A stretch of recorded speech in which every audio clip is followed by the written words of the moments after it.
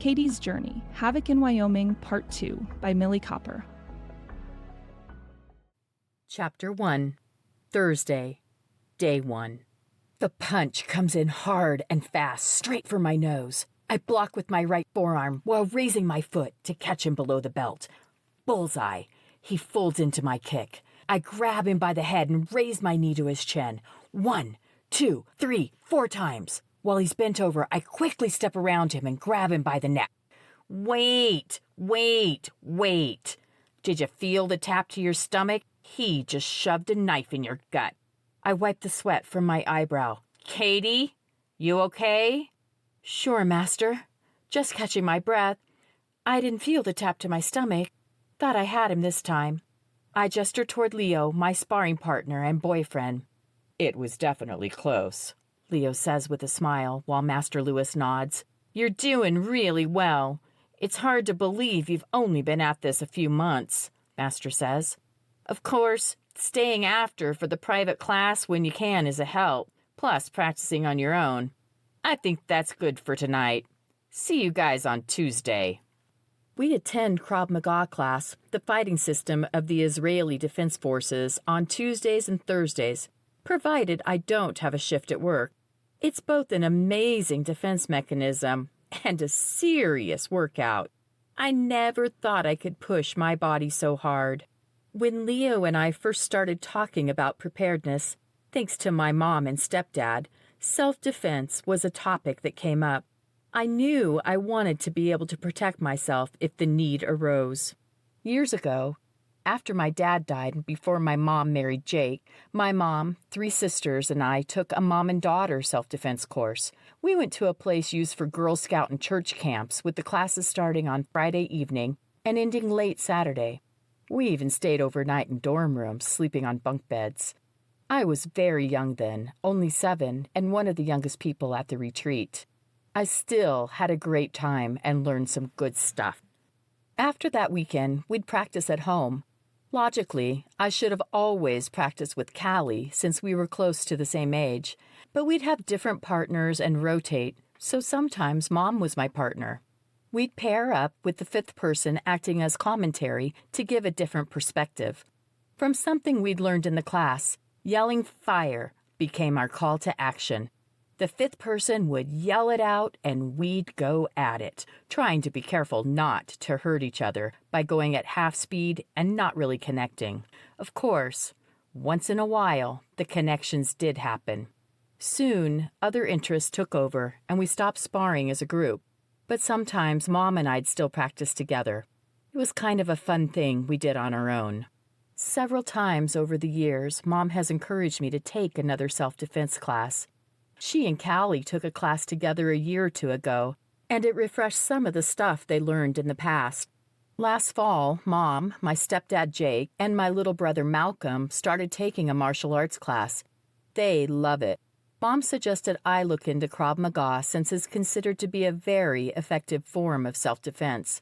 It's also very trendy right now, and many places teach it. There are 3 gyms and a college group teaching it here in Manhattan, Kansas. A little research led me to believe only one gym was legit. The others were not teaching true Krav Maga, not necessarily a bad thing. But I wanted the real McCoy. Leo agrees. We made the right choice in our gym.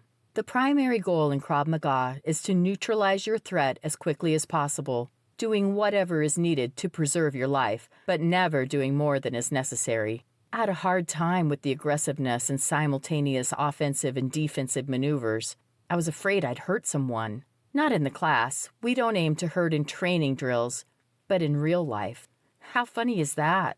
I'd only use Krav Maga if my life were in danger and I was afraid of hurting my attacker. I worked through that pretty quickly.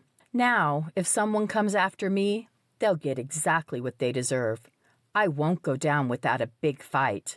A big, huge fight. In addition to the classes and private lessons, Leo and I spar together several times a week.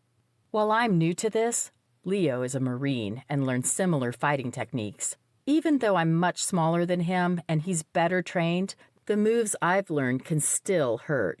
I discovered this rather quickly when, in the heat of battle, I forgot to pull my punch and gave Leo a bloody nose. Oops. It's about 10 o'clock. I'm chilling on the sofa, exhausted and a little sore after tonight's practice. Leo and I are both on our tablets. I'm looking at information about Billings, Montana, since my sister Sarah and her husband Tate moved there last month to be closer to our mom and Jake. I like the idea of being around family, so Leo and I are talking about checking it out. We live in Manhattan, Kansas, while attending K-State. Well, I'm still attending. He graduated a few weeks ago. I'll graduate in December with a degree in graphic design. At that point, we plan to move somewhere. I do somewhat have my hopes set on moving to a warmer environment without snow, perhaps Las Vegas, but we're keeping our options open. Over the 4th of July, we're going to visit my folks and Sarah. It'll be the first time they meet Leo, and when we come clean on the depth of our relationship. A Facebook notification pops up. What's this about? I turn to Leo. Have there been terrorist attacks? What? My supervisor just canceled the sip and paint I was supposed to facilitate Saturday because of terrorist attacks. Here it is. Planes crash while landing at LAX, JFK, and ORD. Terrorists suspected. Oh no, Leo. It looks bad. I see it here. Leo pulls up a news channel online and turns on the live streaming. What we know at the moment, at 10:22 Eastern Time, American Airlines Flight 2245 from Miami to JFK crashed while attempting to land. At 10:34, United Flight UA 343 from Phoenix crashed at Chicago O'Hare while attempting to land. An unidentified flight into LAX crashed at 10:42 Eastern. An unidentified flight into DFW crashed at 10:48 Eastern. At 10:52 Eastern, all flights were ordered to be grounded. Those in the air have been diverted to the nearest airport. At this point, we believe these events to all be related. 4 crashes? The alert only mentioned 3. The news guy looks away from the camera for a moment. He touches his ear and shakes his head. Friends, we're receiving reports of a 5th crash moments ago in Miami. We don't have any details. With 5 crashes within just over half an hour, we fully believe these to be related. Leo and I look at each other. Leo speaks first. An event like this, it's going to be as hard on our country as 9/11 was. I hope we'll see people pulling together the same way they did then. I was only 5 when 9/11 happened, I tell Leo. I remember seeing it on the news, but my mom didn't let us watch much. She was upset for days. And I remember the first time we drove into Portland after it, and I saw the tall skyscrapers and asked if a plane would crash into them. Mom said, no, of course not, and that she hoped nothing like that would ever happen again. Leo pulls me close. He says nothing, simply holds me quietly. We remain this way for many minutes. The news report is still playing on the tablet. The announcer says the president will be addressing the nation soon. I think of Mom. She's away from home this week in Oregon for work. She flew out and is now stuck there. If this is an attack, how could they stop it from happening again? The newscaster makes what sounds like a choking sound or a sob. He starts speaking, barely controlling his emotions. We are receiving reports of multiple explosions going off near JFK. These are separate from the plane crashes and are possibly large car bombs. Again, what is believed to be multiple car bombs have been detonated near the John F. Kennedy Airport. JFK was the site of an airline crash less than an hour ago. It's hard to believe these are unrelated events. We're expecting an address from the president any moment. Leo holds me tighter. I'm crying now. I don't know much about car bombs. I don't know how big of an area could be affected. I ask Leo if he knows. I really think it depends on the size and how it's constructed. The truck bomb set off at the federal building in Oklahoma did a considerable amount of damage, and something like 170 people were killed. My text indicator sounds, causing me to jump. It has to be either Mom or Jake. I'm right. It's Mom. She sent a group text to my siblings, Sarah, Angela, Callie, and me. I read it aloud. Jake and I are enacting Plan A. You should think about doing this also. We don't know what tomorrow will bring. We included information on Plan A in your backpack on the sheet, Smart Practices. I love you. A few months ago, Mom and Jake sent me a very large backpack filled with items they thought I'd need in order to get to their home in northern Wyoming. They made me a bug-out bag. Besides for physical items, they included maps and notes they thought would be helpful. Should I grab it, Katie? What, Leo? Did you want me to grab the paper? It's in the outside pocket of the backpack, Leo asks as he's walking to the coat closet. Yes, I gulp out between sobs.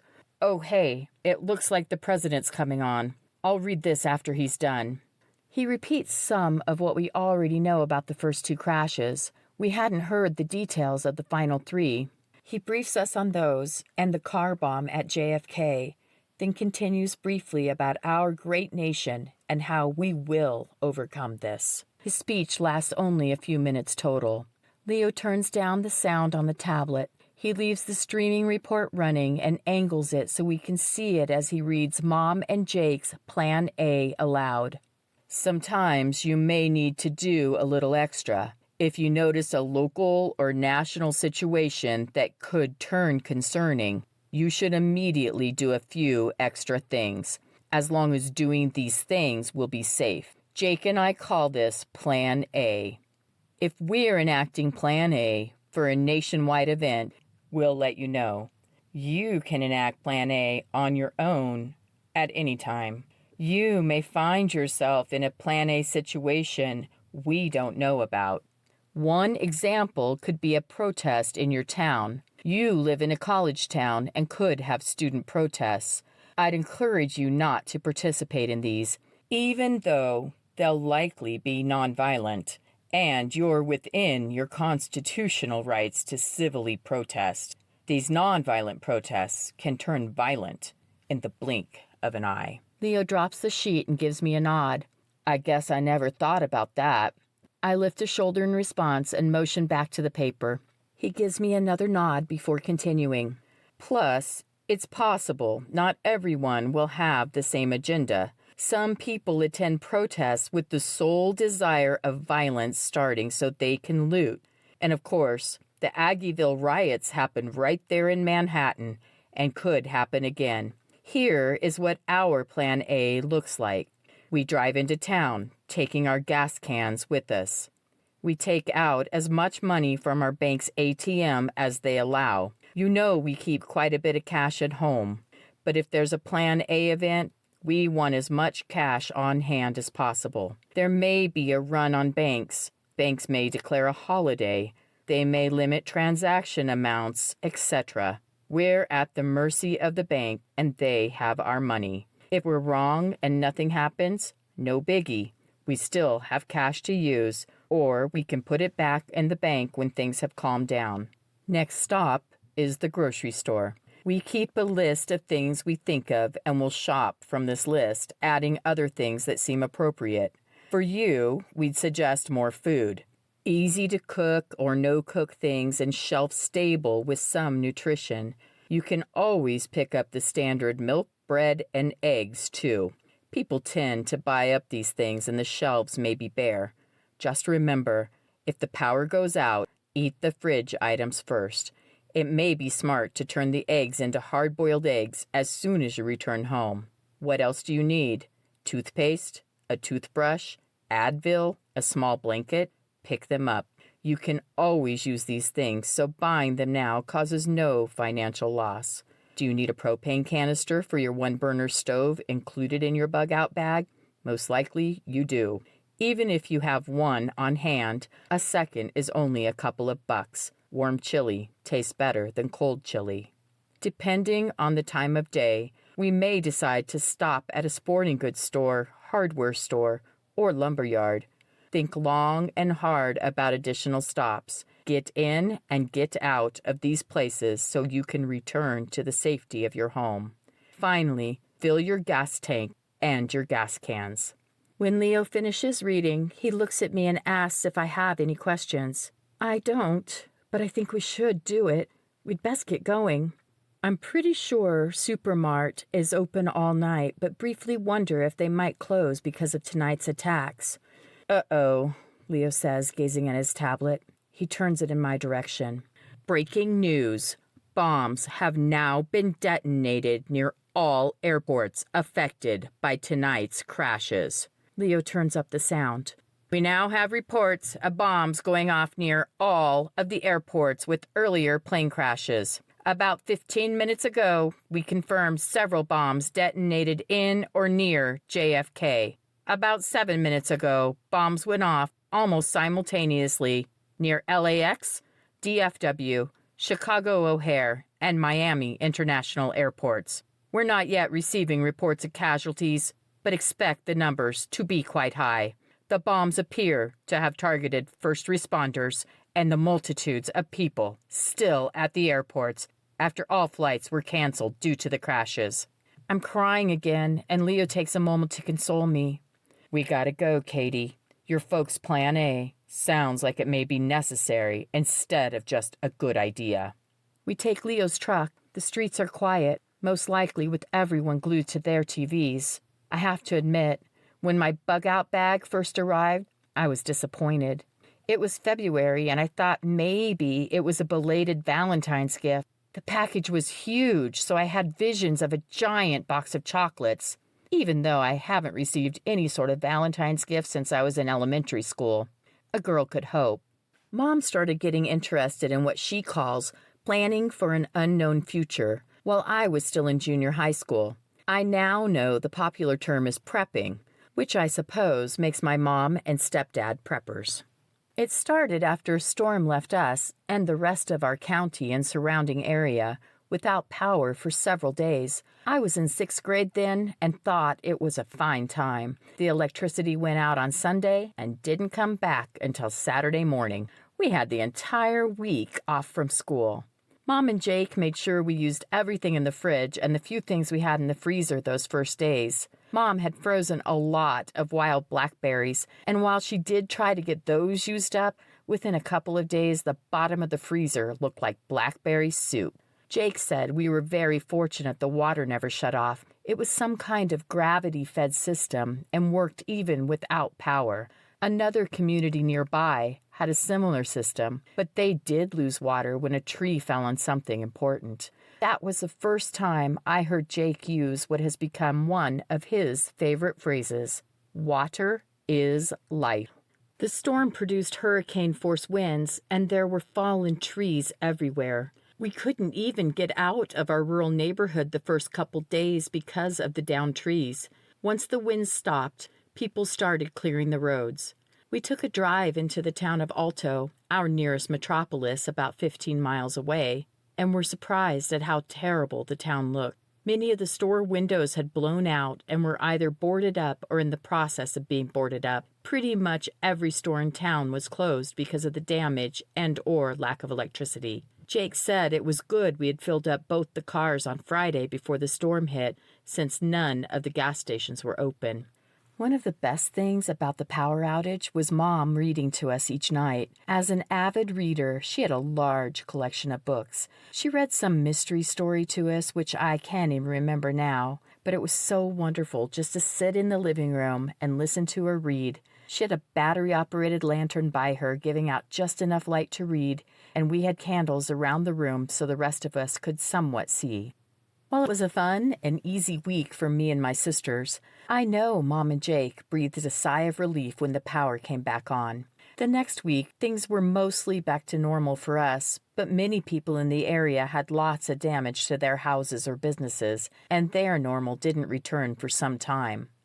After the storm, Mom said she wanted us to have some things in place in case something similar happened. She started doing internet research, and what she learned was the beginning of her interest in being prepared.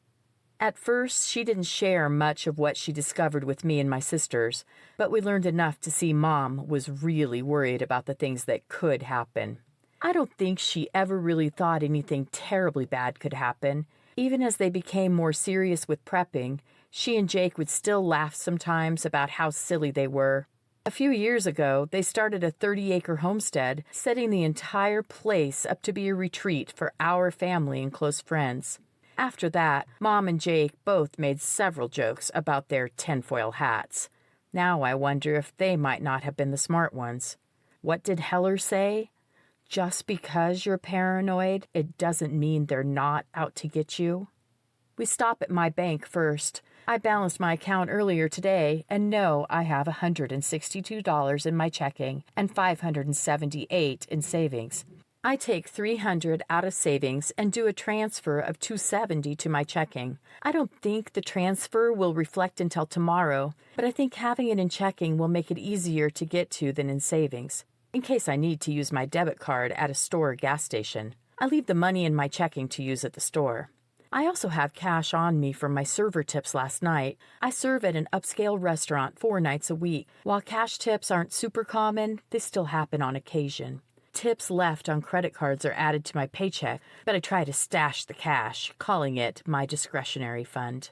At home, I have a few hundred I've collected, mostly in singles, and a large amount of change. I tend to use my tips for my everyday needs like groceries and gas. The larger bills get used first, and I put the change in singles in a coffee can. I'd banded the singles together a few days ago, so I have an idea how much I have of those, but I haven't counted the change for a while. In addition to my server job, I'm doing a paid internship 20 hours a week at a graphic design firm. This is my second summer working for the firm, and while it's very educational, it's also extremely challenging. Translating what's in a client's head to the final product isn't always easy. One of the big things I'm learning is how to work with people to turn a rough idea into something that translates well and can sell. We go to Leo's bank next. While Leo and I are both very careful with our money, it's for different reasons. I'm careful because I have to be. I pretty much live paycheck to paycheck as the epitome of a starving college student. Leo, on the other hand, is just cheap, or as he insists, frugal. Leo's 27 and just graduated from K-State a few weeks ago with a degree in business. Now that he has the degree, he's kind of regretting it. He wishes he would have followed his heart and done something different. In high school, he played football and planned to go on to college. He even had a scholarship offer.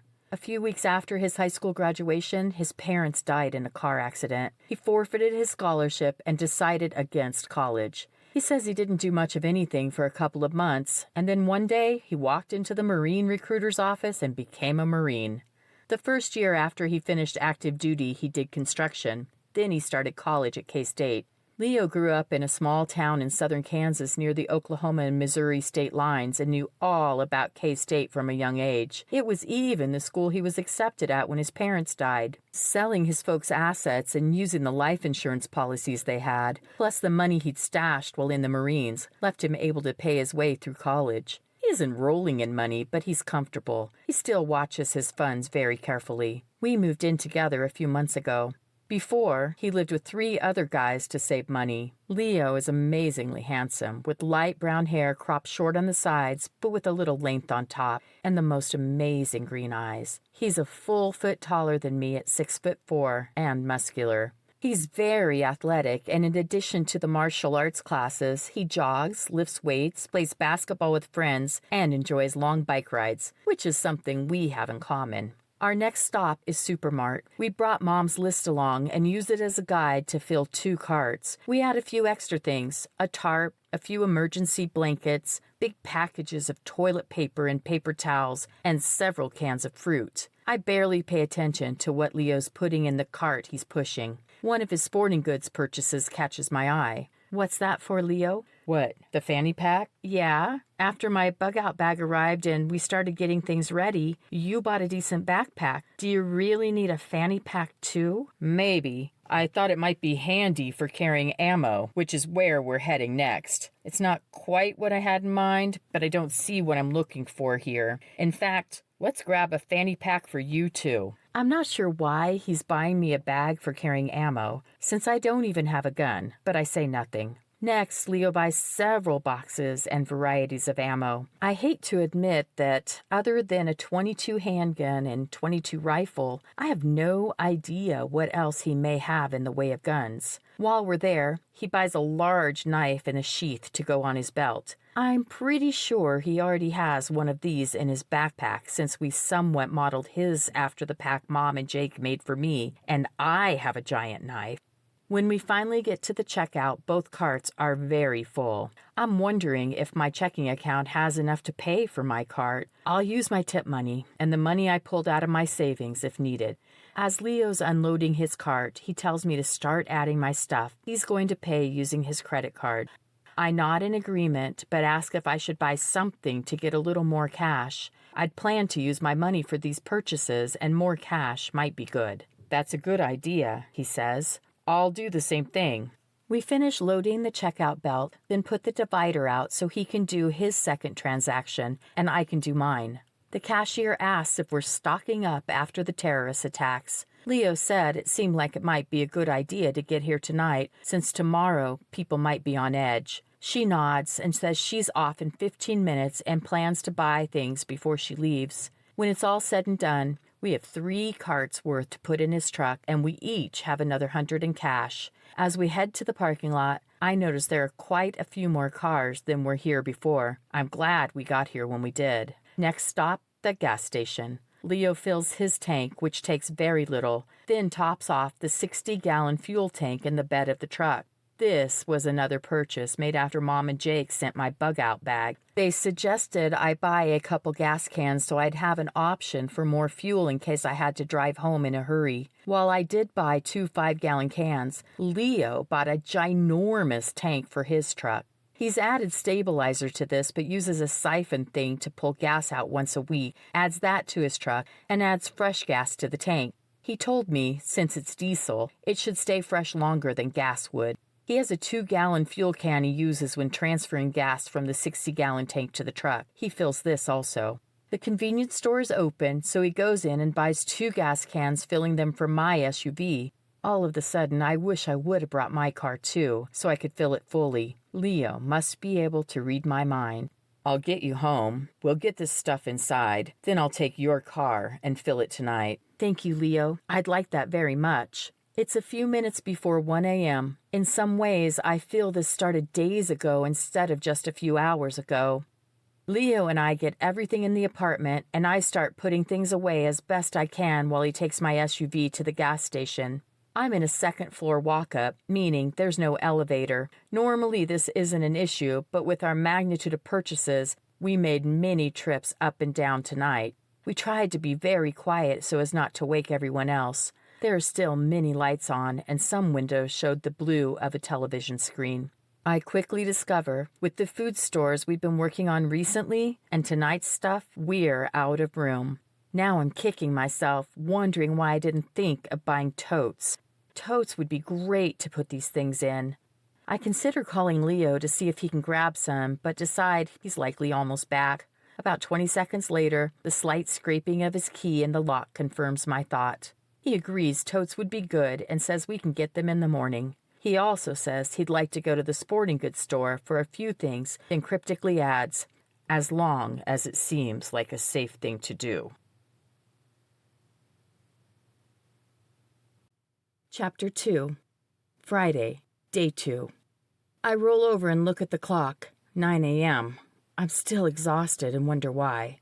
Then last night comes back to me. The plane crashes and the explosions. How many people were killed?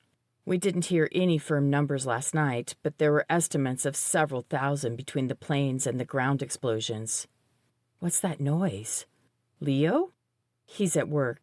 My heart's pounding as I quietly get out of bed and tiptoe to the door. It's slightly ajar, allowing me to slip through and into the hallway. There's the noise again. Humming? I think about grabbing the zapper stick, a walking stick shocker thing included in my bug-out bag, from the closet. Darn it, though. The closet door squeaks, and I'd lose the element of surprise. I'm starting to think a handgun by my bed would be a good idea. My cell phone. Geez, I should have at least picked it up off the nightstand. I'll take a quick peek. Keeping my body hidden, I stay against the wall. I bend slightly, then ease my head out so I can look toward the living room and kitchen. Leo, what's he doing here? You scared the daylights out of me. What are you doing here? Oh, hey, babe. Sorry about that. I was trying to let you sleep. It didn't occur to me to tell you I was home. Well, next time, tell me. I thought you were a robber or something. Man, my heart's still pounding. How come you aren't at work? I went to the job site, but the foreman said we're taking today off on account of the attacks. We'll work again on Monday. Oh, why's that? I mean, why are you taking it off? I think he thought people would be too upset to work, and he didn't want to risk anyone getting injured because they weren't paying attention. Huh, interesting. I'm pretty sure I still need to go into the ad agency and the restaurant. You think I should call them? You could, but I think they'd call you. He said he tried to call me. I don't know why I didn't get the call. Okay, I'll just go into work like normal. You hungry? Yes, very, and something smells good. I made French toast and sausage. I was going to make bacon, but then I remembered you don't really care for it, so... Thank you, Leo. That was very sweet, even if you did take several years off my life by scaring me half to death. Sorry, babe. Look at this mess. We have stuff everywhere. How about I buy those totes? We could keep things organized a little better. Good idea. After breakfast, my phone rings. It's the receptionist from the ad agency, telling me not to come in. No one really wants to be there, so they're going home. She'll see me on Monday, at my usual time. Well, I guess you were right about them calling me. Yep, I'm not surprised. I imagine many places shut down fully today, or tried to work and decided to go home. But the restaurant's likely to stay open. People will be looking for companionship this evening, and going out for a meal might make them feel better, more normal. As much as I'd like to take a Friday night off, I don't want to miss out on the tips. Friday nights are usually pretty good. Since you don't have the ad job, want to go for a run? Yeah, let's do it. A run sounds good. And it is. As usual, we start off together, talking and running. As we become too winded, the conversation stops. Then Leo picks up his pace, leaving me to stay at my comfortable stride. I started jogging years ago. When Mom and Jake were first married, I'd sometimes go with him. Jake's a very slow jogger, so it was a perfect introduction to the sport. During high school, I used jogging and bicycling to stay in shape for cheerleading. Mom also introduced me to healthy movement, something like yoga, but without some of the spiritual aspect, which I loved then and now. After my run, I'm on the lawn of our apartment building stretching when I see Leo down the block. I hurry and finish so I can get in the shower first. My hair's still wet, and I'm not wearing makeup. Leo's in the kitchen drinking orange juice. Shower's all yours. Great. Thanks, Katie. I'll be quick so you can finish getting ready. I have plenty of time. My shift's not until 5:30. When Leo comes out, he's fully dressed and looks ready to leave. You going somewhere? I thought I'd go look for totes and go by the sporting goods store. You want to come along? Can you wait while I fix my face and hair? Sure, I can wait, but I think you look pretty good already. I put my long, highlighted brown hair in a tight bun. It's easy to do when it's still wet, but not so easy when it's dry. With the natural curl bordering on frizzy ringlets, it tries to get away from me.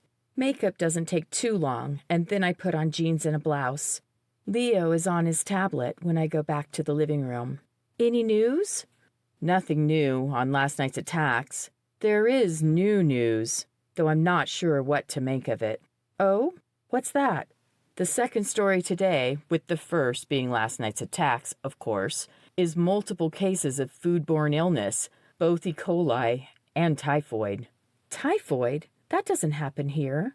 When I was looking into mission trips, I found many places where typhoid is common, but my food handlers class pretty much said we didn't need to worry about it unless we had dirty water or something. Yeah, it's common in Asia, Africa, and Latin America, but not here. At least not until recently. There have been some outbreaks in homeless camps lately, but nothing widespread. Today there are almost 300 cases of typhoid reported, and in several areas of the U.S., E. coli has over 100 cases, with some deaths. A few typhoid deaths, too. But I think it's easier to treat than E. coli if it's found in time. What's causing them? Still unknown. The cases are too widespread to be a localized event. They're trying to find the common thread. A few prepper sites are connecting this to the terrorists, but you know how that goes. They connect everything to conspiracies. Remember the shooting in Wyoming last month? Lots of conspiracy stuff. I'm not sure they're wrong on that one. It sounds way too fishy with the dead teen who had his ID on him and other shooters with no ID, then the deaths of the teacher and secretary, and the family who stopped the shooting disappearing. Definitely fishy. But back to the food poisoning. Is it happening here? I don't think so. I can't find any reports from here. I think we should be careful, just in case. Maybe, until they know where it came from, let's think about what and where we eat. E. coli is most common in what? Ground beef not cooked enough and fresh produce? Washing the produce helps. Okay, so we cook our meat well and wash our produce. Maybe we should plan to only eat at home until we have more information on where this is coming from. What do you think? I guess. I was looking forward to my staff dinner tonight, but I don't want to get sick. What if people at my restaurant get sick? That'd be terrible. Honey, you continue to do what you need to do. I'm sure your management has been made aware of this, and they'll do what's needed. You think so? Probably. I wonder if he does really think so, or if he's just trying to make me feel better. I'd really hate it if an outbreak were traced back to the restaurant where I work, but Leo did say there haven't been any reports here, so that's good. I'm ready to go if you are. I am. Let's go. We take my SUV today. Transporting totes seems like a better idea in an enclosed space than in the bed of a pickup. The store is plenty busy. Besides for regular-style totes, we also buy some that slide under the bed. We get little riser things to make the bed a little higher, since we're not sure the made-for-under-the-bed totes will actually fit under the bed. I joke about how I might need a step stool to get in bed now, so Leah finds a folding one and adds it to the cart. I insist it was only a joke, but he says we're getting it anyway. He's noticed I climb on the counters or a chair to reach things in the kitchen, and this is a safer option. He's probably right. We talk about buying more staples, but decide our apartment is overflowing, and we'd need more totes if we bought more stuff. Then the totes would have to sit out. It's smarter to send another shipment of things to Mom and Jake instead. We started sending shipments of food to them after the backpack arrived. In one of the notes included with my pack, Mom said to bring all the food I had if I had to bug out for home, because I may need it on the trip, and if not, it'd be a welcome addition to their food stores. At that time, my folks didn't know anything about the secret I was keeping. Leo. I know it was silly to keep Leo a secret. After all, I'm 21 and living on my own. I think about telling Mom every time I talk to her, but it just never seems like the right time. Besides for the fact my 3 sisters have all recently been married, and those were rather stressful. Mom and Jake have been having a hard time lately since their friends Sherry and Kenny died. Things seem to be getting better between them. Mom and Jake both credit a renewed faith in God for improving their marriage. They say once they started putting God at the center of their lives, things changed. When my dad was alive, we went to church weekly. After he died, Mom stopped going. I'm sure she was still a believer and probably still read her Bible, but she simply didn't feel comfortable attending the same church, and finding a new one wasn't comfortable for her either. After my grandpa Sam, my mom's dad, died, she and Jake started attending church. Callie and I usually went along. During that time, I felt I had a true purpose. I knew God loved me and had great plans for me. I thought he might even be calling me to the mission field. I found a great church here in Manhattan and was very involved, but a few months ago, I stopped going, shortly before Leo moved in with me.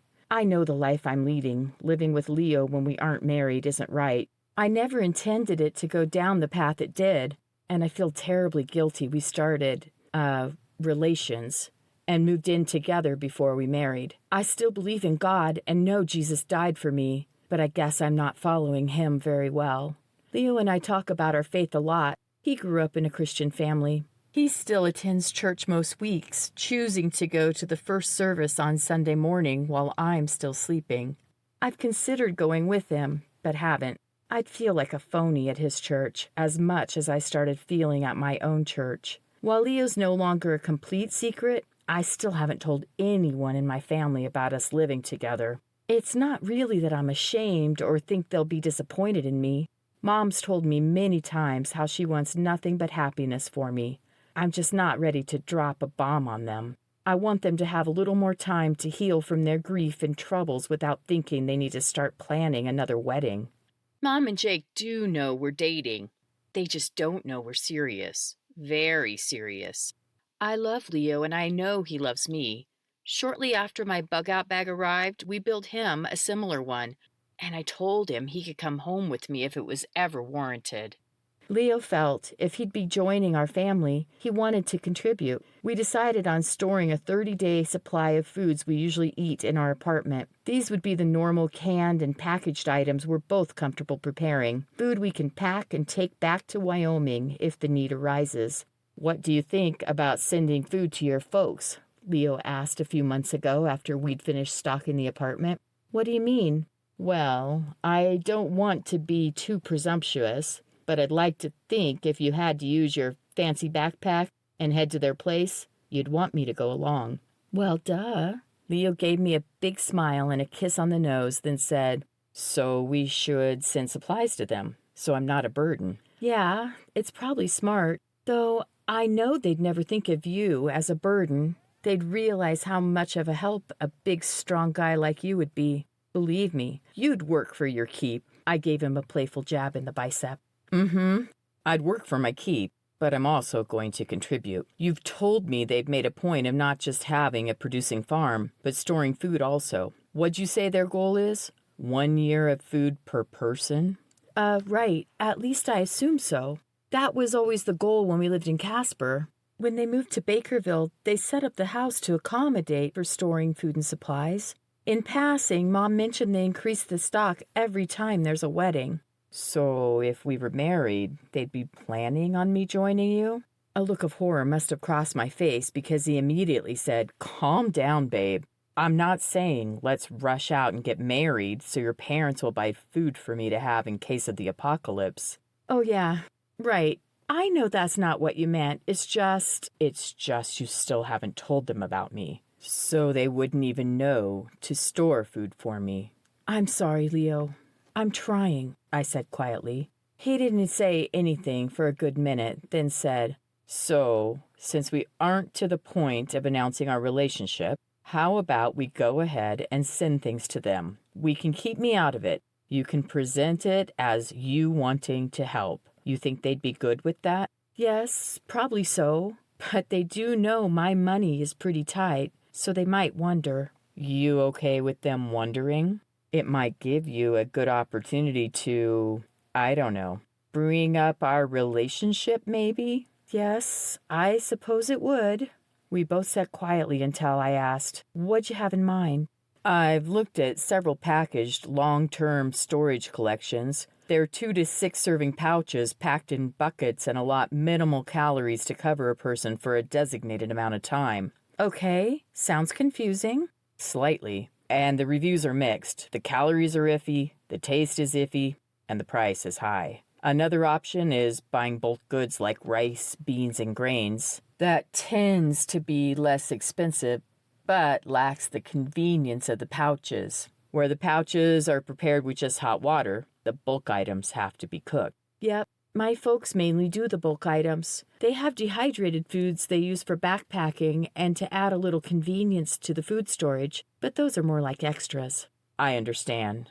It'd be pretty expensive to buy a year's supply of dehydrated meals for, what, over a dozen people?" "More than that. I think closer to 20, figuring my grandma and grandpa and Mike's family. Mom told Callie to bring them too. That's the only way she'd ever get Callie and Mike there."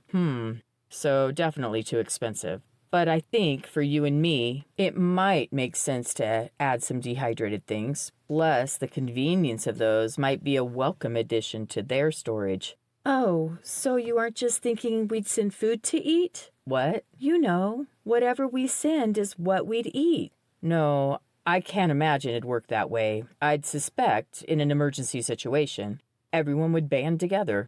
There'd be a central kitchen and everything would be prepared for the masses.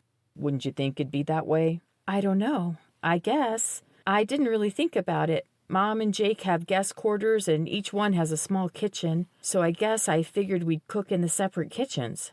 Maybe so. At least in the beginning, that might make sense. But as time went on, I would think you'd want to conserve fuel and cook together. I think we should make it clear to your folks you're sending things to add to the general supplies, not to hold separate for your personal needs. Oh yeah, makes sense. So we'll send some dehydrated things? Yes, some freeze-dried meals. I want to send an assortment. Let me show you what I found. He pulled out his iPad and opened several bookmarked tabs. I think we should send this bucket collection. It's supposed to be 3 months' worth of food for 2 people, 720 servings. I did the math, and assuming the calorie count is accurate, it's about 1,900 calories a day. A little light, especially for me, but it's not bad. The reviews are good, and people seem to like the taste for the most part. They have the price marked down, and I found a 10% off coupon. Plus, right now, they're doing free shipping. Leo, it's crazy expensive. It's about $430 a month. How much do you usually spend each month on groceries? Before I moved in, I mean. Oh, well, $50 a week? I guess that's about right for 2 people for a month. Right. And you eat several meals a week at the restaurant, so it's really not too bad. But we can do much better on bulk foods, so we'll concentrate on those. We'll also throw in some number 10 cans of freeze-dried foods, and I want to include some MREs strictly for convenience. Aren't those the same as the meals we're looking at? No, they're different. Freeze-dried and dehydrated foods need water to rehydrate, except a few things like freeze-dried strawberries, which can be eaten as is. MRE stands for meal, ready to eat. They're nothing to write home about. Their purpose is sustenance, plain and simple. I've eaten more than my share in the short time I was active. When you were a Marine? I'm still a Marine, Leo said with a wink. But yes, when I was in. It was a total setup with the main dish, sides, dessert, condiments, chewing gum, the whole deal. They even have a little heater for the main dish and sides. Oh, sure. I've heard about those. I think I also heard they taste pretty bad. The chili mac isn't terrible, and I like the ravioli, too. The main problem with the MRE option is they don't have near the shelf life the freeze-dried meals have. Something like only 5 years, and they're not readily available, at least not for civilians and not ones with a full shelf life left. We could probably find them at a military surplus store, but they'd probably be close to expired. I don't think that'd be a good idea. I mean, I don't want to eat expired food. Plus, we're buying things for something that could maybe, possibly, perhaps someday happen. Seems a longer shelf life would be smarter. I completely agree. So I've been looking at civilian MREs. They're considerably different than the military version, but I think they'll be okay. The convenience factor is increased over the meal packages.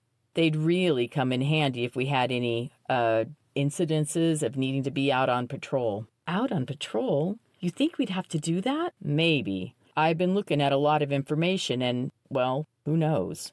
I mean, we're talking about something that hasn't happened yet, at least not in the U.S., so we don't know what would be needed. We can look at things that happened in other countries when there was some sort of civil unrest and, gosh, Katie, it's a little overwhelming. I just don't know. Leo was scaring me a little bit. I thought about a fictional book series I read when an asteroid hit the moon and knocked everything out of whack. In that scenario, I guess I could see how something like an easy-to-eat MRE would be helpful. I guess I can understand what you're saying. Okay, good. Then let's add a spattering of the MREs. 3 months of the packaged meals and finish off with the grains and beans. Maybe throw in some ration bars also? I think I've had those. They taste a little bit like lemon-flavored pie pastry? Maybe. I don't think I've ever had them. I just found them when I was researching. Here's a picture. Yep. Mom and Jake have some of them. They opened a package and we did a taste test. I didn't mind them.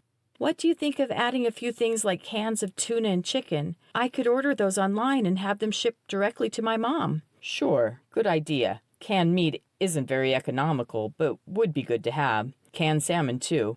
I like those salmon patty things you make. My mom's recipe, I beamed. Well, they're good. I called Mom about this before we started any of the shipments of storage foods. She was, understandably, surprised. I thought she was going to start crying at one point when I told her I'd been thinking a lot about things since the backpack arrived, and how I wanted to do my part to provide for myself and the rest of the family. Mom finished the conversation with the same statement she always makes when we talk about the possibility of the end of the world as we know it. I hope we never have a real need for these things, but I feel better knowing they'll be there if we do need them. Chapter 3. At the sporting goods store, Leo heads for the gun counter. He asks me if I want a gun. While I've shot his .22 handgun and rifle, plus Jake's .22 rifle, I don't really want my own and tell him so. He says he's decided to get another pistol and a larger hunting rifle than the .243. He has a concealed carry permit, so the purchase goes quickly. We also buy more gear for our bags. Leo wants to add a second water filter for each of us, a couple of emergency blankets, and some more dehydrated meals. I'm wondering how I could carry a pack any heavier than it already is, but Leo assures me it won't add much weight. Katie, I think we should get more cash out of the bank. We can put it back in after this is all over, if we don't need it. I'm going to go in at my bank and pull out quite a bit. We can do the same at yours. Last night I took $300 out of my savings, then moved all but $8 to my checking. Then I took $100 out when we shopped. You can just take me through the ATM. I only have a little over $300 in checking, so it's no trouble to pull it out through there. We stop by his bank and I wait in the car. Then we go through my bank's ATM. With last night's money, my tips on hand, and this money, I feel practically rich. I need to add it up, but it should be somewhere close to $800, not counting my coins. Of course, it's all the money I have. I should make tips tonight, and I get both my intern stipend and my restaurant paycheck on Monday. Like Leo said, I can always put this money back in the bank for bills if I don't need it. If I do need it, I'll be happy I took it out. Once we're back at the apartment, the risers go under the bed. It's not too terribly high, and I tell Leo I won't be needing the step stool. He laughs and says we'll keep it in the kitchen since I do need it there. We try to organize things into the bins, and for the most part, it goes well. Toward the end, there's a bin of miscellaneous stuff. We add the second water filters and emergency blankets and divide up the meals for our backpacks. Oh, hey, Leo, I wanted to ask you something. Uh-huh, what's up? How come you bought a hunting rifle instead of an assault rifle? Assault rifle? Yeah, you know, the black one. Well, the different black one. I noticed your hunting rifle was black and not wood, but my mom has a black hunting rifle, so... I mean the assault ones. You mean like an AR-15? Yes, exactly, an AR. Assault rifle? AR stands for Armalite Rifle, after the company who developed it in the 1950s. The AR doesn't stand for assault rifle or automatic rifle. It's just a name. Like BMW stands for Bavarian Motor Works. Really? How'd I not know this? Many people don't. And really, why would you? The media portrays those scary black guns as assault rifles, forgetting assault is an action, not an object. A gun is an object, not an action. Okay, I shrug. So why didn't you buy one? I don't need to. I have one. Well, two, actually. What do you mean you have two? Where are they? On the top shelf of the closet. On the top shelf of the closet? In the bedroom? Yes. I've never seen them there. Do you get many things from the shelf? Well, no. I put stuff up there when I moved in, stuff I don't need to use often, and I'm trying to think of the last thing I took from there. I can't remember. I can't really reach the shelf without a chair, so it's kind of a pain. Exactly. I think we were talking about your use of chairs to reach high places earlier today. Hardy har har, you're a funny man. So you have a gun, two guns, just sitting on the shelf? No, I have two guns secured in their cases sitting on the shelf. Oh, well, okay. I was just wondering why you didn't buy one of those instead of the hunting rifle. I'm kind of surprised you never told me about the non-assault rifles in the closet. I never thought about it. Leo says with a shrug. They're there alongside my 243. One of my handguns is right next to it, too. One is in the drawer of my nightstand, and the other is in the hall closet, top shelf. The nightstand and hall closet? I guess it's good I didn't know about those this morning. I was so scared thinking you were a burglar. I was wishing for a gun. Really? That surprises me. Yeah, it surprised me, too. He nods.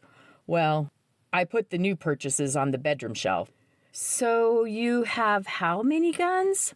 With today's, I guess, 4 handguns, but one is only a 22, and the 4 rifles, 8. A nice even number. He gives me an exaggerated wink.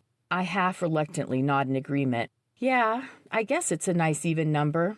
The case is each locked. Only the sidearm in my nightstand isn't in a locking case. Someday I should buy a safe, but for now, the individual locking cases make sense. I bought the hunting rifle because, if we did end up going to your parents' place, I want to be able to help with our food supply. The 243 is okay for antelope and white-tailed deer, and it'll work for mule deer with a well-placed shot. But the 30-06 will be perfect for both mule deer and elk. Didn't you tell me Jake hunts? What does he shoot? I'm pretty sure he shoots something like what you just bought. I don't really know, though. Callie's the one who went hunting, not me. The gun I got is a good gun for big game. And with a bolt action and decent scope, it can be very accurate. I think it'll be a good hunting rifle. If you wanted to hunt deer and antelope, you could use the 243. Is that what your mom shoots? I don't think so. I don't really know what it is. Maybe a 300 something? It's not the same as Jake's.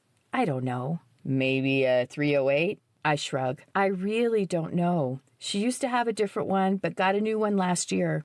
I haven't seen it and wasn't really listening when she told me about it. Has your mom been hunting long? Last couple of years. Well, sort of. She took hunter safety when she was real young, the 7th grade. Her dad always said he'd take her, but never did. That's too bad. Yeah, she didn't have the best childhood. I remember you telling me about her sister dying when they were young and her parents divorcing after she finished high school, but I didn't realize it wasn't good growing up. No, not too good. She doesn't talk about it, but after her sister died, her mom shut down and didn't pay much attention to her. Mom doesn't even know where her mom is. She thinks Spain. My grandpa died when Malcolm was a baby. He and my mom did make up before he died, which I know meant a lot to her. That's hard. It is. Anyway, we all went with Jake when he'd go on his hunting trips. We'd camp for the week, and Callie and I would take turns going out with him on his hunts, just hiking. We weren't actually hunting. It was fun. Then, when we moved to Wyoming, Callie started hunting with Jake. Malcolm was just a baby then, so Mom didn't want to leave him to hunt.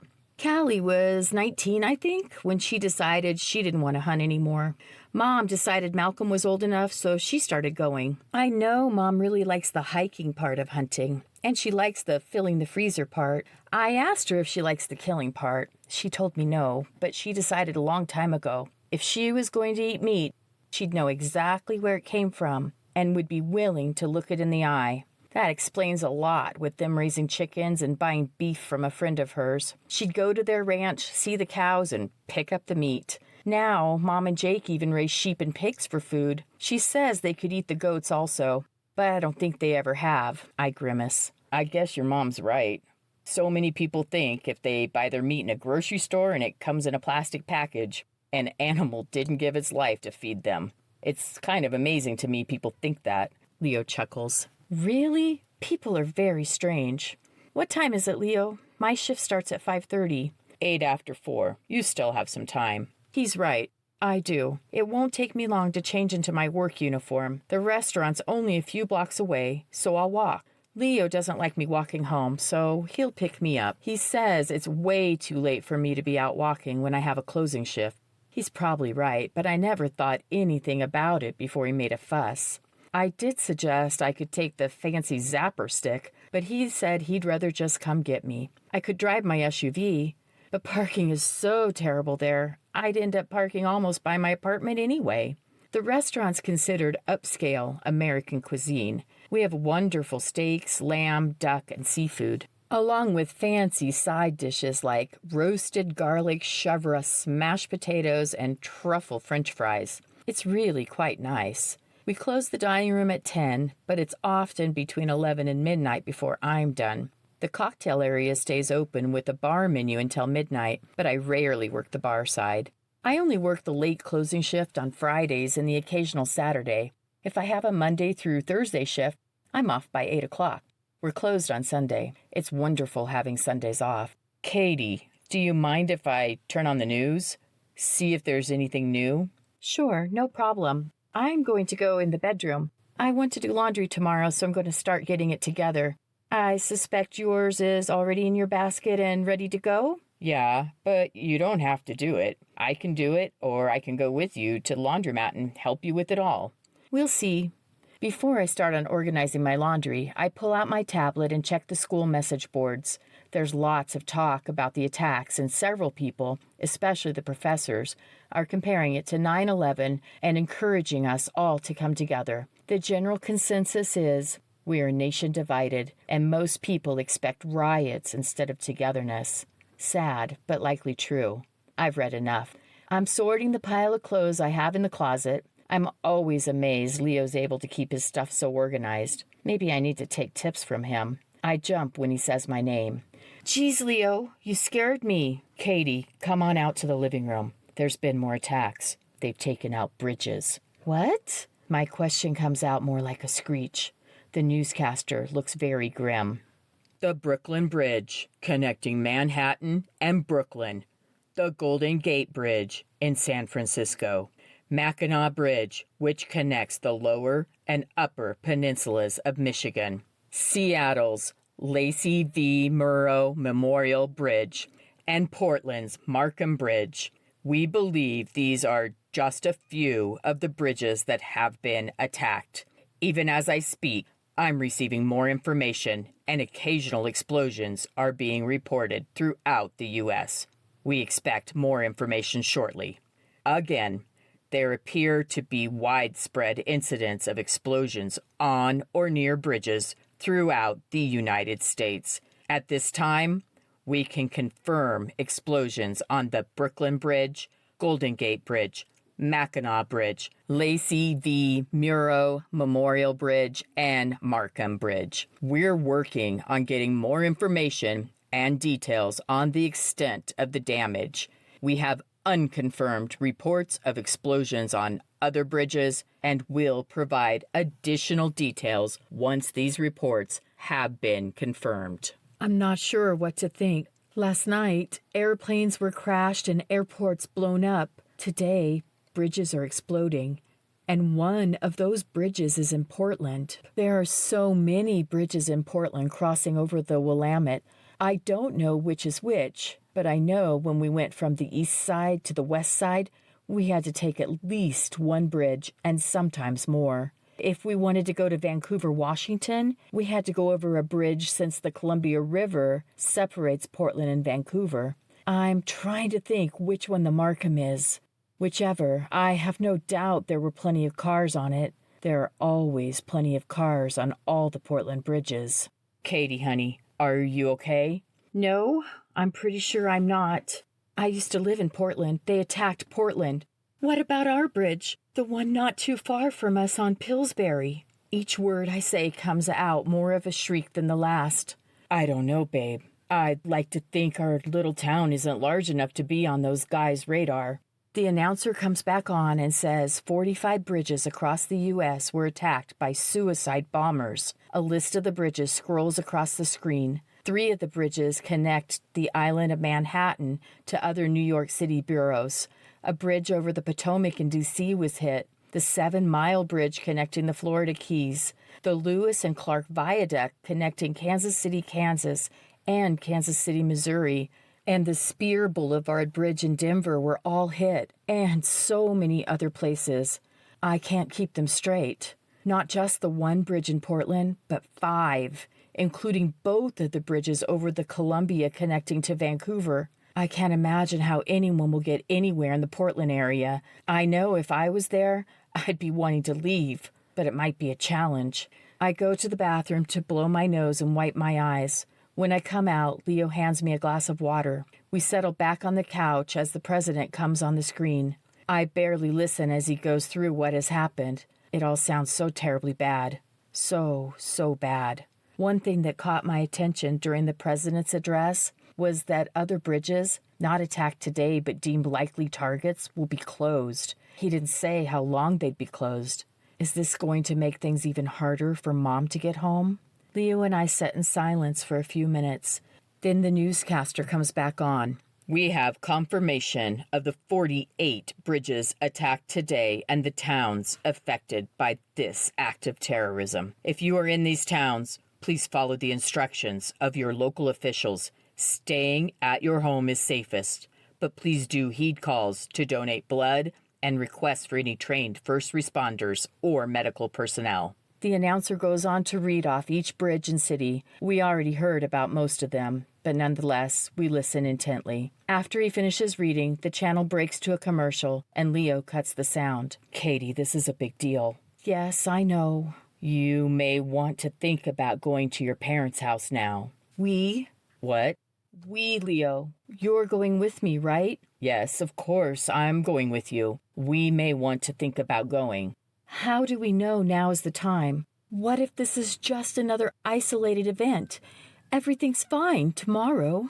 I don't think these are isolated. These are planned attacks.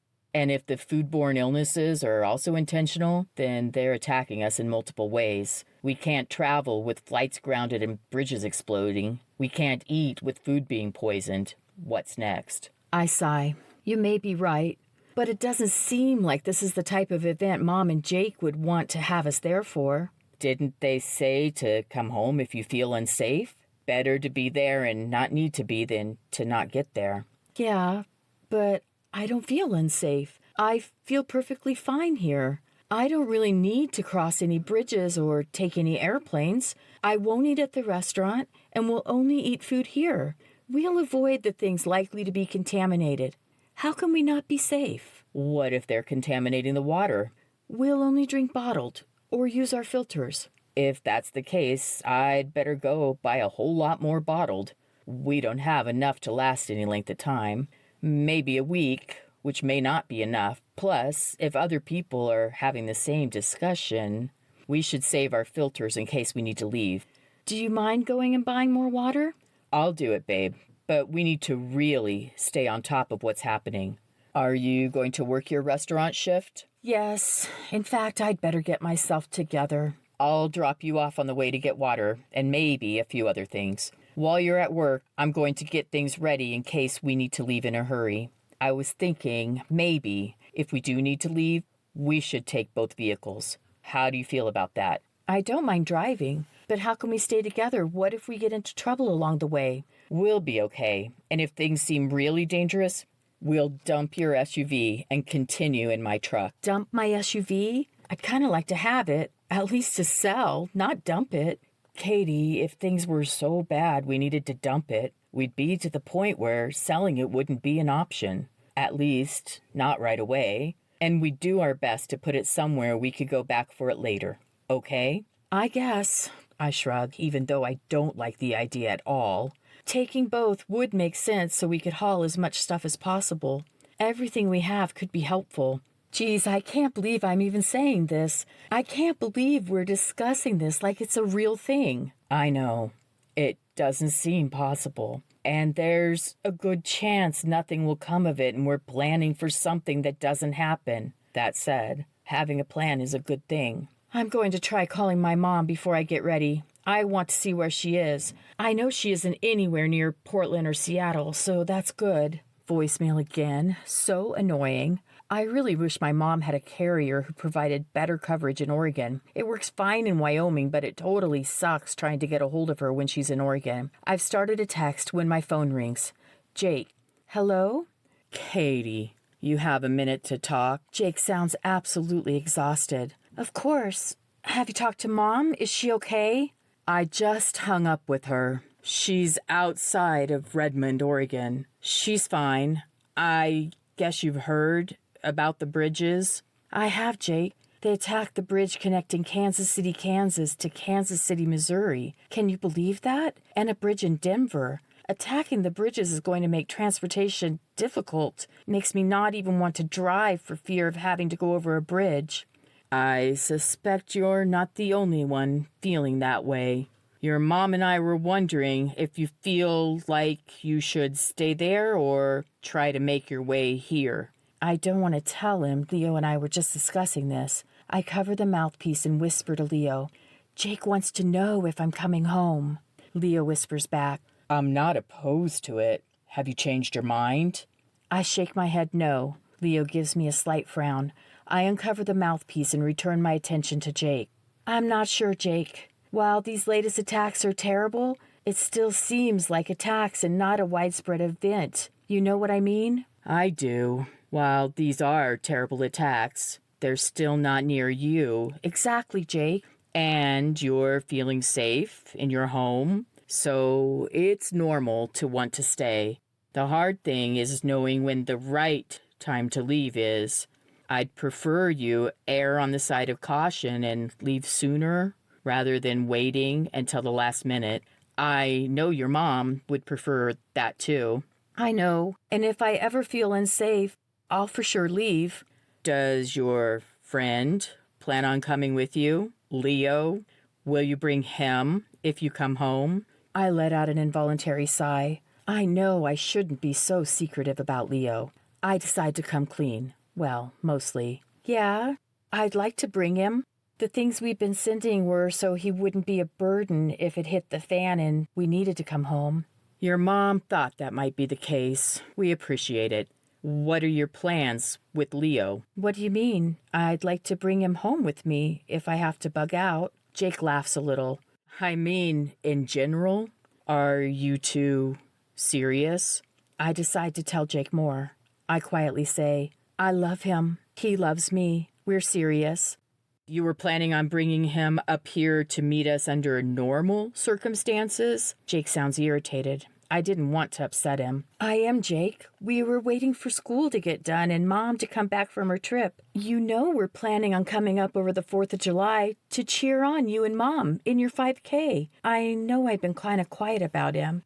It was just awkward. I know you and Mom aren't wanting any weddings right now, so I was trying to keep things quiet so you wouldn't start freaking out about another wedding. Well, not you freaking out, but Mom. And we're not to that point, so you'll like him, I promise. Don't be mad. I'm not mad, Katie.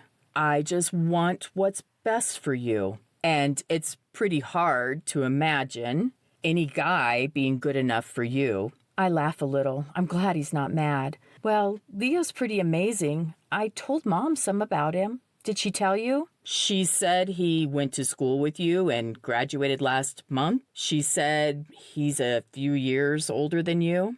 Yes, he's a good guy. You'll like him. He majored in business but works construction during the summer. Before college, he was a Marine. We bike and run together and have lots of things in common. He likes to hunt and fish, so you'll have things in common with him too. We talk a few more minutes about Leo and me not being able to reach Mom. When I hang up, Leo hugs me and says, Thanks, Katie. For what? For telling Jake you love me and I love you. It's true. I do love you, and it is serious. Leo and I just stare at each other for a moment. You know, one of those mushy, full of love stares. I know. I should have told them a long time ago. I should tell them you live with me. But it's so easy not to when I'm so far away from them. And I know they'll think we should get married. You don't? What? You don't think we should get married? I don't think we should have this conversation when the world might be collapsing. If the world is collapsing, Katie, then I'd want to be with you during the collapse. And I think being married would be very nice. Very nice, huh? You know what I mean. I just know I love you and can't imagine not being with you. Plus, I think it's the right thing to do. I nod. I can't argue with it being the right thing to do. We shouldn't have moved in together. Okay, I need to text my mom and then get ready for work. Can we talk about this later? He kisses me on the nose. Yes, we'll talk about this later. Leo goes into the bedroom and I send my mom a quick text. I let her know I'm staying put for now and I should be fine. I finish with, call me if you can. Chapter 4. Leo drops me off at the restaurant. I'm surprised at how terribly quiet the place is. We start serving dinner at 4 p.m., and by now, especially on a Friday, we usually have many tables filled. But right now, there's only a 2-top and a 4-top. Crazy. After I put my stuff in my locker, the manager, Ms. Jacobson, thanks me for coming in.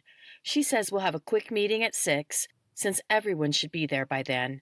In the meantime, I can start on side work, but don't do any filling. The motto at most restaurants is, if you have time to lean, you have time to clean. So clean is what I do. As the meeting starts, Miss Jacobson clears her throat, not to get our attention since we're all silent, but maybe out of a slight nervousness, which is unusual for her. She's a very capable person and decidedly shows this in how she acts and looks. Her blazing red hair is done almost in a bouffant, and combined with her classic form-fitting dresses and pointed-toe heels, she could be a twin to the lady in the show about a 60s ad agency. She's a terrific manager and is always very fair. Thank you all for coming in tonight. You probably noticed it's a little quiet in the dining room. With the attacks of last night and this afternoon, I'm not sure many people feel like dining out tonight. As is our standard on slow nights, we'll be asking you to clock out early in according with our service needs. After a few minutes, it's decided we'll keep one busser, very light kitchen staff, the bartender, one bar server, our hostess, and 2 waitstaff. I'm one of the ones who's staying.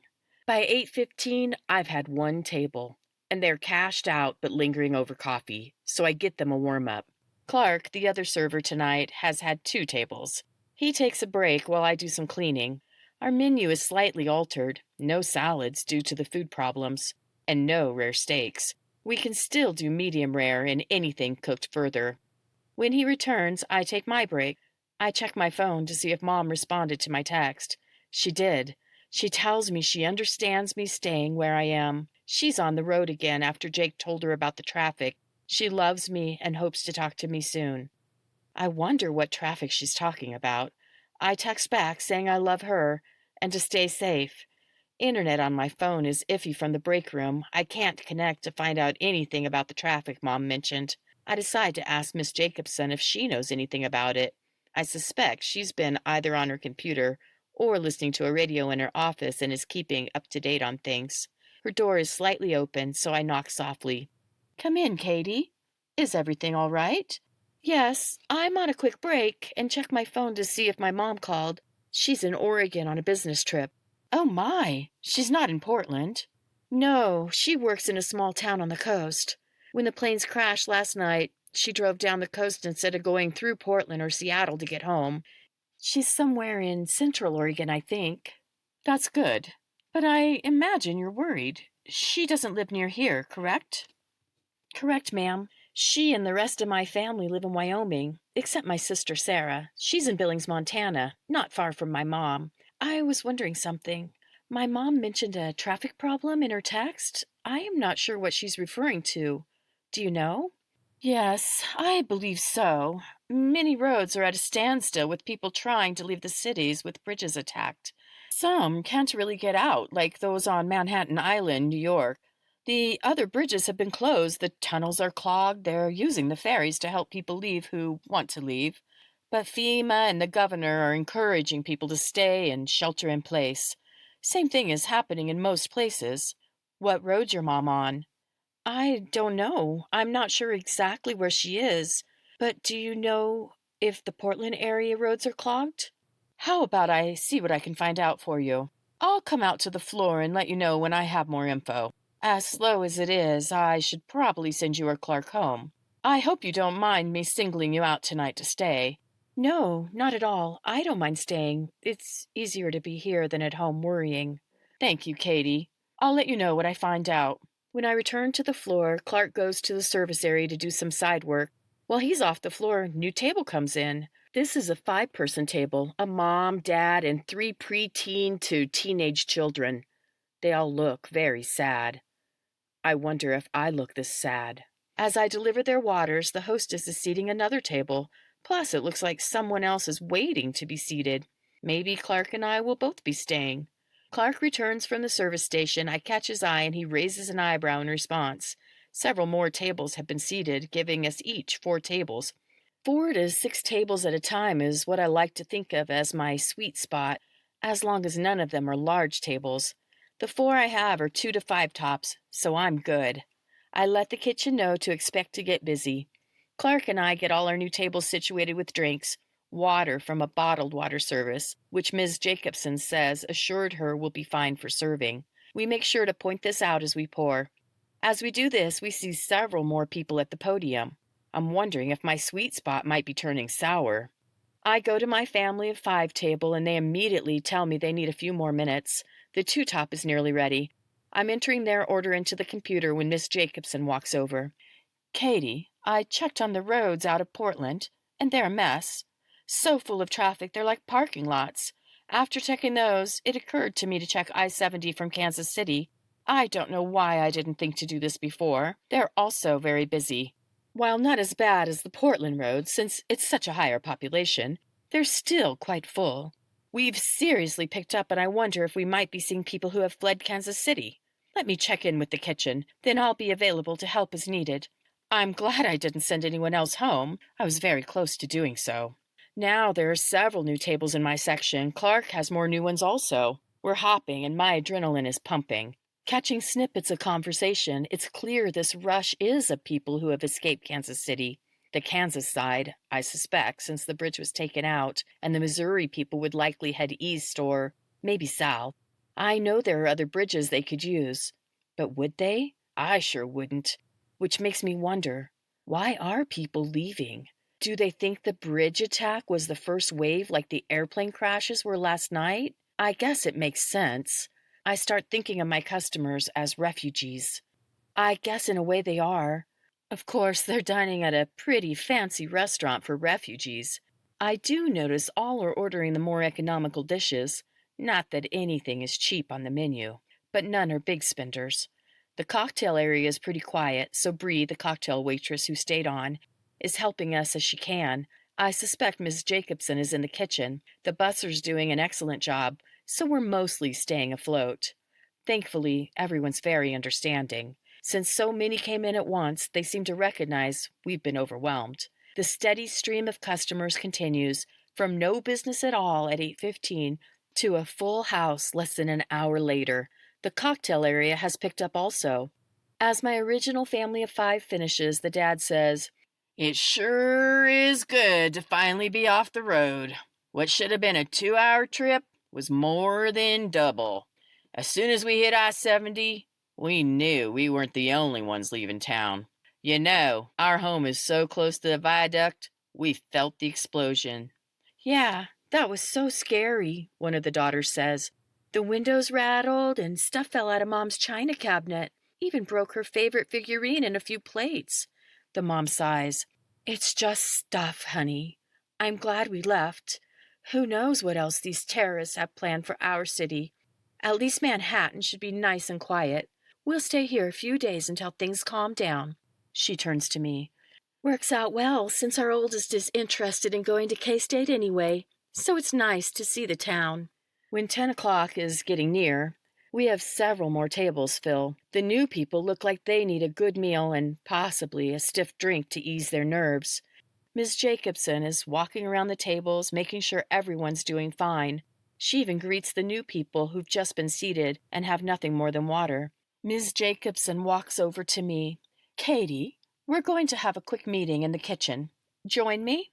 "Of course, Miss Jacobson." I stand along the edge where I can look in the mirror and see most of the dining room, plus the hostess at her podium. "I know this has been a strange night. From no one here to being extremely busy. You all are doing wonderfully.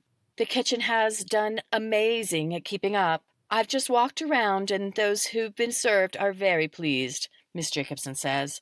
"I believe all the people we've seen since shortly after 8 o'clock have been people leaving KC. Under normal circumstances, KC to here isn't but a couple of hours.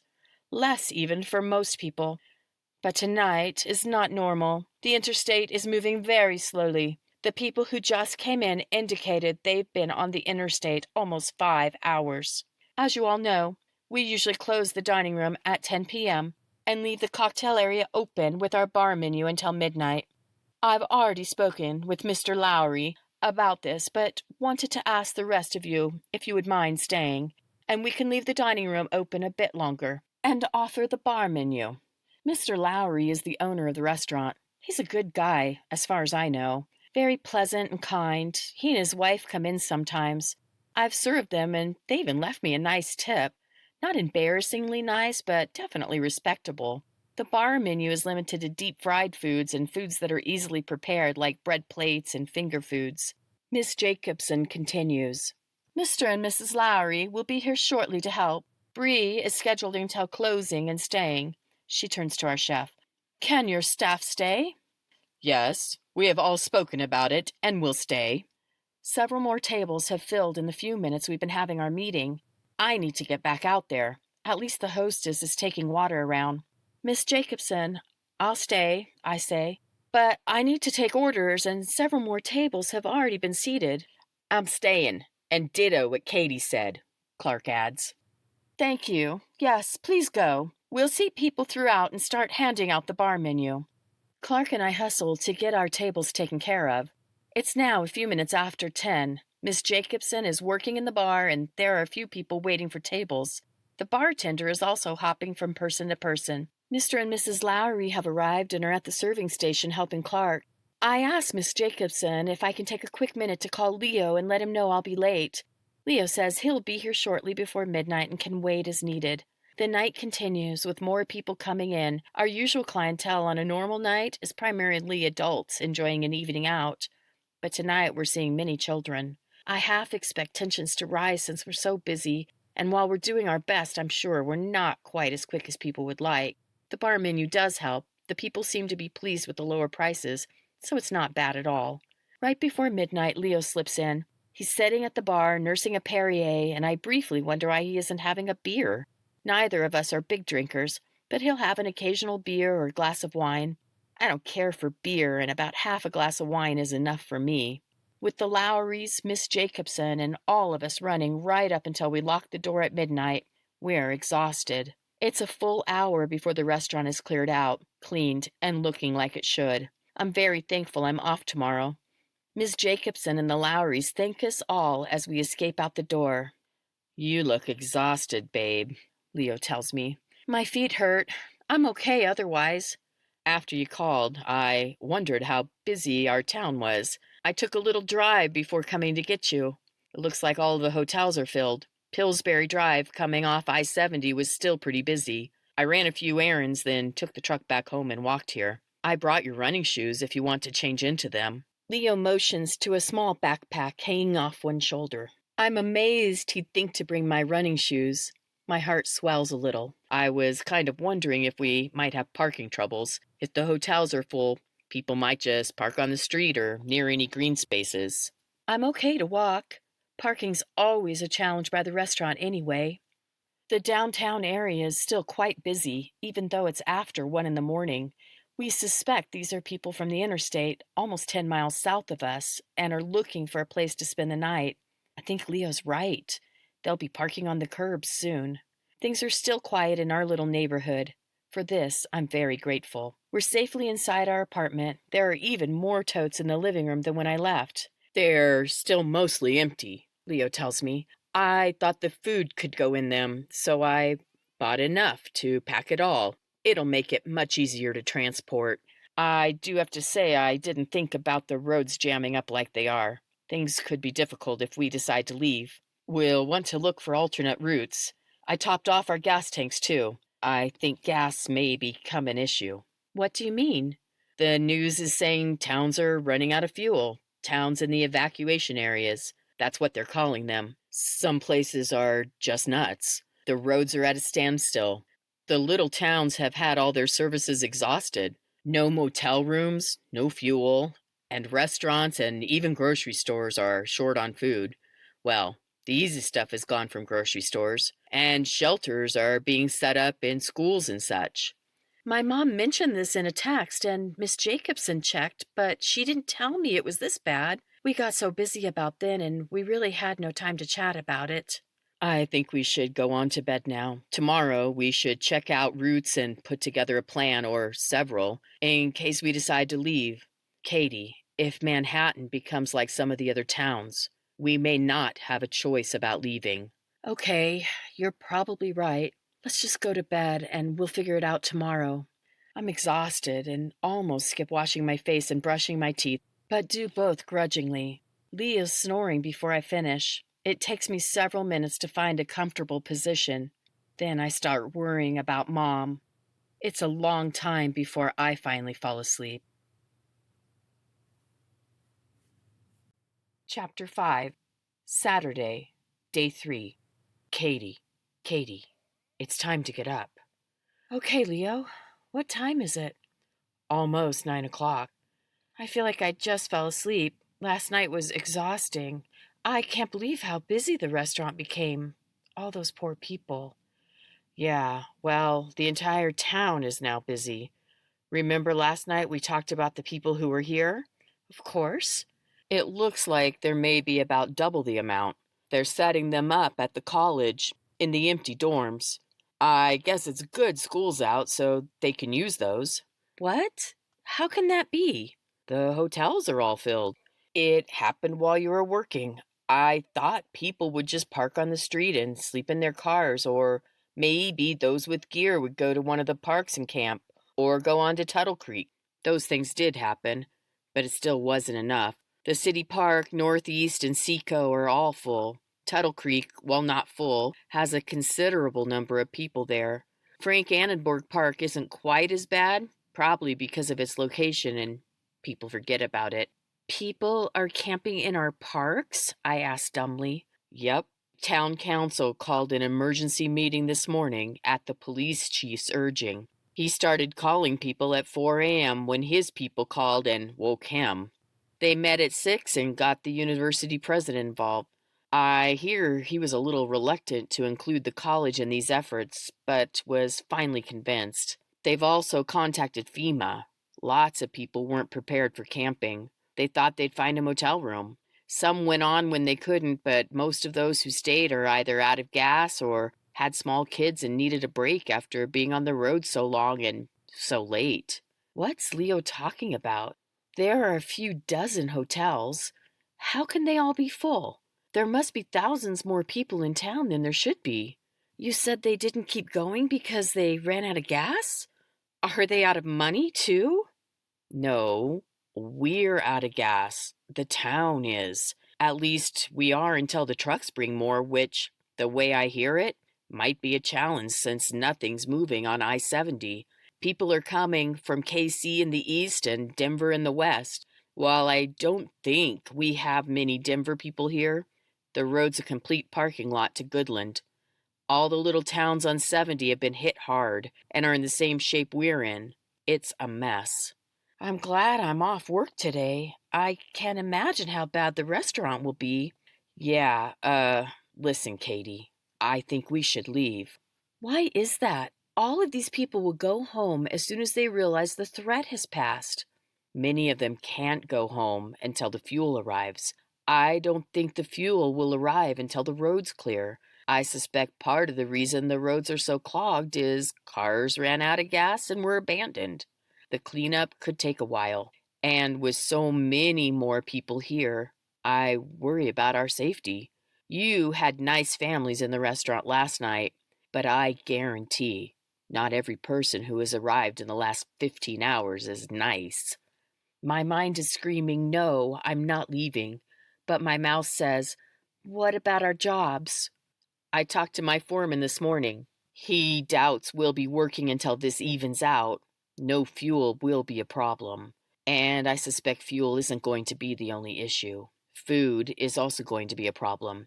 It's already happening in other places where small towns have been wiped out. The restaurants are out of food to cook, and the grocery stores are running low on easy-to-make stuff. If your restaurant runs out of food, how will they get more? Food delivery trucks will have the same trouble as fuel trucks. No food, no restaurant. I suppose the ad agency could stay open, but I think forfeiting your internship makes more sense than staying here. How would we go, I ask, if the roads are clogged? Can we even leave? I think we should take state and local roads. Casper's on the outer edge of what's being affected right now on I-25. People fleeing Denver used it to head north. Speaking of, you should probably check in with your sisters and make sure they know what's happening here so they can prepare for it there. Prepare? Fill their gas tanks, buy food and water, and make sure they followed through on your folks' Plan A. Oh, which reminds me, there are now several thousand cases of E. coli and typhoid throughout the U.S. and even in Canada. Cities all over the U.S. are affected. It doesn't seem to be localized. They're using the term bioterrorism since the only explanation can be a deliberate outbreak. How they're being spread is still unknown, but people are being cautioned to wash fresh produce, fully cook their meats, and drink only bottled water or water that's been filtered or boiled. So I suspect there will be a bottled water shortage also. I sigh deeply. It just keeps getting worse. Individually, these aren't really events that cause us any trouble here, but they sure are. I guess we should go. Then I have a new idea. Leo, could we maybe just go to a different town? All of these people came here. Let's go somewhere else. We could camp for a few days or something, then come home. I don't think so, Katie. I think we should go somewhere we know we have a place. It's the safest and smartest thing to do. I'd hate to end up like these people in a town with no food, no fuel, and no water. But we could go somewhere not on the freeway and we wouldn't have this issue. Are you sure? Do you know for certain the terrorists are finished? He asks. No, but if they aren't, we could still be driving right into trouble. True, but it's a risk we should take. Going somewhere I know you'll be safe is what we should do. I let out a big sigh. Okay, Leo, if you're sure it's what we should do. He pulls me into a hug. Yes, we should. After I saw all the people in town last night, I topped off my truck and the bed tank. I even bought a couple more fuel cans and filled them. Remember yesterday? I said we could take both vehicles. Yes, I'm okay with that. I've changed my mind. Why? I thought we agreed taking our stockpile of stuff to Mom and Jake's would be the best thing to do. I know we've sent things ahead, but I think we should drive straight through, and I'll need your help. I went out for a bit this morning and bought a utility trailer. It's nothing fancy, but should do what we need it to do. I need to work on it a little to get it ready. Can you start getting things packed while I finish it? I'd like to leave here by noon. I'm not very happy about leaving, but I know Leo's right. I'll try to look at it as a vacation, just until things settle down. Yes, let me call Callie and Angela. Then I'll call the restaurant and leave a message at the ad agency service. I wonder where my mom is today. Hopefully she's not in a town struggling as much as Manhattan is. It sounded like she was in an okay place yesterday, and when she texted you, she knew about the traffic problems. So she probably knows to avoid certain areas. She'll probably make it to your home before we do. I hope so. Leo kisses me and leaves the apartment. I look out the window. The utility trailer is hooked to his truck. It's nothing special. About 8 feet long and made of some kind of wire. The back is tall and the front is short. There's plywood stacked in it. Leo has a couple sawhorses and other tools next to it. He must have gotten those out of the storage closet on the balcony before he went down. I'm a little bummed we're not taking my car. Yesterday, when he said we would, I was happy, even though I didn't want to drive alone all that way. Then, when he said we may have to dump it, I was really unhappy. Now we'll just leave it here. I wonder what condition it'll be in when we return. I have a full tank of gas. Will someone steal the gas? Will someone steal my car? I get my phone and begin my calls. Angela first. Angela lives in Casper, where Callie and I grew up. Well, we sort of grew up in Casper. We moved to Wyoming from Oregon when we were in junior high. Angela and Sarah, already adults and going to college, stayed in Oregon. A few months after we made our move, Malcolm was born. I still laugh when I think about discovering Mom was going to have a baby. We were on a road trip to check out Wyoming and find a place to live. Mom was sick the entire trip, even threw up on one of the realtor's shoes. That was pretty funny. I half think we bought the property because Mom felt so bad. When we got back home, Mom and Jake invited Sarah to visit for the weekend. Even though college was out for the summer, she had an apartment and a job in her college town. Angela was already living in an apartment in Alto and came over while Sarah was there. Jake barbecued and it was fun. After we ate, Mom and Jake said they had an announcement to make. I thought it was just an official announcement about us moving, which seemed kind of weird since we all knew about it already. I was wrong.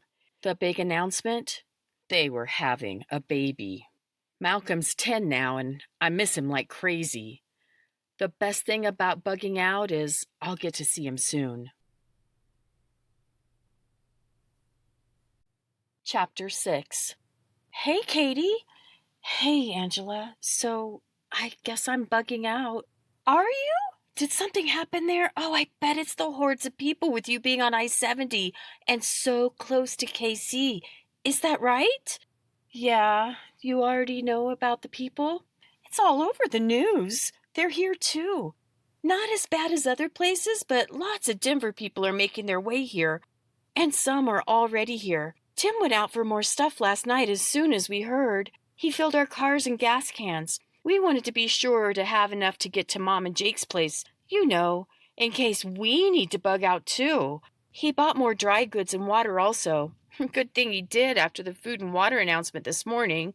Things are going nuts. It really is nuts. There's so many people here. They're camped in the city parks. The college is being opened for them. All the gas stations are out of fuel. And I think we're running low on bottled water and food too. Leo says we should leave. Leo's leaving with you? You finally told Mom and Jake about him? Mostly. What's mostly mean? Never mind. I'm sure you have plenty to do to get ready. We're staying here for now, but Tim has things ready to go if we need to. I'm packing more stuff, things I don't want to leave behind, just in case. We're not sure if he'll be working next week. They called all the crews back home yesterday morning after the first attacks. Figured everyone's mind would be elsewhere, and it's too dangerous. Yeah, same with Leo. No work yesterday. He called and told them he's taking some time off. I'm calling Callie, then calling my work and internship. You talk with Callie or Sarah? Sarah's fine. Billings is starting to see people come in. I guess from the bridge going out in Seattle, even though it seems super far away. She says there aren't any problems at her place. I sent Callie a text but haven't heard back. I hope if anything really bad happens, she and Mike go to Mom's place. Even if they have to bring Mike's family, Mom wouldn't do well not knowing how Callie is doing. For sure. Hey, let me know when you're on the road. You coming here on your way? Or maybe just come here a few days. Things will probably blow over and we can have some sister time. Good idea. I'll have to go to Mom and Jake's to visit, but stopping and seeing you and my little Gavin boy would be great. Of course, you might have to bug out too. Yeah, I really hope not. We would, of course, but I don't really want to, and now that I think about it, maybe it would be best for you to just go to Mom's place. Yeah, you're probably right. And no one wants to have to bug out, Angela. True. Talk later? Yes, of course. Angela? Yeah?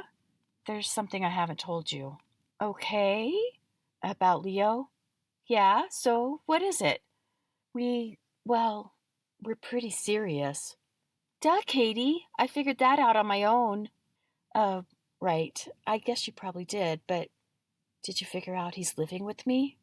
She doesn't say anything. I think maybe we're disconnected. Angela, you still there?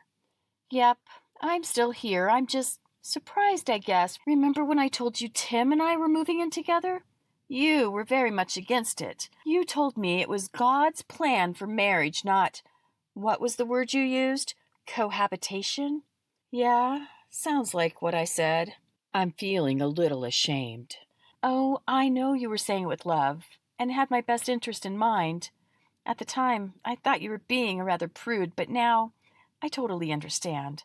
Tim and I only lived together a short time before the wedding, and not even officially, but I wish we would have waited. I think the excitement of being newlyweds would have been increased if we would have, waited. I close my eyes and think about that word, waited. Leo and I had been dating for a couple of months and had waited. I was beginning to think he was the one I'd marry. I hadn't thought we'd stop waiting. But one day we were out for a bike ride and stopped at this community use cabin for a picnic. We started a fire, had our food, and the next thing I knew, we were no longer waiting. And I was totally okay with it. Sure, I know what the Bible says about waiting until marriage, and also about cohabitating. Here I am, a person who thought she might be a missionary and share God's love with the world, actively engaging in sin. Sure, we all sin, but to deliberately sin? Has this put me outside of God's will? Not to be mean, Katie, but I think you should really consider what you're doing. How long have you been living together? Can he move out, go back to wherever he was living before? Since the beginning of February. Oh, let's talk about this when we see each other. We'll try to visit while you're at Mom and Jake's place. And I think you should talk to Mom, too. If you're choosing to live together instead of subjecting Mom to another wedding is the best choice, I think she'd disagree. You're probably right, I answer, then whisper. She doesn't know we live together. Well, duh.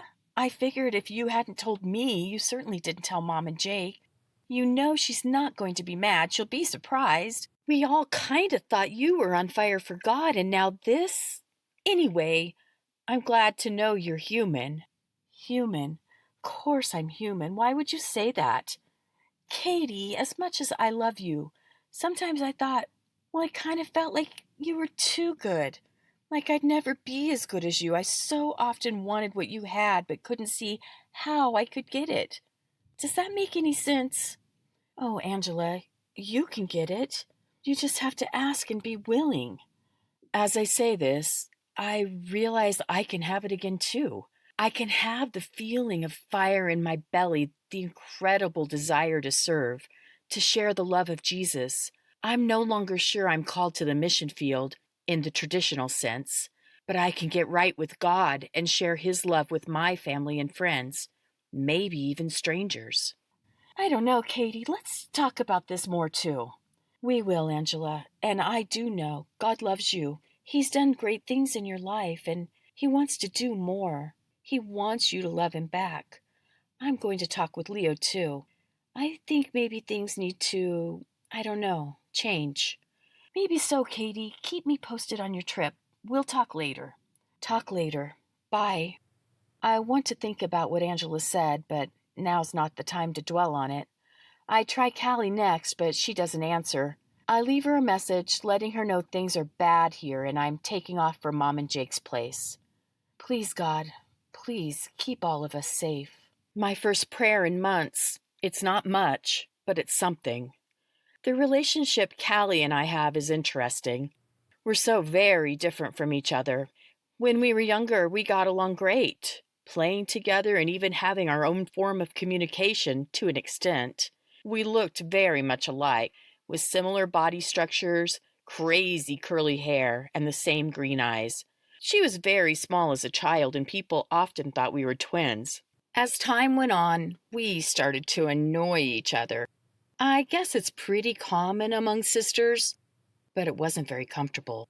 I suppose it was a little bit of sibling rivalry, plus me being the younger, annoying sister, along with different personalities. Callie was very studious and exact in nature. She liked things to be a certain way, and she excelled in school, especially math. She had a small circle of very close friends. Mike, now her husband, was one of her best friends before they started dating. She has a very unique style about her, choosing to wear clothing depicting her favorite anime characters. She's short, barely 5 foot tall and curvy. She struggles to keep the weight off like all of the females in my family do, since even a little extra weight can be a problem with her height. While I take great pains to keep my crazy hair under control, her hair continues to have a mind of its own, which she allows. I'm now taller than Callie at 5'4", and my wardrobe choices tend to be casual as opposed to quirky. Our childhood language is long forgotten. Mom recognized we were having trouble getting along. I suppose it was pretty obvious since we fought often, even though she would have preferred we have a close relationship with a special bond. She didn't harp on us about it. She let us each have our own space and learn to pursue our own interests. While Callie did things like debate team and playing video games, I was a cheerleader and focused on my art and church youth group. Even with our differences, we were expected to behave appropriately, and Mom wouldn't put up with us fighting. Instead, we tended to avoid each other and make snide remarks in hushed tones. Mom would often hear and we'd get the look, or more. I'm not really sure when things started to shift. Maybe at Callie's college graduation. I gave my perfunctory congratulations on her degree, and she hugged me tight. She said something like, "Katie, I'm so glad you're here. I know I haven't always been the best sister, but I love you." After that, we started talking more and would sometimes meet for lunch. Even with an associate degree in business, she still works at the same coffee shop she's worked since high school. She says she plans to find a grown-up job soon, but she loves the hours and flexibility of the coffee shop. Plus, with tips, she averages $15 an hour, and that's hard to beat in a town like Casper. Since her wedding last year, she's been a little more serious about looking for something else. I think she's waiting for the perfect job, and I'm not sure how easy it will be to find. She may have to lower her standards a bit. While our relationship is better, we don't talk very often.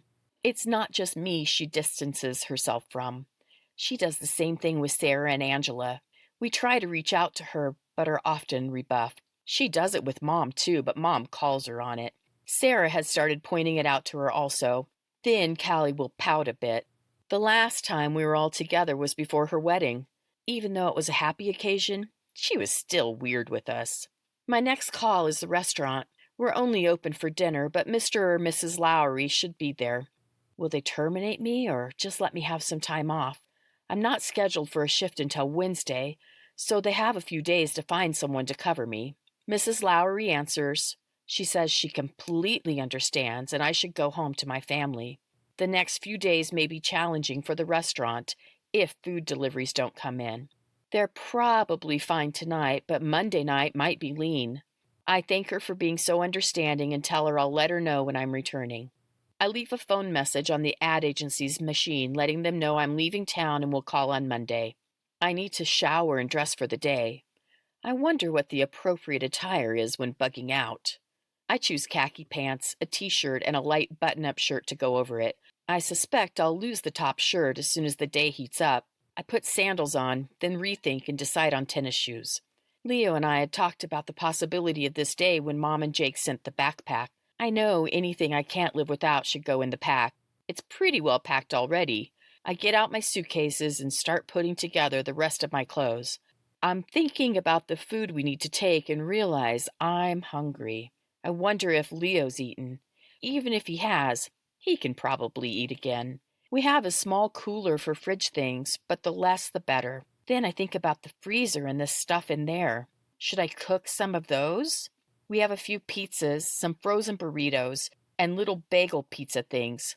I could cook all of them, and we could eat them cold while on the road. I also have several packages of frozen meat, which I can leave frozen and pack in the cooler right before we go. Mom does this when we go camping, lets it thaw in the cooler, then cooks it. Breakfast first. We have plenty of eggs, a full dozen plus 4. I fry the 4 for breakfast and put the dozen onto hard boil, more traveling food. There's a half-full tub of plain yogurt we'll finish, and a jug of orange juice. Once I have everything ready, I go down to see Leo. It's looking good. Hungry? I made breakfast. Hey, great. Do you mind bringing my plate down here? I'd like to get this wrapped up and don't really want to stop. The trailer already looks very different. The sides have plywood going up 4 feet, and the top is covered too. He made some kind of bracing out of 2x4s and attached the plywood. We now have an enclosed trailer. Leo, this looks great. If it rains, our stuff will stay dry. Our stuff will stay drier. I doubt it's fully watertight, but it'll help. I'm almost done. It went pretty quick. Let me get our food. I'll eat here with you and tell you my plan. While Leo and I eat, I tell him what I'm going to do with the food. He thinks it's a great idea, especially since we won't want to grab food along the way because of the foodborne illness issues. I ask Leo if he's heard any more news. He says with the sawing and drilling, he hasn't turned on the radio. I tell him I'll check when I go upstairs and have it on while I'm packing. You know, Leo, I'm feeling a little bad about just leaving my car here. You think it'll be vandalized? Yeah, I think there's a good chance it'll be. You said people are stranded here because there isn't any gas, right? Yes, that's what I'm hearing. I believe it to be true.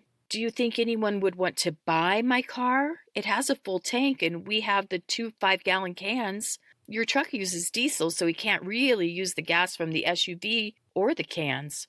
Maybe. I don't know how people are fixed for money. When you were thinking of selling it, did you research the price?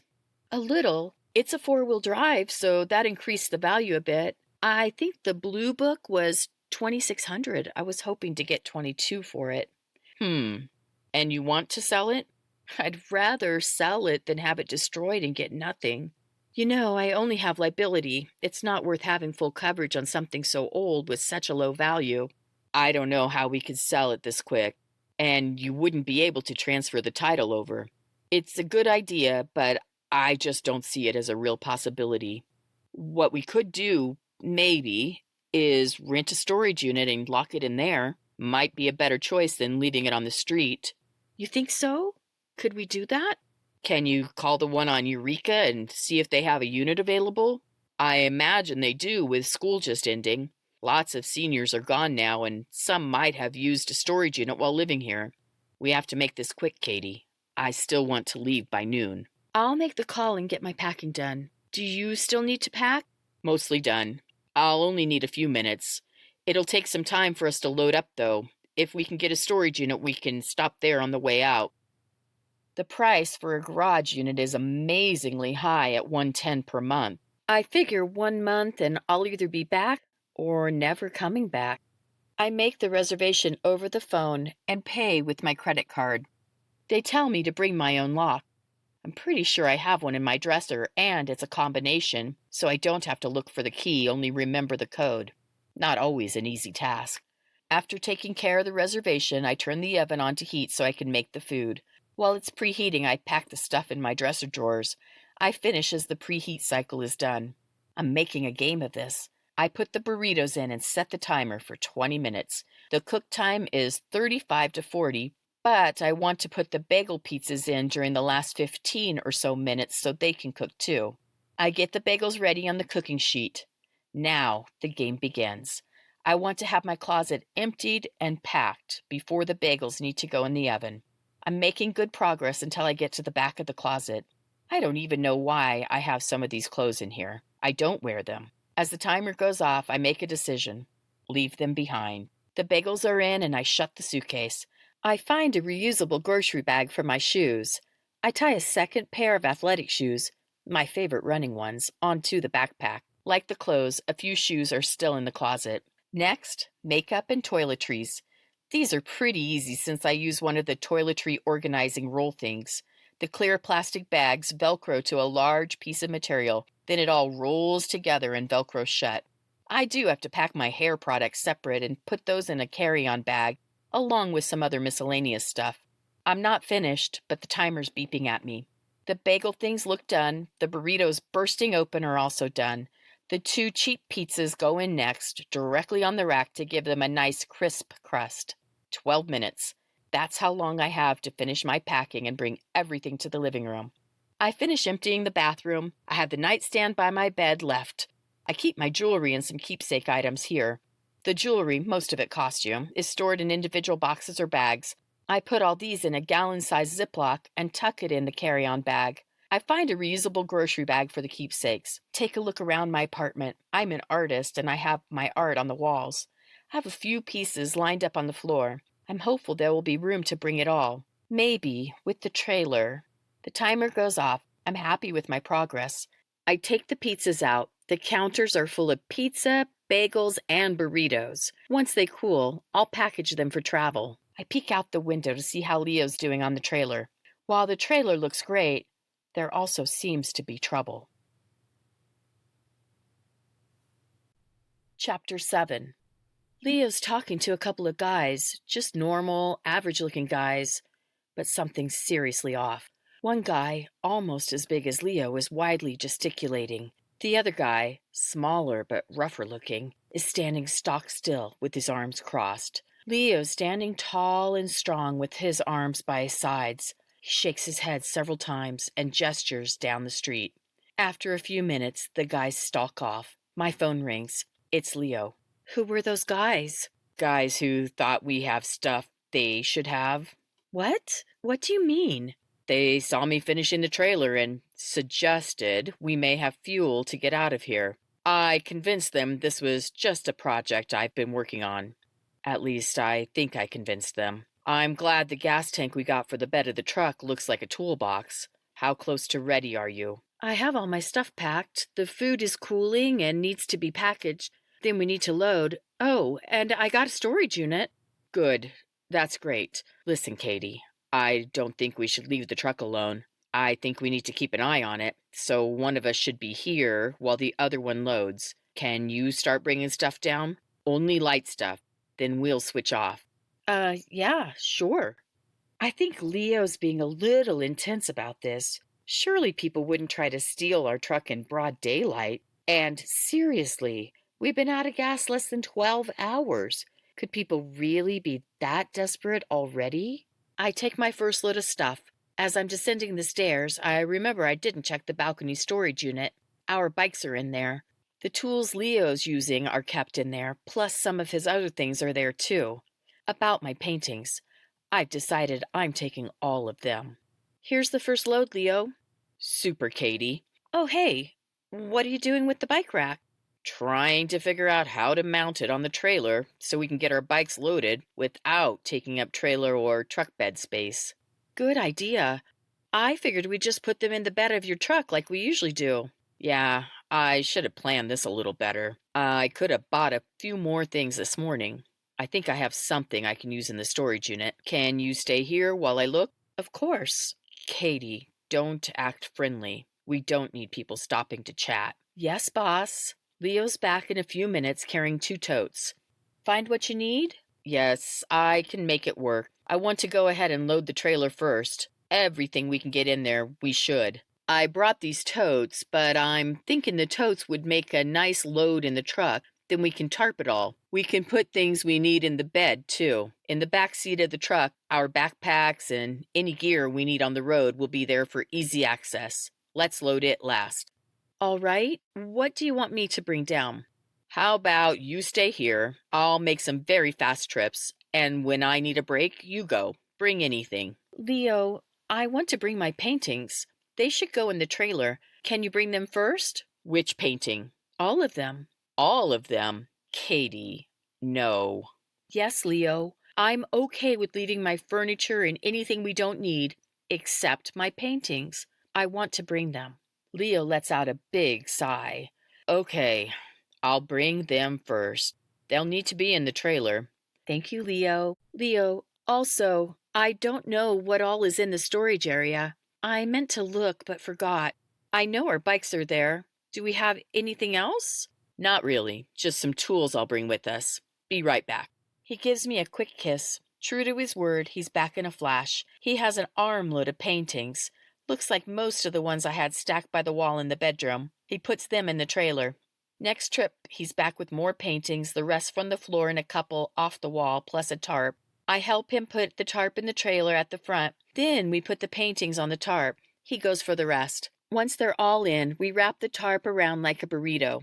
You know, Katie, I think it'd be better to layer a few totes on the bottom and then put the paintings near the ceiling. Better use of space. Let's grab the 2 I brought and see. He's right. We can fit the 2 totes and 2 more easily going widthwise. Add a third going longways with 1 on top of this, then the paintings on top. He goes after more totes. Once we have the 6 totes arranged how we want, the paintings fit nicely on top against the front of the trailer. I thought you wanted the totes in the truck. Yeah, that was before I knew we were going to be a traveling art show. He winks at me and takes off for another load. My turn now. I pack the food I made into zipper bags and tuck them in the fridge. Several more trips by each of us, and we have almost everything loaded. We seal up the trailer and attach the bikes to the back. Leo's right. He made it work. It seems even more secure than the usual mount. What do you think, Leo? You want to do a walkthrough, then I'll fill the cooler and we can go? Yeah, I think it's a good idea. I took a listen to the radio and it doesn't sound good. We should get going. What doesn't sound good? They're saying FEMA's delayed in arriving. With so many cities being affected, they're spread too thin. Water's an issue. They're still recommending to boil or purify all water. The sporting goods stores are out of purification systems now, even iodine and swimming pool chlorine. They were recommending bleach, but that's all sold out too. We need to go before things get worse, before people start freaking out. Okay, I sigh. Yes, let's get going. You go take a walk through and then I'll pack the cooler. I'll go ahead and fill the cooler while I'm in the apartment. Is there anything else you need? My purse. Everything else is loaded. My backpack's in the back seat with yours. I took my emergency kit and a few other things out of my car. I'm ready except my purse. Okay, go get it and then I'll do my thing. I go up to the apartment and take a final look around. I find a bag I missed earlier shoved in the closet. Everything else that should go is loaded. I really like this apartment and hope to be back soon. I want to take another minute to mourn over what I'm losing, but instead, I shake my head and get going. I move the cooler into the kitchen for Leo to have easy access, grab the things I need, and go on down. Back at the truck, Leo hands me the fancy zapper stick. What's this for? I ask. I heard what sounded like breaking glass. I think it came from the next block over. I think you should get in the truck and lock it. Keep this handy. I'll go and take a final look around, then bring the cooler down. I'll be quick. If anything seems amiss, call me immediately. Okay. I climb in the truck and lock the door, holding on to my zapper stick like it's a lifeline as Leo heads to the apartment. Ka-thunk, ka-thunk. Several guys are up the street. There's more ka-thunks accompanied by laughing and cursing. What are they doing? Trying to break into cars? There are at least 6 of them. I lose count as they move around the vehicles, mostly because they're dressed so similarly. Black wife-beater tanks, baggy black pants, sunglasses, and black beanies, even though it's way too hot to be wearing something like that. While we certainly have crime in Manhattan, and a few motorcycle clubs have been known to cause trouble, we're not really a big gang town. Even with my limited knowledge, these guys scream gang to me. Get away from my car or I'll shoot. My mind barely has time to register the new voice before several shots ring out. I hit the floor, my heart's pounding through my chest. There are several more shots. I lose count at 8. The laughing from the gang is gone, but the cursing, along with screams of anger and pain, continue. A couple more shots sound off until there's only the screams of pain. My phone rings. Leo, they're shooting. I think it's done, but I'm pretty sure people are hurt. I know, he says, sounding a lot calmer than I think he should be. I heard it. You're in the truck, right? Yes, I'm on the floor. Okay, good. We're going to wait another minute, then I'll come and get you. I'd have you drive my truck, but with all the cars on the street, the trailer might be a challenge for you. Uh-huh. Are we going to go see if we can help them? The hurt ones, I mean? No, Katie, we're not. You don't think we should? No, I think we should get out of here. This town is turning into a powder keg, and I don't want you in any more danger. We're going to drive from here directly to the storage unit. Then we're going to head somewhere safe. I don't see any movement. I'm coming for you now. Once we're a few blocks away, I'll call 911. Okay, I'm ready. Leo's at the truck in seconds. I grab my purse and my zapper stick and step out. He tells me to crouch as he puts the cooler on the passenger seat. He then hustles me to my SUV as we walk in a stoop, keeping close to the cars parked on the curb. Turn your car around and go the other direction. I'm going around the block and we'll catch up with you. It'll be too hard to navigate the truck and trailer on the street to follow you. Don't stop for anyone. I agree and start my car. Leo moves behind the car in front of me and crouches slightly while he watches me get maneuvered around and headed in the right direction. I do a 4-point turn and take off.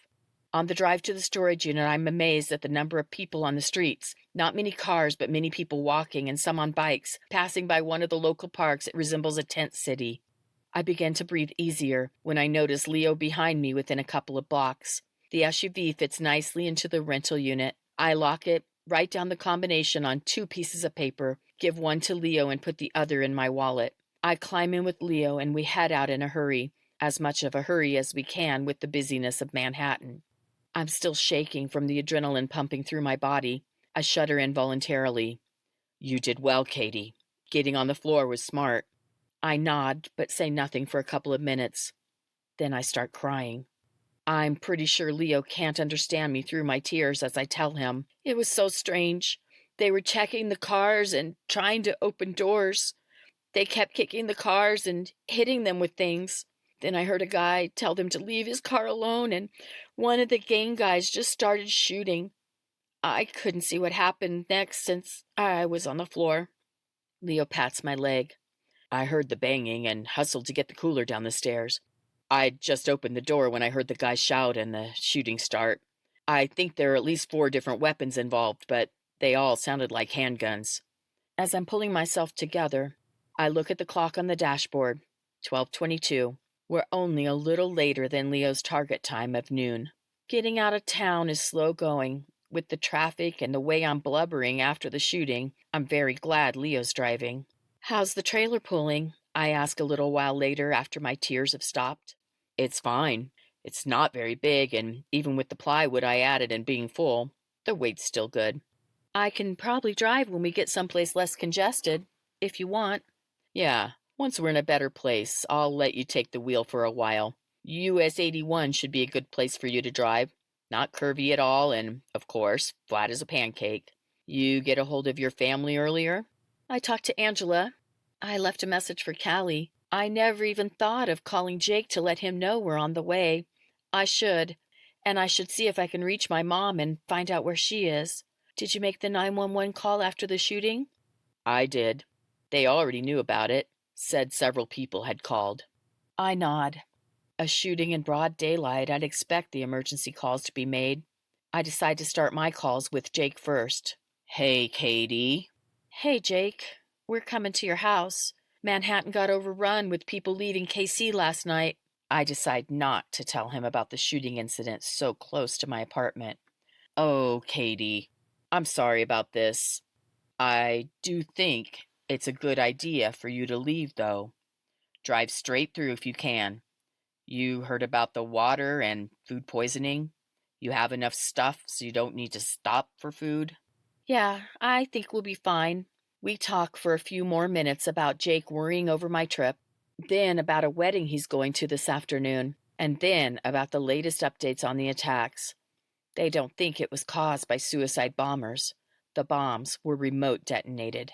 Jake finishes with, I guess we'll know more as time goes on. Keep me posted on your progress.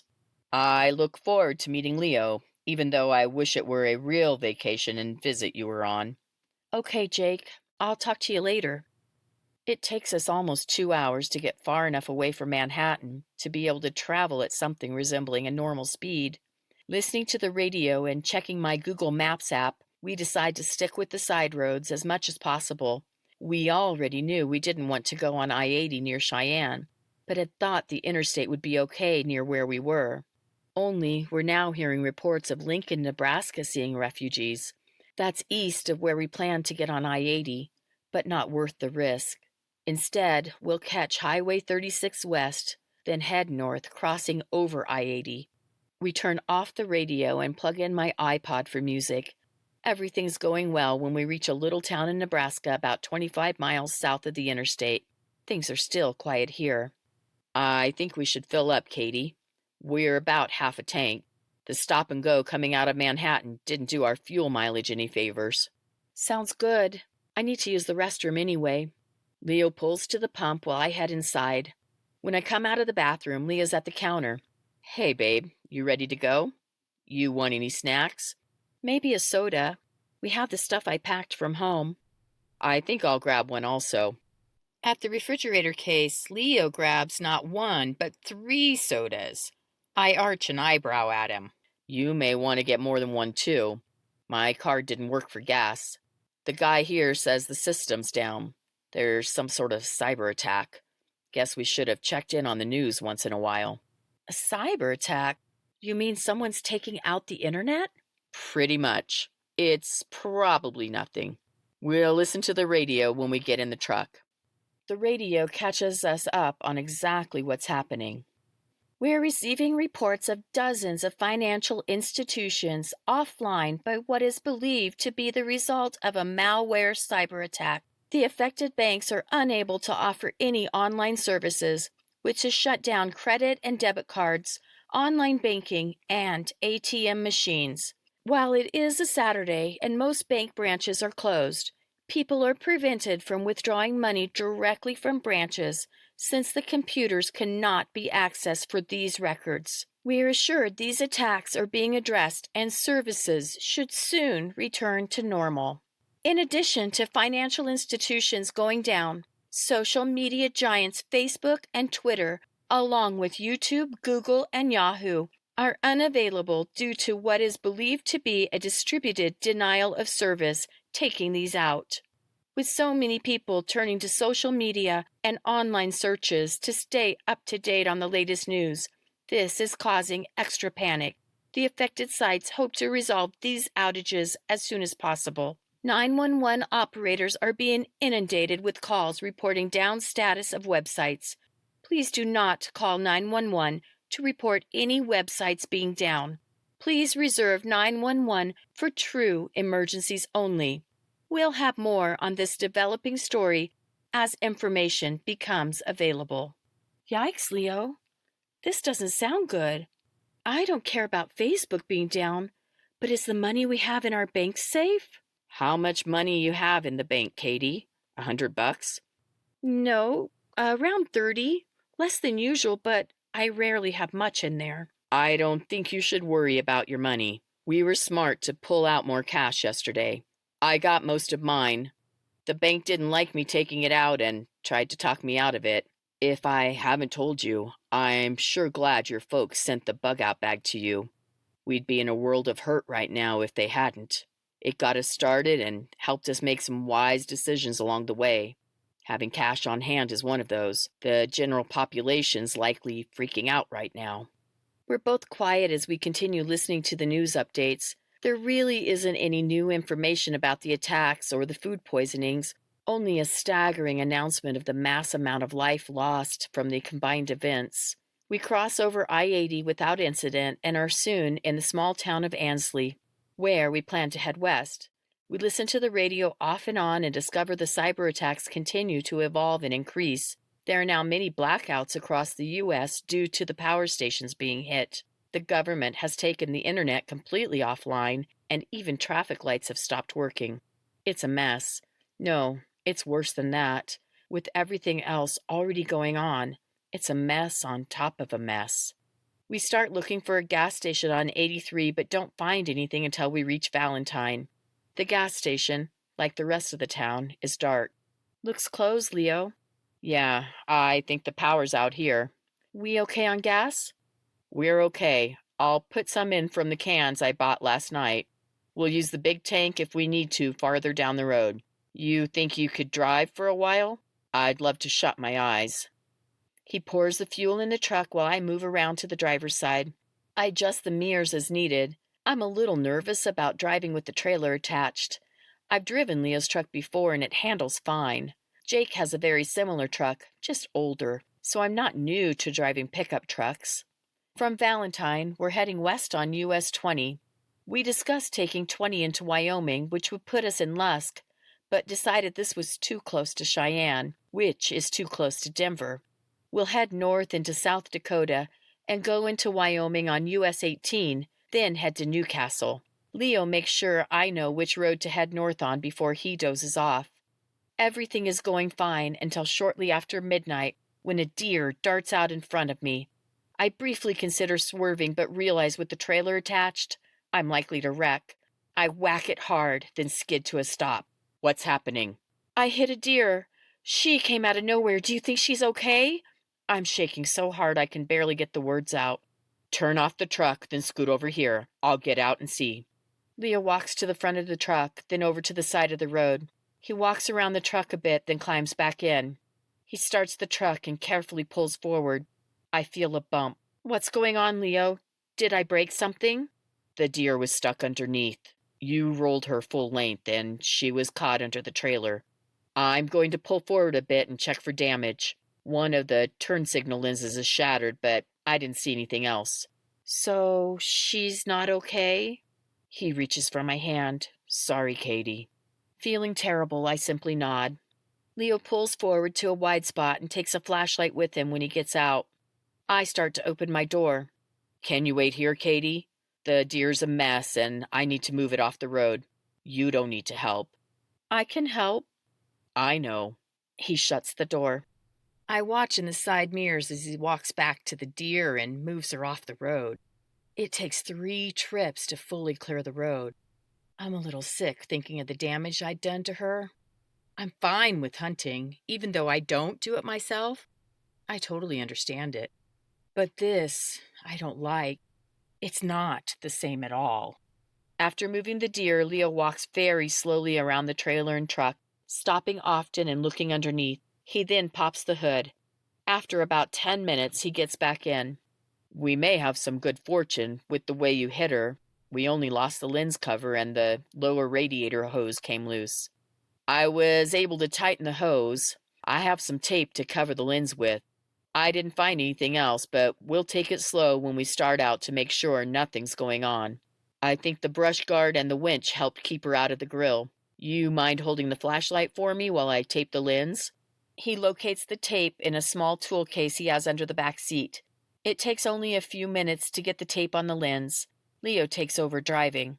True to his word, he drives very slowly for a couple of miles, listening for anything not sounding right. He pulls over at a wide spot. Something wrong?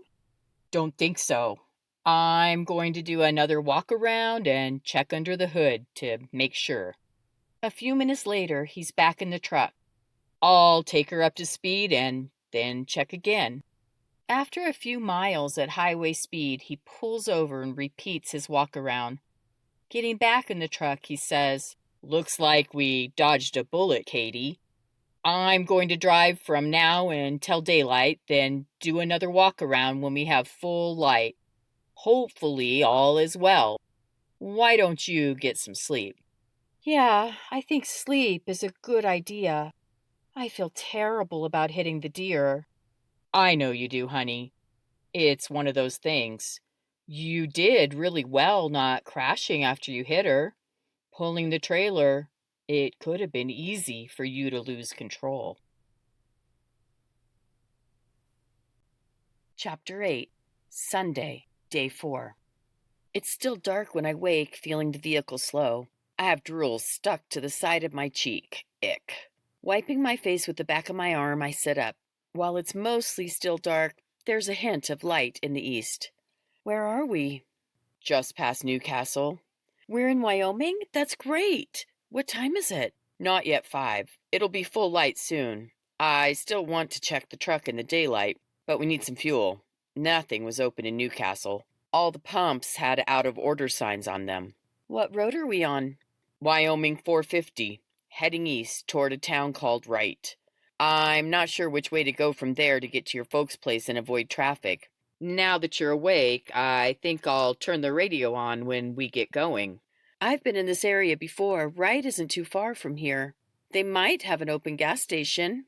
Maybe. I'll add some just in case. If they're closed, we can put more in after we pass through the town. You need help? Nope. I'm good at it now with the practice I've done over the last several months. He winks at me as he shuts the truck door. Even though it's June, it's a little chilly this morning. I pull the light blanket we have in the truck around my shoulders. Then I realize my bladder's full, so I step out to take care of this business. Back in the truck, I snuggle into the blanket and close my eyes. With the practice he's done, the transfer still takes several minutes. When he returns, I ask, You think we'll have enough fuel to make it if we can't find a station open?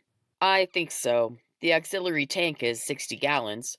Let's look at the map, but I think it's less than 400 miles from here.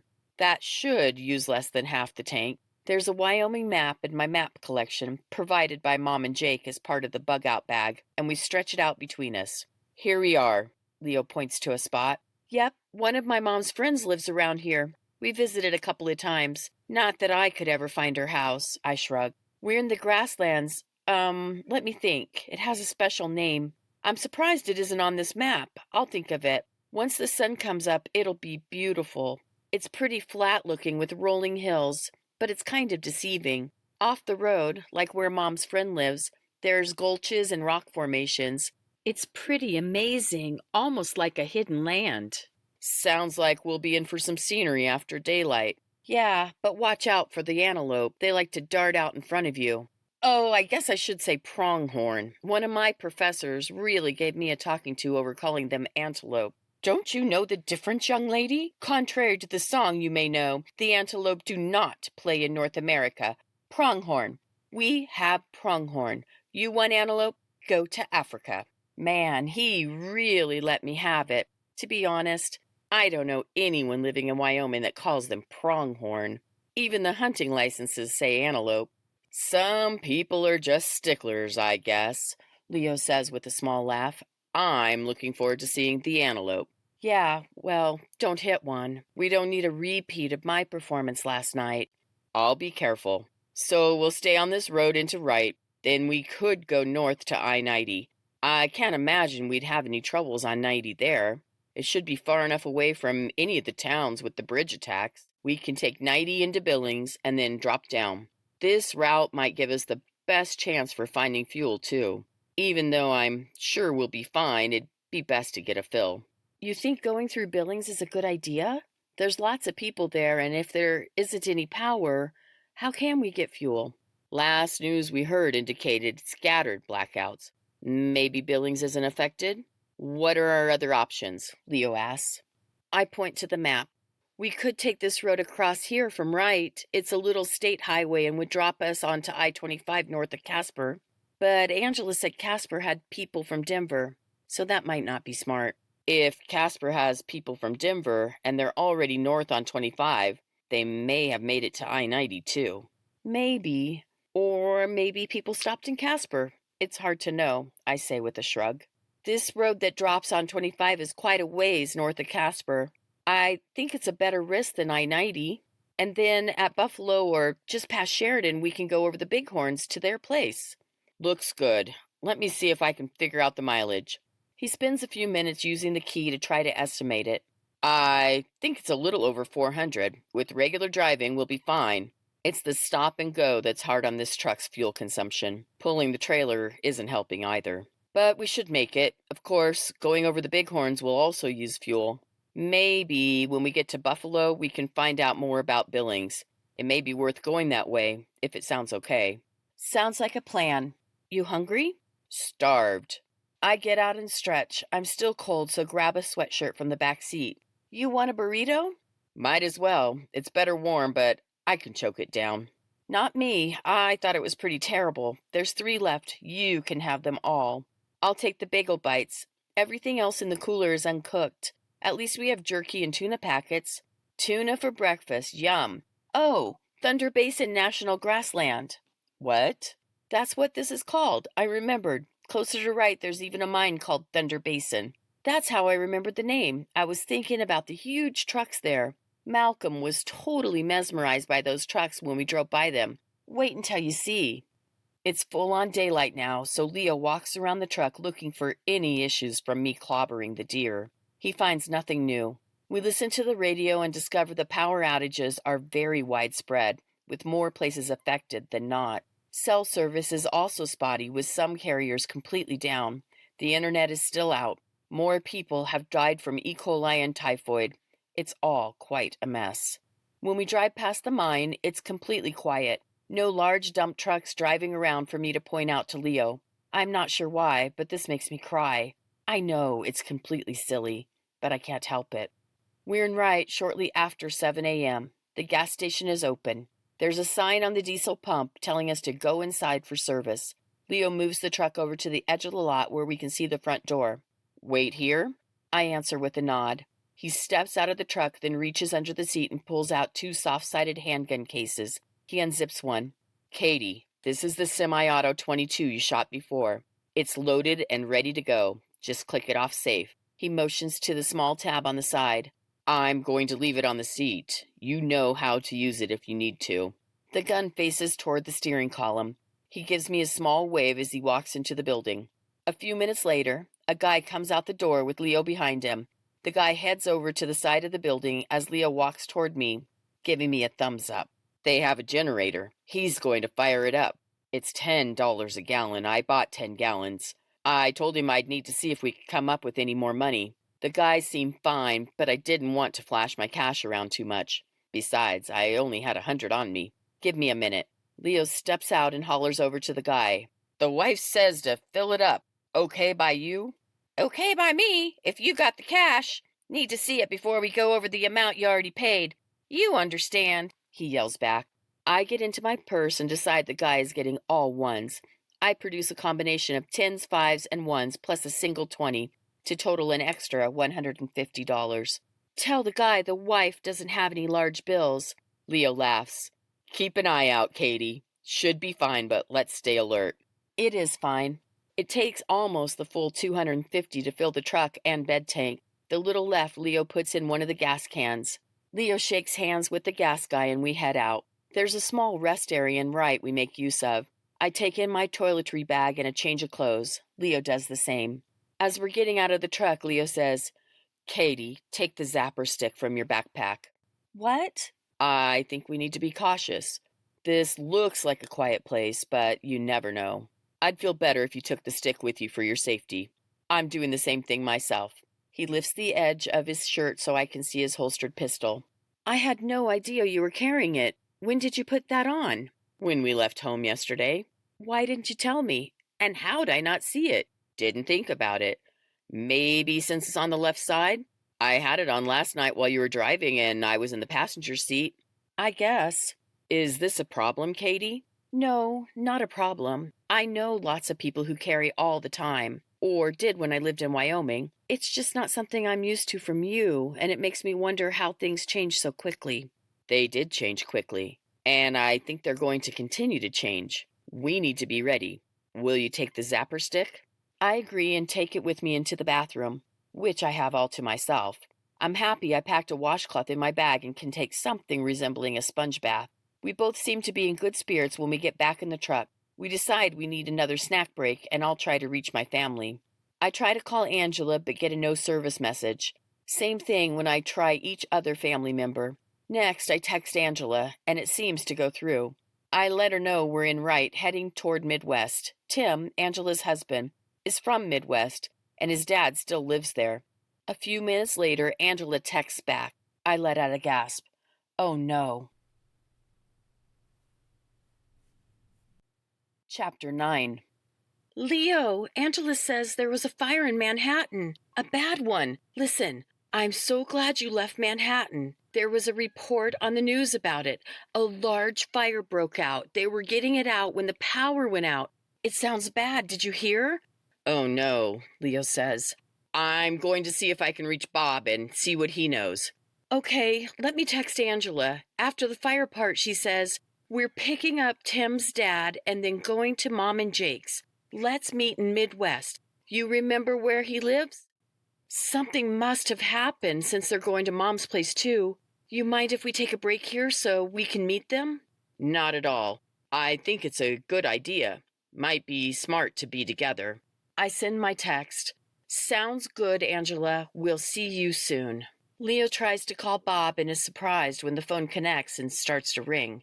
He puts it on speaker so I can hear. He uses a different service than me, so maybe his company has things figured out to keep them working. Hello, Bob. It's Leo. Yep, I know. Good thing you left town when you did. It's a disaster here. Heard there was a fire. Yep, there still is a fire. Aggieville is burning. All the guys are okay? Far as I know. Haven't seen Stinky Pete. Think he may have took off, same as you. They're having a tough time putting the fire out. When the power went out, the water pumps went on backup generator or something, but the flow is down. Less flow means less water coming out of the hydrants. It's not good. Think I'll take off too. I'll likely be on foot. Someone stole the gas out of my rig overnight. What? They siphoned you? Nope. They punched a hole in my gas tank. Mine and several others on the street. Should have found a place with a garage, I guess. Leo and I catch each other's eye. I like Bob. He was one of the people Leo used to room with. He was always nice to me. I even set him up with my friend Bree, but they didn't really hit it off. I nod at Leo. Hey, Bob, hold on a minute, okay? Leo puts the phone on mute. Let's offer him my SUV, Leo. Where would he go? I ask. His folks are in North Dakota. Guess he'd go there. That's right. I remember talking to him about it. Should be clear to there as long as he watches out for deer. I smile weakly. Then, when this is all over, he can bring my car back to me. You think there's enough gas for him to get there? Probably close. You have a full tank plus 20 gallons. He can tie the cans on the bumper or the luggage rack. Do it. He takes the phone off mute. Hey, Bob, Leo says. Yeah, buddy. Thought you and your lady forgot about me. Not a chance. My lady has something for you. Go ahead, Katie. Hi, Bob. Katie, you doing okay? Yeah. You know if my apartment is in the line of the fire? Not so far, but who knows what will happen. Should be okay. It's not likely the wind would shift toward your place. What about the storage units on Eureka? Any trouble there? Not that I know of. Good. I rented a unit to store my SUV. Why don't you go and get it? You can head out to your folks or someplace else. Yeah, I'd go to my folks. I appreciate the offer, but there's no fuel in town. It has a full tank and there's also a couple of gas cans. Might not get you all the way home, but you might find fuel along the way. We just fueled up in a small town where the station was using a generator. It was crazy expensive, though. I have some cash. Thanks, Katie. I appreciate it. Think I'll see if Bree wants to go with me. Bree? I thought you and her didn't like each other much. Yeah, well, we didn't. But we ran into each other a few more times, and I guess we do like each other. Saw her last night, and she's pretty scared. In fact, she's so scared she stayed at my place last night. On the couch, of course. Of course. I know Bree. Bree and I were very good friends until Leo moved in with me. She then pulled away from me a bit, saying she didn't think living together before marriage was okay. I completely respect her thoughts and am very much beginning to fully agree with her. But I do miss our friendship. Bree comes from a very conservative Christian family. Her parents are even overseas somewhere in the mission field. They left the year she started college. Please do take her with you. With her folks out of the country, she doesn't have anywhere to go that I know of.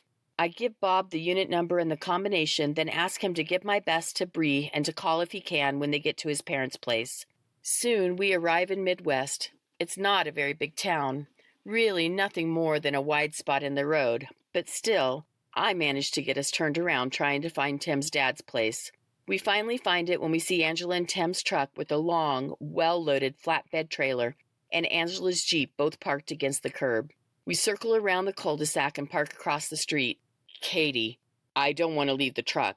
While I doubt what happened to Bob could happen to us, it's not worth the risk. I'll wait here. Yeah, good idea. I'll be right back. Angela must have seen us because she comes running out. She's wearing flip-flops with jeans and stumbles a bit while navigating off the curb and onto the street. Katie, I'm so glad you're here, she cries, pulling me into a tight hug, her long hair tickling my nose. She's about 2 inches taller than me and has lost weight since I saw her last summer. Not that she was heavy, but she still had a little to lose from being pregnant with Gavin. She pulls away, eyes filled with unshed tears. I blink, noticing my own tears. She pulls me close again, saying, "And you're not going to believe this. Callie's going to Mom and Jake's too. Mike's folks also." What? I don't believe it. I thought she was always adamant about staying put. What changed? Something happened yesterday to Mike. He's okay, but someone attacked him at the gas station. Mike's parents were the ones who suggested they leave this morning. I've been texting with Callie, but they hadn't decided. Then, after you texted, we told her you were here, and she said they were packing to go. They're going to meet us at the Casey rest stop. That's so great. Not about Mike getting beat up, but about them coming. Mom will be happy. You hear from Sarah? They went to Mom and Jake's last night after the power went out. Tate's family is there, too. You heard they bought a camp trailer to stay in? No, I don't think so. Yeah, I haven't been able to reach them since they got to Jake's. I tried Jake too, but his phone goes straight to voicemail or just cuts off. And their landline gives me an all circuits are busy notice. But when they were still in Billings, the plan was to make a few trips back to their place today to get more stuff, if it seems safe enough. Safe enough? Are there safety issues? Other than Mike getting hit?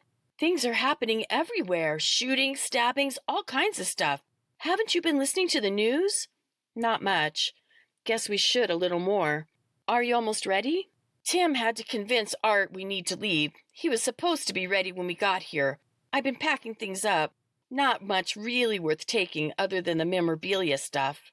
Have you heard from Tim's sister? Tim's sister left home a few years ago after their mom died. No one really knows where she is. California, maybe. Nope. Thought maybe we would with everything happening. Tim's upset about it, so is Art. Is Leo planning on getting out of the truck? I'd love to meet him. Let's go over there. We heard about a problem a friend had back home, so Leo wants to stay with our stuff. Sounds smart. It's probably okay here, but better safe than sorry. Leo steps out of the truck when he sees us coming over. I do the introductions, which are only slightly awkward.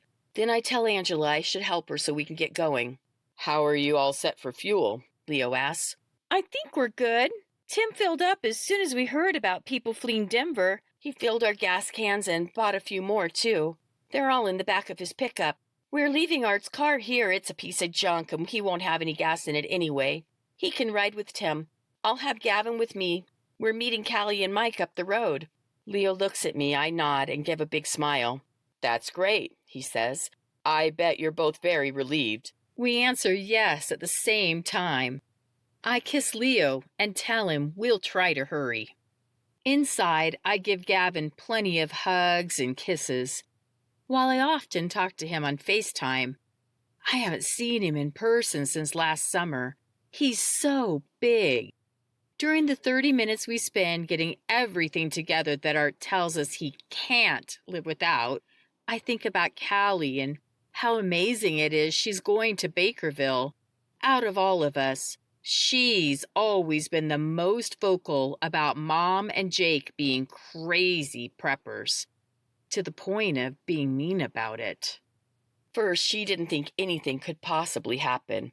And if it did, she and her husband Mike would stay in Casper. She was adamant. They're buying the house Mom and Jake owned in Casper on contract. Mike's parents lived next door. Callie married the boy next door, who also happened to be her high school sweetheart. They'd been dating since they were 16 and were married last summer. Mike also has a sister who lives in Casper. Callie said they'd all band together and be fine. I don't really know how they would be since Callie barely keeps any food in the house. Maybe Mike's folks do. I suspect the neighbors across the street from Callie and Mike are also preppers, at least on some scale. Sue and Adam always grow a huge garden and have several fruit trees, plus they home can and dehydrate. Mom, Callie, and I were over there admiring Sue's garden one day when Callie said, I think if the end of the world hits, I'll just hang out with you. That got Mom all riled up. She said, Callista Marie, if someone said that to me, I'd be sure to tell them what I really thought of their statement. It includes something like, you've had the same opportunities to prepare for an unknown future as I've had.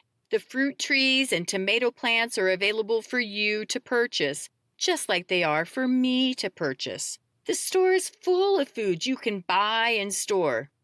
Instead, you choose to put your head in the sand and have the gall to say you'll show up at my house if things get bad. I'd likely have several other choice words to say and finish with something like, I'll meet you at the door with a shotgun. Callie just stared at Mom. Sue looked amused. I wanted to be anywhere but there. Mom continued, You're my dear child, Callie, and you know how much I love you. You and Mike will always be welcome at our home. We've made plans to include you, and of course your sisters and their families. Sue has always been a wonderful neighbor and good friend to us, but it's completely inappropriate to think she and Adam are planning to care for you and Mike. Mom then turned to Sue and added, Sue, you and Adam have built a wonderful place here. I know you've spent a lot of time and effort on this, and you know Jake and I have often been inspired by what you've done and tried to replicate it. Casper may not be the safest place to be if there's ever a situation. I'd hope if it ever did become apparent it was time to leave Casper, you could help convince Callie, Mike, and his family of this, and you and Adam would come with them to our place. All of you would be welcome and a needed addition. Mom looked back at Callie and added, I fear it would take many of us working long, hard days to survive. Callie, we read the Little House on the Prairie books, and you were amazed at how hard Ma and Pa worked. If there was ever a grid down situation, we'd all be working that hard and harder, day in and day out, just to eat. We'd also have to think about security. We'd need you. We'd need Mike. We'd need his mom, dad, and sister. We'd for sure need the skills and knowledge Sue and Adam have. Sue hugged Mom. They pulled Callie and me in also. Sue, who had lived somewhere in the South before she moved to Casper, I can never remember where, said in her sweet, slow way, "Molly, darling, that's one of the sweetest things I've heard. And Adam and me are going to take you up on it if we ever have a need. We'll bring your gal kicking and screaming if we have to." Chapter 10. I'm wiping down the bathroom when Angela says, "Guess that's about it. Tim and Art are hauling things out, and I'm just about finished with the kitchen. You have room in your cooler for some of Art's stuff?" "Yes, sure. We've eaten most of our prepared food, just some sandwich fixins left, some frozen meat, and a few miscellaneous things. There should be room for some stuff." "Okay, thanks. I have the fridge emptied out. Most of the things went into the garbage, and the rest I put in my cooler. The freezer has some things worth taking." I put the freezer items in a grocery sack while Angela moves the garbage bag near the front door. We lock the windows and take a look around.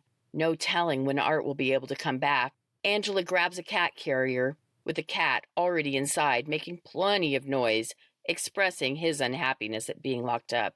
I'd forgotten he had a cat. He also has a dog. "What about the dog?" "Died over the winter. He was pretty old. I thought I told you?" "Don't think so. Let's go, Gavin." "Time to go see Grandpa Jake," I say to get Gavin moving. "Grandpa Jake! I like Grandpa Jake. Papa going to see Grandpa Jake too?" "Yep. Papa and Snowball are both going to see Grandpa Jake." "And Grandma? See her with Grandpa Jake?" "I hope so. Grandma is on her way home from her big trip. She couldn't take the airplane, so she's driving. She might be there when we get to their house. You'll get to see Malcolm, too, and the goats and chickens." "Yay! Let's go see goats and chickens. They like Gavin. They play with me." I'm laughing, thinking, yeah, they're running away from Gavin, but don't say anything. Instead, I pick him up and hug him. I almost forget the bag of fridge and freezer stuff, so I go back for it. Angela grabs the garbage bags, sets them on the porch, and locks the door behind us. Leo walks over and introduces himself to Tim and Art, shakes hands, then starts helping secure the load onto the trailer. Tim has his 2 ATVs, assorted gear, totes, and more already on. There's plenty of room for his dad's stuff with space left over. "Okay, guess we're ready," Tim says after returning from putting the garbage in the dumpster.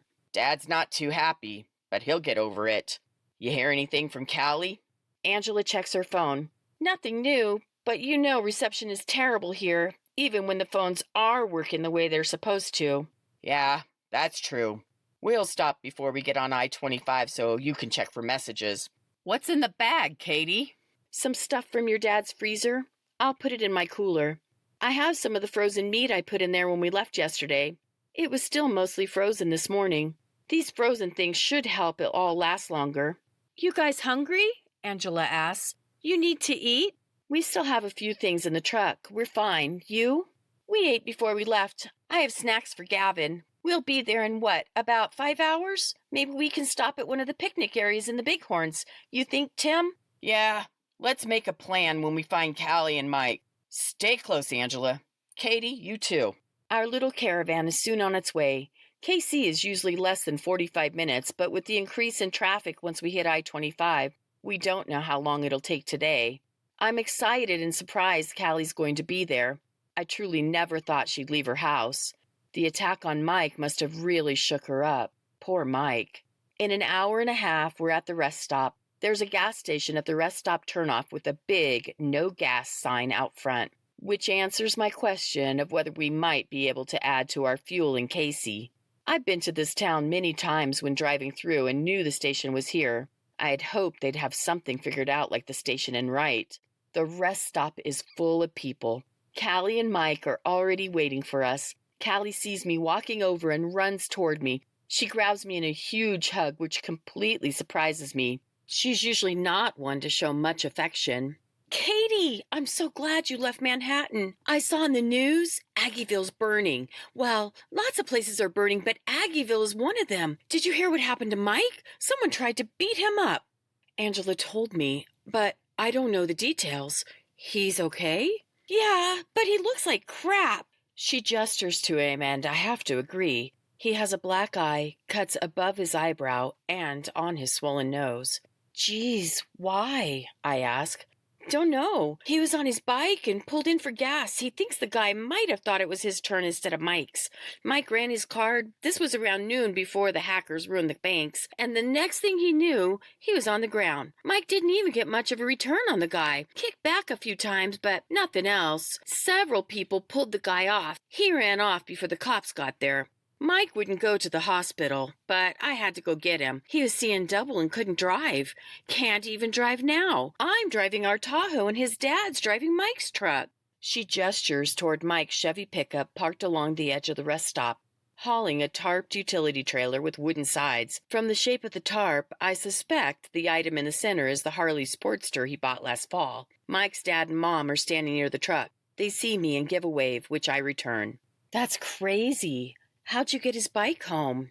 Called Adam. Sue and him were both off yesterday, so we waited until they showed up. They're keeping an eye on our place and Mike's folks' place, but said if things get bad, they'll join us. Mom invited them before. I showed Sue how to find us on a map since they haven't been there. Good they're watching your place. What about your work? What work? Mine called me Saturday morning and said it was too dangerous to work right now with the attacks and increase of people. She gives me a look, waiting for me to respond. I answer with a nod and motion for her to continue. Anyway, this was before Mike was attacked. I guess he was one of many. Things were bad all over town, and I didn't know, but my bosses did. Then, when the cyber attacks happened, they sent out a new text message saying they'd let us know when we would reopen. It's good they were looking out for everyone. A coffee kiosk would be a dangerous place if someone wanted to harm you. You'd kind of be a sitting duck. Yeah, that's what Mike said. He called his shop and told them about the jerk beating him up. They said they were closing until things evened out. No one was bringing cars in to be worked on anyway. They'll call when he should come back to work. Course, they said that before the phones went out. Now, who knows? Mike's parents? Doesn't his dad work? Yep, he's also off for now. His work requires computers and internet. He got a text saying they'd be shut down until the cyber attacks stopped. They took their systems completely offline. He thought he might have to go in and help, but they did it at headquarters in Oklahoma or wherever they are, instead of trying to deal with things here. Have you guys been getting phone calls and texts okay? I ask. Hit or miss. The phones will ring, but no one is there. That's what happened when my supervisor tried to call. The text came through a few minutes later. I've tried to call Mom and can't reach her. You think she's okay? Probably. I suspect her service is messed up like Jake's is. Let's try to call her. I pull out my phone. Straight to voicemail. I'll send a text. I send a text to Mom letting her know we're all on our way to her place. I know she'll be excited about Callie and Mike. We walk over to the rest of the group. About that time, I get a text failure notice on my phone. Figures. I say my hellos to Mike and his parents. Mike, his sister, and parents are all very tall. His dad and he are over 6 feet, and his mom and sister aren't much shorter. All have varying shades of red hair, with both men exhibiting a Dutch beard. The beard, without mustache, isn't a look many men can pull off, but it works with their pale complexions. In addition to all being tall, they're what I like to think of as sturdy. Not overweight, but big-boned. Tim is introducing his dad to Mike and Roy, Mike's dad, and I'm struck at the size differences. The Curtis men are pale and red-haired, while the Carpenter guys are dark-haired and olive-skinned. Where Mike and Roy are tall and robust, Tim and Art are short and slight. Oh, Tim's appearance is deceiving. From working on the oil rigs, he's pure muscle. It's just not noticeable unless he's wearing a tank top. I glance around and notice Mike's sister, Sheila. I wave to her. She returns the wave and starts to walk over. She and Callie are very close. Hi, Sheila. Katie, you look good. I like your setup over there. Great way to carry your bikes. The trailer looks like something Mike would put together, she says with a laugh, causing her strawberry blonde curls to bounce. Where Callie, Angela, and I have naturally curly hair, I know Sheila goes to a lot of trouble to style hers, so it has just the right amount of spring. I'm impressed it looks as good as it does today, with bugging out and all. I noticed her mom looks pretty good too. I'm suddenly feeling self-conscious and shoo the sensation away. Sheila and her mom, Deanne, both have a lighter shade of red as opposed to the more brilliant shade of red the men of the family were blessed with. Callie once told me Deanne and Roy met because of their shared hair color. They were two of the few redheads in their community college. It kind of does look like something Mike would construct, I laugh. Leo did it. I think he's in the bathroom, but I'll introduce you soon. You driving your mom's car? Yes, Dad's driving Mike's truck and Mom's driving Dad's truck. It's musical vehicles. At least Callie's driving the right one, my old Tahoe. I guess you heard my husband left me. Took off with a girl he met at a convention in Denver. He was living there last I knew. That's where the divorce papers came back from anyway. Hope he's okay. I'm sorry, Sheila. I don't know what else to say. I thought he was a jerk the first time I met him. I think he's more than a jerk for leaving Sheila for another girl. I don't wish him to be unwell, but still, he's a jerk. Once Leo's out of the bathroom, I introduce him to everyone he has yet to meet. Well, we gonna stay here all day? Art huffs. Everyone ready to go? Tim asks, giving his dad a look. There are nods and yeses all around. Ever practical, Leo asks, how is everyone on fuel? I think it's just under 300 miles. Callie speaks first. We're all good. When Mom sent those crazy packs a few months ago, surprisingly, we did things she suggested, and then some. Mike has a, what do you call it, sweetie? A saddlebag? A transfer tank, Mike says.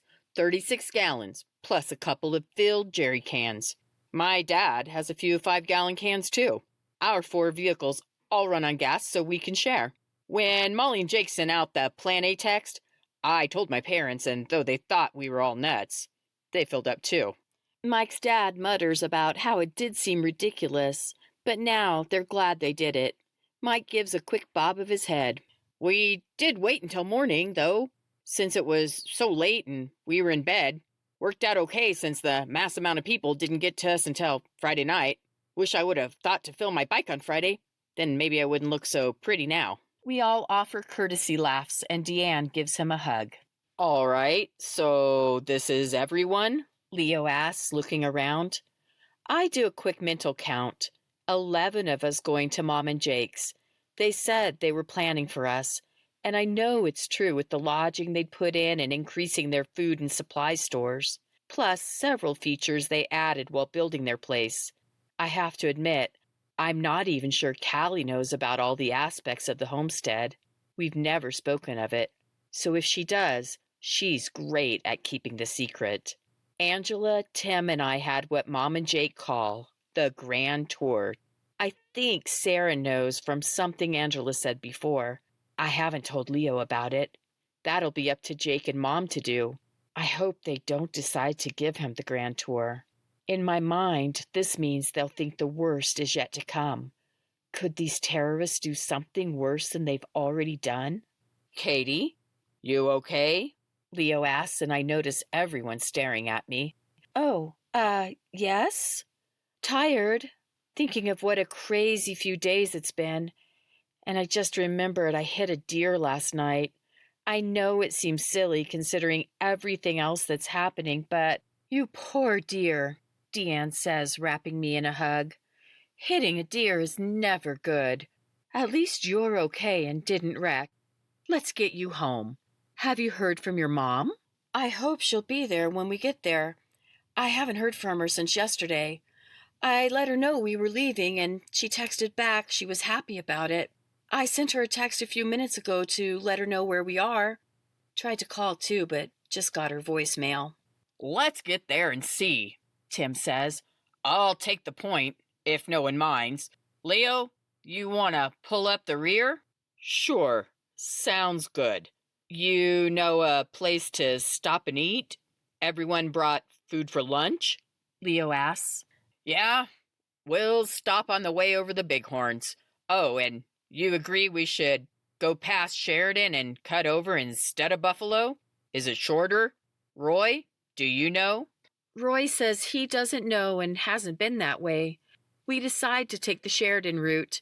Going over the Bighorns will take about the same amount of time either way, but where we'll end up should be closer to Bakerville. We'll stop somewhere in the mountains for lunch. Our convoy is on the road. 11 people in 7 vehicles towing 3 assorted trailers. I'm sure we're quite the sight. I hope Jake's ready for all of us.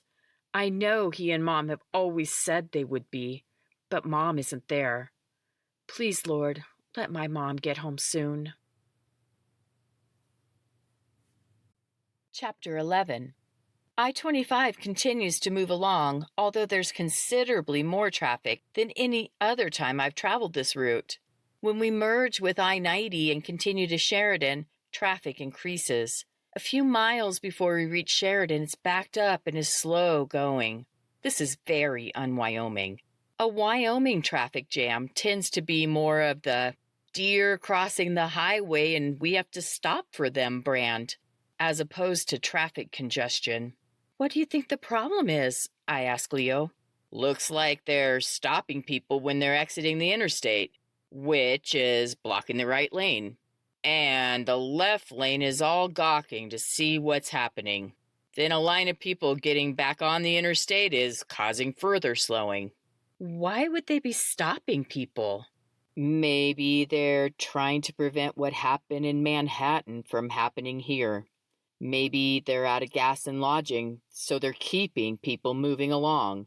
How do you think people have even made it this far? I don't know. Maybe they got out early and were able to get fuel along the way. It must be about, 400 miles between here and Denver? Not terribly far on a normal day, but with the fuel shortages, could they be coming from somewhere else? What states are the car tags? I watch for a few seconds. Mostly Wyoming, some Colorado and South Dakota, and I saw a couple others I didn't recognize and couldn't make out. Hopefully the road we need to take won't have anyone blocking it. Do you know how big the towns are we need to go through? No, I don't think I've ever been this way. I went over the Bighorns at Buffalo before, but never this way. I can't imagine the towns are much. Wyoming doesn't have a lot of large towns. Sheridan's pretty good size compared to most. It's one of the larger towns in Wyoming. Must be somewhere around 18,000, I guess. A regular metropolis. Yeah, I know. The others we'll go through are smaller. And since they aren't on an interstate, I raise a hand. Of course, with the power out and all the attacks, who knows what we'll run into? We drive in silence for the remaining miles to our exit, several miles beyond Sheridan. We both breathe a sigh of relief when we discover only our little convoy is taking the exit we want, and there doesn't appear to be anyone stopping traffic. We continue through 2 little towns without any issue, then reach the Bighorn National Forest. The road we're taking is a seasonal road closed during the winter months when the weather turns bad. It's been reopened since mid-May. Even though there's no snow near the road, we can still see plenty on the higher peaks. I've done some hiking in the Bighorns before, a little farther south with Jake and Mom. It's a beautiful area, and there's hardly any traffic. No one's in front of or behind us, and we've met only 2 cars so far since passing the last town. Even as beautiful as it is, I soon find myself dozing off. I'm not sure how long I've been asleep when I feel the truck slowing to a stop. Everything okay? There's a picnic spot here. Oh, good, I'm hungry, and I could definitely use the bathroom. Me too, on both accounts. We all pull in and take turns using the single vault toilet. Callie and Deanne take coolers over to a picnic table. I go to our truck and find the lunch meat in the cooler, along with condiments, a loaf of bread, cheese, and a bag of chips to add to the lunch collection.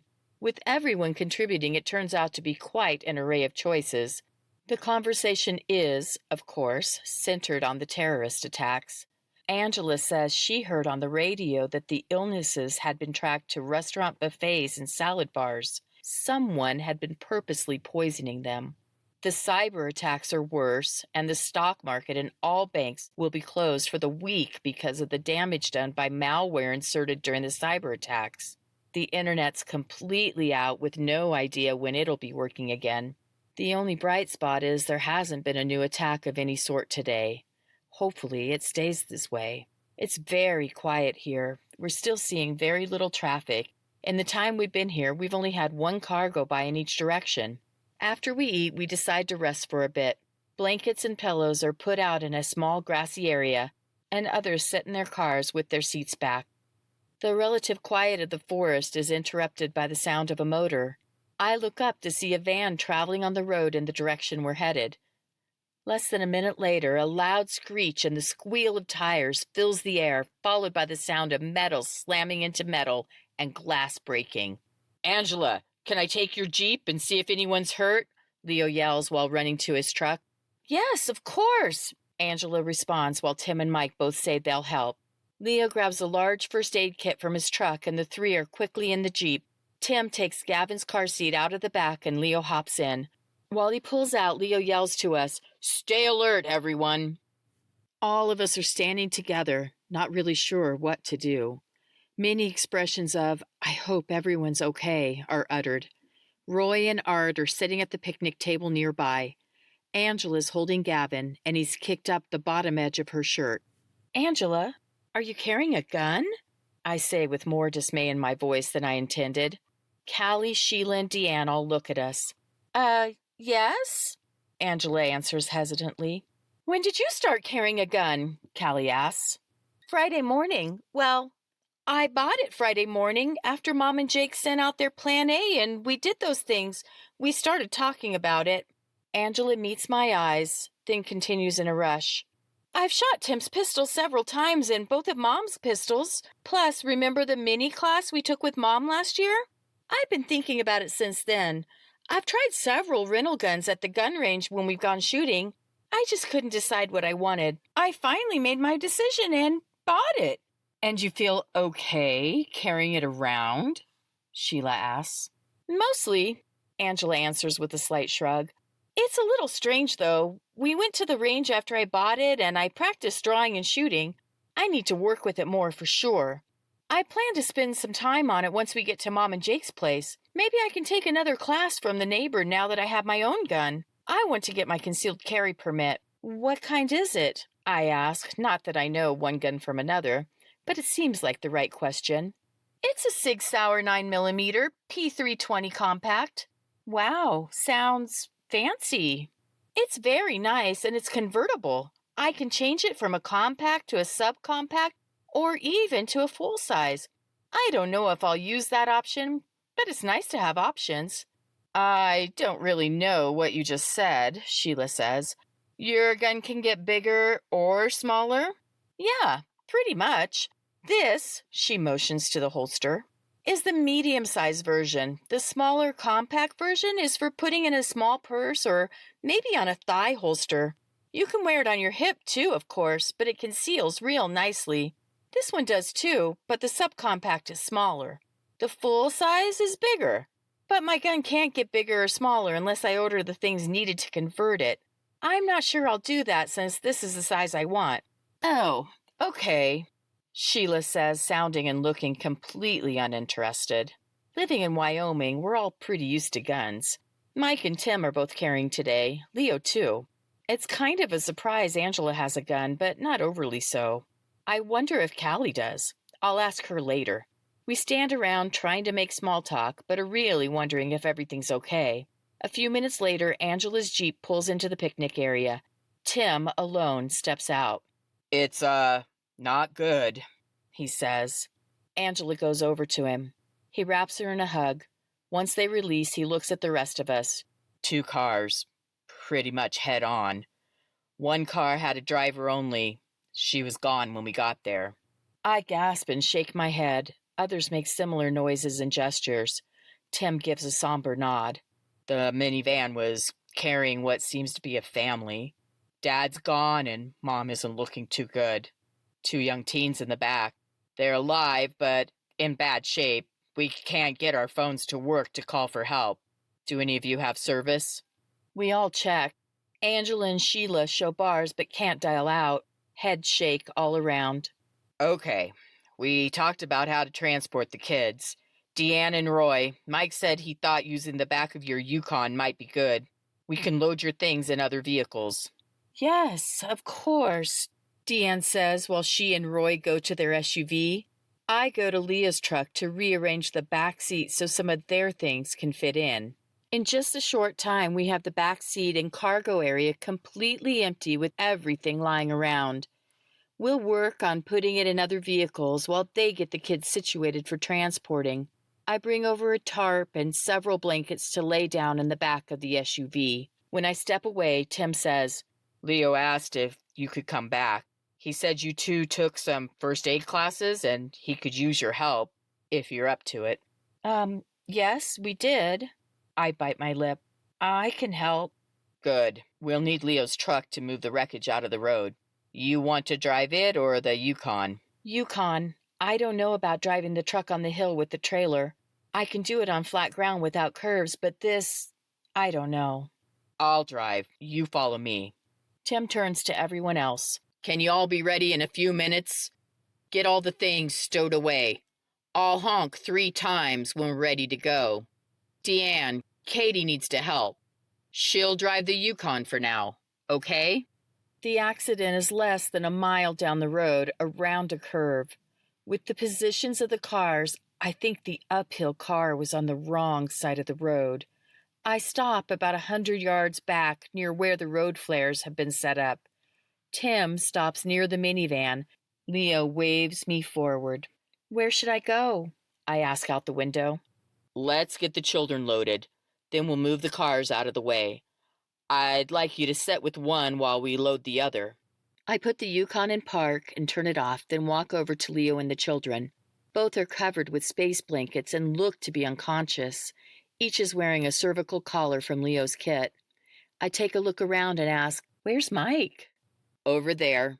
There hasn't been any traffic and we put out several flares, but he thought he heard a vehicle. So he went to stop them before they drove up on us. Is there another car? I don't know. Could have just been you and Tim coming down. Sound travels weird in places like this. We soon see Mike walking back toward us. His face is white and he's moving very slowly. Leo, I say softly while gesturing toward Mike. Mike, Leo shouts over to him. You'd better sit down. You don't look too good. Mike gives a slight nod and walks to the edge of the road to lean against a tree. Tim has the minivan attached to the winch. Leo, I think this is ready once we have the kids loaded and out of the way. Is the mom? Tim asks. Leo's face clouds as he shakes his head. Couldn't help her. Mike, Tim, and Leo all three carefully carry the boy using the roll-up stretcher we have as part of our emergency kit. He looks to be about 13 and skinny. Not bad skinny, just not filled out yet skinny. He reminds me of a long-distance runner I knew in high school. He moans a little when they move him, but doesn't wake up. I wish we had a second stretcher so he could be moved less, but we'll need it to move the little girl. Leo and Mike walk back as Leo says, Katie, go on over to the Yukon while we move the girl. I do as he asks and look over the boy. I can see Leo has put a makeshift splint on his leg out of a couple of sticks and an ace wrap. There's blood on the wrap, and I wonder if he has a compound fracture. They're soon back with the girl who's awake and whimpering. She's younger than the boy by a year or two. I start talking to her softly, telling her she'll be fine. I hope it's the truth. The blankets and pillows from our truck and several more, likely out of Angela's Jeep, are positioned around the children to keep them from moving. Katie, hop in the passenger side. I'll move this somewhere safe while we clear the road. You watch over the children. You know what to do for them. It wasn't a question he was asking. It was a statement. He had advanced medical training in the service and specialty classes afterward. At one point, he considered becoming a paramedic. He's taken EMT training but has yet to follow through with the certification. Recently, we've taken a couple of first aid classes together. It was pretty redundant for him and didn't come close to what he already knew, but he went along with me. It takes about 5 minutes to clear the road, then they use branches to sweep as much glass off as possible. Leo comes over to the Yukon. I start to ask, What about the girl's sleeping or unconscious again, but I don't want to finish my question. I don't want to ask, are you just going to leave the dead parents on the side of the road? Not much we could do. Left them in the vehicles and covered them. We'll send someone back here as soon as we get to town. I'd like you to ride in the Yukon. I don't know what it's going to be like for the children. The boy has a compound fracture at minimum, plus whiplash affecting both of them. If there was any way to get help to them, we wouldn't have taken them out of the van without a backboard. But with no phone service, plus distance and the gas issues, Leo lifts a shoulder. This seems the best choice. At least I hope it is. I don't know. Let's just try to get them to a hospital safely and quickly. He gives me a smile before raising his voice. Tim, we're ready to go. You want to honk to let the others know? The horn on Leo's truck blares 3 times. I'll drive my truck right behind you, Leo says. If you need to stop, stick your arm out the window and signal me. The rest of our group slowly drives up. Mike, still looking a little pale, returns to the passenger seat of his truck with his dad driving. I wonder if it's from seeing the victims or overdoing it after the beating he took. Callie's right behind Mike's dad. Mike's mom is next with Sheila. Sheila steps out and comes over to the Yukon. Am I still driving this? She asks Leo. Please, Katie will ride with you and monitor the children. Roy is driving slowly down the road, followed by Callie, Deanne, and Angela. We join the caravan behind Angela, with Leo following us. Tim and Art take the final position. Roy sets a slow pace to keep from jostling the kids around. They have both woken up several times, but never really became aware. One time the boy was moving more than I would have liked, and I thought I'd need to have Sheila stop, but he settled in again. It's over an hour before we reach the town of Pryor. We have no trouble finding the small, well-signed hospital emergency room. Pull in the emergency bay, I motion with my arm. The rest continue to the parking area. Leo stops, not in the bay, but not in a spot either. He's running this way. How are they? No changes, I say as he goes into the hospital. He hesitates for a moment at the door that would automatically open if the power were still on. It's cracked slightly, so he pries the doors apart and slips in. I carefully open the back of the Yukon. Sheila and I stand nearby, but out of the way. It's only a minute before the gurney's here. Leo's with them. Katie, can you come in with me? Sheila, here's my keys. Please have someone park my truck, then come in. They may have questions for you since you were in the car with the children. I think it'd be best if someone stayed with our vehicles at all times. We'll be out as soon as we can. Can you send in Mike and Tim? Leo and I do our best to answer questions. We're in the lobby when Mike, Sheila, and Tim join us. The hospital staff asks us to stick around. They've called the police by radio. An officer arrives within 10 minutes. Leo tells what we know, and the officer asks if he's sure the other 3 are deceased. He replies he is. Leo hands the officer 3 driver's licenses from the mom, dad, and lady driver. He takes our information, including where we're headed, along with the names of everyone in our party. Leo asks the officer, I know we're really not supposed to know anything about the children we brought in because of privacy laws and such, but is there any way you could find out if they'll make it? I don't need specifics, just an idea if they'll be okay. Physically, I mean. I assume the driver and passenger were their parents. That never really goes away. The officer gives him a long look.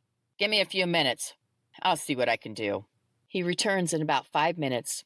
The boy has a compound fracture. He'll need surgery. We don't handle surgeries here, so he'll be transported to Prospect or Billings. The doc said whoever stabilized it did a fine job. That you, Leo? Yes, sir. The neck braces were also a good call. Both have moderate cervical injuries and concussions. I can't give you much more info than this. I need to talk to the others in your party and get a quick statement from them. The county sheriff and highway patrol are going to handle the recovery effort. Thank you, officer. I appreciate what you could tell me. Our group is gathered back around the vehicles after quick restroom breaks. Once everyone finishes giving their statement and the officer leaves, Callie says, I can't believe the refineries were hit. Leo and I look at each other. What are you talking about? Sheila asks. The oil refineries on the radio? You didn't hear? We didn't have the radio on, Sheila answers. I didn't know either, Angela adds. Callie told me and we found a radio station giving an update. The station's on auxiliary power, so they're only broadcasting every so often and only giving important news. The president's talking tonight, and it seems the refineries in the Gulf, plus several other big ones throughout the country, exploded around noon our time. The Casper one wasn't mentioned, too small, I suppose. Neither was that one on I-80, but lots of others. More than half of them, I think. Leo shakes his head. This will really complicate things. I had hoped they'd get the cyber attacks and malware issues solved. Then trucks could start running again to bring food, fuel, and other essentials. If the refineries were hit, he shrugs and shakes his head. We may have a serious shortage. I thought we got most of our gas from other countries. I know we drill some, but not all of it, I say. We import crude from other countries and drill it here. Then the crude oil is turned into gas at the refineries. Nearly all of the gas and diesel sold in the U.S. is produced in the U.S., Tim tells me. How close are we to your parents' place? Leo asks. Around an hour. I've been to the recreation area we saw coming into town with them before, and it didn't take much more than an hour to get to it. Is this the only town between here and there? Leo asks. He's been amazed at the distances between towns in Wyoming. No, we still go through Wesley. The town Jake works in won't be far to their place once we get to Wesley, Angela offers. Is there a grocery store there? Yes, a couple, I say. I think we should buy all of the shelf-stable food we can. It might be even longer before trucks are running to restock the shelves. Hopefully they'll be open, and if gas stations are open and pumping, we need a fill. You'll have to use your cash with the banks down. What are we talking about here? Mike asks. Are you saying we should spend all of our cash buying food and fuel? Leo very carefully and calmly says, No, Mike, I'm not trying to tell you how to spend your money. Not at all. He gives Mike a slight smile before looking around the group. I do want to spend some of the cash I have on hand for food and fuel, if possible. And tomorrow, I might do the same thing if given the opportunity. He reaches for my hand. I'm very grateful Katie's parents are welcoming me to their home. They don't know me. They know I love Katie, and that was enough for them. With the bridge explosions putting us out of our home in Manhattan, the cyber attacks taking out the banking and electrical grids, and now the new explosions taking out our ability to make fuel, this is a huge deal. It really is, Tim agrees. This could very well set us back to a time in history before we had the conveniences we have now. In the past, people didn't run to the grocery store when they needed food. They produced it themselves. What they couldn't produce, they traded the neighbors for, or they did without. We may very well find ourselves in the same situation. Having food on hand will be a big help. It won't last forever, but it might last long enough to figure out how to produce all we need. Mike nods. You're right, man. You too, Leo. Callie and I have always kind of laughed at Molly and Jake. When they lived in our house, when it was still their house, I thought it was super funny the buckets of food they had. They've always told us to go to their place if there was ever a problem and to bring my family. But we wouldn't have left Casper if I wouldn't have been blindsided in the gas station yesterday. His hand travels absently to the side of his head. If things could get worse. His voice trails off as he looks at his wife. I know Callie will be safer. My mom and sister also. Me too, I guess. I have money, Callie says. I brought all my tips. I find this kind of funny. Callie's a cheapskate. Big time. She's always saved more money than she spends. When we were young and living at home, she saved her tips in her room until she had enough to put in the bank. The enough varied. Malcolm used to say going in her room was like going in the bank. I have no doubt while she has some bills, she also has lots of change. This is verified when she pulls a coffee can out of her car. Most of it's in rolls, but some is loose, she says. I guess the store won't mind, but it'll be a pain to pay. Let's get into Wesley and see what's open, Callie's father-in-law suggests. Chapter 12. When we roll into town, we see the first market is open and is doing a brisk business. The gas station we passed was open but had a sign out front saying, "No gas." "There's another market up the road," I tell Leo. "They have a gas station too. Maybe it'll be open." "How much cash do you have, Katie?" I count it out. I've only used the $150 for the crazy expensive gas this morning. "Looks like $737 and some change. Several dollars in change. Not Callie's crazy amount, but probably $10 or so." "I think you and whoever isn't driving should start shopping here. I guess that's just Mike, Tim's dad, and you. The rest of us should try to find a gas station. I'm going to pay for anyone who doesn't have the cash needed. It could be high, like this morning's place. If the other store is open, I'll get them all started there or see who wants to come back here. I'll pick you up soon." "Okay. Will we run out of space?" "Sheila's car is still empty. You know what to buy?"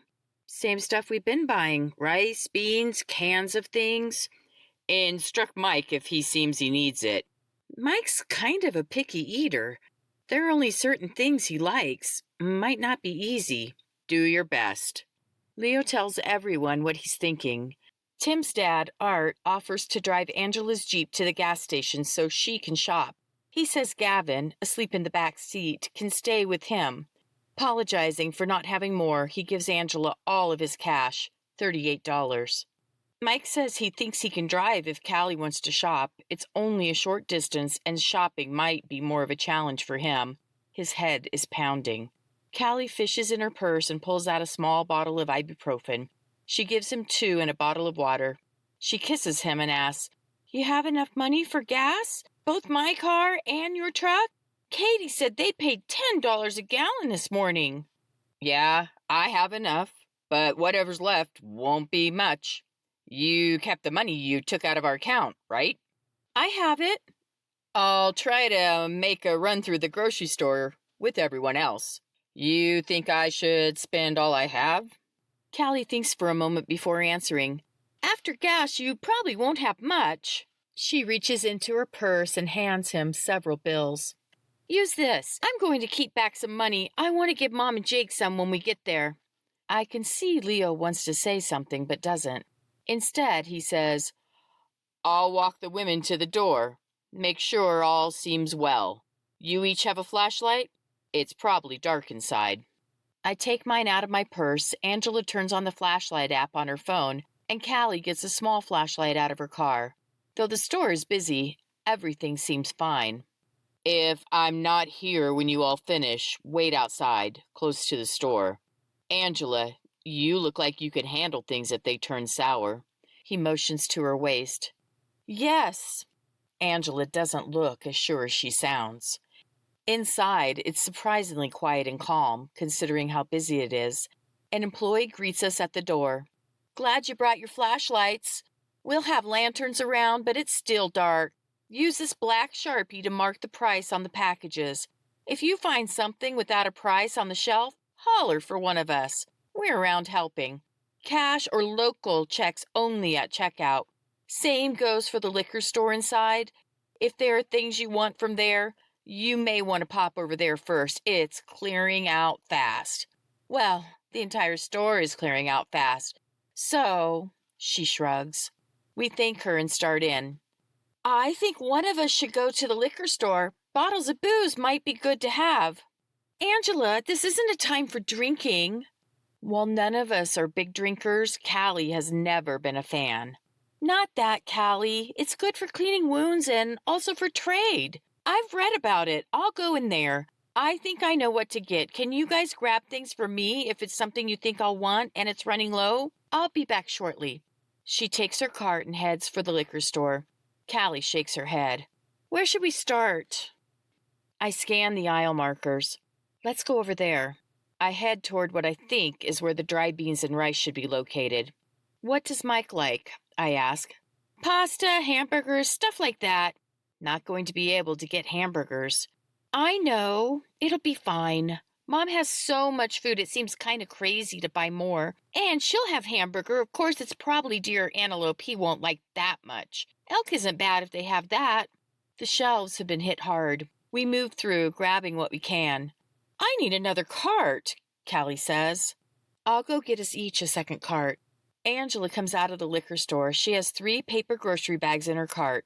She sees me and gives a small wave. We need second carts. You probably will also, I instruct. I push and pull 2 empty carts. Angela pushes an empty and pulls the one with the already purchased alcohol. Callie has a fully loaded cart when we reach her. Geez, Angela says, you guys got a lot already. Lots of it's big stuff, so it's really not as much as you'd think. Angela, don't worry about taking out things from mine. Let's just keep going, Callie says with a nod. In the soup aisle, Callie says, Mike doesn't like soup. He doesn't want to drink his meals. He might need to learn to like it, Angela says. When we think we're done, we decide to go down the aisles again. Angela says she'll wait up front. Why is that? Callie asks. I'm going to be out of money. I gave Tim half of the cash we had. I wonder if I even have enough for what I have in my cart. Don't worry, Callie says. I have money and Gavin needs food. I have money too, I add. This is a group effort. I just wish we could call Sarah and see what she needs. They both nod in agreement. Our second trip down the aisles finds several more things we either missed or decided against the first time. They seem more appealing now that we know just how bare the shelves are. At the checkout stand, Callie goes first. Her bill is impressive. Mine's just as impressive. Angela's no slouch either, and Callie and I each help her pay. She bought the booze with her money, so it's not like she didn't already spend plenty. As we're finishing, Leo walks up beside me. Hey, Katie. Everything go okay? Yeah, sure. We're done. The shelves were kind of bare. Same at the other store. I bought quite a bit. It's stowed in Sheila's car. There's a ranch store open I'd like to go to next. The cashier gave me directions. The gas station was open. It was $50 for 5 gallons, which was all we were allowed. We each got our 5 gallons. When we get out in the lot, Sheila's pulling in. A fair amount of the space in her SUV has already been taken, but with some creative arranging, we're able to add our purchases and still have space left. Leo tells everyone about wanting to go to the ranch store. He says he's not sure what they'll have, but thinks it'd be worth a stop, saying he and I can go alone if everyone else wants to head on. I think we should stay together, Deanne says. In the store, I heard people talking. They're starting to get scared. I think scared people can do unpredictable things. I'd hate for something to happen to anyone like what happened to Mike. Everyone agrees. Leo shares the directions he was given so we can meet if separated. Art asks to stay in the car and entertain Gavin, saying he'll keep an eye on everything. Roy says he'll join Art. He whispers something to Mike and Mike nods, then Roy gives Mike some money. As we walk to the building, Leo asks Tim, You think Mr. and Mrs. Caldwell could use more animal feed? They keep a pretty good amount on hand, but could probably use more, Tim says. What all do they have? Leo asks. Nasty chickens and ducks. Angela makes a face. She hates birds. Cute goats, Tim adds. He loves the baby goats. Plus, they raise pigs and sheep during the summer. I don't think anything else. They talked about rabbits, but there are so many wild ones around they could just eat those. Would you be willing to get whatever you think they may need for their farm? Feed and maybe even seeds and starts if they have them? Leo asks while handing Tim money. Yeah, sure. I'll buy some things too. I think they like heirloom seeds. I'll have Angela help me. I can do a little rearranging of my trailer to fit the bigger stuff. Near the door of the store, there's a cage with propane tanks. Do you think we should buy a few of those? I ask Leo. Might be good for the grill. Yes, great idea, Katie. We'll get a few when we check out. Don't let me forget, but there's something else I want to make sure we buy first. He gives me a slightly cryptic wink. Inside, everyone splits up. I stay with Leo. I can't imagine anything I need to buy in here. Leo sees the gun counter and heads over there. Oh, so this is why we're here. The gentleman behind the counter says, No gun sales. I can't run the background check. I have a concealed carry permit issued in Kansas. Will you be able to use it in lieu of a background check? Yep, no problem. Wyoming recognizes Kansas permits. Thank you, sir. And I can take it with me today? You betcha. No waiting time in Wyoming. I'll be over in the next aisle if you and your lady see something you'd like to look at. I'm pretty sure the guy winked at Leo. I have no idea what that was about. Katie, I know we talked about this Friday morning, but things have changed since then. I'd like you to find a handgun and a rifle you're comfortable with. I'll teach you everything you need to know to use them. I saw your sister with her gun on her hip. She's smart to have it. You need one too. I don't really think so. I have the zapper stick, you know. Sure, and it's fine for its purpose, but a stun gun is nothing more than a minor deterrent. While it may slow someone down, it's not likely to completely stop them. A guy my size, it might not do much. Plus, how close do you have to be to someone to zap them? Pretty close, I agree. Mm-hmm. And I really don't like the idea of you having to be that close to someone meaning to harm you. How about mace? Same deal. You'd have to be pretty close, and the wind would have to be right. I nod in agreement. I'm not very happy about it, but concede to a point. I don't know if I could shoot anyone. Then I think about Malcolm and Gavin. Okay, yeah. If I needed to shoot someone to protect one of them, I could do it. Callie steps next to me. You buying a gun, Leo? Yes, for Katie. Good idea. I wish I could get one, but Mike says with the computers down I won't be able to. He brought his revolver, his blinking rifle, and his shotgun. I used to shoot Jake's .243. I'm sure he'll let me use it again if I need to. I have a concealed carry permit. I can buy without a background check. It's frowned upon to buy for others, but I think the guy here will let me if you want to get something. Katie's getting a pistol and a rifle. By the time we're finished looking, I've picked out a .40 caliber handgun and a carbine. That's what Leo called it. Apparently, it's a rifle, but shorter.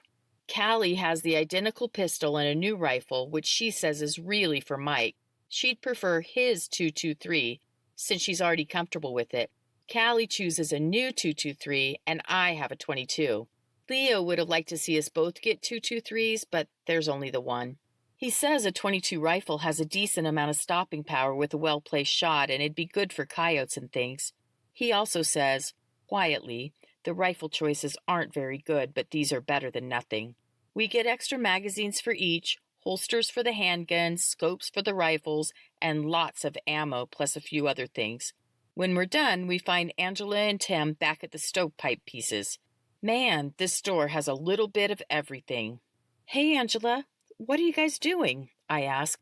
We're trying to decide if we should buy stovepipe. What for? Oh, I know, says Callie. Mom and Jake's new cabin they put in last year. Mom said she bought a stove from a friend but still needed pipe. I don't know if she ever got any. Right, Angela bobs her head. I don't know either. We're talking about heading to the house and asking Jake. They're open until 4:30 today, so we could come back. It's not far. Leo looks at his watch. It's after 3 now. You don't have time if it's 45 minutes to their place. Let's just buy it. The sizes are pretty much universal, especially if we get a couple of adapters, so it should fit. We can always return it if it's not needed. Leo picks out what he thinks he needs, asking Angela and Callie questions they really can't answer. He says he's probably getting too much, but too much is better than not enough. He picks up things from a few other sections while I wait out front. He exits the store with his goods. What all did you buy, Leo? I ask. A little of this and a little of that. I wanted to be able to contribute things. Your parents are very generous to let me join you. Angela and Tim have already purchased and loaded the animal feed and seeds. We use bungee cords to attach the piping to the trailer. Tim's truck and trailer are looking very hillbilly-ish. Everyone indicates they're finished and they just want to get to Mom and Jake's place. It's almost 4 by the time we get everything loaded. Art had taken Gavin for a walk and they return with Art carrying a small grocery bag. Hey, Tim, Art says. When Gavin and I were walking, we stumbled on some kind of outlet store. They have all kinds of stuff. I had a little change, so grabbed a couple of things. Got packages of fancy rice for 10 cents each, some cans of tomato sauce for a nickel. You all might want to take a quick look. They were doing a brisk business." "Where's it at?" Tim asks. "At the end of the block. There's another place across the street. Some kind of antique store, I think. It looked a little hoity-toity, so Gavin and I skipped that place." "What do you all think?" Tim looks around. Tim's trailer has almost zero space available with the bags of animal feed and lengths of stovepipe, along with the assortment of other things. The SUV Sheila's driving is full of food, and things are stuffed in every nook and cranny available in each rig. I dread the unloading process. I don't know why, but suddenly I think about the girl and the boy from the wreck and hope they're doing okay, or as okay as can be expected. And I hope they were able to get their parents and the lady from the other car so they can be buried. "We're pretty well loaded," Leo says. "Does everyone feel like they have what they need?" "I'm not sure," Angela answers. "You know, when Mom started getting serious about preparedness, she talked to me about the books she was reading. I've read some of them at her recommendation. They really made me think about what things could be like after, what's the phrase they use? The balloon goes up?" Leo and Tim both nod while Angela continues. "Lots of times they'll even go scavenging after whatever event, which often seems to work out for the book characters. They'll go to malls or find grocery store trucks abandoned on the side of the road. But here, I don't really see it as much of an option. I don't even think there's a mall anywhere around here except in Billings, which isn't someplace we'd want to be. And this isn't a heavily traveled route for truck traffic. They'd have to be on their way to one of the towns around here." "What are you getting at?" Callie asks. "I guess I'm wondering if we ought to take a minute and see if there's anything else we should buy. Tim kept back a little of the money he had for shopping. Not much, but some. I don't want to pass up an opportunity today that could hurt my child in the future. In addition to the store Art found, there's a couple of discount-style stores on the way out of town, located right next to each other. They may be open, and if they are, we should stop. Plus, I feel better about the idea of making my purchases now rather than scavenging for things later." "I think it's a good idea, Angela. We're pretty full, so everyone keep in mind the space available," Mike's mom, Deanne, says. "I'm not really interested in more shopping. I'm tired after having been on the road since yesterday. Angela is right, but Tim goes back to the salvage store with his dad. The rest of us go to the other discount stores. Callie and I each give Tim some money to add to his dwindling amount. Angela leads the way to the other stores she mentioned. I'm surprised to see both stores are open. Mike offers to stay with the vehicles and Gavin. The rest of us split up between the two stores. Leo pulls Angela aside and hands her some money. At first, she tries to refuse it, but eventually nods her head and accepts what he offers. Leo and I go to separate stores. He asks if there's anything I'd like. "I don't know. I'm so tired I can't even think. Should we be concentrating on food? Both of these places carry food, I think. The one over there has clothes. Maybe they both do." He hugs me for a moment while the others head toward the stores. Angela makes a motion to ask if I'm going to join them. I nod. "Food's always good," Leo says. "Plus anything you think you might need. Underwear, socks, another pair of shoes. Things wear out. Angela made a good point about salvaging, but in a remote area like this, it could be a challenge." "Okay." "You need some money?" "I probably have $300. I'll probably fall asleep before I can spend it all." I smile and start walking toward the store. I turn around and ask, "Any special requests?" "Gummy bears. I'd like some gummy bears." The store is well picked over, but I find enough things, including gummy bears, to almost fill my cart. Angela comes by with her cart heaping. She has lots of clothes for Gavin, but larger sizes too, for him to grow into, I guess. There's also baby clothes in the cart. She sees me looking and says, "No, not yet, but who knows? Plus Sarah and Callie, and maybe you could need baby clothes if you and Leo get married. I'm going to look for diapers too." I finish and go to the truck. While I did buy quite a bit, I still have over $150 left. Sheila and Deanne are already out there, along with Roy. I'm surprised Callie isn't here. I didn't see her in the store when I left. Roy's working on some kind of contraption with a tarp and plans to attach it to the top of the Yukon. He's waiting for everyone else to come out so we can load it and then get it in place. I let him add my purchases to the mound on the tarp. Within 5 minutes, Callie and Mike walk hand in hand from the other discount store. Everyone else is back and trying to get things loaded. I'm impressed with some of the purchases. Besides for food, clothes, and shoes, there's bedding, camping supplies, boxes of dishes, pots and pans, and many other things. The items suitable for the tarp contraction are added and spots are found for everything else. It's not easy. While we're finishing loading, Tim and Art drive in. Tim gets out and says, Wow, that place was something. It was pretty busy, but they had a ton of stuff. Most of it's out of date, but dirt cheap. I filled several boxes. We had so much stuff that we ran out of room. My dad has a box of things under his feet and another in his lap. Let's see if we can find a spot for it all so Art can be a little more comfortable on the ride to Jake and Molly's, Roy says. A little more fiddling and everything is loaded. The final leg of our journey is quiet. At 5, we're getting very close to home. We listen to the top of the hour radio update. They briefly go over the refineries being targeted today, give a recap of the cyber war. I notice it's no longer called a cyber attack. The food poisonings, the bridge explosions, and the airport explosions. Then the announcer says they won't be on the air again until the president speaks at 9 p.m. Eastern, 7 o'clock our time. They want to conserve fuel since they don't know how long he'll talk. We turn the radio off after the announcer signs off. Tim has the lead, and soon our little convoy is bouncing along the 2-mile-long private gravel road to Mom and Jake's. And bouncing is almost an understatement. The road is worse every time I travel it. I mentioned it to Mom once, and she said, "It keeps the riffraff out." I guess it would. We're only going about 10 miles per hour, and it still seems too fast. As we crest the top of the hill, I get my first glimpse of their homestead. They've put a lot of effort into developing what they call a food forest by planting trees, vines, and berries. The vine and berry plantings along the road look green and healthy. The dwarf fruit trees along the backyard wall are peeking over the top, with their green leaves waving gently in the slight breeze. Beyond the house, the larger fruit, nut, and, someday, firewood trees look strong and healthy. The chickens and goats are roaming the pastures. And there are a few new structures dotting the landscape. Even though I've never officially lived here, I feel like I'm home, and it's good to be home.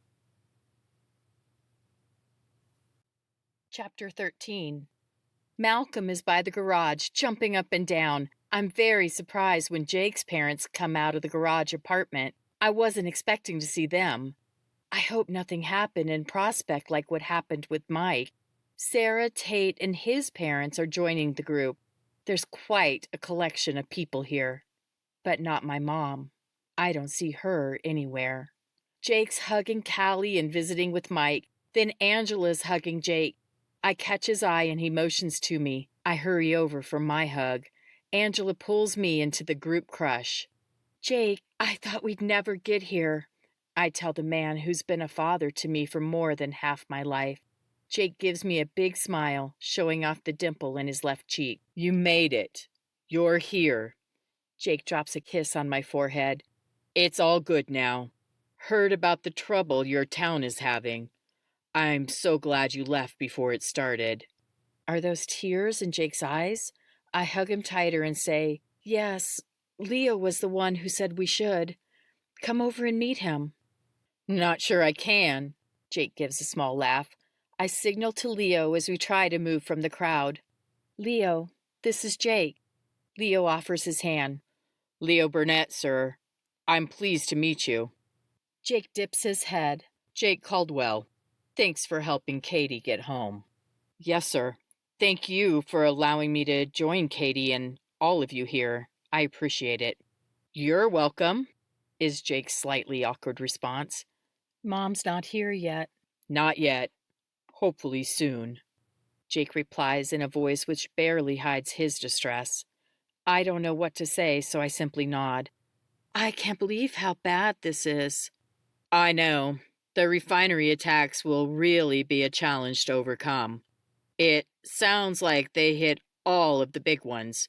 Maybe we'll know a little more when the president speaks tonight.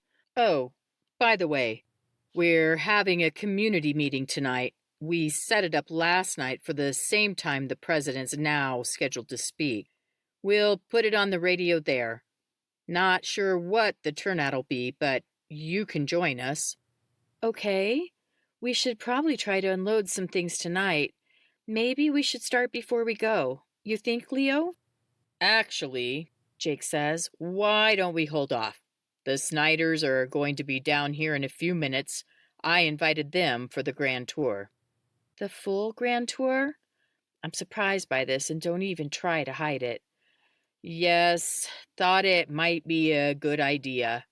Good idea for all of you, Jake says slowly. I think about what this means.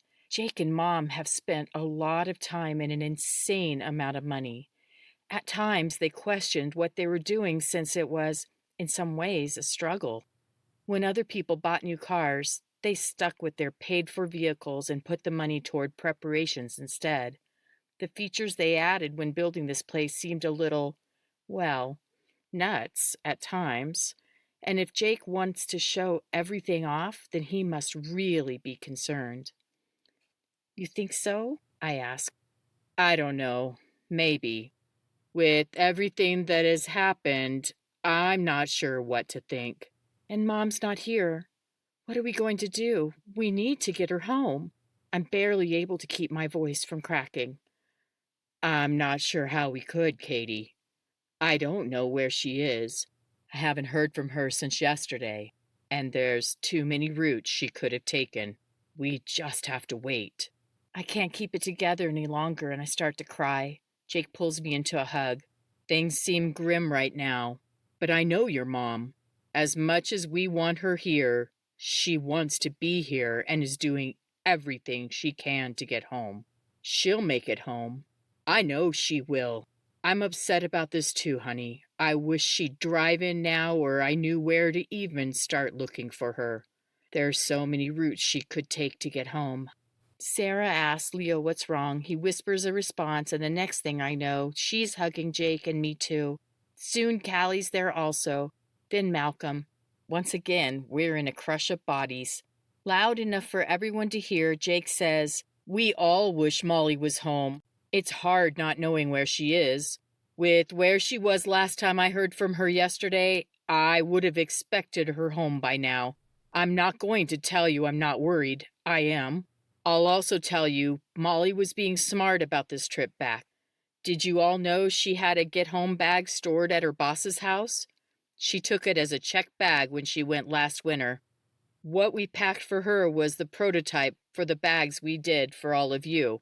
Thursday night, she did her own version of Plan A by visiting the convenience store near where she works and buying some supplies. Lots of convenience store food and drinks. Then Friday morning, she bought more food and supplies, including a bicycle from Supermart. When I talked to her yesterday morning, she was in Vail, Oregon. I had a text from her yesterday midday, and she was somewhere in Idaho. If, for some reason, she had to abandon the car, she's got the bike. She's not as adept on a bike as Katie.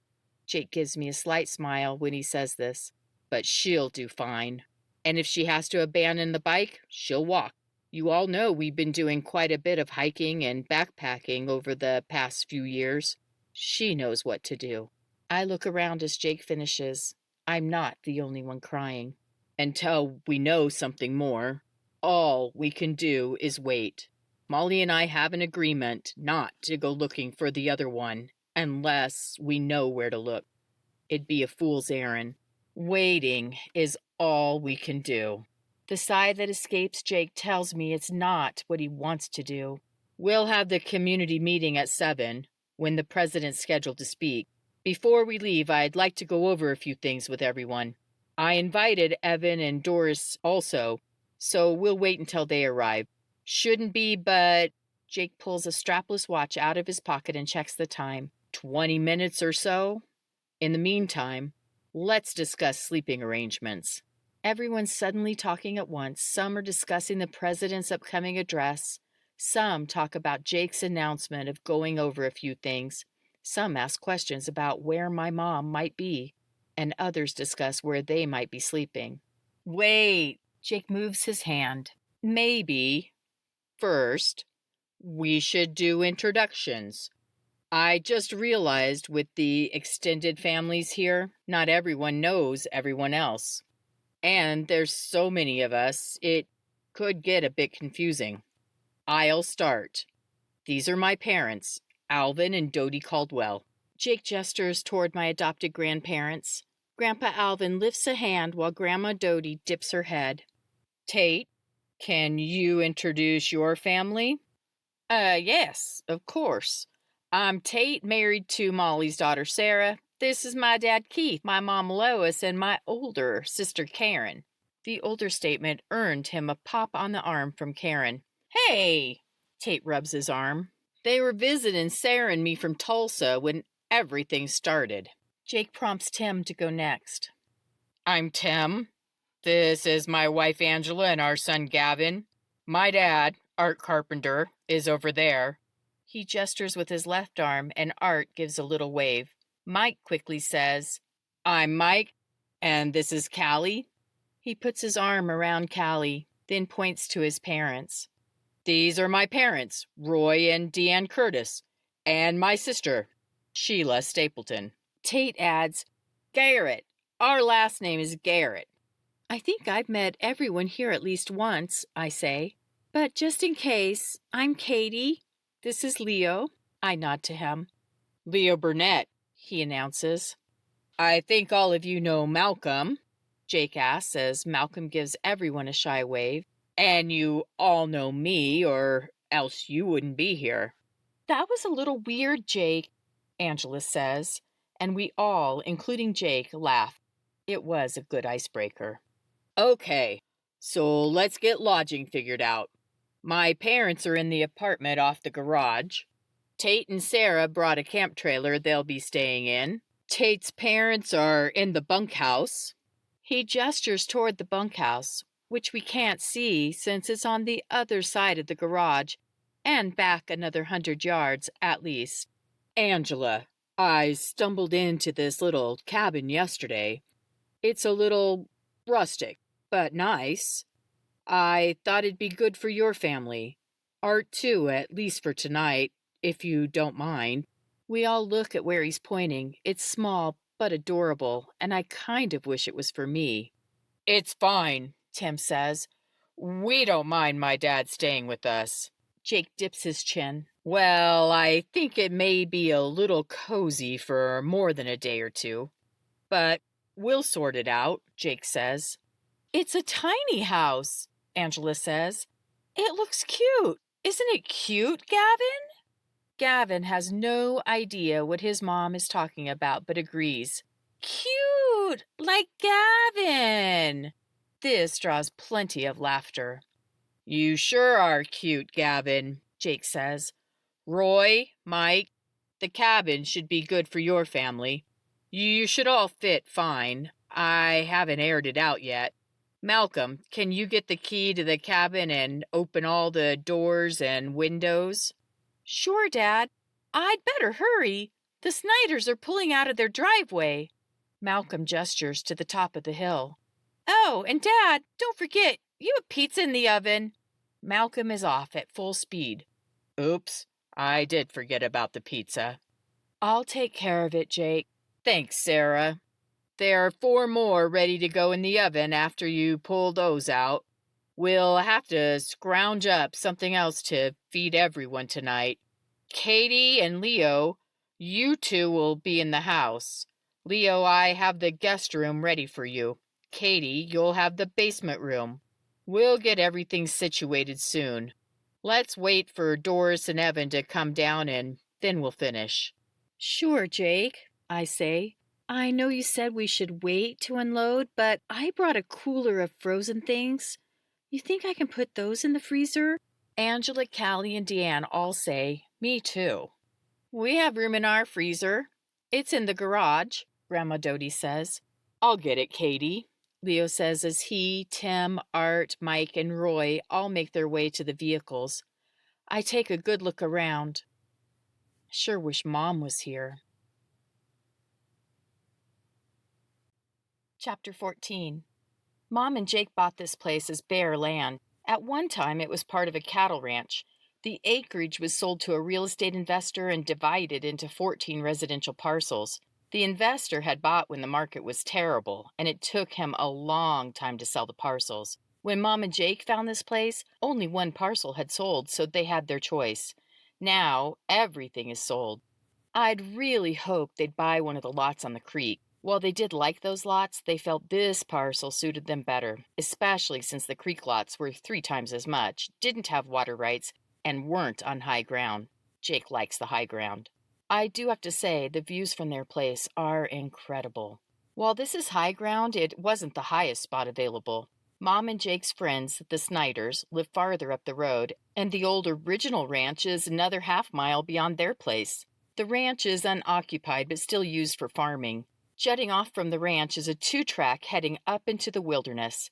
It's not used much except by 4-wheeling enthusiasts. Jake and Mom have 30 acres, which, when they purchased, seemed like enough.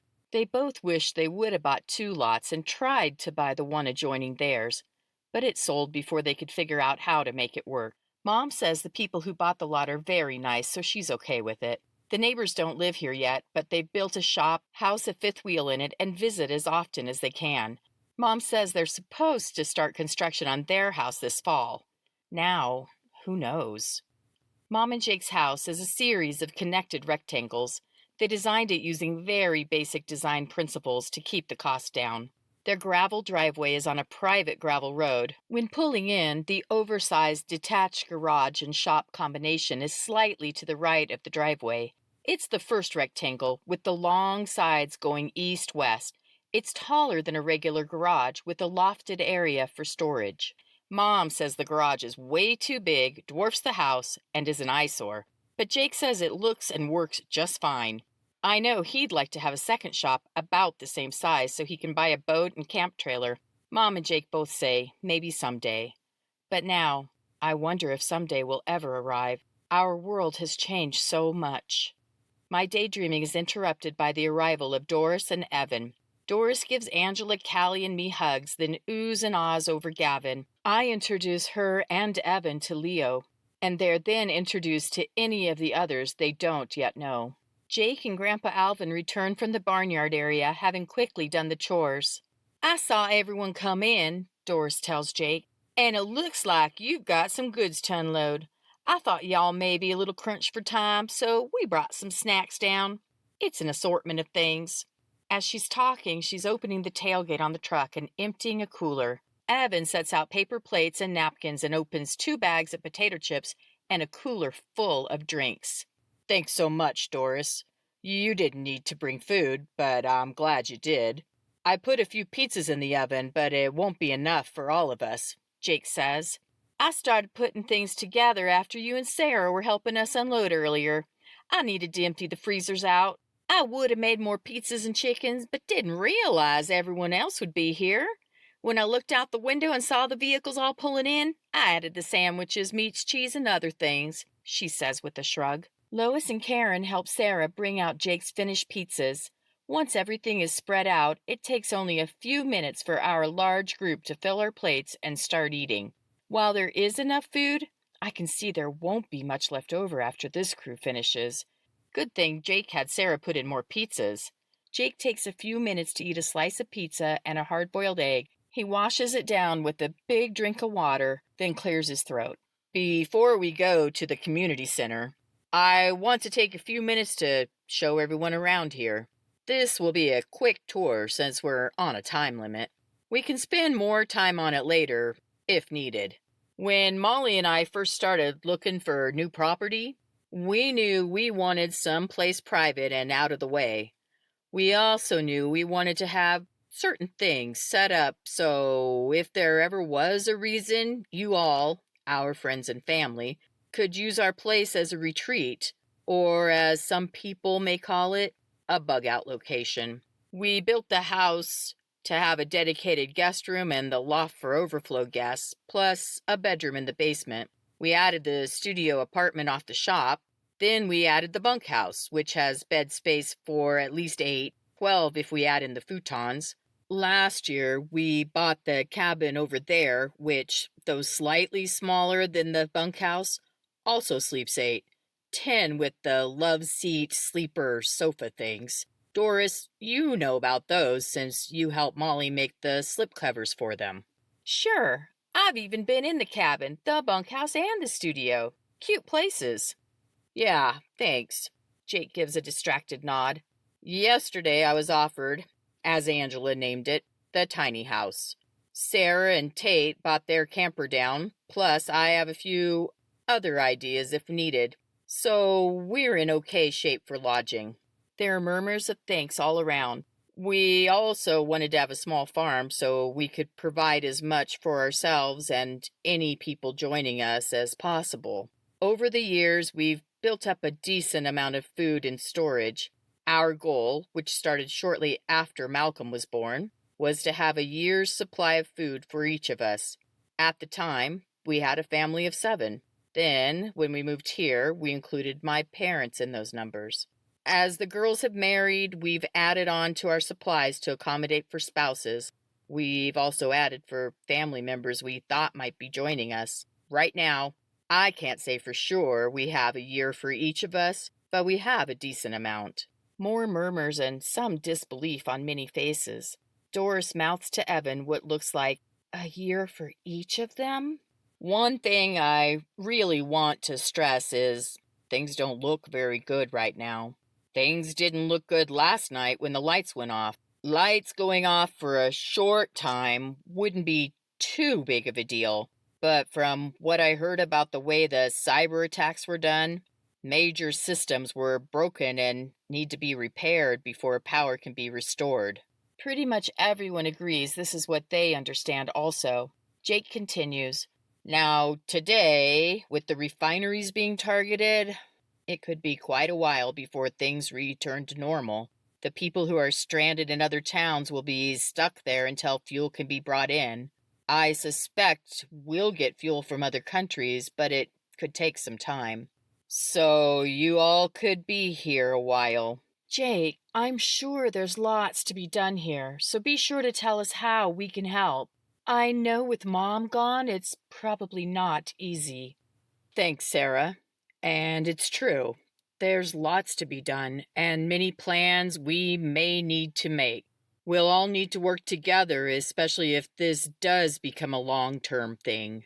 One of my concerns is the terrorists, or whoever they may be, aren't finished with us yet. I was worried about an electromagnetic pulse being set off, which would destroy the power grid. But they seem to have found another way to do this with the cyber attacks. It doesn't mean they won't use an EMP, but I hope it's less likely. I look around and a few people look confused. Others are nodding. One thing Molly and I added here was a safe room. I'd like to show you all this so you know about it and can go to it if needed. Those of you here now, your family. Most of you by marriage, but still family. Evan and Doris, you know Molly and I consider you family also.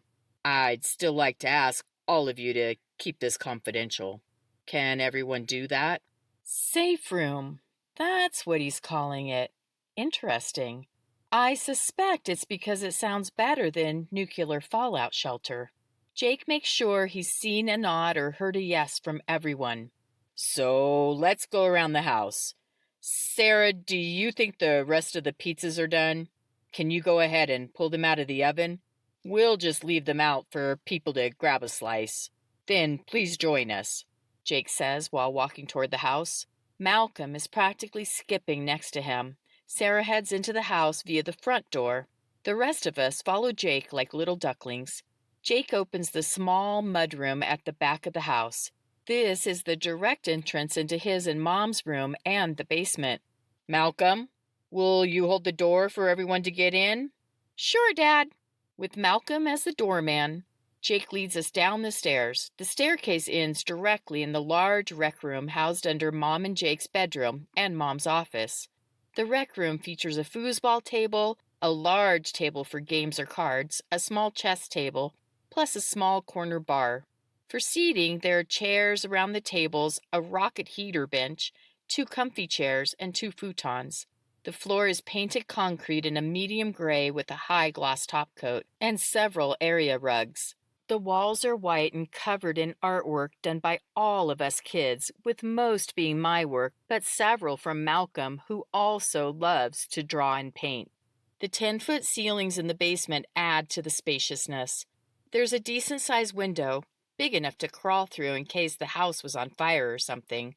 I know Alvin and Dodie, plus all of us kids, have been down here, but the extended families haven't, and I quickly find out Doris and Evan haven't, when Doris says, "Wow, I had no idea you had a game room down here."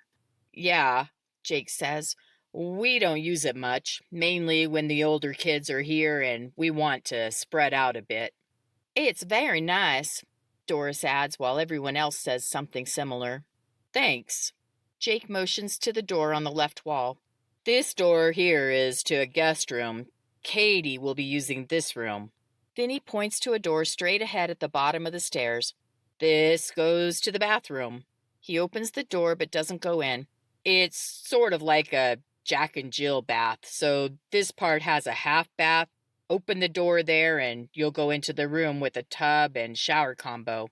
Then another door leads to another half bath." "It's not really what realtors call a Jack and Jill bath, but it makes sense," Angela says. "I don't know what it's called. I've never seen a bathroom like Mom and Jake have, but I do understand why they have it, and so will everyone else shortly." "Okay," Jake says while closing the bathroom door. "Go out the rec room through here." He motions to yet another door. Once we've all followed him into the main basement area, there are murmurs and gasps as everyone gawks at all the shelves and storage cabinets. Some of the space has even been divided into smaller, locked rooms. On one wall is another escape window, but it's not like the windows in the game room and bedroom, which pull in lots of light. This one is altered slightly, so only a small amount of sunshine will come in. There's nothing wrong with the window itself, but the window well is closed off, preventing light from filtering in. "We designed this section of the basement to act as a storage area," Jake says. "Pretty much these things won't be accessed unless needed. We keep the day-to-day food upstairs in the kitchen and mudroom pantry. I'm not sure if you noticed, the ceiling in here is a little lower than in the game room." Quick glances up and nods of acknowledgement follow. "And this door here goes to the bathroom we saw from the rec room. It has a dual door and also has a lower ceiling. We wanted to make this part of our safe room by providing extra mass above head. When we poured the basement, we had a cement ceiling put in. These are pretty common in Europe, but not used much here. The cement ceiling gives a little more strength and security to our structure. We had the basement done to have 10-foot ceilings throughout. In this section and the bathroom, we manually lowered the ceiling after construction was completed by adding a sturdy loft-type feature, dropping it down to 7 feet at the bottom of the beams. It's great for storing things like toilet paper, paper towels, and other similar items. In some sections, we put sandbags on the loft instead of using it for storage. This extra mass gives us, essentially, a fallout shelter." Everyone's pretty quiet. I notice a few eye rolls and looks exchanged. Jake continues to walk to the back of the basement, stopping when he reaches a bookshelf against the back wall. He pushes aside of the bookshelf and it slides a bit. He pushes a little more and it folds into the cabinet next to it like an accordion. There's a collective gasp. "What do you have here, Jake?" Grandpa Alvin asks. Jake opens a door and steps into the room, the moving bookshelf exposed, turning on a light. "Take a look, Dad. You can all come in, but it'll be a little tight. It's not very big, only 16 by 12. This is the space under the mudroom at the front of the house. Jake gestures at the right side and back walls and continues.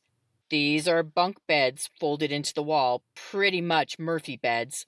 It takes just a minute to fold them out, and when they aren't needed, they're out of the way. The back wall has 2 sets of these folding bunk beds, and there's 1 set on the right side wall for a total of 6 bunks. We also have folding chairs and a couple of card tables over here. It's kind of sparse, but not terrible. The curtained area has a toilet with an attached sink. The faucet's a hand pump style, which pulls from the water tank here. He motions to a large water container with a sticker prominently advertising 35 gallons on the side.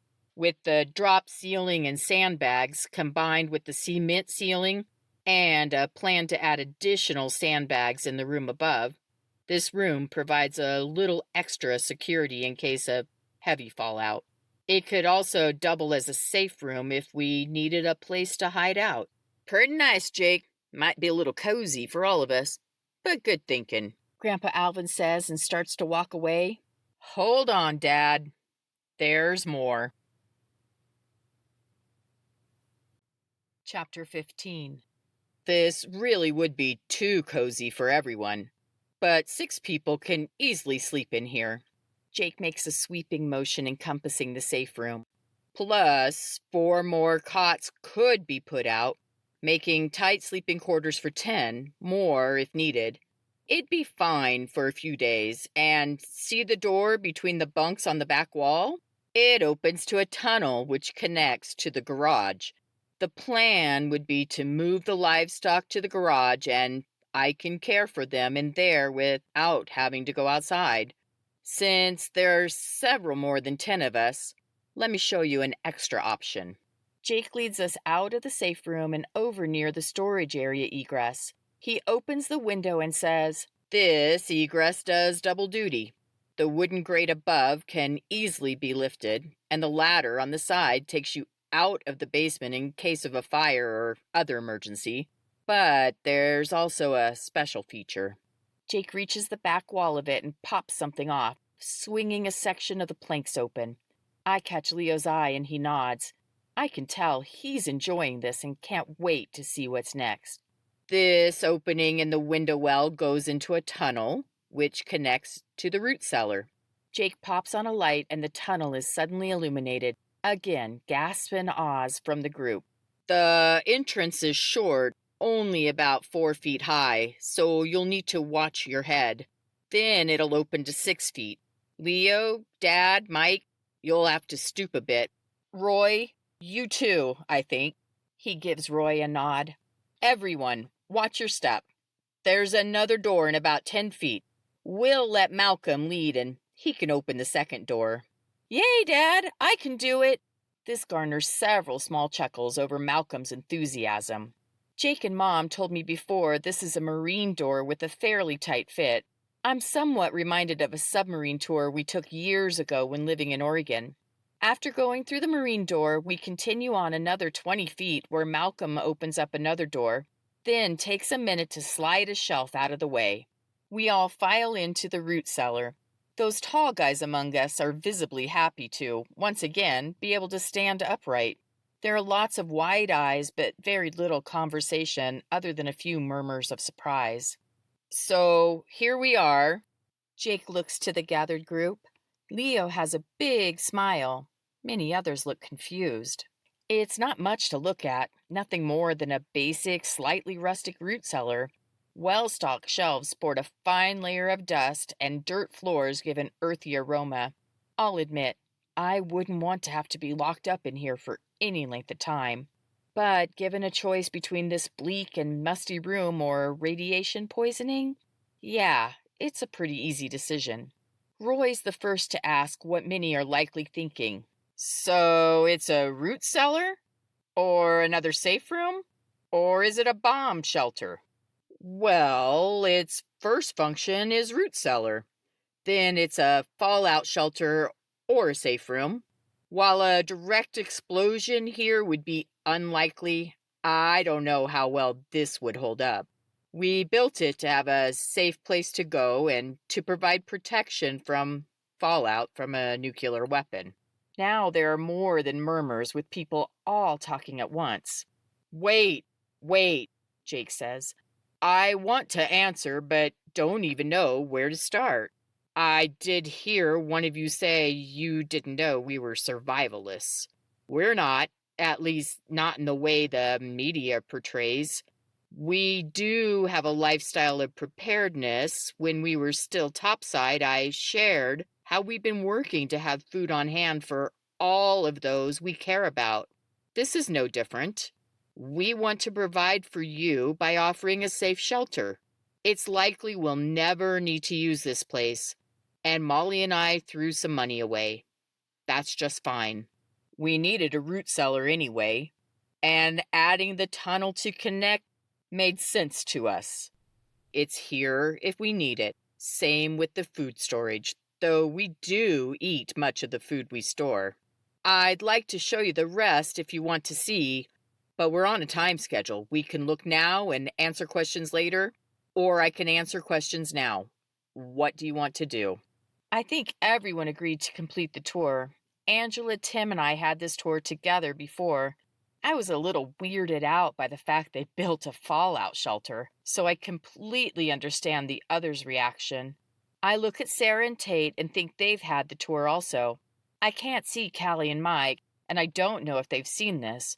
Probably, but the way Callie has been, maybe not. Like the basement room under the mudroom, this has extra protection in case of heavy fallout with several feet of dirt on top of the space. The extra protection is also helpful for the root cellar aspect. We store our garden produce down here, especially the root vegetables and home canned items. There's also water and a few other things. This part we're standing in is what we call the midsection. Through here is the front section where the door from the yard enters. Jake opens the door dividing the two rooms. It's a simple wooden door, not a marine version. There's a tight ceiling steel door at the base of the stairs entering the root cellar for extra security. The doors entering from ground level are basic wood similar to root cellars everywhere. A stack of already filled sandbags are at the ready, stacked on either side of the door to add protection. Ideally, Jake told me when I had this tour, a proper shelter would have a corner or a turn, but it didn't make sense with their root cellar construction, especially since they wanted the root cellar to appear to be only a root cellar and not scream fallout shelter. At the back of the midsection, we have more shelves, which slide aside and open to what we call, you guessed it, the back section. Moving to one of the shelving units, he pushes it to the right, revealing a wooden door. He opens the door to show another tunnel. This one is small, only 4 feet in diameter, and has a wooden floor added to give a level surface. There are several shelves along both sides, making a narrow passage. Jake does the same thing to a shelving unit on the left, pushing it and opening an identical tunnel. We put in a couple of 48-inch by 10-foot culverts to act as sleeping pods. The shelves on either side take up a little space, but the extra storage is worth the squeeze to get by. Then we have a 6-inch foam mattress at the back with a short headboard shelf. The mattress is larger than a twin, but smaller than a full. It'll be great for one person and cozy for two, but doable for a short time. The shelving here at the front contains shelter-specific items and provides a place to put your stuff if you have to stay in here. On these shelves and in other places, we have provisions to make things comfortable. We have enough supplies in the root cellar area for 20 people to stay for 2 weeks, plus an additional 2 weeks supply is stored just inside the reinforced basement for easy access. To give a little extra space, the tunnel we came through from the basement can be opened for sleeping. We even have pre-sanded plywood in one of our outbuildings which can be brought down here if needed. The plywood will give a flat surface like in these culvert bedrooms. It's all a little rustic. We would have loved to be able to make this one of those $1 million shelters you may have seen on TV. This gets Jake some chuckles. But we did what we could.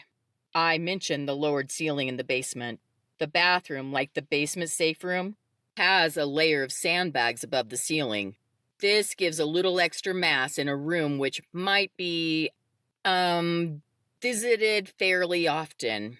The cement ceiling, combined with the storage items in the loft, provide enough protection to use the basement as a pass-through, going from the safe room to the cellar, or accessing the bathroom from either in all but the heaviest fallout. In case of heavy fallout, we have a couple of compost toilets on standby. Not aesthetically pleasing, but better than nothing. Again, we hope to never need this. Jake looks around the room, trying to make eye contact with everyone present. But we have it if we do. So, with the root cellar, we can all fit down here if we needed a shelter? Tate's mom Lois asks warily. Jake nods. Combining this section plus the safe room gives us space to house 30 people fairly comfortably if there was nuclear fallout. It's very likely where we are, a nuke strike wouldn't happen nearby, and our fallout would be minimal. So minimal, the basement storage area would provide enough protection. At least this is what we think from our research.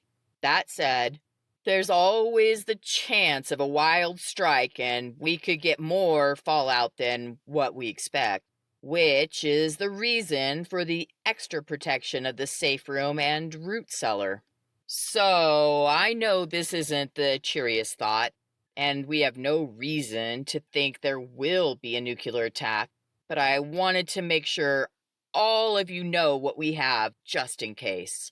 And I'll be honest, even though we feel 20 in this section and 10 in the other is about as cozy as we'd want to be, if there really was a nuke strike, we'd likely want to squeeze more people in.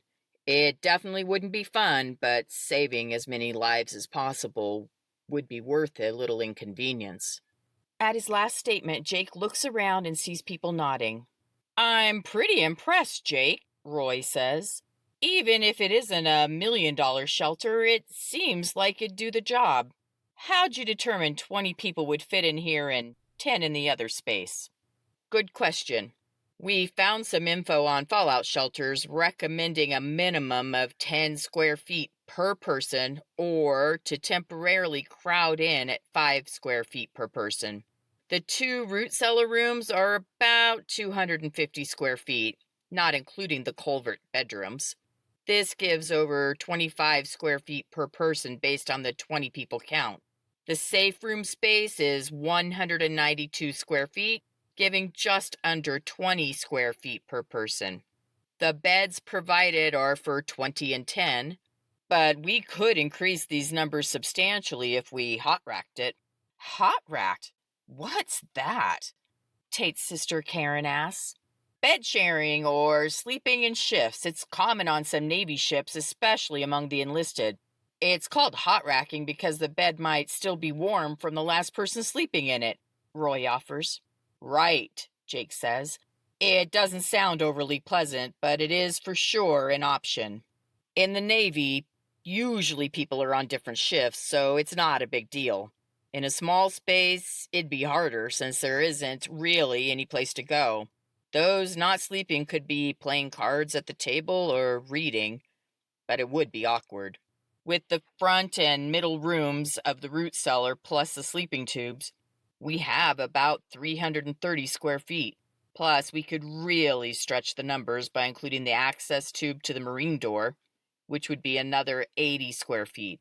Using those numbers, we're over 400 square feet or 40 people, giving 10 square feet each. The safe room could bump to 20 people easy, and even more if we utilize the tunnel to the garage for space. So, you'd allow 60 people between the 2 rooms with 10 square feet each? Double if you really wanted to cram people in? Roy asks. Jake says yes, and many people are nodding as they've followed along with the math. I can't imagine it'd be very pleasant, but can see it would be survivable. What about air supply? There's enough air down here for all of us? Good question, Roy. A normal root cellar needs circulation, so intake and outtake air vents are added. You can see these in each of the rooms. Ours are a little different than some. Right now, they're basic vents, but for each of the intake or outtake air vents, we have a small battery-operated fan which fits into the bottom of the vent pipe after an extension is added. The intake is positioned to bring air in, while the outtake is turned to push air out. The vents themselves are pretty basic.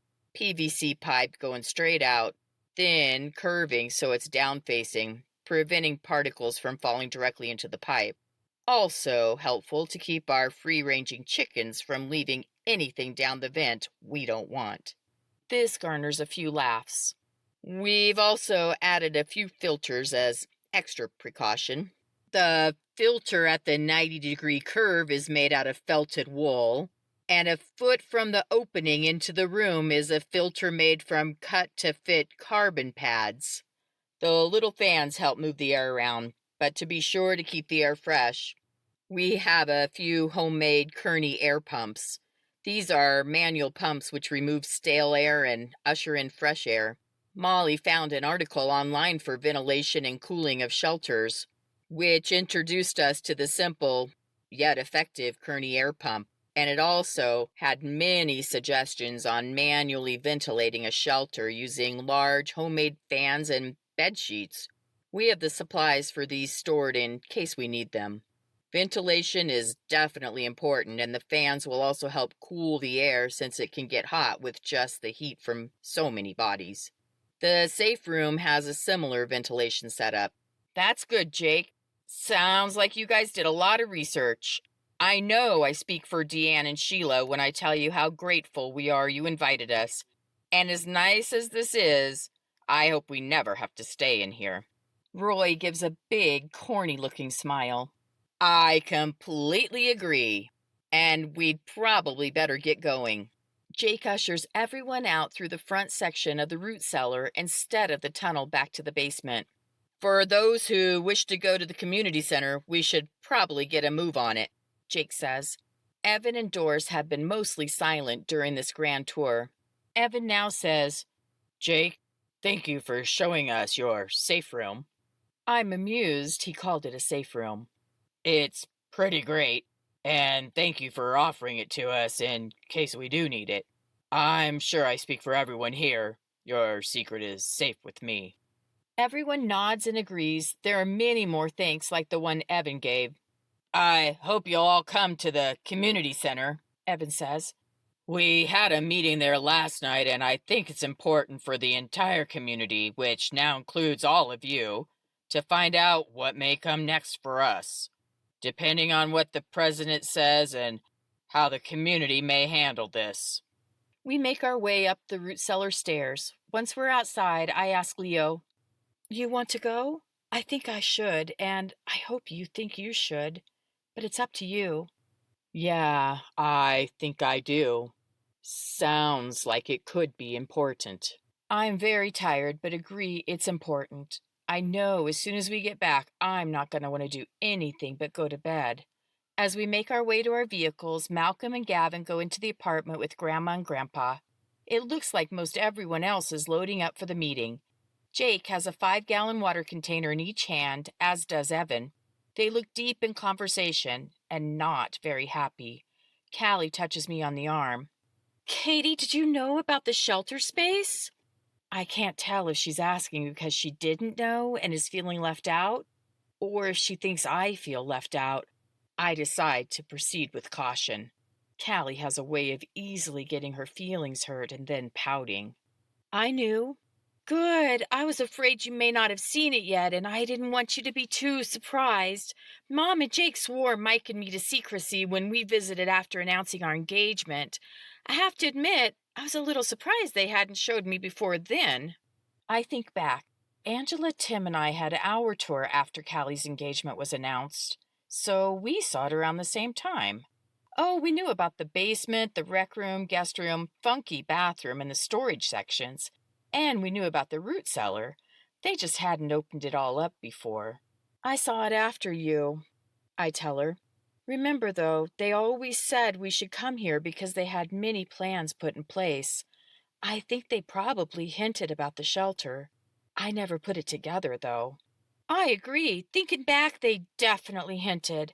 I'm glad they did all of this, even though it seems silly for so many years. Now I think they were probably pretty smart. After they showed Mike and me, we'd make jokes about it, some not very nice ones.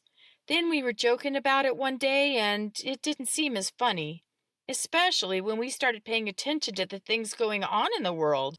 I don't know how I never realized what a mess things were before then.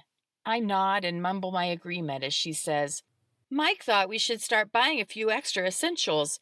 In the beginning, that was really just Dr. Pepper and pasta. But then when they sent the backpacks, we started buying more things to keep on hand like they suggested. I even created a week-long menu, bought everything for it, and then put it in storage.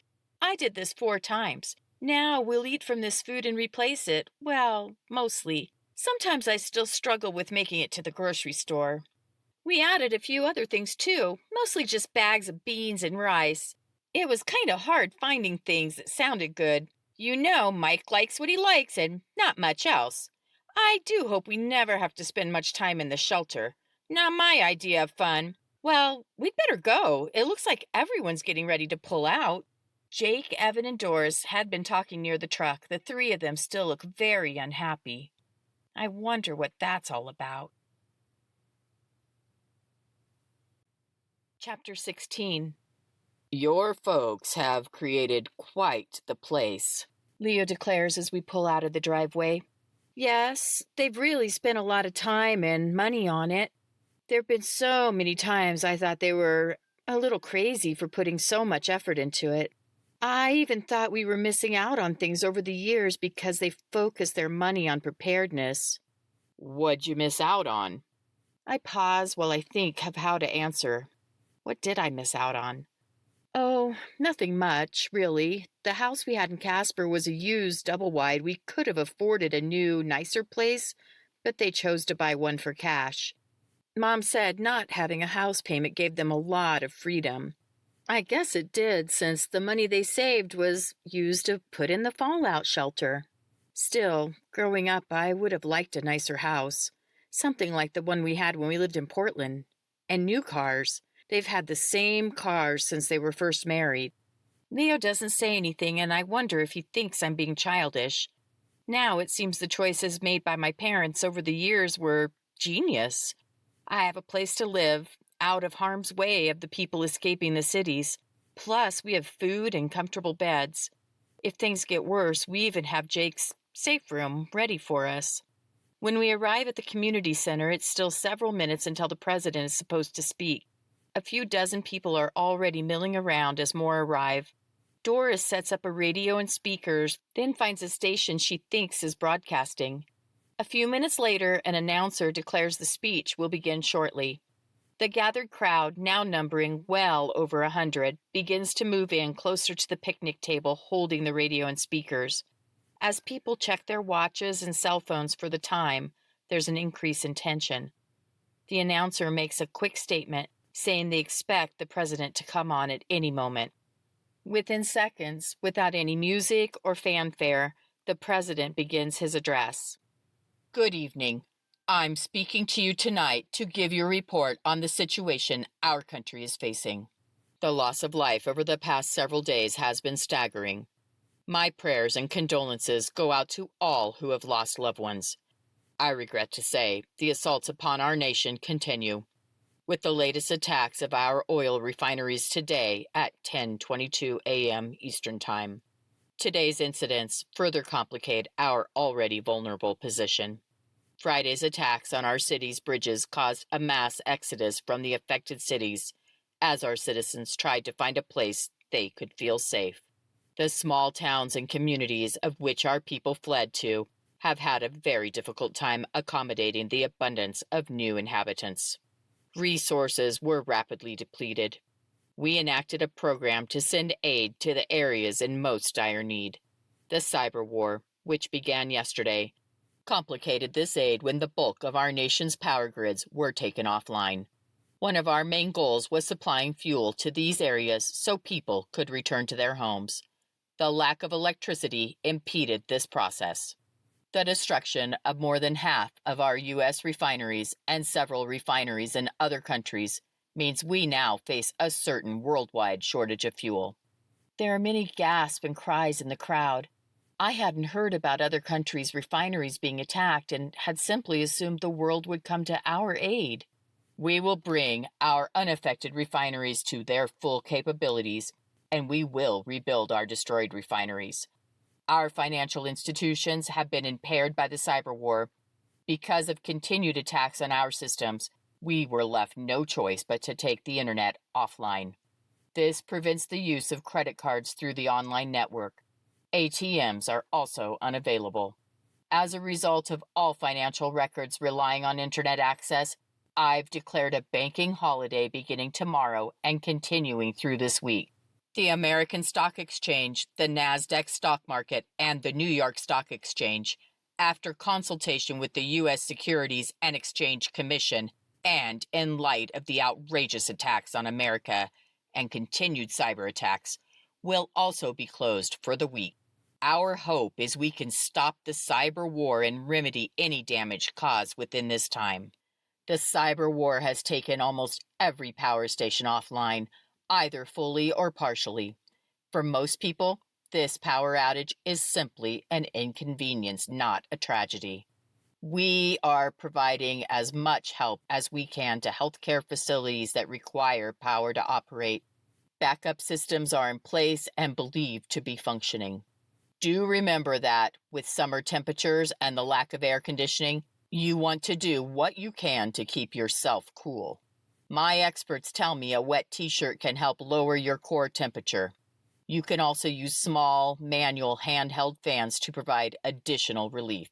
The very young and the elderly are most susceptible to heat exhaustion. These people who are most likely to be affected will need extra care and monitoring. While it seems we're in dire straits, I assure you, the functions of our government continue without interruption. We're working to get help to those who have been injured and taking precautions to protect our citizens from further attacks. The search is underway to find those who have carried out these malicious attacks. Once located, they will be dealt with and brought to justice. Within our borders, we're experiencing many instances of violence in our cities, including riots, looting, arson, and other criminal activities. In the areas which have been hardest hit, the National Guard is being brought in based on requests from individual governors. I ask the help of every person, whether in the cities, small towns, or rural areas, to band together during this stressful time. It will take all of us working with one goal in mind to come through this time intact. The goal of preserving our great nation and citizens, the goal of preventing riots and destruction, the goal of not just getting through this travesty, but of enduring and becoming a much stronger nation because of it. We will never forget. We will move forward and come together as one nation, indivisible. Thank you. Good night. God bless the United States of America. There are several seconds of silence before the radio announcer returns. We'll replay tonight's presidential address in its entirety at 8 p.m. tonight and tomorrow at 7 a.m. and 1 p.m.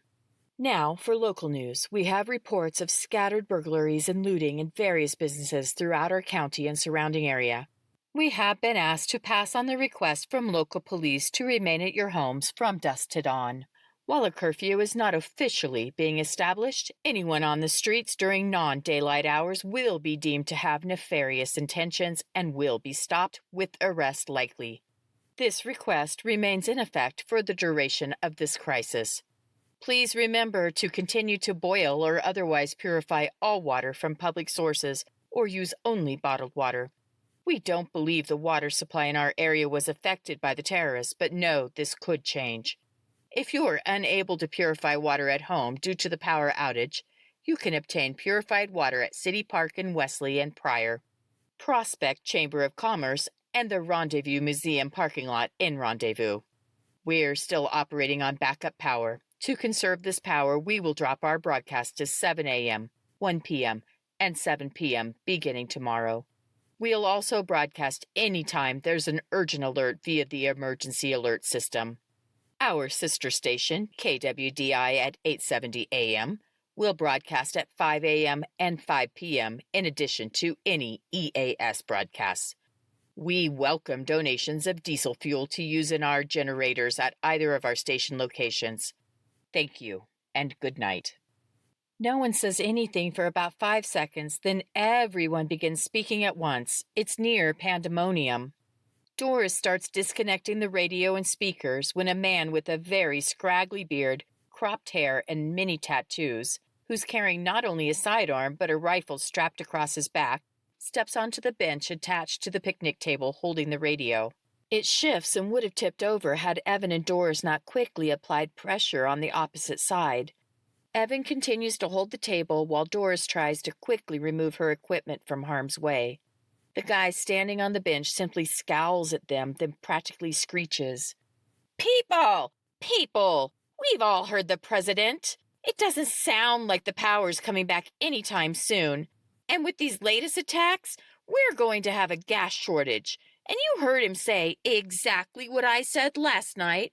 We need to band together. Those who have things the rest of us need are required to share." If I thought it was chaos before, it was nothing compared to what erupts now. Leo gently grabs my elbow and moves me slightly away as the group starts pushing inward. "Now wait a minute, Morse," a man is yelling. The guy on the picnic bench must be Morse, since he's looking around to find the source of the clamor. Suddenly, someone else is by the picnic table and he looks enraged. "What is it you want, Bosco?" Morris asks.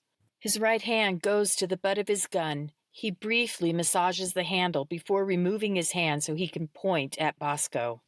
In a very loud yet controlled voice, Bosco answers, "Your version of the president's speech is incorrect. He said we should band together, true, but he was speaking in the context of not rioting and stealing, which, unless I miss my guess, is what you are implying you'd like to do. Stealing from others who have things you think you need." "I'm not suggesting stealing," Morse blares. "I'm saying people who have more are obligated to give to people who have less. I have no doubt people like you, Snyder and Caldwell, have things the rest of us need. You're required to share. The president said so." I look at Jake. He looks mad enough to spit nails, but is trying hard to keep control. A glance at Evan verifies he, too, is furious. It's the one Morse calls Bosco who responds first. "You, Dan Morse, aren't only twisting what the president said. You're completely delusional. After you took off in a huff last night, Evan Snyder and Jake Caldwell collected fuel cans and went into town, bringing back fuel to everyone who needed it. I happen to know a few people were short on cash but needed to fill their can, and Evan and Jake covered it. I haven't seen you offering to help people out. All you've done is whine about your needs. You haven't offered one constructive suggestion, only convoluted opinions of what our president asked of us, which, again, wasn't for this to turn into a communist nation of share and share alike. You see? Exactly what I'm saying." Dan Morris is nearly hysterical now. "Snyder and Caldwell have so many resources they can run into town on a whim. The rest of us can't do that. It's their responsibility to make it so we can. You think Caldwell's being helpful? He's not. He's selfish and not at all interested in helping his neighbors. He even has a whole new group of people with him. People who'll be a drain on our already depleted resources." Now Jake's not the only one trying hard to keep control. I can barely hold my tongue. This guy is some piece of work. "You're not only an idiot, you're a sorry excuse of a human being, Dan Morse," Bosco says, then he turns to the rest of those gathered. "I think we all know the type of person Dan is. He's not one of us. No matter how long he lives in Bakerville, he'll never be one of us. Those of us who've lived here for generations aren't opposed to new people moving in when they benefit our community, like the Snyders, Caldwells, and many other new residents we've welcomed recently. But people like Dan Morse are not what we're about. People like Morse are little more than a parasite, attaching themselves to others and doing their best to suck them dry. Morse doesn't even have a job. He brags about the fact he doesn't have a job. And here he is telling the rest of us who bust our butts each day to provide for our families what we have should also belong to him. They have a name for that, folks. It's called communism. And then things really fall apart. Chapter 17. Dan Morse launches himself at Bosco. Bosco was mostly facing Morse and saw him coming, but he wasn't able to get out of the way. They connect hard and both land on the ground with a groan. It's a combination wrestling and punching bout, with people either moving away or trying to break them up, and a few cheering for their favorite. Evan moves Doris well away from the fray as Jake gathers us up like his little chicks. Soon, a voice louder than the rest bellows, "Enough! That's enough!" I can't see who it is, but he seems to have some authority as the group breaks up and manages to separate Bosco and Morse from each other. Once the crowd is parted, I recognize Jake's friend, Phil Hudson. Phil is a huge man, extremely polite each time I've met him, but one not to be trifled with. Mom says he reminds her of a slightly smaller version of Shaquille O'Neal. While not the 7+ foot tall, over 300-pound Shaq, he's still over 6 foot and I'd guess around 250 pounds. All muscle as near as I can tell. His shiny shaved head and closely trimmed full beard are even reminiscent of Shaq. Retired Coast Guard, having served 20+ years, mostly on a cutter, he shared some interesting stories. Dan, Terry, bloodshed isn't going to help anything. Acting like hooligans completely goes against working together as a community, which, I suspect, is what both of you would like to see happen. Dan may not have expressed himself very well, but I'm sure he's concerned for his fellow neighbor more than himself. Isn't that right, Dan? Looking like a deer in the headlights, well, a bloody deer, considering his nose is spurting and he has a cut above his eye, Dan responds without much conviction. Yeah, sure, exactly what I mean. We can't have... Phil cuts him off. Thank you, Dan. And Terry, I know you. I know you go out of your way to help people. People appreciate what you give to our community. In fact, as I look around, I see a caring community. We're a group with much in common. The biggest thing we have in common is we live here on purpose. Some of you, like Terry, grew up here. Your parents lived here, your grandparents, maybe even your great-grandparents. As an adult, you may have left for a while, but you returned. Several people are nodding along. The rest of us found this place and knew it was home. Many, like my wife and I, were enchanted during our first visit. We can't imagine living anywhere else. Part of what makes this place so special is the people, not just in our community, but Wyoming as a whole. Wyomingites are a breed apart. Whether native or transplanted, we have a uniqueness all our own. I'd say those who don't are the ones who don't last in Wyoming. This gets chuckles and cheers. Maybe what we need to do is figure out who needs help. I wasn't at your gathering here last night. News of it didn't reach us until today. But I hear Jake and Evan were able to get fuel for people to run their generators and such. I went into town today, just returned shortly before this meeting, and I can tell you it's fortunate they went last night. There's no fuel to be had. Food's another issue. Supermart and Albertsons are picked dry. This causes many reactions among the crowd. I can't say I'm surprised, not after being in Wesley yesterday, but I still feel tears stinging my eyes. Out of fuel, out of food. What'll happen? Friends, friends. Phil pumps his hands to quiet the group. I'm not going to lie. This is concerning. I know most of us keep our pantries fairly well stocked, and with the restaurant and the snack shack at the ski resort, the only places to dine out, we're cooking at home most nights. When we do get into town, we expect to go into the supermart and have the truck late and many of the shelves empty. Seems we're often at the end of the line here for getting restocked on things. We only had this happen one time before we realized the need to keep extras on hand. Well, I should say, my lovely wife Kelly realized it'd be smart to keep extras on hand. He blows a kiss to his wife, which draws a few weak smiles. I'm pretty sure he's making light of their pantry. Mom's very good friends with his wife, and while they don't talk openly about it, Kelly and Phil are also preppers. I'm not sure they're at the black belt degree of prepper herd my folks are, but they're preppers nonetheless.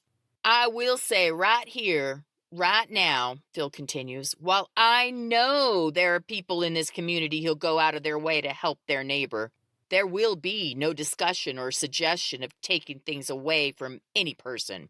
What you own is yours and yours alone. But that's not fair, Dan sputters. Phil says nothing to Dan, simply gives him a look. Dan immediately quiets and looks at his shoes. So again, maybe we need to figure out where we stand today. Who needs help today? Excuse me, a lady from the middle of the crowd shouts out. Yes, Sally Ann? Yes, Phil. I saw on the news, before the power went out, FEMA and the National Guard and a few other groups I can't remember are trying to get to communities. When do you think they'll reach us? Leo softly whispers, Never. We haven't talked about this, but I know he's right. With the transportation issues and cyber attack, I doubt FEMA or National Guard is even able to get where they need to go. If FEMA is helping anyone, it's the people in the cities. With everything that's happened, a little community in Wyoming is going to be on its own. Phil looks very somber as he shakes his head. I don't know, Sally Ann. Personally, I don't think we should count on any outside help. With what I was seeing on the news before the power went out, I'd say we're on our own. For now, at least. There are cries of disbelief throughout the group. I thought that might be the case. Hoped I was wrong, Sally Ann says. We're gonna work together, Phil says confidently. Right now, tonight, if you need help with food or water or help at your house, whatever it may be, let's figure out how we can assist you. Maybe we should divide into groups. Those who need any type of help move over near the playground. Those who can offer help of any type but don't need help today, let's move over by the building. If you could use some help but also have something to offer, how about going over to the memorial monument?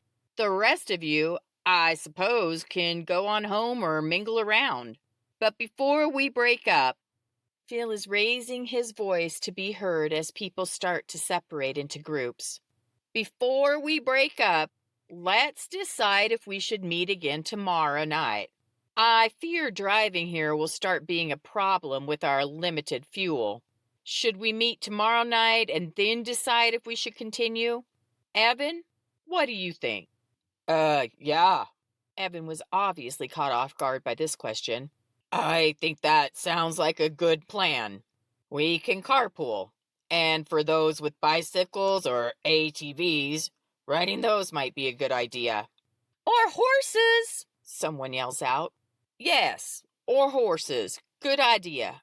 Okay, friends, let's get in the smaller groups. We'll figure this out, Phil says. I notice Dan Morris is starting to slink away when Phil stops him. I can't hear what is said, but from the look on Dan's face, he doesn't like it. Phil points toward the needs help group, but Dan shakes his head. Phil points toward the third group, which needs some help but has things to offer. Dan looks at Phil and offers a rather rude hand sign, then stomps off. As I'm watching him leave, I realize Jake's talking to me, to all of us. I'd like to see if we can help out. There's many people needing labor done. Would any of you be willing to help? I don't think we need anything from the others right now, so I'll go over to the building. If you'd like to stay and join me over there, that'd be great. We all know Dan Morse was completely out of line, but I do think it'd make a big impression on how you all consider yourself a part of this community. Would you guys mind joining me over by the building? There's lots of enthusiasm as everyone agrees. Tate's parents, who aren't much younger than Jake's folks, seem to be the most excited about the prospect of helping out.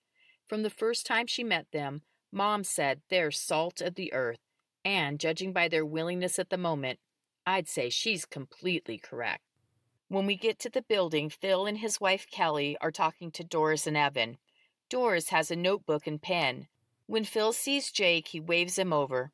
The rest of our group and the others at the building, which includes Terry Bosco looking a little worse for wear, and maybe a dozen others, wait patiently. I recognize a few of the faces, but can't put names to anyone else. After a minute or so, Phil says, "Thank you all. I'm not really sure how we should best go about this.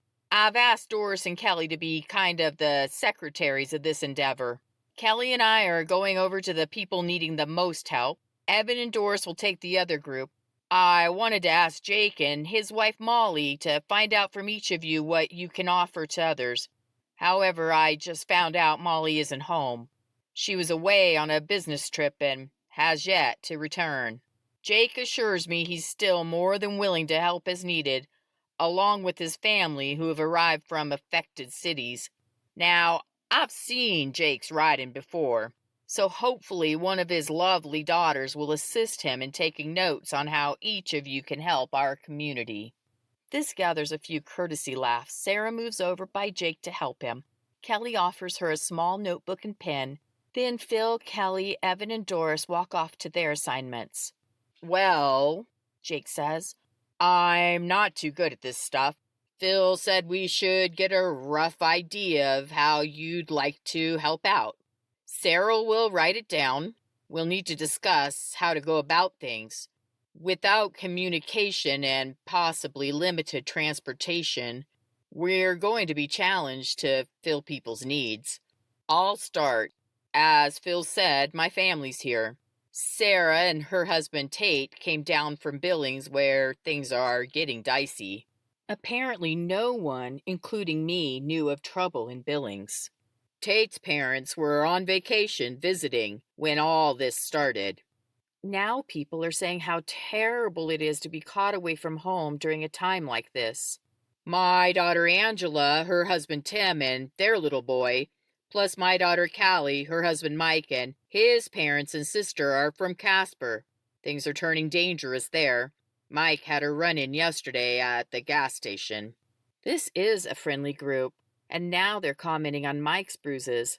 "And my daughter Katie and her friend, Leo, are here from Manhattan, Kansas, where Katie is going to school. As you all may have heard, a fire started at the college there. It was burning out of control on the last report. Thankfully, Katie and Leo left a few hours before." Someone taps my arm and says how fortunate we were to leave before the fire started. "My 75-year-old parents are at my house. They only live in Prospect, but with the way things are, I couldn't bear not having them with me." Again, many people are saying things like, "Of course," and "definitely best to have them with you." Jake nods. "I wanted to introduce you to everyone. It's possible we may all be working closely together during this time. And I have to admit, after what Dan said, I felt the need to clear the air. And to make it clear, while I'm completely committed to helping this community, I am first committed to my family.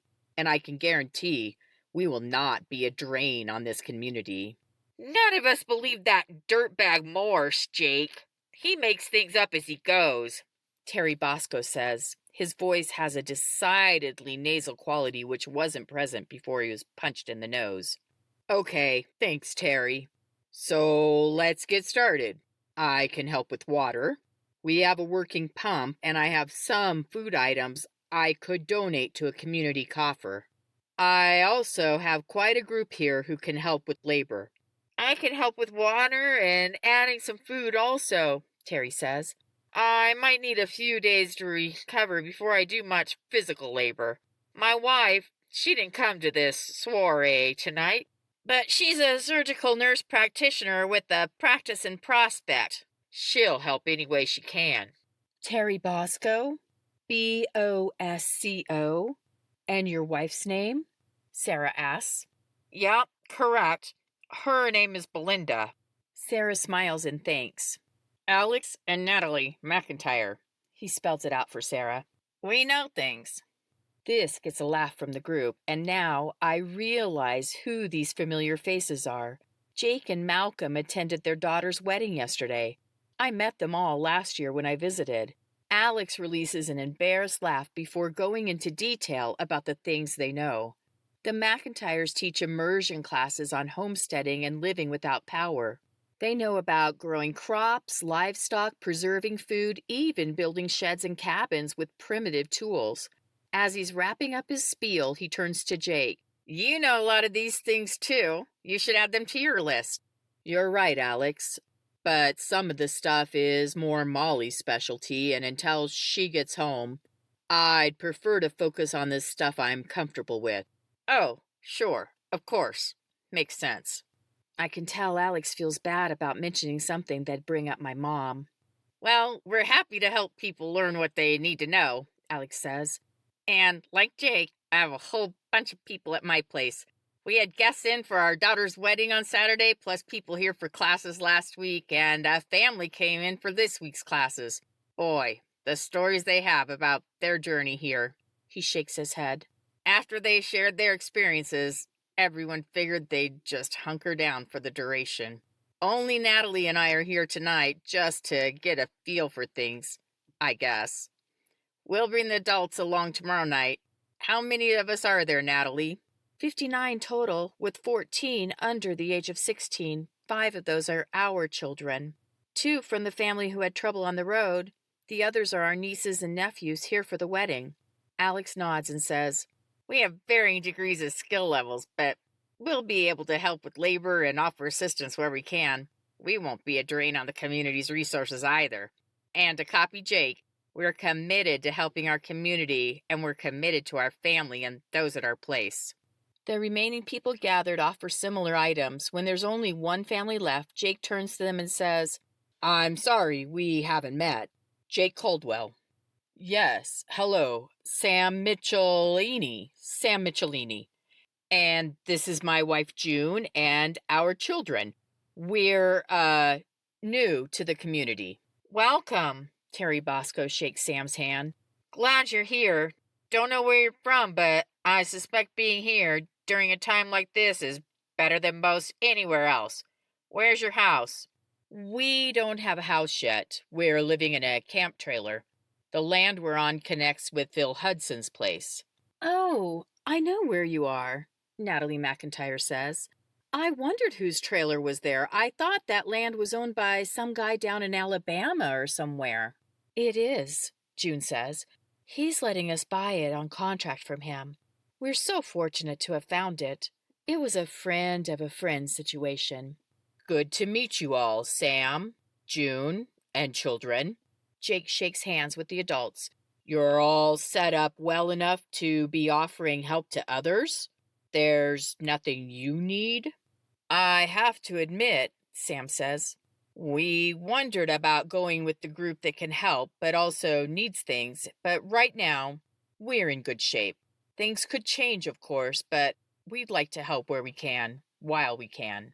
As he's speaking, I notice Leo watching him. Leo has a look he gets sometimes, a look that tells me he's trying to sort something out or remember something important. I'll have to ask him about this when we get a minute. We can also add to the community workforce and help with water, Sam continues. We're fortunate the property owner had a well put in, and we have a generator to run the pump. It's not the best tasting water, but it's okay. Let me guess. It's a little on the salty side? Jake asks. Yes, it sure is. Each of the Bakerville people lets out a small laugh. Apparently, they all have salty tasting water. Phil, Kelly, Evan, and Doris are walking toward our group. I'm kind of surprised they're done as quickly as they are. Their groups were much larger than ours. Well, folks, it's not all bad, Phil says. Mostly, today, people need water. Jake and Evan brought water along with them. We've asked people to check their cars for containers so they can take water home with them from here. Sally Ann, who lives across the street, was going home to get containers to pass out. She says she has several empty soda jugs. A few people are helping her. Sounds like everyone's fine on food today and for several days. Can I see your list? Phil asks Sarah. He spends very little time looking it over. Good. This is good. Alex, I think we're going to need your expertise. Yours too, Jake. You two have excellent water catchment systems. I think we're going to need to replicate the systems throughout the community. Maybe not today, but if the power doesn't come back on, then soon. What you mean? One of the women asks. We'll want to collect as much water as we can, Phil says. Collected water can be used for watering the garden, washing, flushing the toilet, even for drinking. Right now, I'd say the people getting water out of their well are, for the most part, using a generator. It's possible the stored gas available will run out before the power comes back on. If that happens, no generators. Okay, Jake glances at Evan. Let's see if we can get people enough water to tide them over until tomorrow night. Looks like they're coming back from Sally Ann's now. Phil. Yes, Sam? We brought water to share also. Great. Phil enthusiastically clamps Sam on the shoulder. Let's get this done. Combined with containers people had in their vehicles and what Sally Ann provides, those who really need water are able to get enough until tomorrow night. It's good Sam brought water also, since Jake's and Evan's isn't enough for everyone. Almost as soon as Leo and I start the short drive home, he says, I know Sam from somewhere. Really? I wondered why you were looking at him so intently. Where do you know him from? That's the thing. I can't figure it out. I'm sure it'll come to me. I wanted to talk to him, but couldn't find an opportune time to start the conversation. Plus, I'd be embarrassed asking him how I know him. I laugh a little. My mom does that all the time. She never forgets a face, and she'll often say, I'm trying to figure out how I know you, to people. It used to embarrass me quite a bit.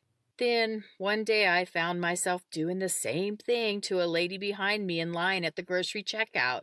What do you think about the fight between Dan and Terry? Leo takes a moment before answering. I think Dan Morse may be a problem.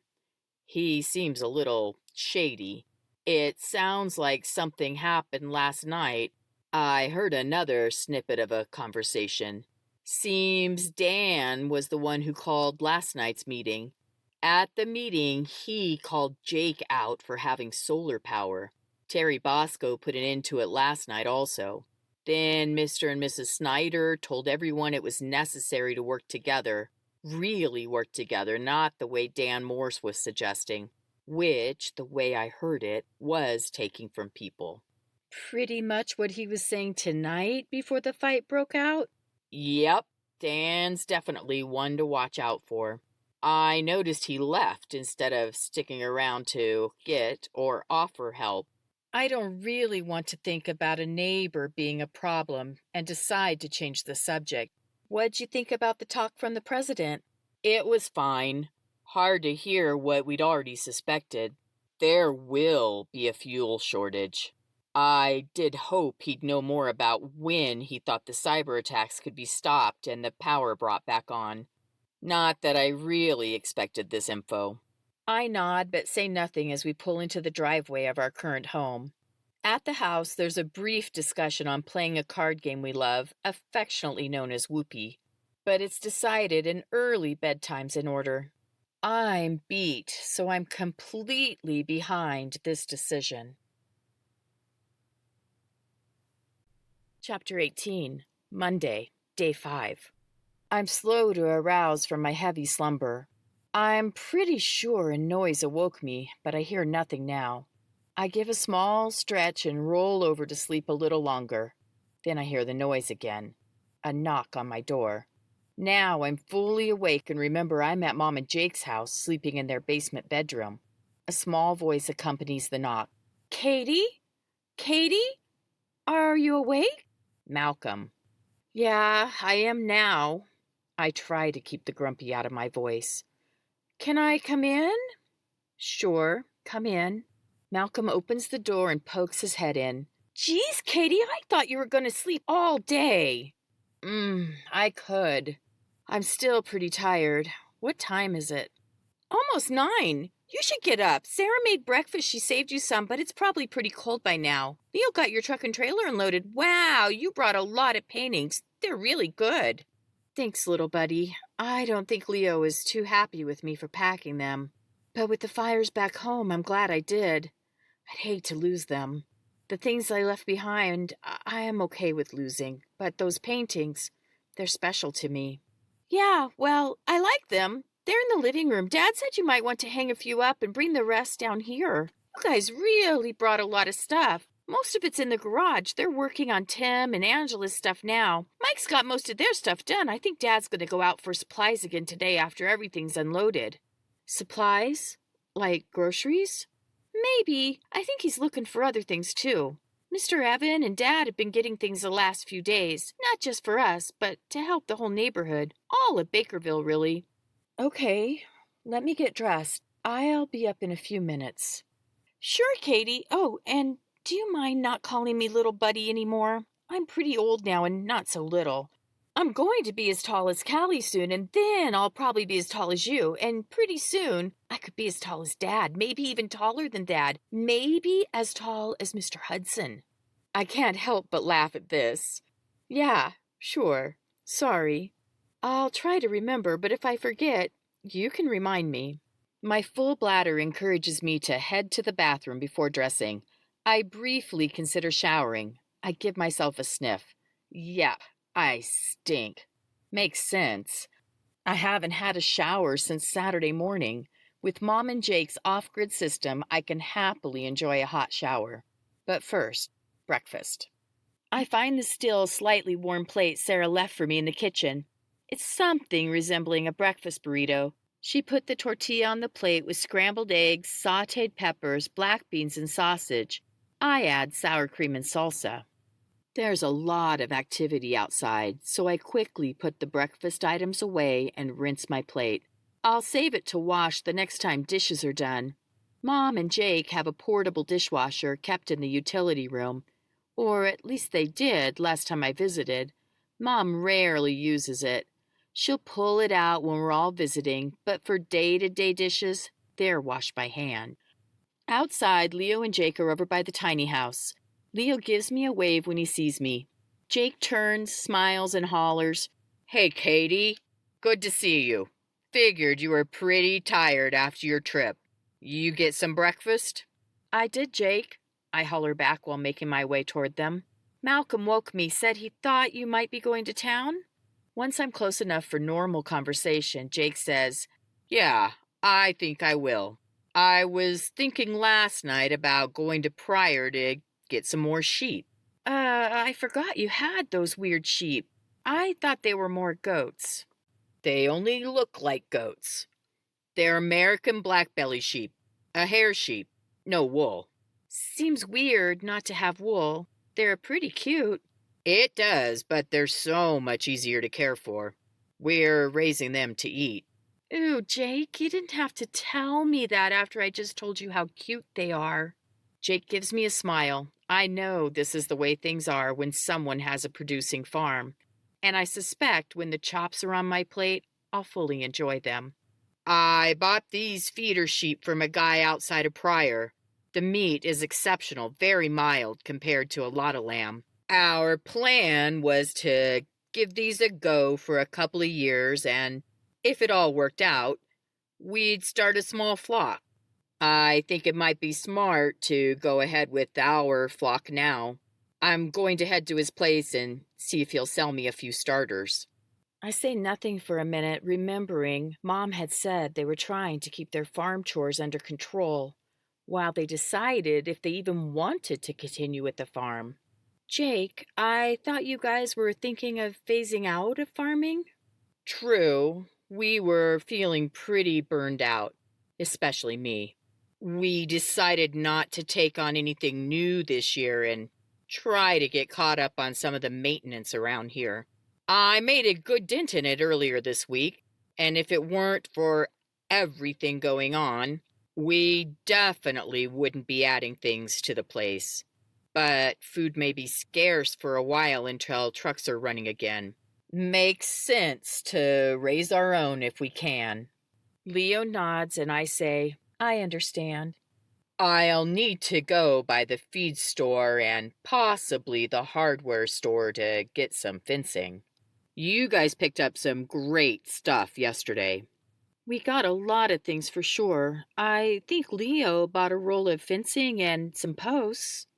Mr. Caldwell needs something a little different for the flock than what I found. What I got is good for putting around a garden. Please, call me Jake. You can call my dad Mr. Caldwell until he asks you to call him something different.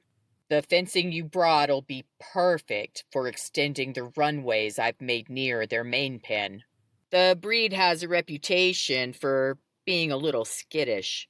We're still seeing that with the ones we have, so instead of letting them out to run around, we've made an alley for them out of cheaper fencing. I look out at the sheep pen and see they're hanging out by their house. When do you let them out in the runway? Usually late afternoon. Don't want to give them too much time to get into mischief. I need to get the goats out. My folks, at least, will be here so they can roam around for the better part of the day. You don't keep them penned up? Leo asks. Some. The pens are a barrier to keep them safe from predators. We make sure to keep them secured at night. During the day, if someone's here, we let them out. If we have to go somewhere, we put them back in the pen. The boys stay in their pen while the girls are out. We don't need any cohabitating going on unless we arrange it. We often let the males out for a while in the evening. Even 15 minutes helps. We still feed hay, but don't need nearly as much as if we didn't let them out. Which is something else I should find. More hay. I bought some of last year's from a friend and picked up the rest of what he had available on Friday. I know another guy who I heard had some left from last year. It might be a hard year for hay if machinery doesn't have fuel. In fact, maybe I should make a run to his place right now. Sounds good, Jake. I'd love to go with you to look at the sheep. Can I take a shower while you're gone to check on the hay? I'll be ready when you get back. Of course, Katie. That's fine. You want to ride along, Leo? Yes, sir. I'd like to go, but I wonder if I ought to take my own truck and trailer.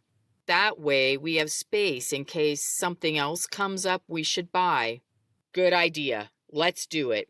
I'm going to find Malcolm. I think he has Gavin over at the bunkhouse, trying to keep him out of Angela's hair while she gets the place set up. I'm thinking about lodging for Art. Maybe I should see about moving him into the bunkhouse. He seems to get along well with Keith and Lois. The bunkhouse, where Tate's mom, dad, and sister are staying, is on the north side beyond the garage and near the big draw running through the property. It's a nice place. It's not a bunkhouse in the traditional sense of a big room with a bunch of bunk beds. It's more like a small 2-bedroom, 1.5-bath apartment with 2 sleeping lofts. I suspect Art would get along great with Tate's dad, so staying there will probably be fine. Both are talkers and would likely easily lose track of time. While Jake goes to find Malcolm, I tell Leo I want to check out the tiny house and say hello to Angela. It needs a few steps and has cinder blocks in place as a temporary measure. There's a front window looking out on the porch, and the open door has a window. Knock, knock, Angela. Come on in. She's in the kitchen working on putting things away. They only brought the essentials and things she'd really hate to lose. Since she and Tim own a decent-sized house, it would have taken a full-size U-Haul, at least, to get everything they own here. I know when she left, she was sure this would be a temporary stay until the power came back on, and the people who'd arrived from Denver could go back home. Now, with the refineries exploding, it could be long-term for all of us. The angry howl of a cat reverberates throughout the little place. Where's Snowball? I have him locked in the bathroom. He's not very happy about it. I can tell. Can I have the nickel tour? Katie, it's a tiny house. You can get the whole tour standing at the front door, she says with a laugh. It's really cute. I have to agree. It's really nice. Do you have electricity? Not yet. Jake gave us lanterns and flashlights for last night. Jake says he might have a plan. I nod, anxious to see the place. I decide to explore the loft first. It's interesting, but should work for them. Back downstairs, Angela steps out of the kitchen so I can check it out. It's definitely a one-butt kitchen, Angela says. Tim loves it, thinking it'll get him out of cooking. I plan on lots of grilling, though, since we don't have appliances in here. He'll be in charge of grilling. Jake put that there this morning.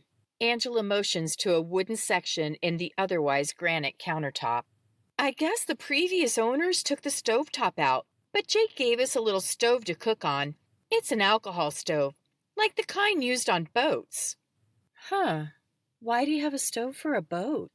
I asked that too. I guess Mom bought it online to use in the cabin Callie's staying in, but they decided to go with a 2-burner propane cooktop instead. Ah, so they just had it stashed in their stuff? Yeah, it and probably 100 other things they found a good deal on that they can use someday. Not that they're hoarders or anything. Angela and I laugh. Right. Of course, now. We're both suddenly serious as Angela says, Now all this stuff might come in handy. I decide to change the subject. Did you eat breakfast this morning? Sarah left me a breakfast burrito. I assume she cooked in the house. Yes, she did. She made enough for everyone. Sarah asked Callie and me what we thought about pooling resources. Instead of everyone making individual meals, we rotate cooking for the group. We like the idea. They're going to talk with their extended families about it. I like the idea too. You know, if Mom was here, she'd already have everyone agreeing to it and a schedule made. We both laugh at this, but then, once again, are suddenly silent. She'll get here, Katie. I know she will, even if she has to walk. Jake said she was in Idaho last time he talked to her on Saturday. I'm sure she's made it even closer. She probably ran out of gas and is biking now. Not her forte, but she'll be fine. You're right. I guess I now know how she felt thinking about something like this happening and wanting us here. I didn't need the bug-out bag she sent me since we were able to load up and drive. But getting that bag really made a difference for me. For us. Leo and I started looking at the world and how things are. We sort of became preppers too. In the few months we've had it, we really put aside a lot of things and learned some valuable skills. I was impressed you knew how to help Leo with the kids in the car accident. I shake my head. I don't know much. I took a CPR and first aid class in March. Last month I took the advanced version. Leo let me look over his EMT books and stuff. I plan to take another course. Maybe even take a real EMT course. But with this, I'm not sure. Wow, Katie, I had no idea you were still interested in medical stuff. I know you talked about being a doctor when you were younger, but with your art, I thought that was your focus. Oh, it is. I wouldn't want to be a doctor or nurse, but it seems smart to know things like this, not as a profession, just to be able to help people like the kids in the wreck. And some small towns have volunteer departments, so maybe that'd be a possibility. I don't know, though. I'm glad I didn't see the parents or the other lady who died. Leo hasn't said anything about it, but I suspect it still bothers him. Did Tim say anything? Yes, we talked about it last night. Art was very supportive and told him how wonderful it was he went to help. Tim said it was bad, but didn't give details, which I'm thankful for. I guess with no gas, there will be less car accidents. True. I think I'd rather have gas, though. She nods in agreement. The rumble of a diesel engine causes us to look out the front window. Jake's white truck rambles by. I'd best get a move on it so I'm ready when he returns. How's the bathroom? I ask. Not nearly as nice as the rest of the place. Take a look. I take a quick peek at the unfinished bathroom, trying not to let the cat out. I bet Angela's loving the compost toilet and camping shower. Hey, Angela, want me to fill your shower bag for you so it can get warm? Ha ha, very funny. She pauses for a moment. Not a bad idea, though. Tim would probably love a hot shower later. I think I'll use the house today, but I know he'd prefer the privacy of our place. Of course, with Art sleeping on the futon, there's really not a whole lot of privacy. Yeah, Jake's coming up with a plan for Art. Angela nods. As terrible as all this is, it may be good for Art. He seems to have more energy today than he's had since Tim's mom died. It's good to see him doing things. Usually he's not even out of bed until midday. Gavin made sure he was up bright and early this morning. So early, Art went and helped Jake with the chores. Well, I'm not sure how much help he was, but he went over there. Did you help feed the chickens? No, I don't like those things. The ducks either. Well, the ducks are kind of cute and they don't peck, so they're a little better. But I don't really like either. You'll like to eat them. Somewhat, and not duck, just chicken. Oh, hey, guess what we found upstairs? I shrug. There's built-in play areas, a sliding table for Lego blocks, kind of like the one Malcolm has, only smaller, plus lots of little cubbies. It'll be fine for Gavin, and we can close off the stairs. I'm going to have Tim build a railing around Gavin's bed to keep him from falling out. Even though the bed platform is only 6 inches off the ground, he rolled out last night and it woke him up. Oh, and look over here. We take 2 steps toward the kitchen where she shows me a little space under the stairs. Gavin's high chair is sitting here along with a TV tray holder. Jake says he thinks it's a desk cubby. It's great for Gavin's high chair, but it'd be cute to have a little work desk here. Jake's going to take me shopping in the basement later. He says they have quite a few things that should work in here. It's great we got the stovepipe yesterday. He has a wood stove he thinks is small enough to use in this place, but didn't have enough piping for it. Of course, I can't imagine still needing to be here when it's cold enough to need a fire. There's a quiver in her voice which matches the quiver of her lip. I gently wrap my arm around her shoulders. I wonder how long it'll take for gas to start producing. Which reminds me, I never asked, what about work for you and Tim? Oh, it seems so long ago since this all started. I almost forgot we even have jobs. Or we did. Tim works in the oil field. His company contracts out to plug abandoned oil wells. He often works out of town Monday through Friday, and sometimes for several weeks at a time. Before they had Gavin, this wasn't too bad since Angela would go visit him on the weekends. Now, she really doesn't like it when he's gone for weeks on end. Angela has her realtor's license. While she does sell houses, she's also a leasing agent and makes most of her money from this. After Gavin came along, she dropped her hours to 30 per week. There are some days she needs to be in the office, like the first day of the month for collecting rent, but otherwise, her schedule is fairly flexible. She has a neighbor watch Gavin while she works. Tim and Angela even bought a small rental house last year. It needed a little work and took longer than they expected, but they're now recouping their investment. I guess all that may change now. So what about work? I prod. Good question. Their rig was supposed to go back in service today, and they were scheduled to leave at 4 a.m. for northern Colorado.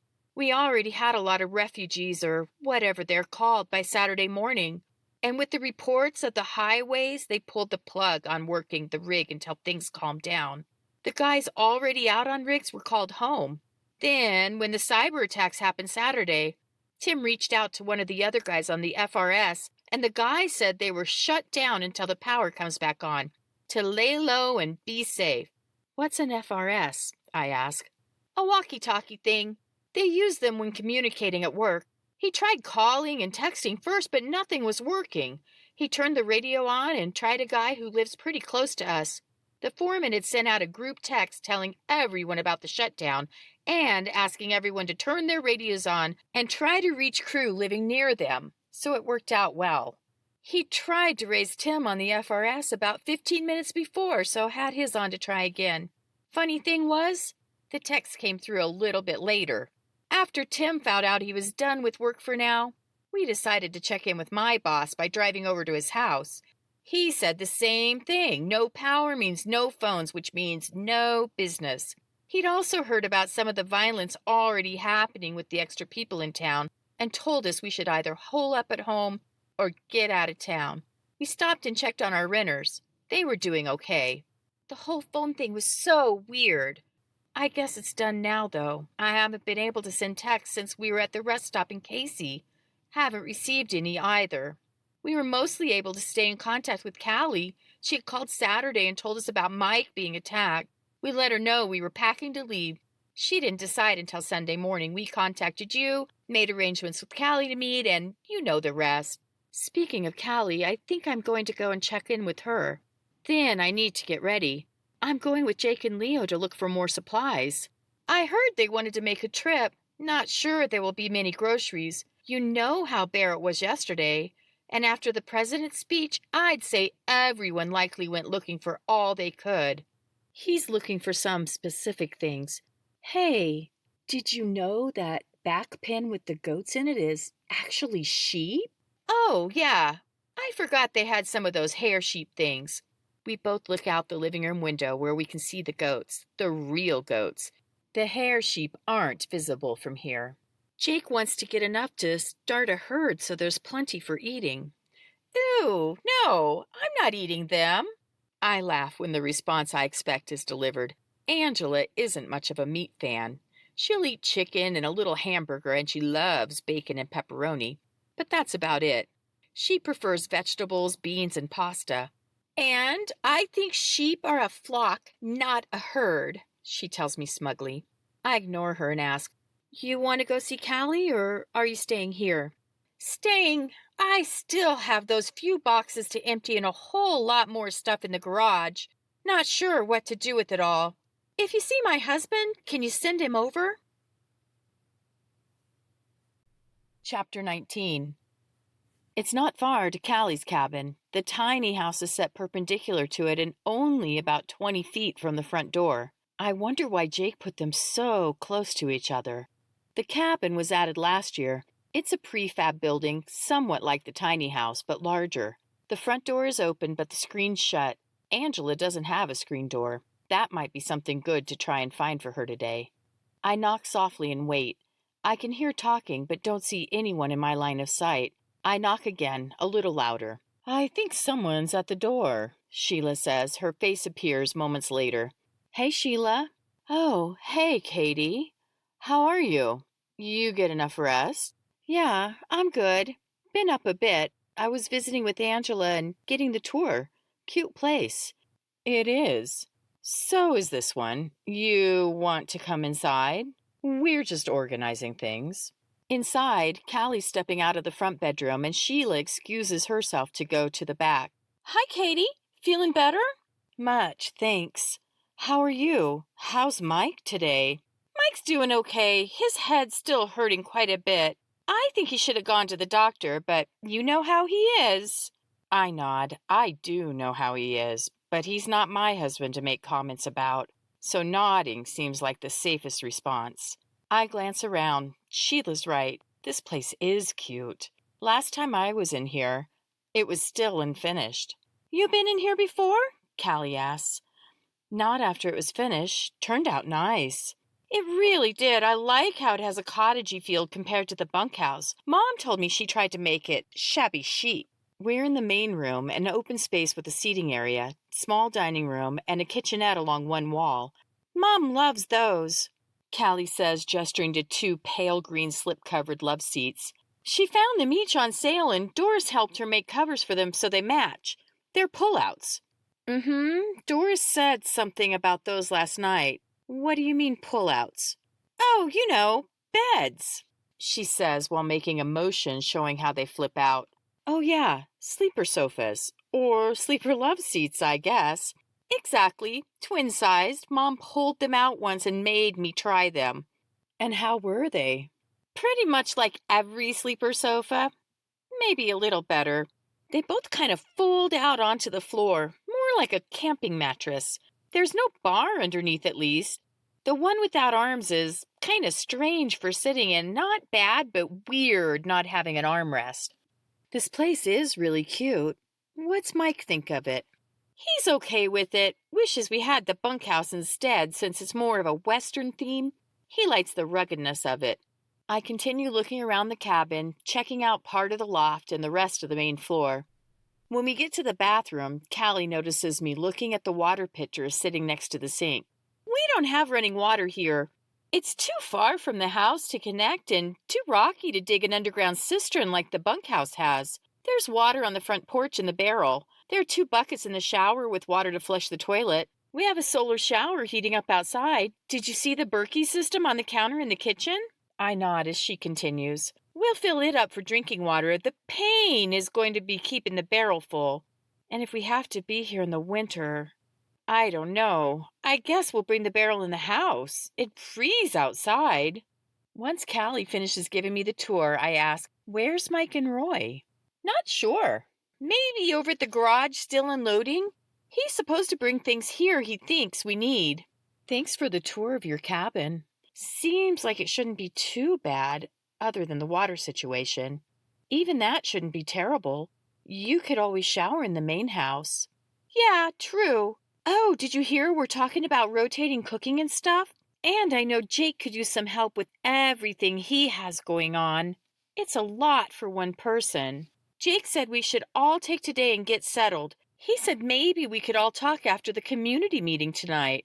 Sounds like a good idea. I'd best get going. I'm riding along while Jake and Leo go sheep shopping. You think they'll be looking for more supplies? I suspect so. Don't know what's out there, though.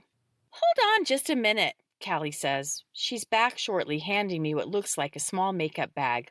I have some money left from yesterday. Please take it and buy anything you think we can use. Spend it all if needed. I thought a lot about what Angela said yesterday, about needing to scrounge for things we need. I'm happy with the stuff we bought yesterday, but realize, with all of us here, things could run short. I nod. I'll do what I can. Anything specific you want me to look for?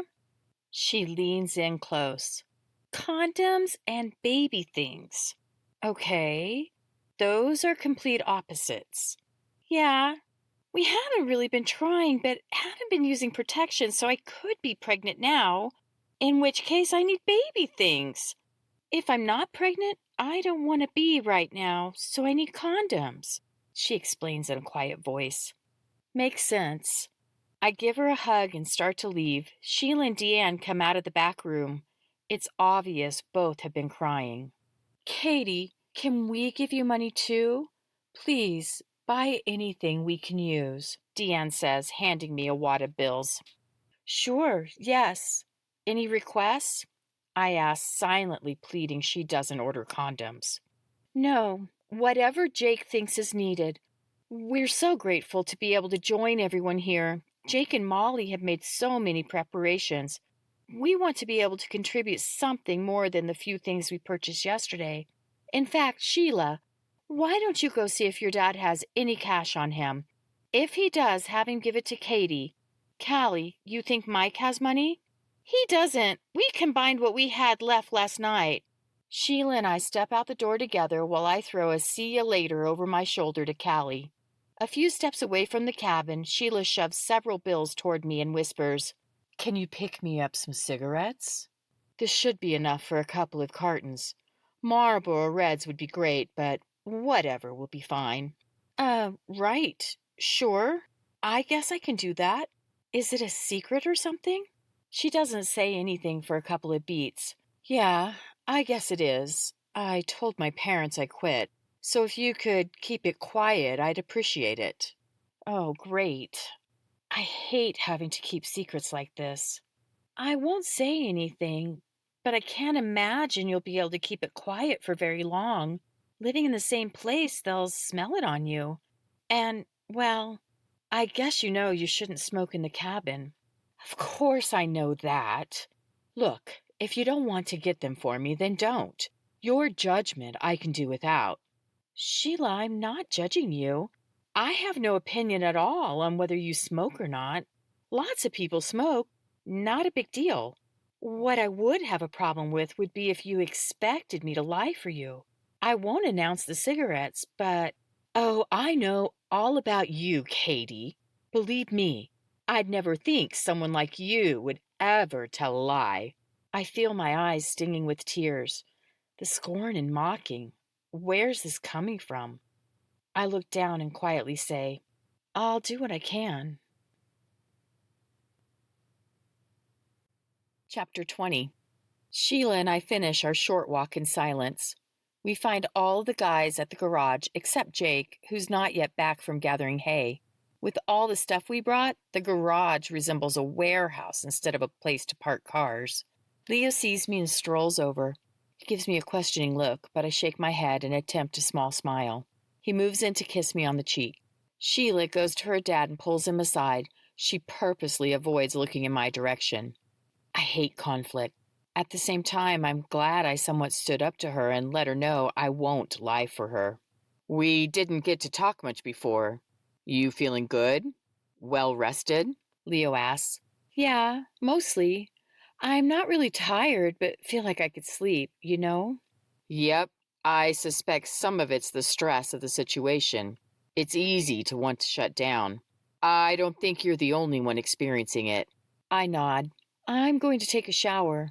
I want to be ready when Jake gets home. As I start toward the house, Sheila runs over to me. Here's a little more money. I'd love some chocolate if you can find any. I know my mom would appreciate it also. I tell her I'll do my best. I try to hustle in the shower, but it's still over half an hour before I'm ready to go. I'm so thankful for the solar system providing hot, running water. I towel dry my hair, put it in a bun, and do my makeup. I grab my purse so I don't have to go back downstairs and can leave when Jake and Leo are ready. In the front yard is an unfamiliar vehicle towing an enclosed trailer. There's a sign on the trailer, but the angle doesn't allow me to read the writing. I don't see Jake's truck, but do see he and Leo are talking to a gentleman. I walk over to see what time we're leaving. Once I know, I'll go visit with Sarah. When I'm closer, I can see the trailer signage indicates a solar system company. Hey, Katie, Jake says when I approach. This is my friend Dwayne. He set the solar system up. I emailed him before the cyber attacks about buying a backup. He saw my email and responded, but with everything down, he drove over here. Hello, Dwayne, I say. Nice to meet you, Katie. Jake was telling me you and Leo were one of the towns severely affected by the displaced people. Yes, we were in Manhattan, Kansas, but we were able to leave before things got too bad for us. A fire started Saturday afternoon. We talked with one of our friends, and it's pretty bad. He was trying to leave also. Someone had punched a hole in his gas tank and stole all his gas. I didn't hear about this, Jake says. I'm glad you and Leo were smart and got out of there early. Jake gives me a look I interpret as, I'm so thankful you're safe, then turns to Dwayne. So the system you brought, it's a used system just like the one I have? I don't pay much attention as they discuss the current solar systems and the changes Jake's thinking of. It sounds like they've made a deal when Leo says, Excuse me, sir. Yes? Jake and Dwayne both answered. After establishing Leo wants Dwayne, he says, Mr. and Mrs. Caldwell have done a great job of setting things up. The two larger cabins have small 12-volt solar systems. Each has a small fridge, a few outlets, and a few LED lights. I don't think you could run much more. Dwayne nods in response. And Mr. Caldwell was able to get another place yesterday, the little place over there, which is without a system. I was wondering if you had a small system that worked to power both places and possibly another system for what they call the bunkhouse. What are you wanting the system to provide power for? I'm not sure. Nothing much, I'd say. It just seems with more use, a bigger system might be better. Jake hasn't said anything, but looks like he wants to when Dwayne says, "What kind of system do you have on the building, Jake?" It's one of those basic RV systems. We keep the system off when it's not in use. Except one sunny day each month, I fire it up, make sure the batteries get a full charge, and turn things on. It's been fine for temporary lodging, but Leo's probably right. It may be a little light for permanent housing. That said, I think we'll have to make do. I have a backup system for the cabin and the bunkhouse, so if something happens to the primary, we can pull it. But I can't afford new, larger systems. You've just about tapped me already, Dwayne. Jake lifts his hands in surrender while giving a wide smile. Sir, I'd like to get the new system. That is, if Dwayne has something that'll work. It's the least I can do for you letting me join Katie here. I can see Jake wants to say no, but I can also see Jake's thinking it over and trying to decide what would be best. Leo, Katie, can I talk to you two for a moment? Dwayne, will be just a minute and I'll be back with cash. Oh, I just remembered. We spoke once about adding a wind turbine. Just a small one that could sit on top of the house. You have one of those with you? I do, Jake. You can put it on top of the house and tie it right into your system. It has a manual braking system, so you can shut it down when you get one of those super blows. It's $600 with everything you need to hook it up. Okay, let me think about it. As we walk to the house, Jake says, Leo, I appreciate you wanting to contribute. I have a few concerns about putting in a larger system. Molly and I had talked about a 24-volt for the bunkhouse. Let me tell you why we decided to stick with the 12-volt. Of course, sir, I certainly didn't want to overstep. I was simply thinking, since he was here and Angela and Tim's places without power, it'd be a good time to add it. I agree, and it might be. Let's discuss for a moment. We're in the living room, and Jake motions us to the seating area as he continues his thought. One of the reasons we went with the smaller systems, besides for the fact they're inexpensive, is operational security. If you're the only house on the hill with lights, you can make yourself a target. With the smaller system, we have a decent amount of power during the daytime and can do things needing electricity, plus run the fridge. At nighttime, we're limited in the amount of power we have, which means if the fridge is running, we can have 1 or 2 low-voltage LED lights, and that's it. One light looks more like a bright flashlight than a house with power. We have lanterns and small solar lights for additional lighting. It's still a risk, which is why all of the houses, except Angela's since it's new, have blackout curtains in place, which do a good job holding the light in. So I'm not really opposed to a 24-volt system set up the way you suggested, powering both places. But if we have this, we should discuss if it's worth making ourselves more of a target. Good point, sir. I have to admit, I didn't think of that. And with the location of the cabin and he hesitates, looking for the proper term. I help him out by adding, tiny house, Leo. Yeah, sure. Tiny house. With these both being on the south side and more visible from a distance, I can see how we definitely want to be careful with lighting. Do you think it's as simple as a training issue? The people living in the 2 houses working on their awareness? I'd like to think so, Leo. But I know it's hard to not want to turn all the lights on in the house. Of course, we may be looking at a whole new world with lots of changes. Keeping the lights off is just one more change. I think it'd be okay, Jake, I say. Plus, having the extra power during the daytime will make many things easier and allow the houses to be more independent without everyone needing to be in here.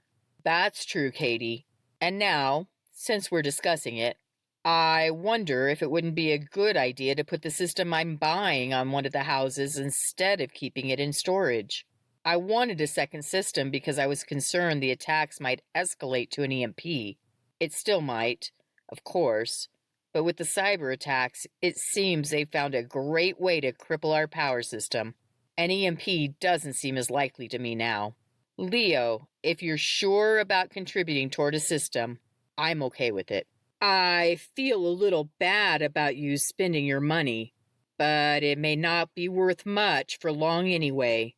And if things get back to normal, Molly and I will reimburse you for your part. That won't be necessary, sir, but I do appreciate the offer. Back to normal is likely to be some time off. With you allowing me to stay here, I suspect it could be looked at as rent payment.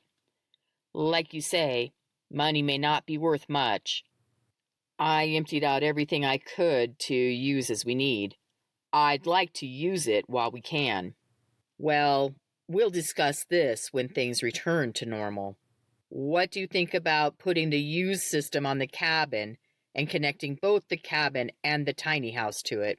Great. Let's do it. Leo enthusiastically agrees.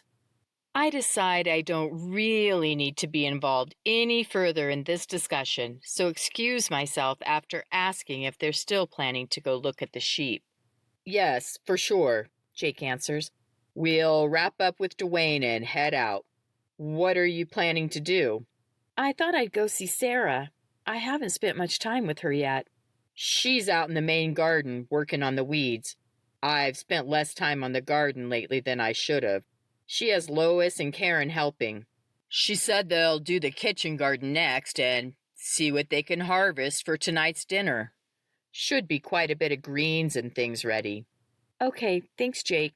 I'll go see her. Let me know when you're ready to go. I give Leo a wave and head toward the bunkhouse. The main garden isn't far from there. Mom and Jake set the area up so the water catchment on the bunkhouse and the bunkhouse's outdoor kitchen are the main water sources for the garden.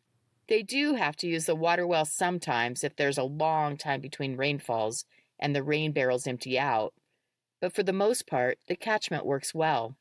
Because of the fencing around the garden, I can't see Sarah, but I hear the three of them talking. At the gate, I call out, Hey, Sarah, you having fun in the garden? Katie, well, yes, kind of. We're making good headway for sure. I enjoy working in the garden. I think Lois is enjoying it also, but I'm not sure about Karen. She gives a light, airy laugh. Sarah, always a picture of elegance, even while weeding a garden, is wearing a large floppy hat, stylish sunglasses, a long summer dress, and adorable sandals. While in college, she took to wearing dresses and adopting a vintage 1950s style. She's the tallest of the females in our family at 5'7" and has the same curvy figure we all share. And, like each of us, she has to work to keep those curves from getting out of control. Her sleek brown hair is in a shoulder-length page boy, fussed over with soft curlers and a scarf to keep it smooth at night, and often a 50s-era fashion hat during the day. Perfect eyebrows and bright red lips complete her classic look. The rest of us girls have crazy curly hair, but Sarah's is almost stick straight and somewhat fine. Angela, Callie, and I deal with our curly hair by keeping it long. Mom combats hers by cutting it super short into a pixie. I sometimes wonder how Sarah got fortunate enough not to have her kooky hair. While today's look isn't in line with her normal classic look, it's still very becoming on her. More 1970s flower child than 1950s pinup girl. She's even without her usual vibrant lip color. Lois and Karen both talk at the same time. I love it, Lois says. Not my favorite thing, Karen says. I laugh at all of them. Looks like you have a nice pile of weeds already. You going to give those to the livestock? Yeah, Jake said to put half in the compost pile the chickens work. The other half we'll divide between the goats, sheep, and pigs. I'm going to start helping with the milking tomorrow. He has another goat they'll be adding to the milking herd on Wednesday. Really? One that kidded recently? Yes, my sister nods. 2 weeks ago on Wednesday. There's also a goat ready to kid at any time. He's asked we keep an eye on her. Once she kids, we'll move her and her baby, or babies, over to the other pen. Malcolm knows what to do, and I'll help if it happens while Jake's gone. She's kidded before, so we'll just keep an eye out and then move her over when she's finished. Wow, that'd be fun. I've never been around when one of the goats kidded. I'm going with Jake and Leo to look at the sheep. Maybe she'll wait until I get home. Maybe. It might not even happen today. Jake says she's marked on the calendar for tomorrow. Oh, good. Maybe I'll be around. I have a few minutes before we go. Can I help? Sure you can, Karen says. In fact, you can take over for me if you'd like. Karen! Lois fakes a look of surprise. Just kidding, Mother. We chit-chat while we work on the weeds. It's a conscious effort for all of us to keep the conversation light. When it starts to drift toward the situation we find ourselves in, we make a point of returning to the easy chatter.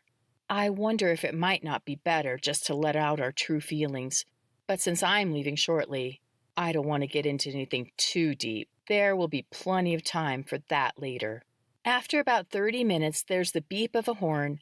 I'm not sure if this is Leo or Jake calling me, but I decide to go see if they're ready. Dwayne's truck is gone, and Jake, Leo, and every other guy staying here walk out of the garage. We got the solar system. Leo smiles. Dwayne gave us manuals and lots of information for setting everything up.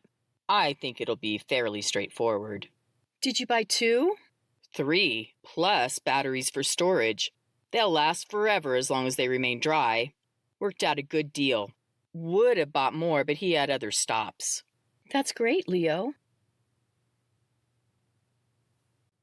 Chapter 21. Everyone's discussing their plans for the day, which start with unloading the hay Jake brought home and continuing to organize items everyone brought from their homes or bought along the way. It seems Sarah's husband, Tate, and his dad, Keith, went to Billings yesterday to get as much stuff from their rental as they could. They stopped at some stores, but the town was a mess. While they were in Billings, Karen, Tate's sister, went into Prospect with Jake. At Jake's urging, she bought clothes and shoes for all of them, including winter gear. She was, understandably, upset about the thought of still being here when winter arrives. It's only June now, and we all hope things will be back to normal and we can go home before then. The thought of not being able to go home almost brings me to tears. While I'm not sure Manhattan's where I want to live out my life, I did want to finish my degree. It seems such a waste to put so much time, money, and effort into my degree and not get it done. Of course, with the world in such a pickle, I wonder how much call there will be for graphic design. Okay, Katie? Leo asks, and from the tone, I know I'm supposed to answer. Huh? What'd you say? I'm going to go and help unload the hay. We should only be a few minutes, then we'll go. Okay? Yes, of course. I'm ready. I'll pop in and say hello to Grandma Dodie. I think Gavin and Malcolm are in with her, so I can see the boys also. I only visit for about 15 minutes before there's a knock on the door. It's Jake letting me know it's time to go. He's given Grandpa Alvin a NOAA alert radio and put him in charge of monitoring it while we're gone. You all be careful. Remember what happened yesterday? You had a close call, Grandpa Alvin says to Jake. I look to Jake as he nods and says, We'll be careful. You too. Lock the gate behind us when we leave. That should discourage visitors. What was that about? I ask as we walk to where Leo, Tim, and Tate are milling around by the vehicles. I'll tell everyone in a minute. I'm kind of surprised you hadn't heard yet. When we get to the trucks, Leo tells me, Tim and Tate are also going. While we were unloading the hay, we talked about looking for a few other things and thought we might need the extra space. Sounds smart. Leo, Tim, did you hear about what happened yesterday while Karen, Evan, and I were in town? Jake asks. Tate told me about it earlier this morning, Tim says. Sounds scary.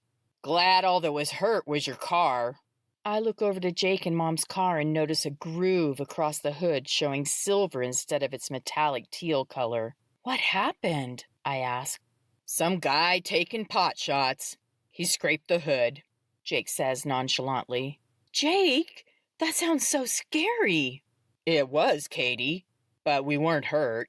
Karen and I were both shook up. We learned a good lesson on paying attention and being careful. Yesterday, we didn't have a need to defend ourselves. We just got out of there, but I'm prepared if needed. Same here, Jake, Tim says while Leo nods. I didn't think about taking a gun along, Tate says. I guess I should. Give me a few minutes and I'll be back. Tate says, I'll be back, in his best Terminator voice, garnering a chuckle from the rest of the guys. I'm in no mood to chuckle. Do you think it's safe to go? Jake looks at Leo, then Tim, and finally me. Probably. We drove into a strange situation. I'm not entirely sure what was wrong, but one of the neighbor guys said the guy simply lost it and started shooting.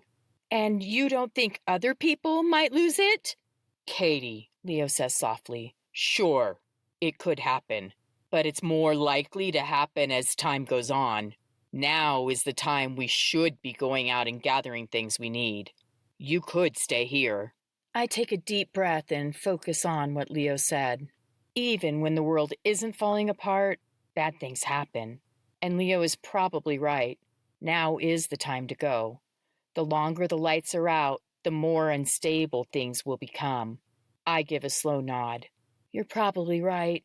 I suppose the same thing could have happened before this mess started. I don't want to stay here. I want to go along and help. You really don't have to, Katie, Jake says. If you'd rather stay here, it's totally fine. I shake my head, now determined to go along. I think I'll grab my shotgun too, Leo says. Sounds good. I put mine in the truck this morning when I went after hay. I don't have one, Tim says, but I brought my hunting rifle with this. Should I grab it? There's probably no need, Jake tells him as Tate walks up and says, Ready to go? Hey, Jake, why's Alvin shutting the gate? I ask, suddenly remembering their conversation. Oh, that. Yesterday had a little too much excitement. Shortly before you all arrived, one of the guys from the community came over. He was looking for assistance I wasn't willing to provide. It was that Dan Morse guy, Tate says with disgust. It's smart to close the gate, Jake. I think we should probably do it all the time. You're probably right, Jake says with a sigh. What'd he want? I ask. He wanted to use the freezer, Tate spits out. What? I laugh. Who cares about that? You didn't let him? Tate furiously shakes his head while Jake solemnly says, No, Katie, I didn't. Why not? Give a mouse a cookie, Tate says, but Jake just shakes his head. What? You know, the kids' book, Tate asks. I shrug. Maybe, but what does that... It makes sense, Leo says. If you let him use your freezer, what else will he want? It sounds like a simple thing, and I suspect he didn't exactly ask nicely to use it, but rather expected to use it, and the entitlement factor didn't set well. It didn't. Jake tips back his ball cap, but I do still feel kind of bad I turned him away. Maybe if I would have handled it better. Nope, Jake, Tate says firmly. That guy's crazy. He shouldn't be anywhere around here, and if he comes back... Tate doesn't finish his thought, just asks, Are we ready to go? Our drive is fine and mostly uneventful. Jake's leading the way in his pickup, towing his large utility trailer. He has several dog kennels in the back of the truck to secure the sheep in. He and Mom have talked about buying a stock trailer, but with the size of their livestock, small, it hasn't been needed. Tim's truck is next, pulling his long flatbed trailer with Tate riding shotgun. Leo and I are in the rear, towing Leo's trailer. When we reach Wesley, we try to see if things are much different than yesterday. At first, there isn't anything noticeable. The combination hardware store and lumberyard on the edge of town appears to be open. The two discount stores are both open and doing a booming business. None of the gas stations are open. The grocery store Leo and the others went in yesterday has a line outside it. We can't see the one Angela, Callie, and I stopped in from the road. There's a taco wagon type place open, which surprises me. With the power out since Saturday, I wonder how they've kept their perishables from spoiling. We have a few tense moments when we arrive at Jake's friend's house to buy the sheep. His friend greets us with a shotgun. Once he realizes it's Jake, everything's fine, but I was pretty scared at first. I guess it makes sense for him to be cautious. Things have changed in the last few days. Jake's able to make a deal for a young ram, younger than what he was hoping for, but his friend assures him he'll be ready for the task within a few months. Plus a mature ewe, a yearling ewe, and 2 just weaned ewes. The guy selling the sheep is quite the talker and spends some time sharing how hair sheep can breed year-round, so Jake can really build the flock fast. He says it's likely we'll even get twins from the older ewe, maybe the yearling too, since this will be her second lambing. The young ones will likely only have singles. Before we leave, Leo makes a deal with the guy selling the sheep for a tow-behind camp trailer. The sheep guy directs us to his dad, who lives next door, to buy a small motorhome. While there, Leo negotiates for beams from the dad's backyard sawmill business and even manages to finagle us some fuel. The fuel is a real surprise. The guy gets farm delivery and is feeling fuel-rich and cash-poor. We make a deal for 50 gallons of diesel and 30 gallons of gas. Afterward, we go into Pryor for more supplies. I'd love to stop by the hospital and check on the children from yesterday, but I know they won't be able to tell us anything. Pryor's having something like a sidewalk sale, but nothing is on sale. It's all full price or more. Tim stays with the sheep while the rest of us buy what we can, which is some household goods, food, garden plants, and a little fresh produce. I'm even able to get the items requested by Callie, Sheila, and Deanne. Then Jake gives us directions and we head to the lumberyard. Before we go in, Leo asks Jake, "Sir, did you have a plan beyond your fencing needs?" "Not much, Leo. What are you thinking?" "I'm thinking this may be our last chance to get the materials we need. Maybe we should overbuy? I know you said you have the materials for a greenhouse on hand. Are there other things we should have on hand?" "Maybe so. I don't even really know what we might need. Part of me feels like we have plenty, but I know that's wrong. We could never plan for everything." Leo nods, then says, "I was thinking about winter. The motorhome and trailer, plus Tate and Sarah's trailer, aren't going to be very comfortable come winter. Katie's told me about the wind and says it's even worse here than Manhattan." He looks to me for confirmation, so I add, "Yes, it's true, and the wind is biting cold." Tim, a Wyoming native, nods in agreement. "No doubt," Jake says. "The wind and the cold combination can be pretty bad. Each winter we've lived here, we've dropped down to -20 or lower. Add in the wind and, well, it's pretty cold. Tate and I were talking about this. I had him buy some plywood and insulation so they can skirt around his place. It'll help, but it still won't be perfect. I bought those things. They're part of our massive amount of stuff we have at your place." Tate makes a sweeping motion with his arms. "Good idea," Leo says. "When Katie and I were going to your place last night, she pointed out the neighbor that has a big shop but no house yet. She said he and his wife visit but don't live here. They have a camper in their shop." Jake gives a single nod. Yes, they do. It's a fifth wheel. You thinking we could move the trailers in the garage when winter hits?" "Well, we could, but I was thinking we could build little sheds around each of the trailers and the motorhome.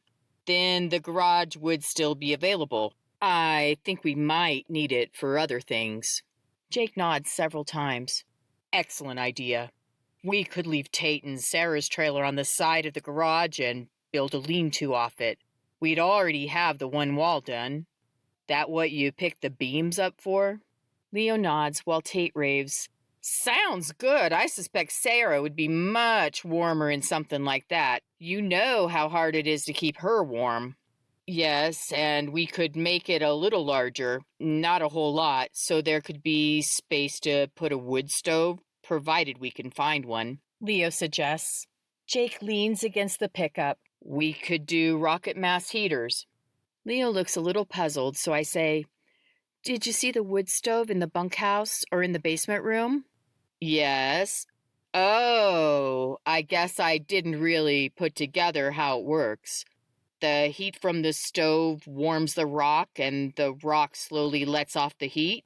Exactly, Jake gushes. The wood stove in the living room at our place is the same concept, but the pipe is encased in the brick, and it's more of a masonry heater.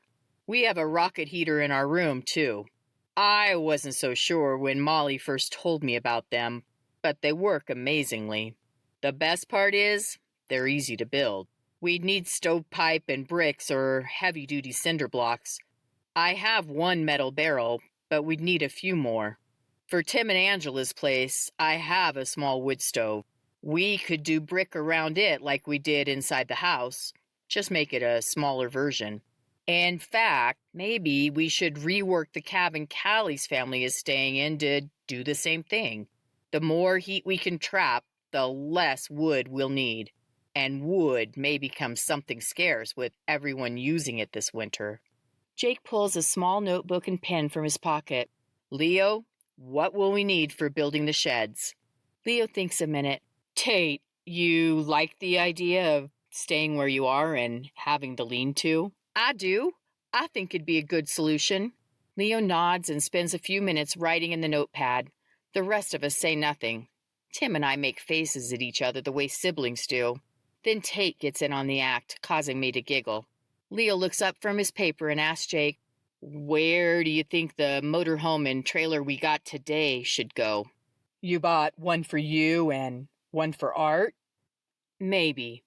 That was my first thought. But I did hear you and your dad talking about your brother. If he and his family come here, they should have one. Then Art and I could bunk together. Jake is visibly moved, not only because he misses his brother and is worried about him, but also because Leo would think of this. Jake says nothing for a moment while he composes himself. Even so, he needs to stop and start again. Thank you, Leo. That's a good plan. Do you think using the backside of the garage to build another lean-to would be good? How long is the garage? They go over measurements and details, where to put the lean-tos, and the greenhouse Jake wants to build. I can see Leo's wheels turning while he works out what he's thinking. Finally, he says, have you thought about attaching the greenhouse to the house? You all enter through the door by the garage, but the other door is supposed to be the main entrance. You could put a greenhouse and sunroom combination there and even pipe some warm air into the house and vice versa. The look of shock and awe on Jake's face is priceless. He mutters, I don't know why I didn't think of that. Then, loud enough for all of us to hear, he says, excellent idea. Are your building skills good enough to do these things? The greenhouse I planned to add on to the processing room wouldn't have been anything wonderful to look at. But if we're adding it to the house, it shouldn't look like a cobbled-together mess. Yes, I can do it. I'll need some help, but it's within my skill set. I wish we would have looked at what you bought for the greenhouse before we left. We'll have to do our best. I have the list I used. Jake digs in his wallet and brings out a piece of paper that's been folded many times. There's more figuring and planning as they attempt to work out the details of the new attached greenhouse. You have a patio across the back? Leo asks. Jake tells Leo it's poured concrete, and there's going to need to be some serious rearranging so my mom doesn't lose her outdoor kitchen and entertaining space. Leo nods and starts writing on his notepad again. In just a few minutes, he says, okay, I think I have it. We'll do the 12-foot wide greenhouse off the main house, Tate's trailer off the garage, a second lean-to off the back of the garage for the small camp trailer, and the motorhome off the processing shed. We'll tie it in with the wall, building it out to fit. Sound good? Everyone nods and agrees. I can't help but think what Mom's going to think when she gets home and sees the new addition to the house. What do we need to get for the rocket heaters? Leo asks. Chapter 22. The shopping takes just about forever. Leo works on the building materials while Jake gets fencing supplies and buys more livestock items, plus things for growing various crops. Tim and Tate also find items they think they could use. As they pay for and load the purchases, I realize why we brought all the trailers. We need them. I'm kind of surprised by one of Jake's purchases. He bought meat rabbits. Mom and Jake have lots of wild rabbits around. Jake, I thought you eat wild rabbits. Jake looks a little surprised. Well, yes, we have. The first couple of winters we hunted rabbit, but they don't have much meat and were kind of gamey and stringy. Your mom and Malcolm didn't like them much at all. I didn't mind them, but they weren't my favorite either. Plus, the numbers aren't reliable. We had quite a few last year, but not many this year. And with the predator problem, he lifts his hands. Not to mention, many people will likely be hunting them for food. Your mom had a friend in Casper who raised domestics and gave us a couple she butchered. Those we liked fine. You've had them before, haven't you? Oh, yeah. I don't think I was home when Mom made those, but I've had rabbit in a restaurant before. It's fine. Jake nods. I think these'll be fine. He bought 3 young females and 1 young male, plus a dozen cages that can be stacked in towers of 3. Some of the feed the rabbits are currently eating, several large bags of another kind, and a few smaller bags. He also bought an unassembled metal shelving unit, a dozen Rubbermaid dish tubs, and a large storage tote. Jake, what are the dish tubs for? I asked. I want to be able to set up another fodder system. We have one system we use during the winter, plus supplies to put together 2 more and quite a bit of stored grains. The shelving unit, dish tubs, and large tote will work for another system. The bags are assorted cereal crop seeds, winter field beans, and clover. Mom once sent me a picture of trays of wheatgrass on shelves. Huh, so the fodder is the grass Mom grows? Exactly. We set it up by the basement window during the winter. The ambient light helps it grow. We don't cultivate much, just enough to give the goats and chickens some fresh stuff when the snow's on the ground and they can't get out as much. With the addition of the sheep and rabbits, plus the likelihood we won't be able to get hay and commercial feed for a while, we'll increase the fodder production. We also plant a small amount of root vegetables just for the livestock. We'll need to increase it next year if things don't get back to normal. I hate Jake is mentioning next year. I give a fake smile. Ah, makes sense. I do have to admit it's hard to think about eating the rabbits. They're so cute. I know. The rabbits, the sheep, the goats, they're all cute. These rabbits need a couple of months to grow before breeding. He told me of another place to stop in Wesley with New Zealand rabbits. I hope to get another buck and 2 more does there, so we have a variety of bloodlines. The different breeds are okay to cross? Should be fine. Californians were produced by crossing different breeds. I can't remember which ones right now. Okay, sounds good. I'm going to go see how Leo's doing. It's not long until we've finished loading.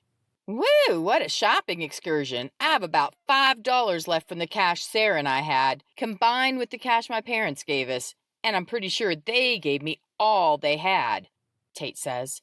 I still have some money, I offer. I have a little too, but not much, Jake says. I've spent most of what I've brought along. I have money, Leo says.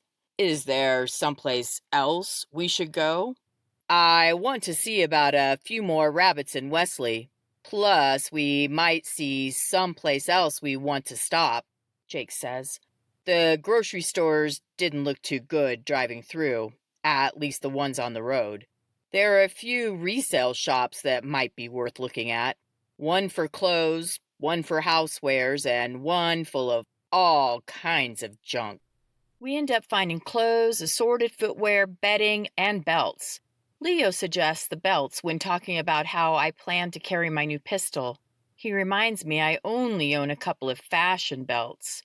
The used houseware store has lots of useful things, cheap doors and windows for the building projects. Tile, brick, and even a screen door and a small table for Angela's house. The junk store is just that, junk.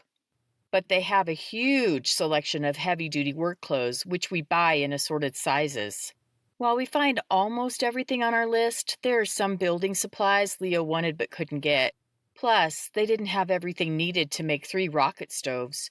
Jake says they'll keep looking. 3 hours later, all of us except for Jake pull into the yard back at the farm.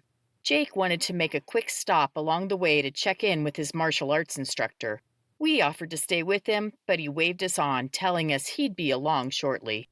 Grandpa Alvin unlocks the gate and lets us in, and I immediately look around to see if Mom's home. She isn't. However, the terrorists have struck again. They hit the railroads today, Grandpa Alvin says.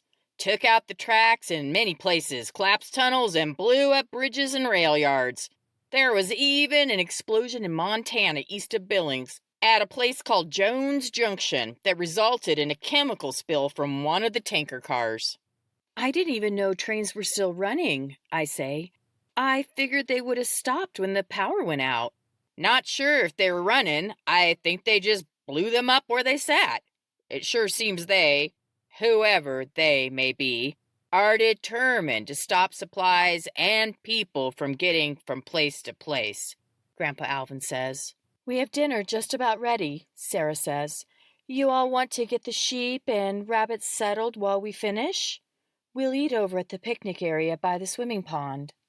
I take the produce we got in the house. I'm not quite sure what to do with it all, so I leave it on the table for now. At least it's out of the heat.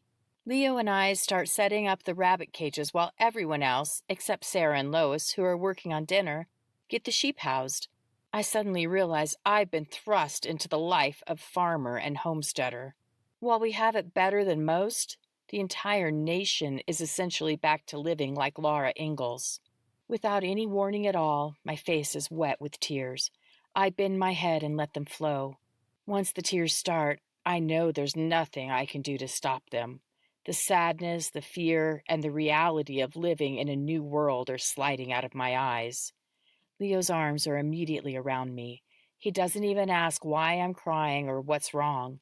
He doesn't tell me not to cry or say everything will be fine. He simply holds me and lets me grieve. As the voices of the others come closer, he gently leads me away from our workstation. Hey, Tim, we have 2 of the cages assembled. They're ready for the bucks to go in one and the does in the other, Leo shares as we step away. At his truck, Leo puts down the tailgate and hoists me up. There's a nice breeze, which earlier Jake said will likely lead to a thunderstorm. He was happy about the rain, saying they haven't had any for a couple of days. I suppose that's another thing I'll learn to be happy about. We'll need the rain to help the crops, which will be an essential part of our survival. Even though Mom and Jake have what seems to be a large amount of stored food, it won't last forever. With this thought, I'm struck again with the realization of just how fortunate we are. The choices and sacrifices Mom and Jake made over the years will make a difference in our lives in this new world. I know it wasn't always easy. Angela told me Mom wondered more than once if they weren't being silly. She loved the idea of traveling, but with the farm, this was limited. They do go on camping and hiking vacations, which they love. But Mom has always had a dream of traveling the country or even the world by backpack. I suddenly realize she may be traveling by backpack right now. I'm pretty sure this isn't fulfilling her travel dreams. Jake's truck is coming up the road as I try to pull myself together. He's stepping out of the truck when Sarah calls everyone over to the picnic area. Mom and Jake put in a big triangle, just like the old farms and ranches used, to ring for dinner. It's effective. Thank you, Leo. I'm sorry I lost it. My emotions are all over the place. Ah, Katie, it's completely understandable. There were several people with damp eyes this morning, and not just the women. I dip my head in agreement. Well, I'm starving. Let's go eat. Sarah and Lois have prepared quite a feast. There's a large salad made out of fresh greens, radishes, tiny carrots, and microgreens from the garden. The microgreens and carrots, Sarah explains, are plants that needed thinning. The main dish is grilled bone-in chicken with a variety of cooked veggies to clear out the almost past its prime produce in the fridge. Angela made dinner rolls. Malcolm was ecstatic about this. He loves Angela's rolls. "Jake, are you planning on going to the community center tonight for the meeting?" Sarah asks. "Yes, I think it's best for me to go," he answers.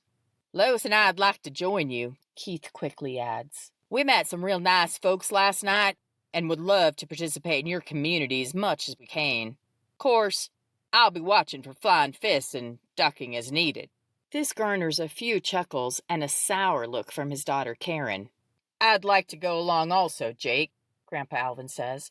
"Your mother wants to stay here and watch Malcolm and Gavin, if everyone else wants to go." Malcolm looks slightly disappointed he won't be going. "Sure, Dad. We should take as few vehicles as possible. Even though we're good on fuel, it's smart to conserve." "I think I'll stay behind and keep Grandma company," Tate says. Leo claps Tate on the shoulder and nods his head. Jake gives them both a strange look, then a new look crosses his face. A look of understanding, I guess. "Sure, Tate. That's fine. I've been thinking about the water problem some people are having. I have a generator I no longer use because the recoil rope and spring broke on it. I was supposed to fix it, but have kept putting it off. I have a new spring and rope, so I thought maybe we could fix it and then rig it to work the well at the community center. Does anybody have the skills needed to get the well pump operational?" "Shouldn't be too difficult," Roy says. "If we have access to a breaker box, we could add a plug on the wall coming from the breaker.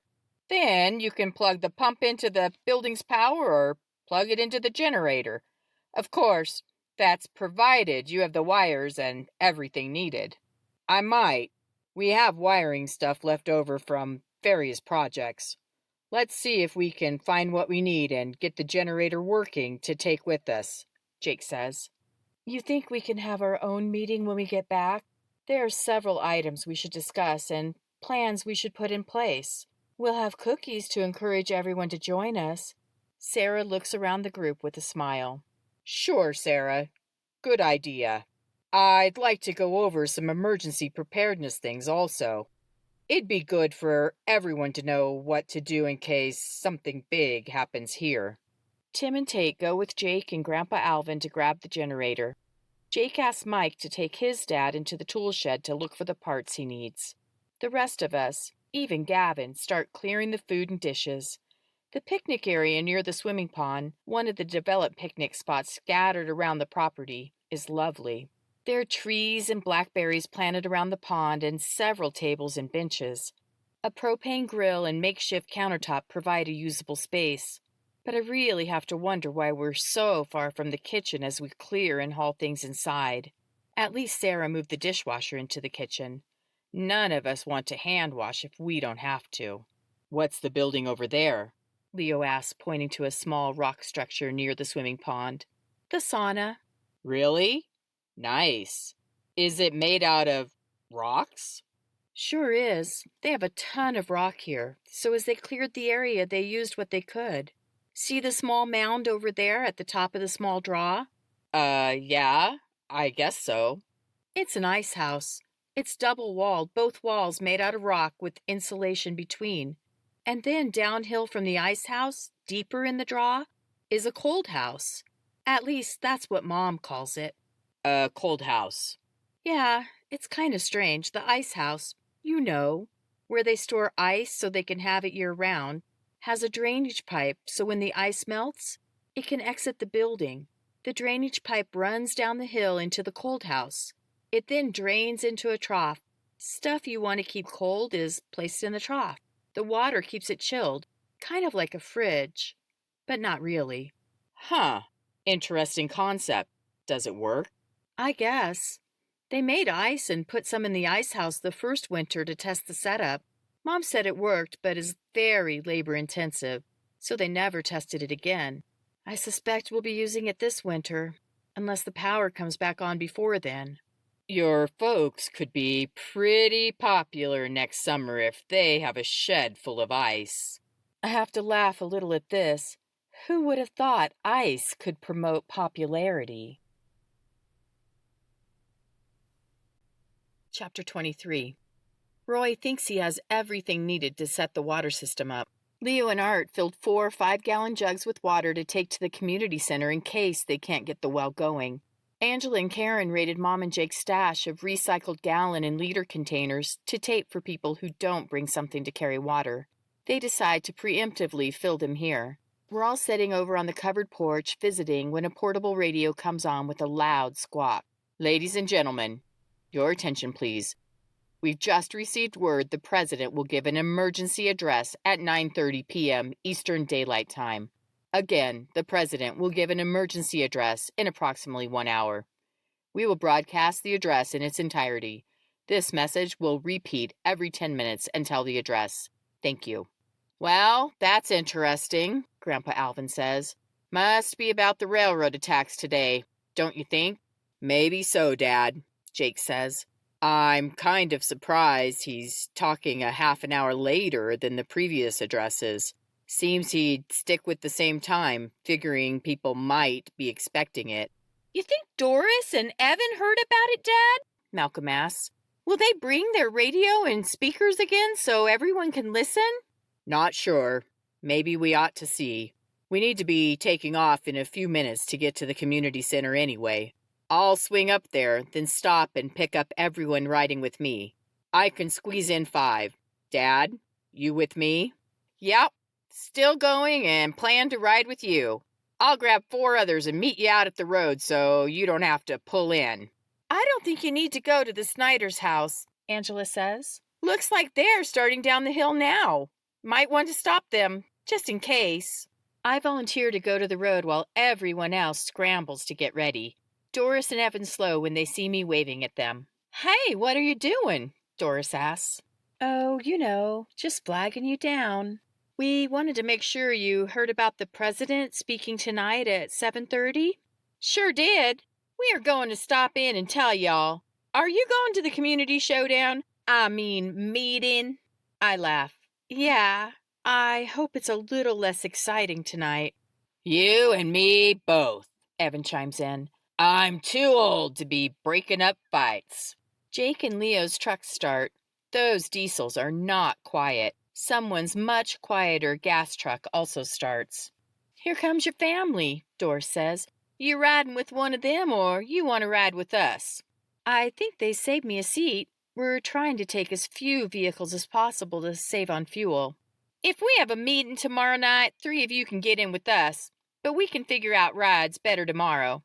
See you there. The Snyders pull away as Jake pulls up and says, Leo had to take his truck so you can ride with him. Tomorrow, maybe we'll see about carpooling with the Snyders. See you there. I wave and think how funny it is he says the same thing Doris did. Leo's alone in his truck. It would have been smart for us to hop in with Doris and Evan. Buckling my seatbelt, I say, Doris already had the speakers, so we're all set. Hey, why didn't Tate want to go? Staring straight ahead, Leo gives a slight shrug. Leo, what aren't you telling me? It's nothing, really. Tate thought it might be best to stay behind. As we bounce down the gravel road, I think about this. He's staying to protect them, isn't he? Leo confirms this. Tate stayed at the homestead because the idea of Grandma and the children there alone concerned him. Thinking about it, I'm suddenly worried. I know Mom and Jake never considered their chosen retreat could be infiltrated by evil. But now, with the confrontation Jake had with Dan Morse, things have changed. Of course, I expect Morse will be at the meeting and not lurking around our homestead. As we pull into the community center, I look for the ATV Dan sped off on last night. There are several quad runners, side-by-sides, and assorted motorcycles. These multi-purpose vehicles, usually restricted to off-road use only in most states, can be legal for all but interstate use in Wyoming. I remember when we first moved to Wyoming and I was incredibly amused to see a quad runner in downtown Casper. There's an ATV similar to Morris's. But where is he? I don't see him either, Leo says, reading my mind. It's fine, Katie. I suspect he'll be here. Jake's immediately bombarded with requests for water. Angela starts handing out bottles, telling people to transfer it into another container if they can, and bring the empty back. If not, bring the empty back tomorrow. A few people begin drinking from their bottle right away. I almost start crying when a little girl, no more than 4 years old, says, "I'm so thirsty, Mama. Can I have a drink now?" I decide to make sure the little girl's family takes home plenty of water tonight. I grab another bottle and walk over to them. Their first bottle, a 2-liter once holding root beer, is more than half gone. A boy around Malcolm's age is now drinking from it. "Hi, I'm Katie." "Hi, Katie. I think we've met before. Your mom is Molly?" "Mm-hmm. She is." "I'm sorry, I don't remember." "We sat near you all at last year's rodeo. Malcolm and Tony are friends and chattered the whole time. We live just over the hill from your parents. I'm Olivia. This is Tony and Lily." I do remember now, but I have to admit, she doesn't look anything like the lady I met last year. She's a tiny wisp of a woman, several inches shorter than my 5'4". I suspect she barely weighs 100 pounds. Her makeup-free face boasts eyebrows and lashes so light they appear non-existent. Her white blonde hair is slicked back in a tight bun and looks more like a crew cut than the full head of flowing blonde curls I remember. She's only a few years older than me, having had Tony right out of high school. Her tired face seems to have aged at least a dozen years. I suspect most of the aging has happened in just the last few days. She looks as tired and scared as everyone else. "Of course. Nice to see you again, Olivia. Lily and Tony have both grown a lot since last year. Malcolm, too. I couldn't believe how big he was when I first saw him. I guess that's the way it goes." I realize I'm rambling a bit, but continue on. "Is your husband here also? I can't remember his name." A cloud comes over Olivia's face. "Jason works on an oil rig. He was in North Dakota when the planes came down. He wasn't due home for another week. After the bridges went out, they talked about shutting down early, but they didn't. He would have left anyway, but they were in company trucks, and he's not a company driver. Last time we spoke, they were given a choice of staying and finishing out their week or heading home. He was planning to come home. Then the phones went out and the refineries were hit. I'm not really sure what's happening now. I'm hopeful he'll be home soon. I know the country will be needing oil, but it's hard to be here alone without power and things. I can't even get the well working. We had some bottled water, but it ran out last night. I only found out about the meeting today when someone stopped by my house earlier." She gives a visible shudder. I wonder what that's about. "I'm so sorry. I hope your husband's on his way." "Thank you. Is Malcolm here? I'm sure Tony would love to play with him." "He's not. He stayed with our grandma to help take care of our nephew. My sisters and their families are all here. My sister Angela is the one handing out water at Jake's truck. Have you met her before?" "No, I don't think so. Is she the one who was married last year?" "That was Callie. She's over there." I point to where Callie and Mike are standing, talking with a group of people. From the gestures at Mike's eye, I believe his beating is the topic of conversation. "We have another sister, Sarah, but I'm not sure where she is. Around here somewhere. There's a whole lot of us, and sometimes our mom can't even keep us straight." I try to make something resembling a joke. I fail. "Where's Molly?" Olivia asks, looking around. Now it's my turn to look sad. My mom was in Oregon for work when this all started. Jake last heard from her on Saturday. She was somewhere in Idaho. We think she may have run out of gas. She'll be biking or walking home. I have no doubt. Olivia reaches out and hugs me. I do my best to hold back my tears. At least one escapes. "Well, Olivia, I'm glad to see you made it." I feel Olivia shudder at the unknown voice. She lets go of me. Dan Morse is standing next to us. Leo was right about him showing up. "Yes, thank you," Olivia responds. "Where's Jason? He sends you on your own?" Morse asks. Yes, he wasn't able to join us. Interesting. I I would have thought for sure he'd be here, considering he wasn't available to chat when I stopped by today and all. Morse smirks as he crosses his arms. Tony steps closer to his mom. His little fists are balled up and he looks ready to spring into action. Lily is oblivious, sitting on the ground playing with a doll. Olivia says nothing. Well, I guess I'd better get this meeting started, he says. They need me to keep things equitable here. Otherwise, we'd have a few people hoarding everything and letting everyone else go without. Then there's the problem of bringing outsiders into our community to take all of our resources. He looks directly at me when he says this. While my first instinct is to practice some of the Krav Maga I've learned on him, I decide to follow Olivia's lead and say nothing. As soon as he's far enough away not to hear, Tony whispers, "I don't like that man, Mama. He's not a good person." Olivia, obviously shaken, hugs Tony close and says, "Thank you for standing next to me. You help me feel strong." "You are strong, Mama, but I'll always protect you, especially when Dad isn't here. We can't let that man know Dad isn't home." Olivia nods and hugs Tony even tighter. Dan Morris is standing on top of the picnic table calling for everyone's attention. I look around for Leo. He sees me and gives me a wave as he walks over. People are ignoring Morris and continue to talk and mingle around. His voice gets louder. Phil Hudson taps Evan and Jake on the shoulders, then motions for them to join him. Evan looks okay with it, but Jake, not so much. His shoulders sag as he follows a few paces behind Evan, who's on Phil's heels. Phil stops next to the picnic table Dan is standing and yelling on. He raises his hand in a call for quiet. As people notice, they stop talking and moving around, and in less than a minute he has everyone's attention. Even Dan Morse is silent as he glares at Phil. Phil moves his arm in a motion to indicate Dan has the floor and can begin, but before he can speak, a dirt bike comes tearing in the driveway. Instead of stopping at the parking lot, the bike continues to the gathered crowd. With the final roar of the engine, the bike is shut off and a lady I don't know steps off. Terry! Terry Bosco! Are you here?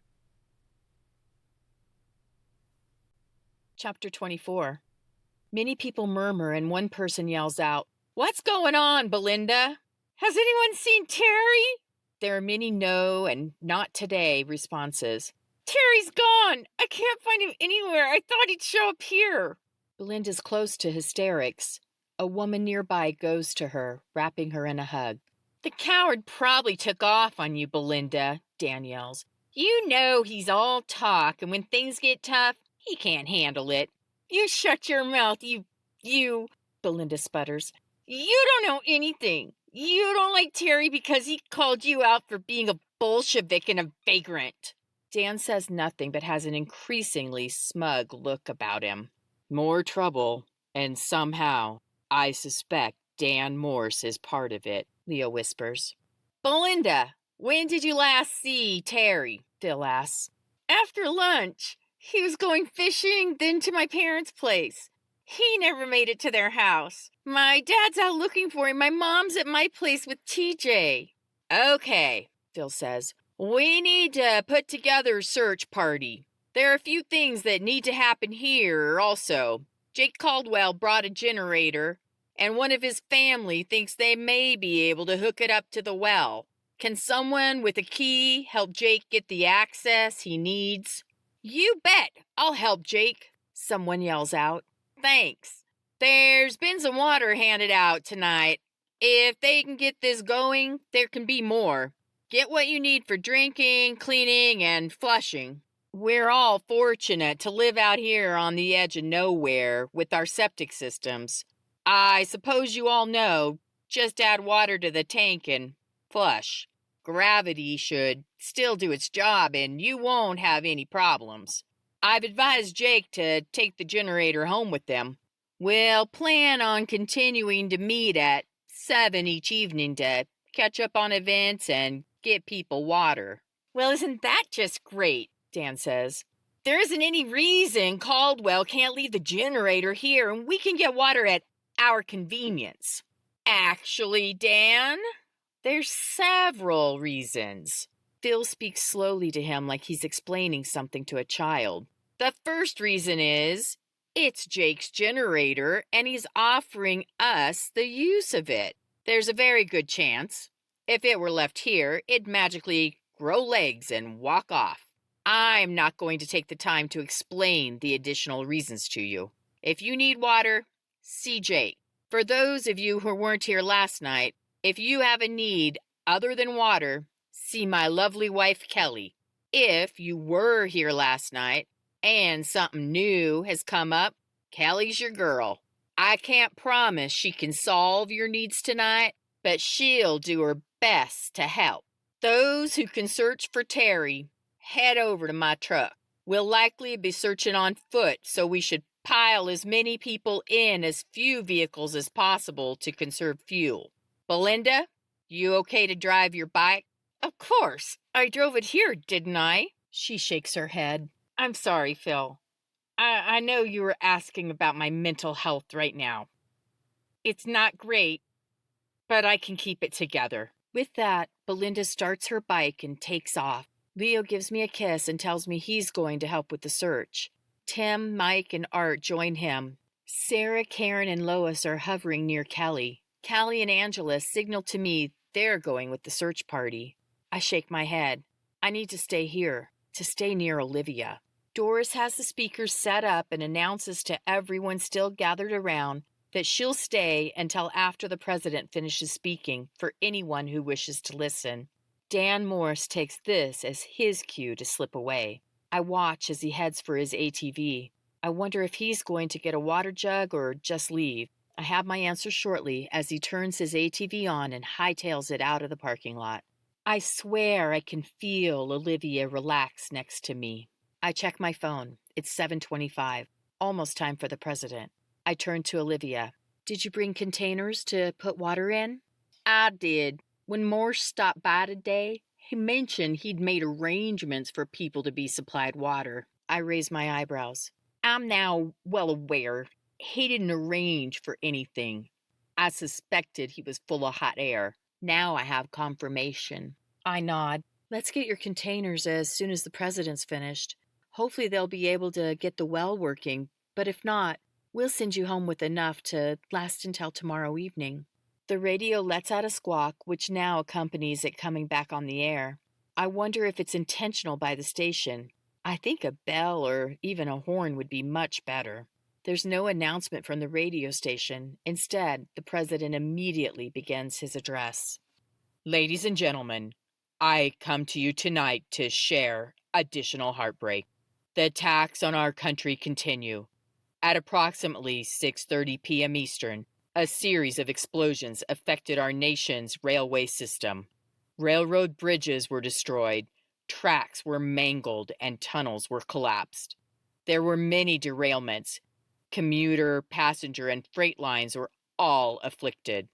At this time, due to continued communication issues, we do not have a complete accounting of the destruction. My prayers continue to be with all affected by these acts of terrorism. There's a long pause, and I half wonder if he's finished. I'm not the only one, as I notice people glancing around and several shrugs in response. We soon discover he has more to share. Around the time we received the first reports of the railroad catastrophe, I was privately notified of the loss of several members of Congress in separate events. There's a collective gasp in the gathered crowd. My fellow Americans, your elected officials were targeted. They were murdered in cold blood. At this moment, we can confirm the loss of 28 senators and 142 representatives. We're working hard to make contact with every member of Congress so we can help protect the remaining members. My wife and I are deeply pained by the losses, which began on Thursday evening and continued through today. We believe we share this pain with all in our great country and even around the world. These losses are something we will carry with us through all of our days. The tens of thousands of Americans who have lost their lives will never be forgotten. Our senators and representatives will never be forgotten. We continue to search for those responsible for these atrocities committed on our soil and to our citizens.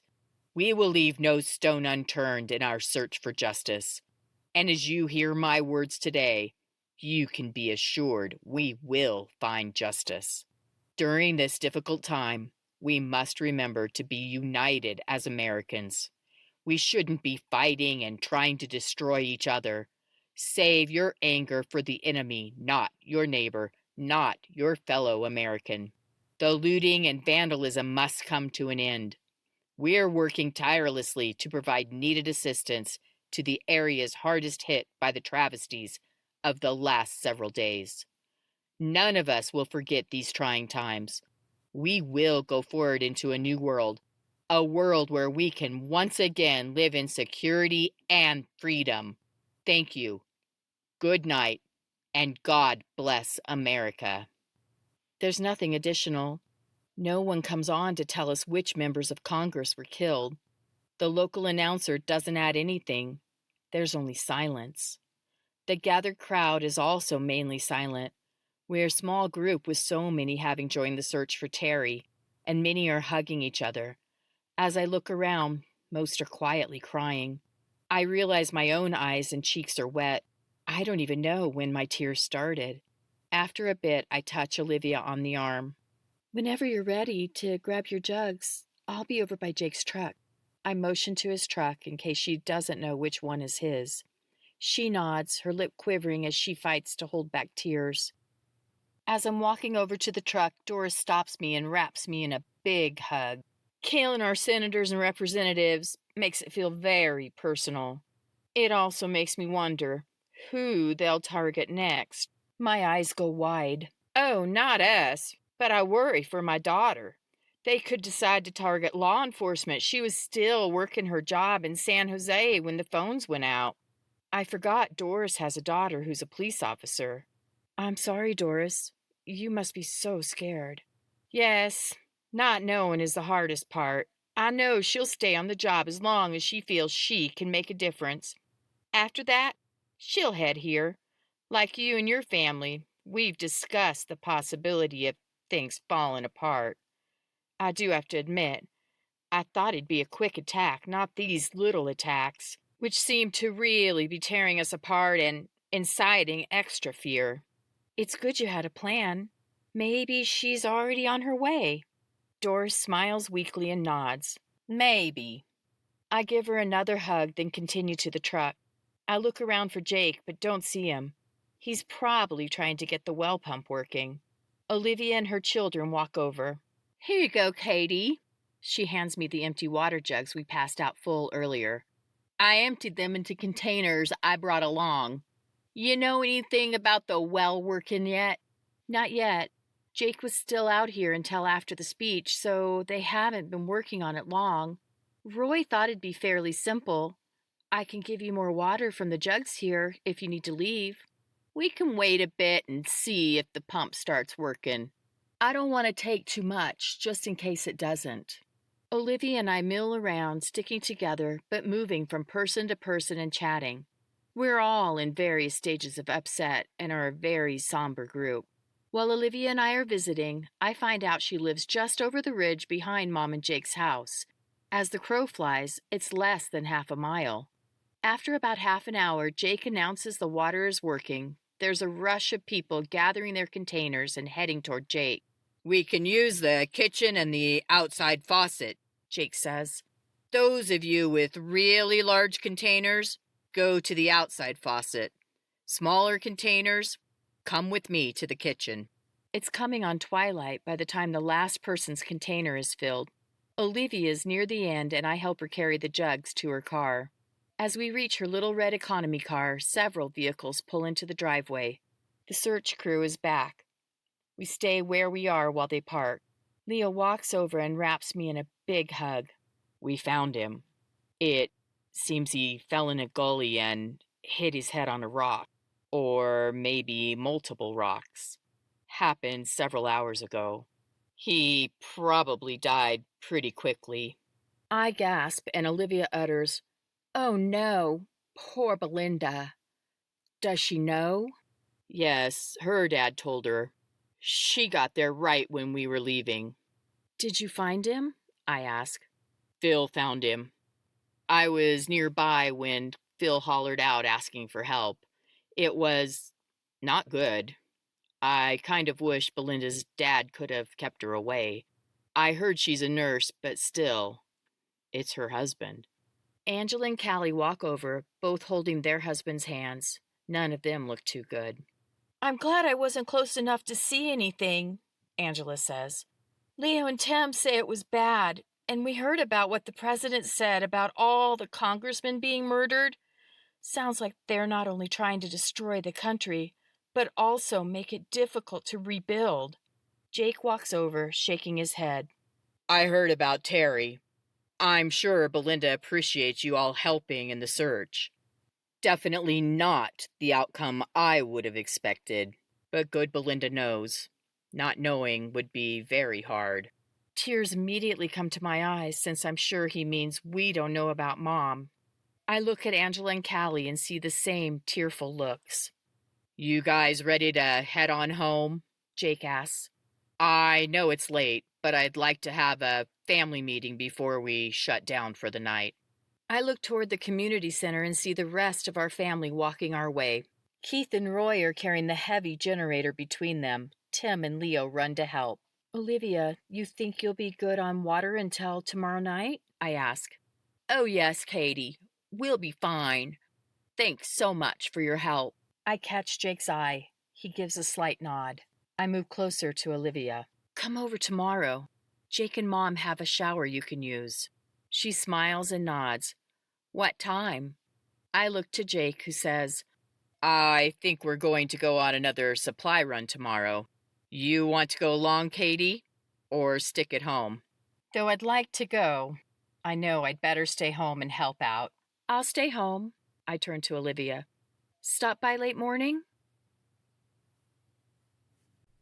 Chapter 25. We're in Mom and Jake's great room for our family meeting. We pulled the kitchen chairs in and Jake brought in a few camp chairs, but we're still short on seats. People are sitting on the staircase, on the wood stove hearth, and on the floor. Our group of 20 can really fill a room. Grandpa Alvin starts with talking about the president's latest announcement. He and Grandma Dodie seem pretty distraught over it. They watch a lot of political stuff on TV and know the names and faces of many people in Congress. Jake talks briefly about the death of Terry. Too much death in one day. Of course, death seems to be the norm for the last several days. Too much death every day since Thursday. I don't even know how many people have died since the attack started. Jake leans forward in his chair. Okay, so one of the things I want to discuss is a follow-up to the root cellar tour last night. Molly and I have a binder with a list of things to do if we discover there's been an attack and we need to move to the shelter. With the communication issues we're facing right now, I'm not sure if we'd even have much notice, but I'm hopeful an alert would come over the NOAA radio. I have my mom and dad monitoring the radio as best they can, and we keep one in the kitchen over there. The binder goes on the shelf under the radio, included with the cookbooks. He holds up a binder. The spine says ERG for Emergency Response Guide. I know it's late, but I want to at least get started on our plans of who will do what in case of an emergency. We have a few copies of the shelter information in here. I'll pass those around. There aren't nearly enough for everyone, so you'll have to share. And others will just have to listen and you can read later. Jake hands out 6 stapled copies of 2 or 3 pages. The shelter preparation is only one part of our guide. I'd like to go over this tonight, and then maybe tomorrow night we can look at another section. Of course, our Plan A is another part, but we're way past that. Sarah quickly says, Plan A is what Mom and Jake had in place if it seems something strange might be happening. They had shared this with us kids. It's the last-minute trip to the grocery store, the bank, and the gas station. This receives lots of nods. Apparently, almost everyone else was in the loop for Plan A, even if they didn't know what it was called. Yes, exactly, Jake says. So, for the shelter, I also have this list Molly put in a plastic sleeve. We can write on it with a dry erase marker, so we can decide who does what. It's the back page of the handout I've given. I think we should just look at it. The front pages give the details of what to do, which we can look at if needed tonight. Mostly, I'd like to just get the assignments made, and you can follow up on the how-to later. Sound good? There are nods and yeses all around. For the next 15 minutes, we talk about who will do what if there's ever an alert of a nuclear strike. I lose track of who has what job, other than Grandma Dodie is in charge of making sure Malcolm, Gavin, and the dogs are in the shelter right away, and Angela and I are to cover the garden with plastic. Jake says there's some controversy on whether this will help much since we could be in the shelter for some time and lose the plants due to neglect, but they've decided it's worth a try. Others are to do things like get the food out of the fridge, move sandbags around, and move the livestock.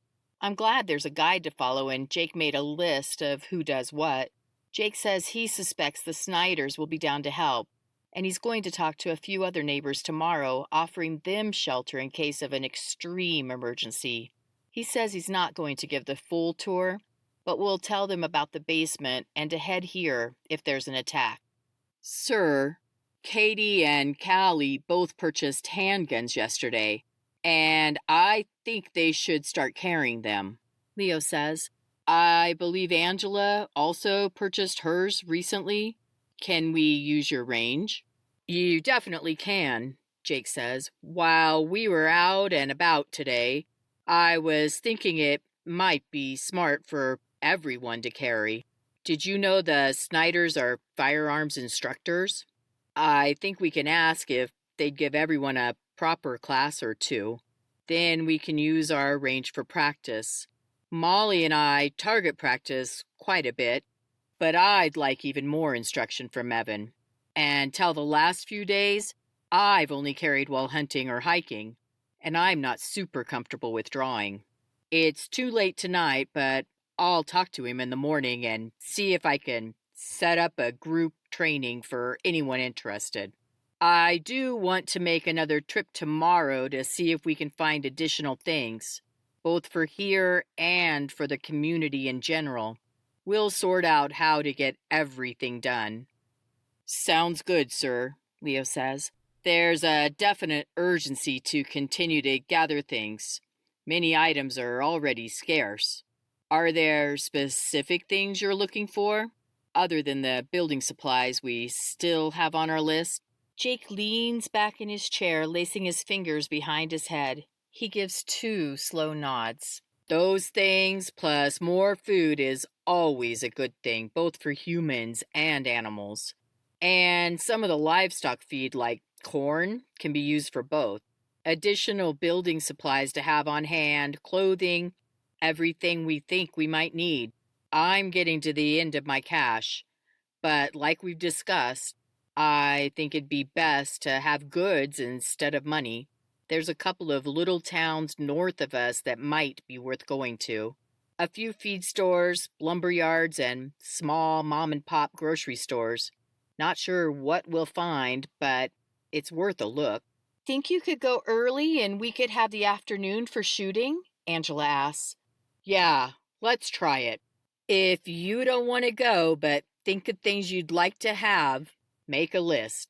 No promises, but we'll try. Mike, you feel up to going along tomorrow? You know, Jake, I'd like to, but at this moment, I'm feeling pretty terrible. Mike answers. I'll go. Roy and Keith both say at the same time, while Art says, "Count me in." "Me too," Lois says. Tate asks Sarah if she'd like to go, and she, rather reluctantly I think, agrees. Okay, great. Let's hit the road by 8 a.m. Before we go, I'll check with Evan about having lessons in the afternoon. "Katie gave me change back today from the money we sent with her," Callie says. I want you to take it, Jake. Use it all. Callie isn't the only one. Almost everyone digs money out to give to Jake. Malcolm grabs a small bag for the money to go in. As the money is going in the bag, Jake says, I think it's important we all remember we're now living in a finite world. The supplies we're going after, well, some of them are going to be very scarce for a long time. We need to make the most of everything we have. From this point on, nothing's disposable. While we're not on food rations at the moment, let's do our best not to waste any. Malcolm, take only what you can eat. Dad, you know I can eat a lot, Malcolm says with mild disgust. True, but I also know sometimes you think you can eat more than you can. The old phrase, your eyes are bigger than your stomach, comes to mind. I have no idea what that means, Malcolm shakes his head. Grandpa Alvin jumps in and says, Sure you do. Like when cake looks really good, so you ask for a huge piece, and then you only eat half of it. Oh, yeah, I guess I might have done that once or twice. So did someone make cake? I'll only take a small piece. No, there isn't any cake right now. It was just an example, Jake says with a small smile. Okay, I'll only take what I can eat. But if it's not enough, can I get more? Everyone laughs a little at this as Jake says, probably, as long as everyone else has enough. Lois waves her hand. Jake acknowledges her with a smile. So, besides food, should we be conserving other things? Like if we open a can of corn or something, do we save the can? I think so, yes.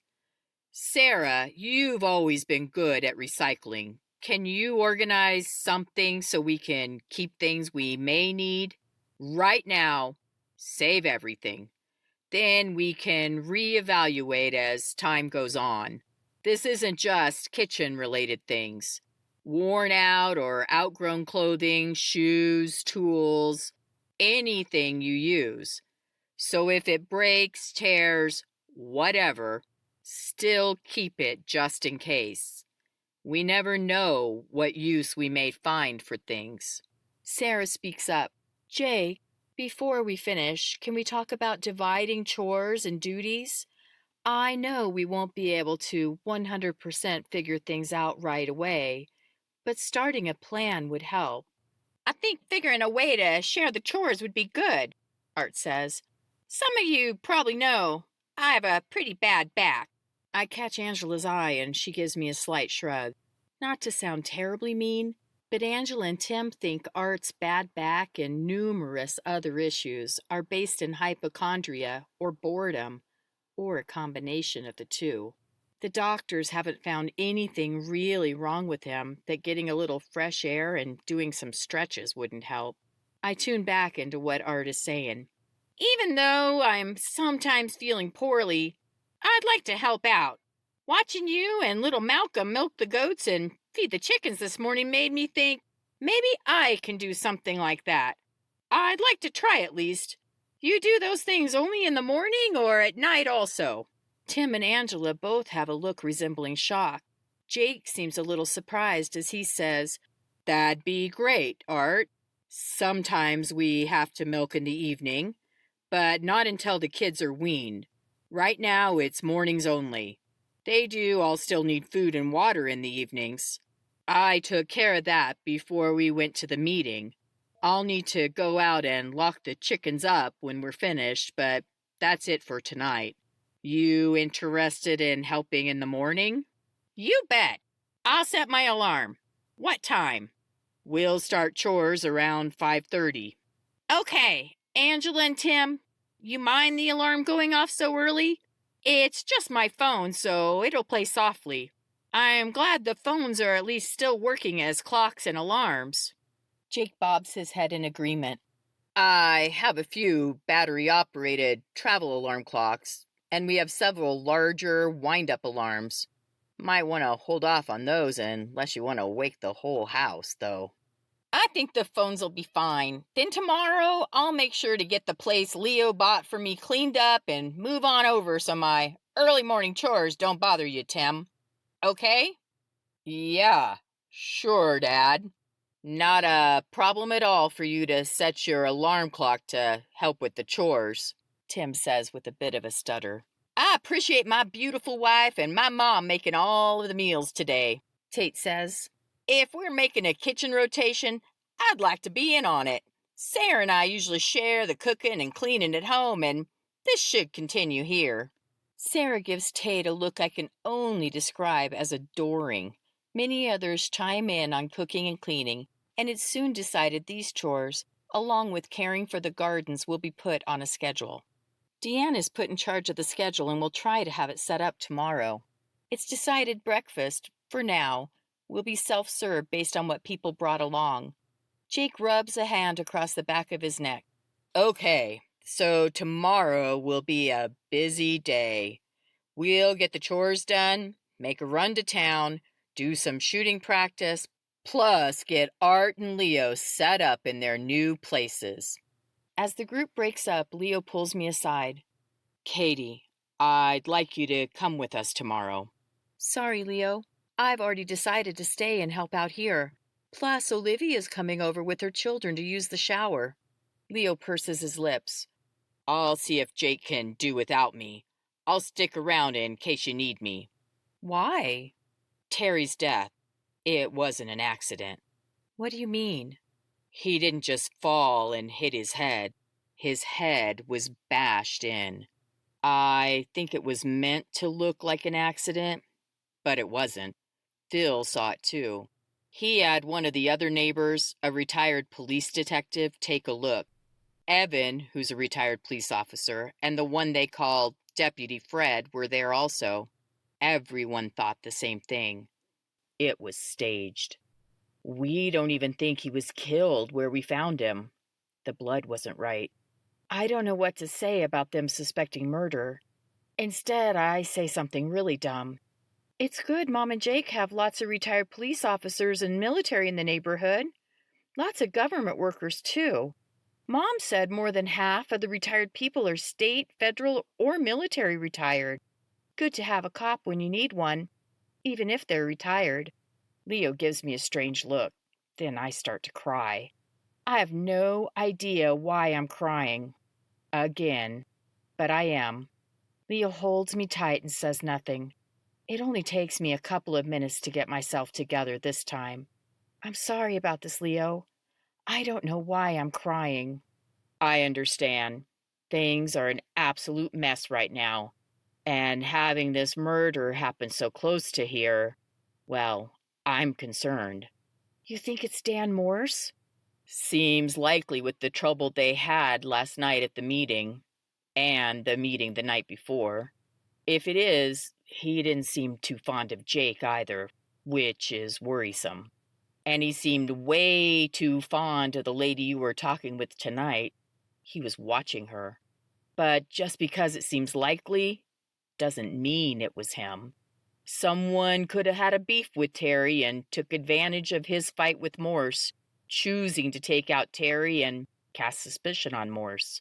I nod, agreeing it makes sense. Olivia. Her name's Olivia. You think he'd hurt her or Jake? I don't know. Probably not if we were still living in normal times. But right now, he likely realizes we're on our own. There's no sheriff to call. We have Deputy Fred, but I don't think he's an actual deputy. I think he's a jailer. Of course, like you said, there are many retired police officers around here. I think I've met a dozen just since last night. Even 3 couples that were both police officers, husband and wife. And I've met more than a dozen retired or former military. There are even a few lawyers and at least 1 judge. They could set up quite the judicial system here if needed. I wonder what brought all these people here. They aren't even from the same places. It's pretty interesting. I shrug, not really understanding what Leo's getting at. Chapter 26, Tuesday, Day 6. I made sure to set my alarm so I'd be up before Jake and everyone leaves. It goes off at 6 a.m., but I hit the snooze several times and finally crawl out of bed closer to 6:30. I notice I'm pretty achy and figure it's my lack of exercise the past few days. A run is in order this morning. Art, true to his word, is helping with the chores. He's walking one of the goats back to the pen. When Mom's home, she does most of the milking. Jake helps, but he always says his hands are too big since the goats are dwarf instead of full size. Malcolm was taught to milk and has been milking just about every day with Mom gone. Malcolm's practically giddy at breakfast because the goat Sarah was keeping an eye on kidded overnight. She had triplets, and Malcolm helped move them to what he calls the nursery pen so the other goats won't bother the new mom and babies. Jake arranged shooting lessons with Evan. Evan is going on the supply run this morning, so lessons will be later.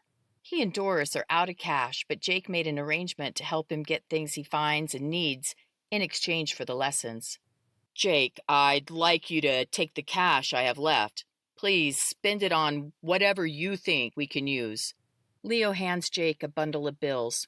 Sure, Leo. I'll do what I can. I want to make sure we're prepared for today. I was thinking others might start to realize we're in this for the long haul. They might think cash is no longer king. Can you and Katie give me a hand? Me too, Dad? Malcolm asks. Yup, you too, buddy.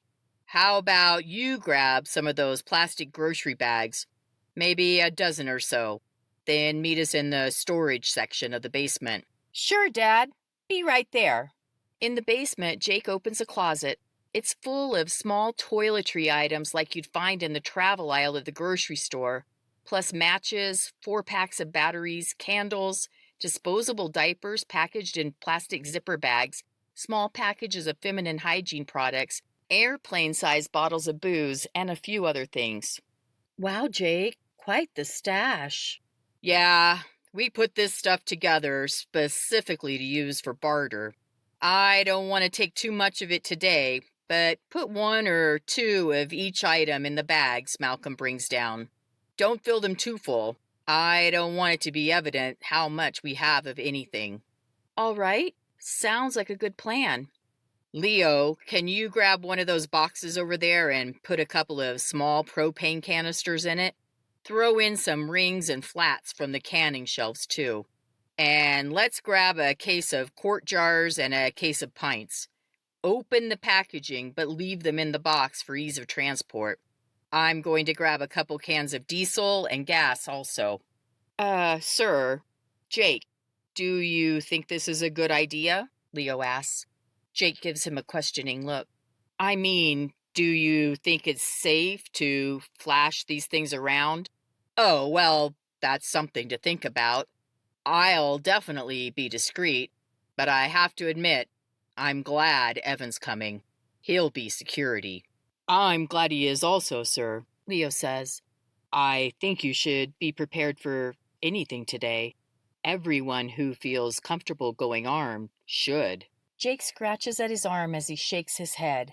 Truthfully, I don't think any of us, except Evan, are used to carrying on a daily basis. Tim and Tate have done quite a bit of shooting.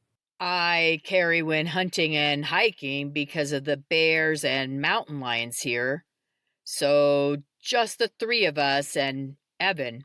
None of the others have shot enough to feel okay with it. Or, in Keith's case, it's been so long he isn't sure of himself. He did say he's happy to bring a shotgun, but he doesn't want to carry a handgun. Sarah and Lois both say they'll wait until after they have training. Same with Roy. Leo nods in understanding. Better to have people unarmed than not knowing what they're doing. That could be a recipe for disaster. It'll be good to get everyone some training. Hopefully, no one will ever need to draw a weapon.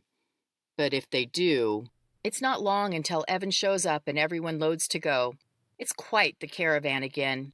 Jake's in his truck towing his large utility trailer, and riding with him is Roy. Evan's also towing a trailer, the enclosed kind. Sarah, Keith, and Lois are with Tate in his Dodge Ram, towing his small utility trailer. Tim and Art are bringing up the rear, towing the flatbed. As I watch them drive away, I wonder where Mom is. Will she get home today? You want to go for a run with me? I asked Leo. Sure, a short one. Let's get ready and I'll tell Alvin so he knows. I shake my head, wondering if we're going to have to be on alert for danger every waking minute from now on. We go about 3 miles round trip. While we're running, I think a lot about our new life, and especially Terry's death. It all seems so senseless. The plane crashes, the bridges, the food poisonings, the cyber attacks, our elected officials being assassinated, and Terry being killed so close to our new home. After our run, I head inside to get ready for the day. I'm just out of the basement shower and going to the garden to help Angela and Callie when Olivia's car pulls into the driveway. I holler over to my sisters, saying I'm going to get Olivia situated, and then I'll be out to help. Angela gives me a wave, Callie laughs and says something I don't fully catch, but sounds like, "Sure you will." "Hi, Olivia," I shout in greeting while she's helping the children out. "Hey there, Katie. Thanks so much for setting this up for us. We're a little early. I hope that's okay." "No problem. I think Leo may still be in the shower. We just returned from a run. Should be just a minute or two." "That's fine. I wonder if I could take some extra water so I can wash a few things. We're starting to run low on clean clothes." "Sure. Did you bring jugs?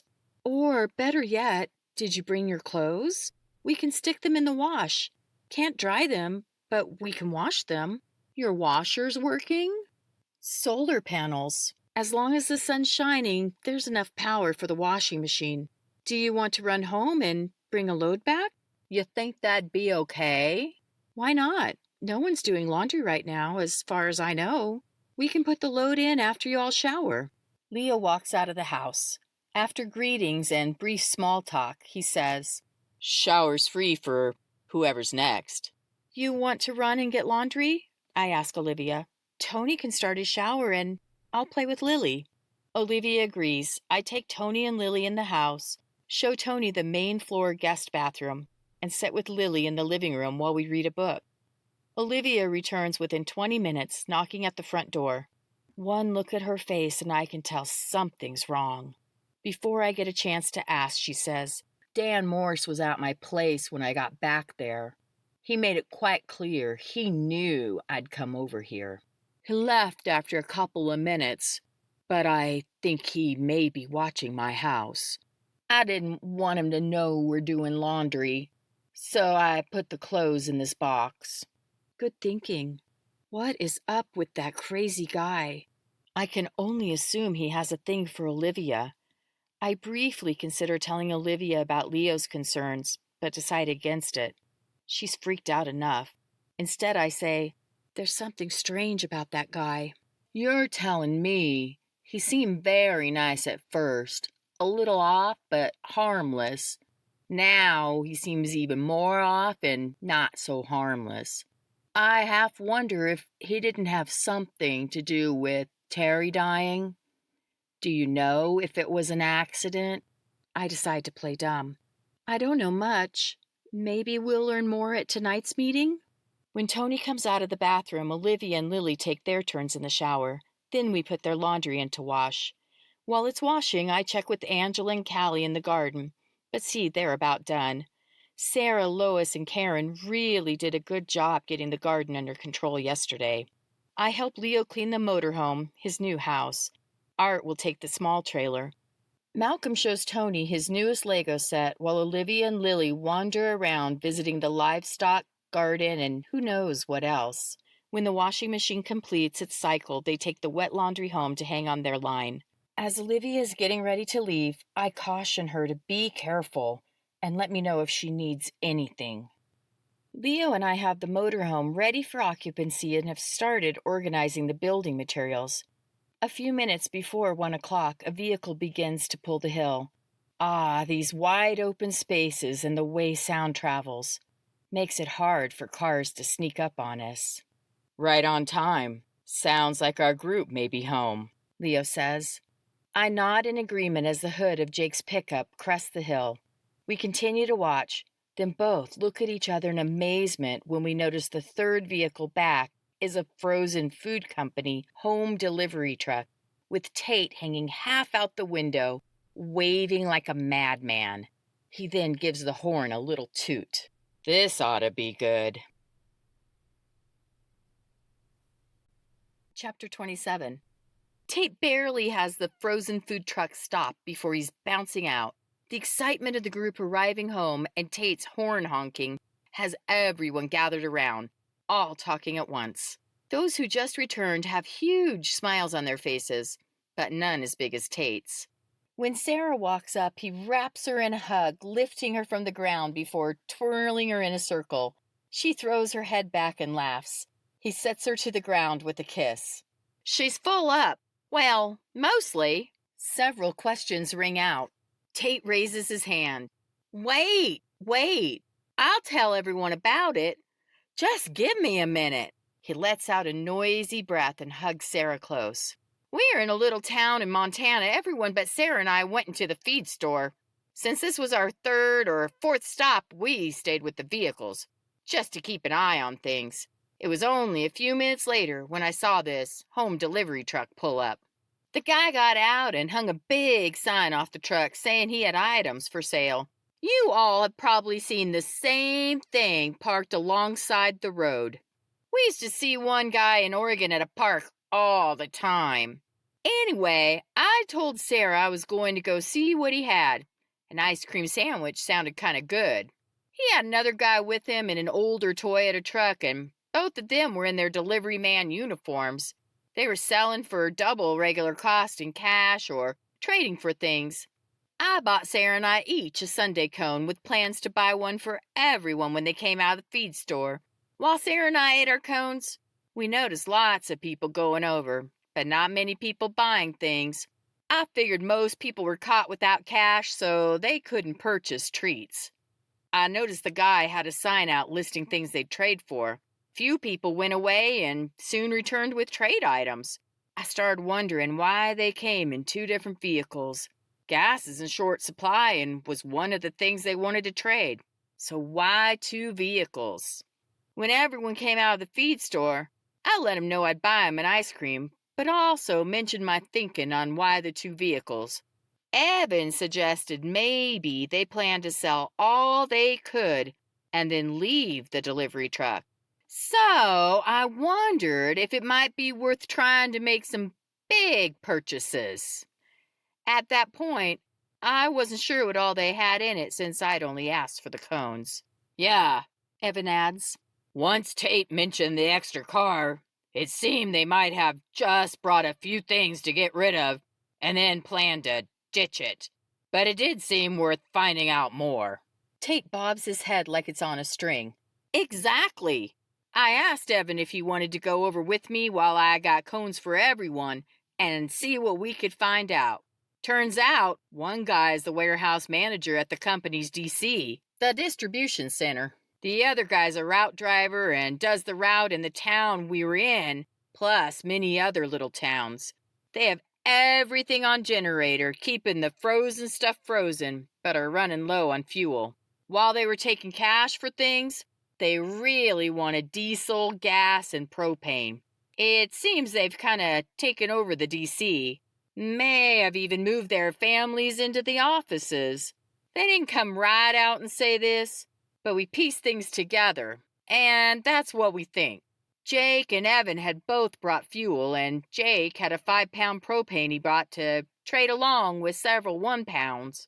While there are lots of ice cream treats, or there were at least, the truck is full of other things. Seems the DC had just received a restock on Friday before everything fell apart. Evan interrupts. They hadn't even loaded all the trucks yet, and they did plan to sell what they could. Load the Toyota with anything left and ditch the truck. They have several more trucks at the DC. Tate nods. So we got the fully loaded truck for Jake and Evan's fuel, propane, and a few other trade items like, Sarah jumps in, diapers, feminine products, booze. You know, the stuff Jake brought along. I found it surprising they'd want to sell food, Lois says. If I had a warehouse full of food, I'd want to hold on to it. I asked them about that, Evan says. They said they don't have the fuel to power all the freezers much longer, so they're trying to home can some of the meats. Jake offered a dozen canning jars and I had a box of lids. This truck's really loaded, but from the looks of it, most everything is breaded or processed. No steaks or things that can be prepared for long-term storage. Smart on their part. Still, they either have a whole lot of food at the DC, or they really misjudged how much to get rid of. I've never been to a warehouse like that, so I don't really know what it might be like. What about the truck? I asked. We told them when this is all over, we'll take the truck back where we met them so they could pick it up, Tate says. They gave us a look like they didn't think things would be over anytime soon. So how's the freezer work? I asked. Does it keep things frozen as long as the truck's running? Yes, exactly, Tate bobs his head. Or we can plug it in to keep it freezing. There's all kinds of stuff, assorted styles of chicken, beef, bacon, fish, pot pies, pizza, and stir fries. Plus, lots of ice cream. Once we finished our deal, the guys took off and we offered to sell food to anyone still wanting to buy. There weren't many people who had cash, so we did trade for a few things. And we handed out ice cream treats to everyone gathered around. So we do have a bit less of the treats than we started with. Everyone comments on how nice it was to pass out ice cream to people. I have to admit, Jake says, I feel a little bad about how we did this deal, since it wasn't really their stuff to trade away. But I guess we'll see a lot of this if things don't change rapidly. Several of us nod in agreement as Jake continues speaking. Evan's going to choose some things for Doris and him since some of his stuff was used for trading. And he's also taking it as partial payment for the shooting lessons, along with some of the meat he and I made a deal on Saturday at a little mom-and-pop store. The bulk of the foods are pre-cooked, heat-and-eat things. I think we'd be smart to use the truck stuff first. We can plug it into the solar-powered outlet in the garage and share power with my parents' freezer, but the sooner we empty it, the better. Most of the meals are pretty highly processed, so while it will fill our stomachs, it's not the best nutrition. I also bought a few TV dinners at the mom-and-pop store, so we'll definitely have our fill of processed foods. Sarah waves a hand. You know, I'm not a fan of processed foods, but as busy as we are, it'll be helpful to have these quick meals now.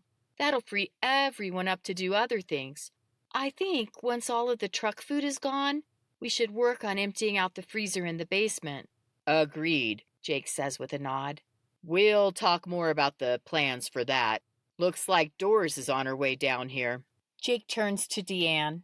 Do we have enough lunch made so Doris and Evan can join us? Yes, I think so, especially if we can add ice cream for dessert, she answers with a smile. When Doris arrives, she hears the tale of how they brought home the truck filled with frozen foods. Tate and Evan tell it with even more flair the second time around. After lunch, we all enjoy an ice cream treat, then ooh and ah over what the truck contains. While the contents of the truck aren't split evenly between our tribe and the Snyders, it does seem fair. Jake put quite a bit more in for trade goods and ended up with about 2/3 to Evan's 1/3. Jake also brings out some of the meat from a previous shopping excursion. When the power went out on Saturday, Jake and Evan went into town for fuel and whatever else they could find. The town's chain stores were closed, but a small mom-and-pop market was open. The owner offered Jake all the meats and cheeses in the refrigerator area, plus everything in the freezer case. I think Evan had planned, at the time, to pay for a portion of it, but trading for our gun training seems smart. Jake puts this all in the delivery truck with the rest of their stuff and asks Evan how it looks. It's decided Evan and Doris will keep their portion in the truck in a designated area.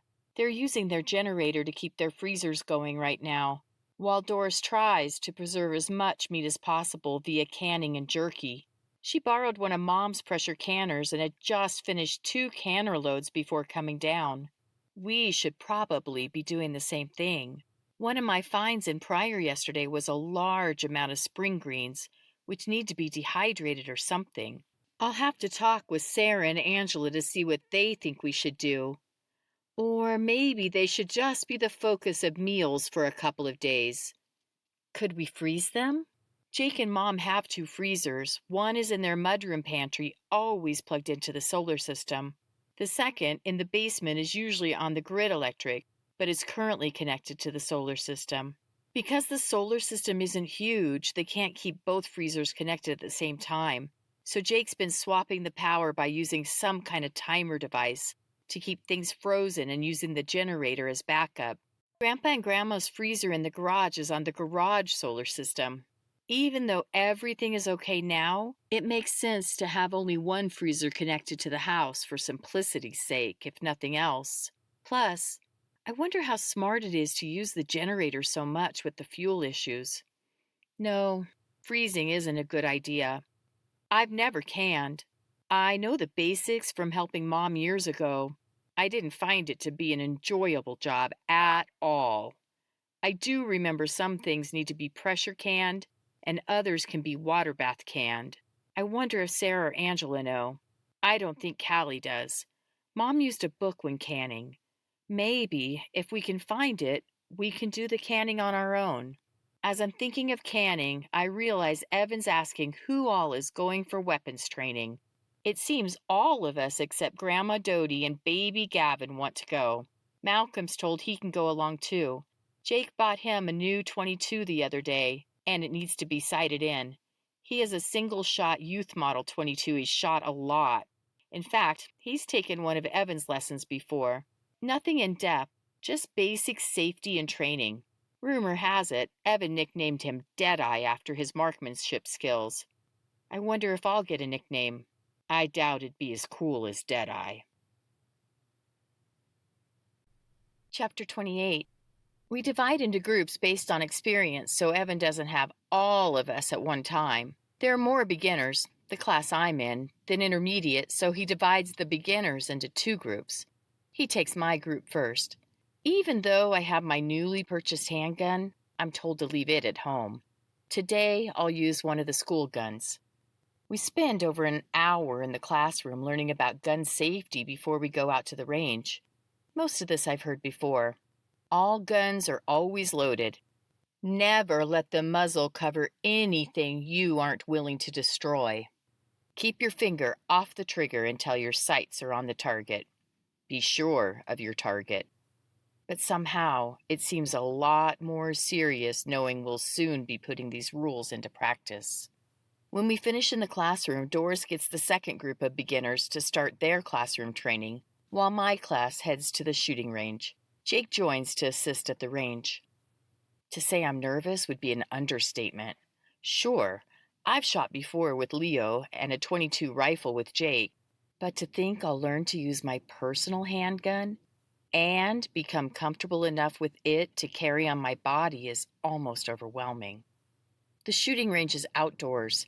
They've set it up with 2 areas with a third larger range in a different location. The 2 ranges are backed by a wall of dirt, similar to the setup Mom and Jake have. Lois, Kara, and Sarah in my group, they look as nervous as I feel. When we get to the range, Evan gives us the range rules. These include the rules we learned in the classroom, plus keep the gun unloaded until you're at the firing line and the range is declared hot. Immediately stop firing if you hear cease fire. When the range is cold, there can be no handling. Weapons are emptied, left open, and laid on the firing bench. Only Evan can declare the range hot, and only then can we commence firing. I'm so nervous my mouth goes dry. I am pretty sure Evan realizes how I'm feeling. As he's setting us up in individual positions on the firing bench, he ushers me over. Katie, I have the perfect gun for you to start with. My stomach falls and my eyes bulge. On the shooting bench is an extremely large handgun. From what we learned in the classroom, along with the little I already know of guns, it's some kind of revolver. Maybe the kind that Dirty Harry guy carried in the movie Jake likes? I'm not sure. But I know I'm not going to enjoy it. Guns kick, and with the size of that gun, I'm sure to land on my bottom if I try to shoot it. Evan, I think that gun's way too big for me. Evan smiles, showing off his crooked front tooth. Your mom said the same thing when she took her first handgun class, and I set her up with this. Trust me, you'll be fine. Okay, I guess. What is it? It's a Colt Python 357 Magnum. We'll load it with 38 special rounds. I know you're thinking, this is a big, scary gun and it's going to knock me down when I shoot it. It won't. It really absorbs the recoil. And loaded with 38s, it should be just fine for you. Uh-huh. I'd like to believe him, but I seriously have my doubts. He then goes on to help Lois, Sarah, and Karen.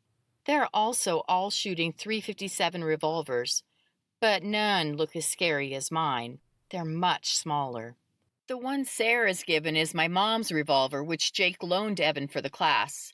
Evan tells Sarah it's a Ruger SP-101 without a hammer. I remember Mom mentioning this gun before, how she thought she'd love it for concealed carry because the lack of a hammer is supposed to make it snag-free, which I guess means easy to draw. But she found it hard to shoot. Something about a heavy trigger pull. She still keeps it but doesn't conceal carry it. She calls it her house gun. Sarah must remember this too. Didn't my mom decide she doesn't like this gun? I don't think she loves it, Evan answers. She still practices with it on a regular basis and can shoot it just fine. More than fine. But she keeps it at home instead of taking it out, since she prefers her Springfield for carrying. Evan makes sure Karen and Lois are all set. Then Evan helps each of us determine if we're right or left eye dominant, and we do several dry fires, making sure we're observing the safety rules. He asks us all if we're ready to live fire. The other three nod eagerly. Me, not so much. I'm still wondering why he gave me this giant gun. Evan declares the range hot. We're each told to put on our ear and eye protection, then are each instructed to put in only one round under his watchful eye, with Jake standing by to assist as needed.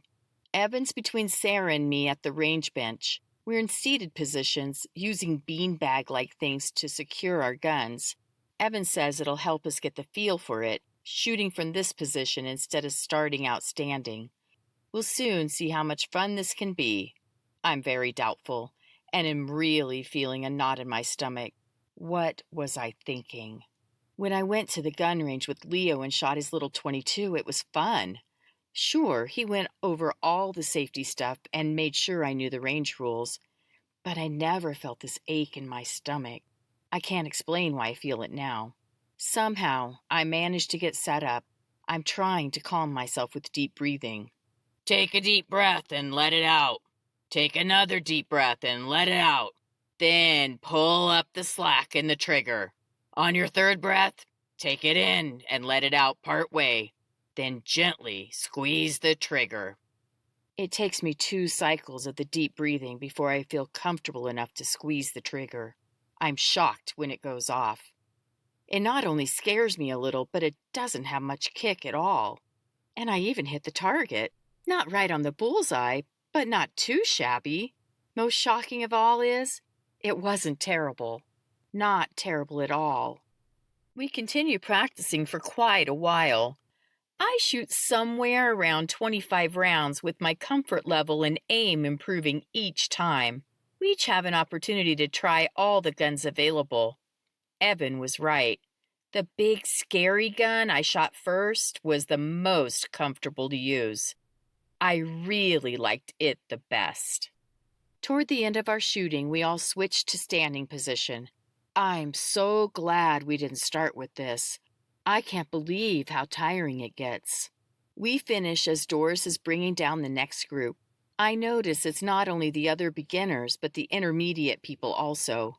Doris will work with them on the alternate range while Evan works with the beginners. After the beginners and intermediates are finished, people with more experience, like Jake, Tim, and Tate, will practice drawing to help increase their comfort level. Like Malcolm, Jake has a new rifle or two that needs sighting in, so that's also on the agenda. Leah's going to sight my new rifle in for me, then I'll shoot it tomorrow or the next day, and Mike's going to sight the one Callie picked out. Right now, Leo's on transportation detail, hauling people back and forth for the classes.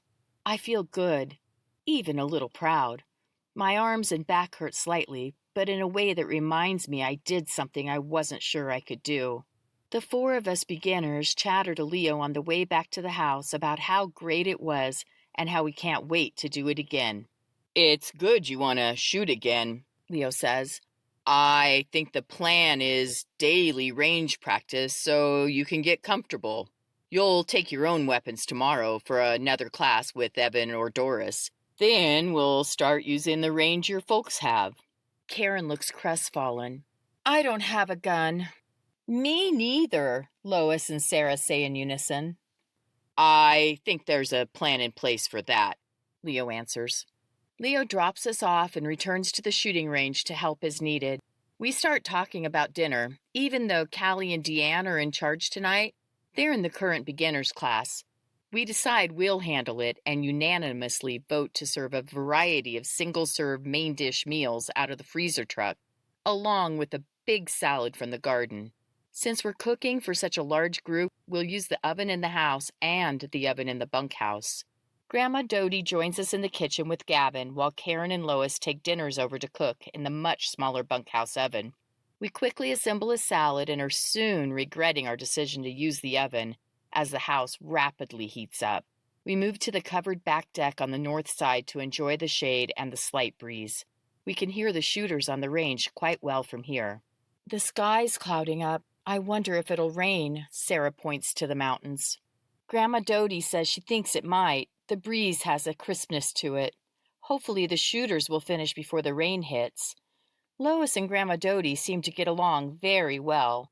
They're soon conversing about everything under the sun.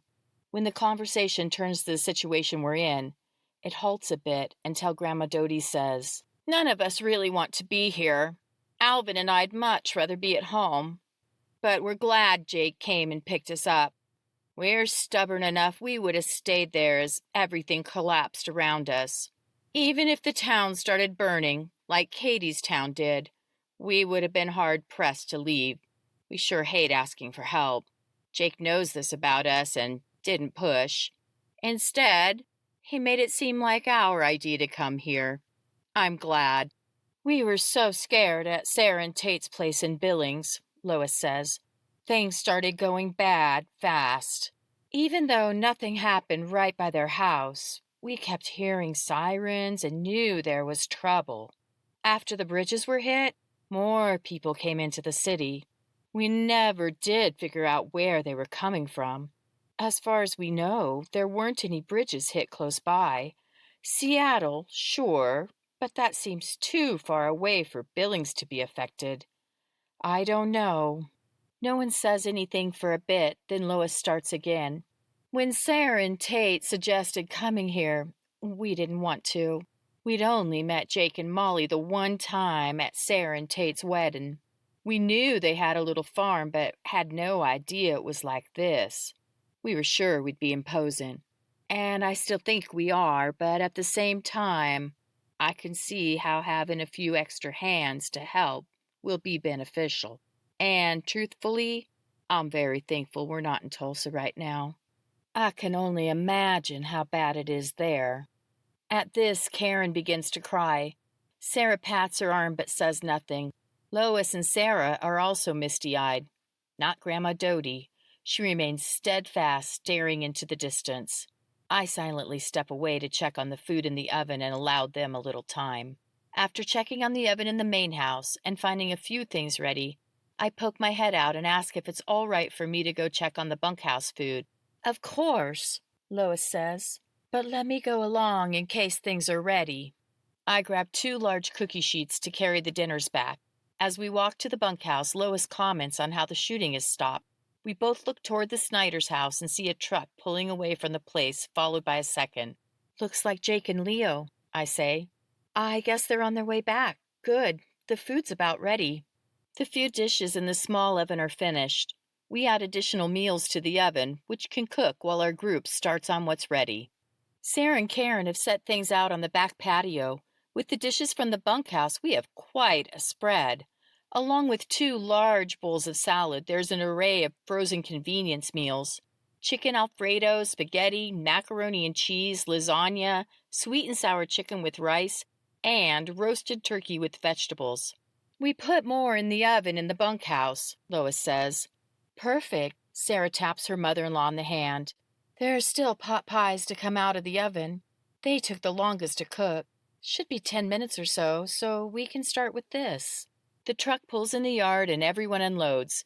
They're a jubilant group, especially Malcolm, who asks over and over, "Did you see me shoot? That's why they call me Deadeye. I like shooting the handgun in my new rifle. Dad, it's amazing." Jake tells Malcolm he did really well and to go wash for supper. Deanne and Callie thank us for putting the meal together as others chime in. "If you all need to wash up, go ahead," Lois says. "It's ready now." Everyone scatters to wash the gunpowder and assorted gunk from their hands. Once everyone is gathered back, Grandpa Alvin says, I know there might be others here who don't believe the same as I do, and I respect that. But I think we should express our thanks to God for this meal. Jake, will you do the honors? Jake, never really comfortable speaking in public and especially shy about praying out loud, takes a deep breath before saying, Of course. Our Heavenly Father, we thank you for this meal and the hands which have prepared it. Thank you for bringing us all together. I ask you watch over Molly and bring her home to us safely. Amen. Several amens follow. Jake's prayer, while short and slightly awkward, really touches me. Is God calling me back? Mom and Jake have a neighborhood Bible study they go to. Maybe I could start going with them. I realize I'm wool gathering when Leo touches my arm and asks if I'm ready to grab some food. I tell him to go ahead. I need to see if the other dinners are ready. Sarah catches my eye and we go together. Once we have the remaining dinners brought out, I fix my plate. I share a pot pie with Sarah, which turns out to be sirloin, and take a little lasagna, chicken Alfredo, and sweet and sour chicken along with salad. Did we make much of a dent in the freezer meals? Tate asks, still looking proud over his deal. Nope, not really, Lois responds. We didn't even touch the skillet meals, pizzas, and appetizers. Everyone has done well at clearing out and organizing the garage, so I'm going to pull the freezer truck inside, Jake says. The less people who know we have it, the better. And as soon as we can get it emptied out a bit, we'll move everything to the small freezer I keep in the processing room. It'll use less juice than the truck, and we can get rid of the truck altogether. Everyone agrees this is a good idea. I'm on cleanup, Tate says. Who's helping me? Sarah? Mom? Not you. If you cook dinner, you're not cleaning up. Tim and Leo both volunteer, and Art says he'll help Jake with the chores. We'd best hurry, Jake says. There's another meeting at 7 tonight. Mom, did you monitor the radio today? I did, Grandma Doty says, except for the time we were fixing supper. I left it in the apartment while we were on the deck. I didn't even think about taking it with me. That's fine, Mom. Was there anything new? Why, no, there wasn't. The last update I heard was right after the girls came back from shooting. There was talk on the cyber attack and the assassinations, but nothing new was announced. Does that mean things are getting back to normal, Dad? Malcolm asks. I'm not sure. It's good there were no new attacks today. Chapter 29. To conserve fuel, most everyone packs into one vehicle. Thanks to needing to take the generator, 5 of us don't fit, so we wait for the Snyders to come by and pile in with them. Leo and I ride in the bed. I had suggested Sheila and Karen ride with us since Jake's truck was packed full, but Angela said, "Nope, we're all riding together." Then she raised her eyebrows at me and gave me a goofy look. Grandma Dodie stays home with Malcolm and Gavin. Tonight, Tim stays behind. Leo and I sit close to each other, leaning our backs against the cab. We talk about everything and nothing on the way to the meeting. We hold hands and pretend like all is normal. I'm very glad we have the truck bed to ourselves. We're getting close to the community center when Leo says, "I want to talk with you about something." "Sure, what's up?" "Well, you know how we've been together as a couple for a while now." I'm suddenly concerned. The way his voice sounds isn't the normal Leo. I cautiously answer, "Yes?" "And you know I love you. I mean, you definitely know, right?" "Sure. What's going on?" He sighs. "It's just that, well, I want to be sure we respect the rules of your parents' home. Even though I'm living out in the motor home now and not staying in the house, I want to, well, I guess I want to do things right. I think we ought to not, I don't think you ought to come for any, visits to the motorhome." I search his face, trying to understand exactly what he's saying. He's a bit flushed, and I realize it's a blush. He's embarrassed.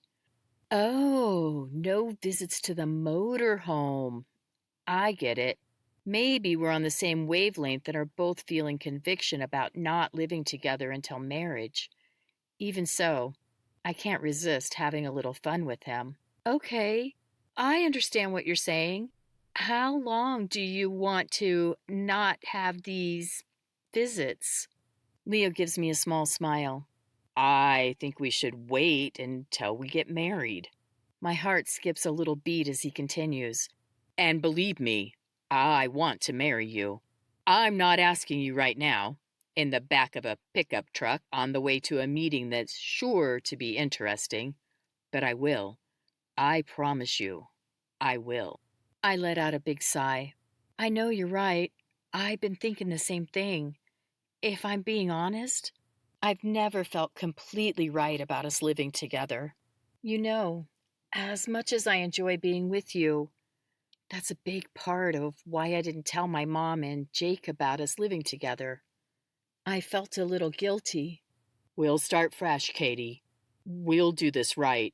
I know living together and everything that goes with it is commonly accepted. Like you, I felt a little guilty too. But since everyone else was doing it, I don't think I want to be like everyone else. I have to wonder if a good reason we're living in such a mess right now isn't because of the moral decay of society." Wow, Leo, such big words. I smile and give him a playful jab to the arm. He laughs. "Yeah, I've been thinking about it some. I heard Jake and Malcolm talking about a Bible passage they'd read about how husbands are to love their wives as Christ loves the church. And it got me to thinking, even though I was going to church almost every week, I haven't exactly lived a life based on the Bible. I want to change.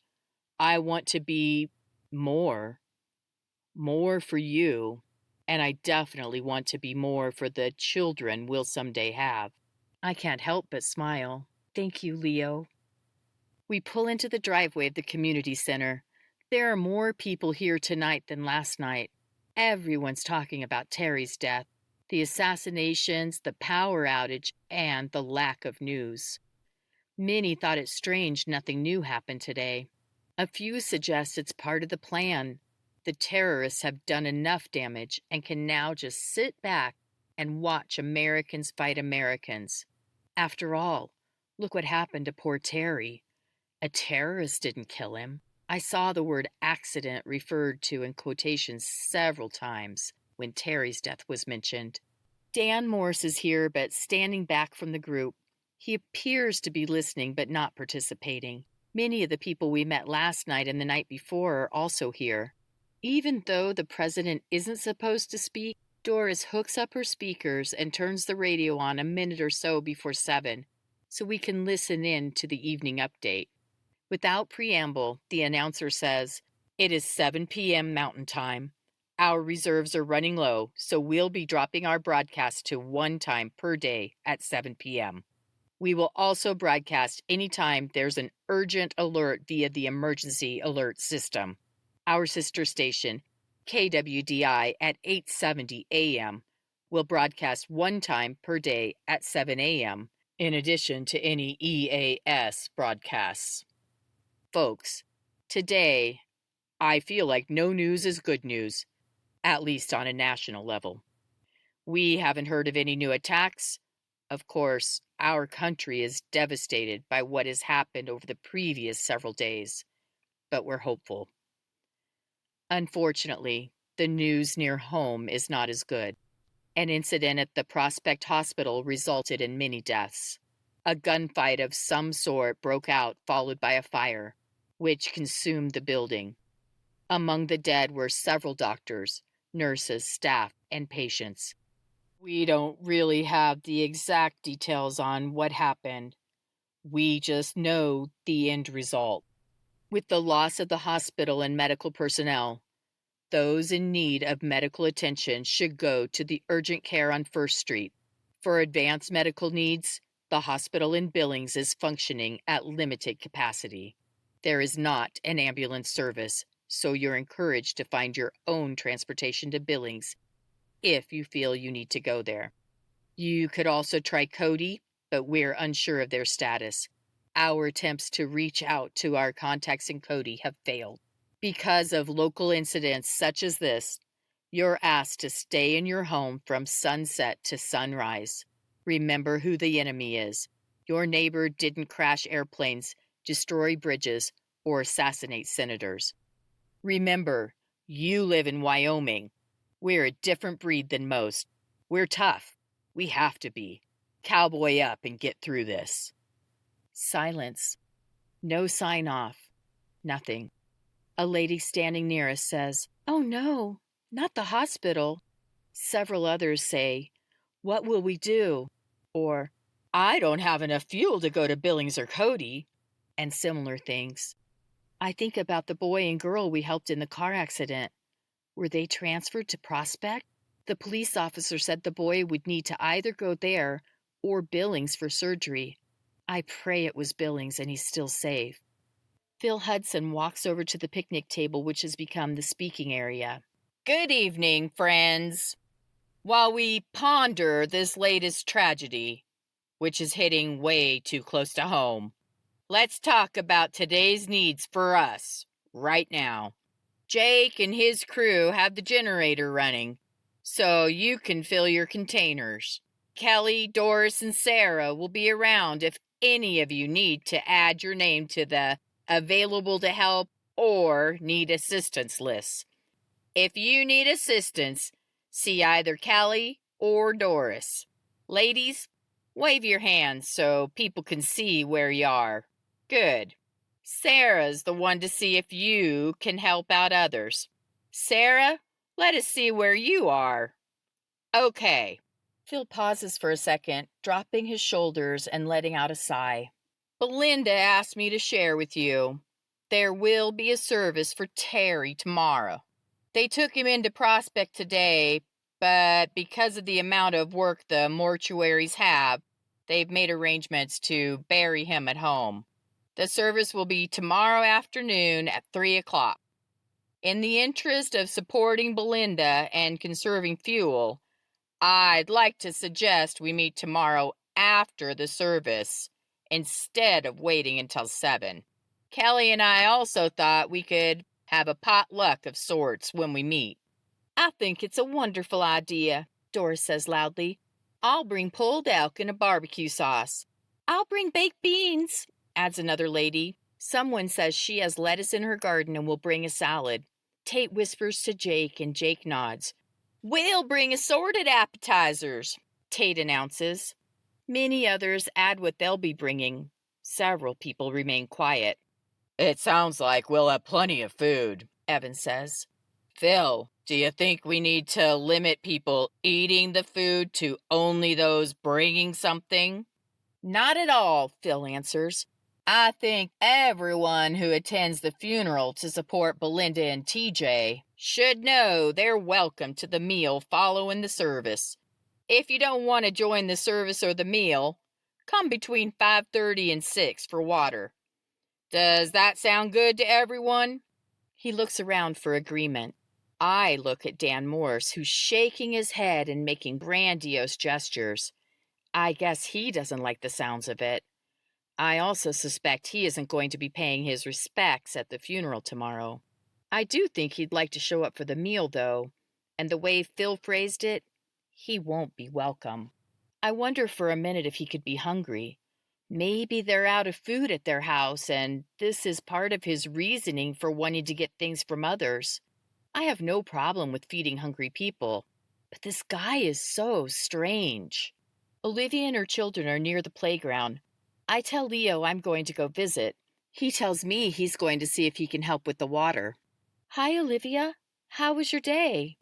Okay. I really appreciate the, things you did today. It was a huge help. I appreciate how discreet she is and give her arm a light squeeze. Of course. Will you go to the funeral tomorrow? She sighs. I'm not sure. Belinda and I are kind of friendly, at least enough to wave and say hello when we see each other, but I don't really want to take the kids. I nod in understanding. Maybe we could ask Jake if they could stay at the house. My grandma would probably love watching them. Of course, Malcolm and Tony would have a great time, and she wouldn't have to watch them much. She'll probably have Gavin, and Lily won't be much of a bother. I appreciate the offer, but I think I've imposed on your family enough. How's that? Today, you know. Oh, that wasn't a big deal at all. It was to me. I really appreciate it. I think I'll pass on the services. Besides, while I don't want the children to go to the funeral, I wouldn't feel right about coming to the dinner without them. Oh, I'm sure Phil didn't mean it like that. Surely he'd realize parents might not want to take the kids to the funeral, but would bring them back for the meal. I say it, but then I wonder, would he? Give me a minute. I'll be right back. I search out Jake to see if he can mention this oversight to Phil. When I find Jake and explain, he agrees Phil wouldn't have meant children had to go to the service, and maybe clarification was in order. He thanks me, then heads off after Phil. I visit with people I recognize, but don't really know, then start back to Olivia. Sarah stops me along the way. Katie, want to help me tomorrow? Maybe, I say hesitantly. Good. We're going to watch the children while the parents go to the service. Since we didn't know Terry, it only makes sense. Okay, I shrug. Folks, can I talk to you for a minute? Phil says loudly. People begin to settle down as he continues. I didn't realize earlier. There may be some parents who wish to pay their respects to Mara, but would prefer their children not attend. Totally understandable. There will be childcare here during the service, and then families can attend the meal together. Many of you've met Sarah Garrett, Jake Caldwell's oldest daughter. She's going to take care of the childcare, along with the help of her sisters and other relatives. I know your children will be in good hands. Since Phil had gestured our way, all eyes are on Sarah, and by default, me. Sarah, never shy, waves to everyone and says loudly, "Thank you, Phil. We'll be here by 2:30, so you can begin to arrive then." Perfect, Phil says.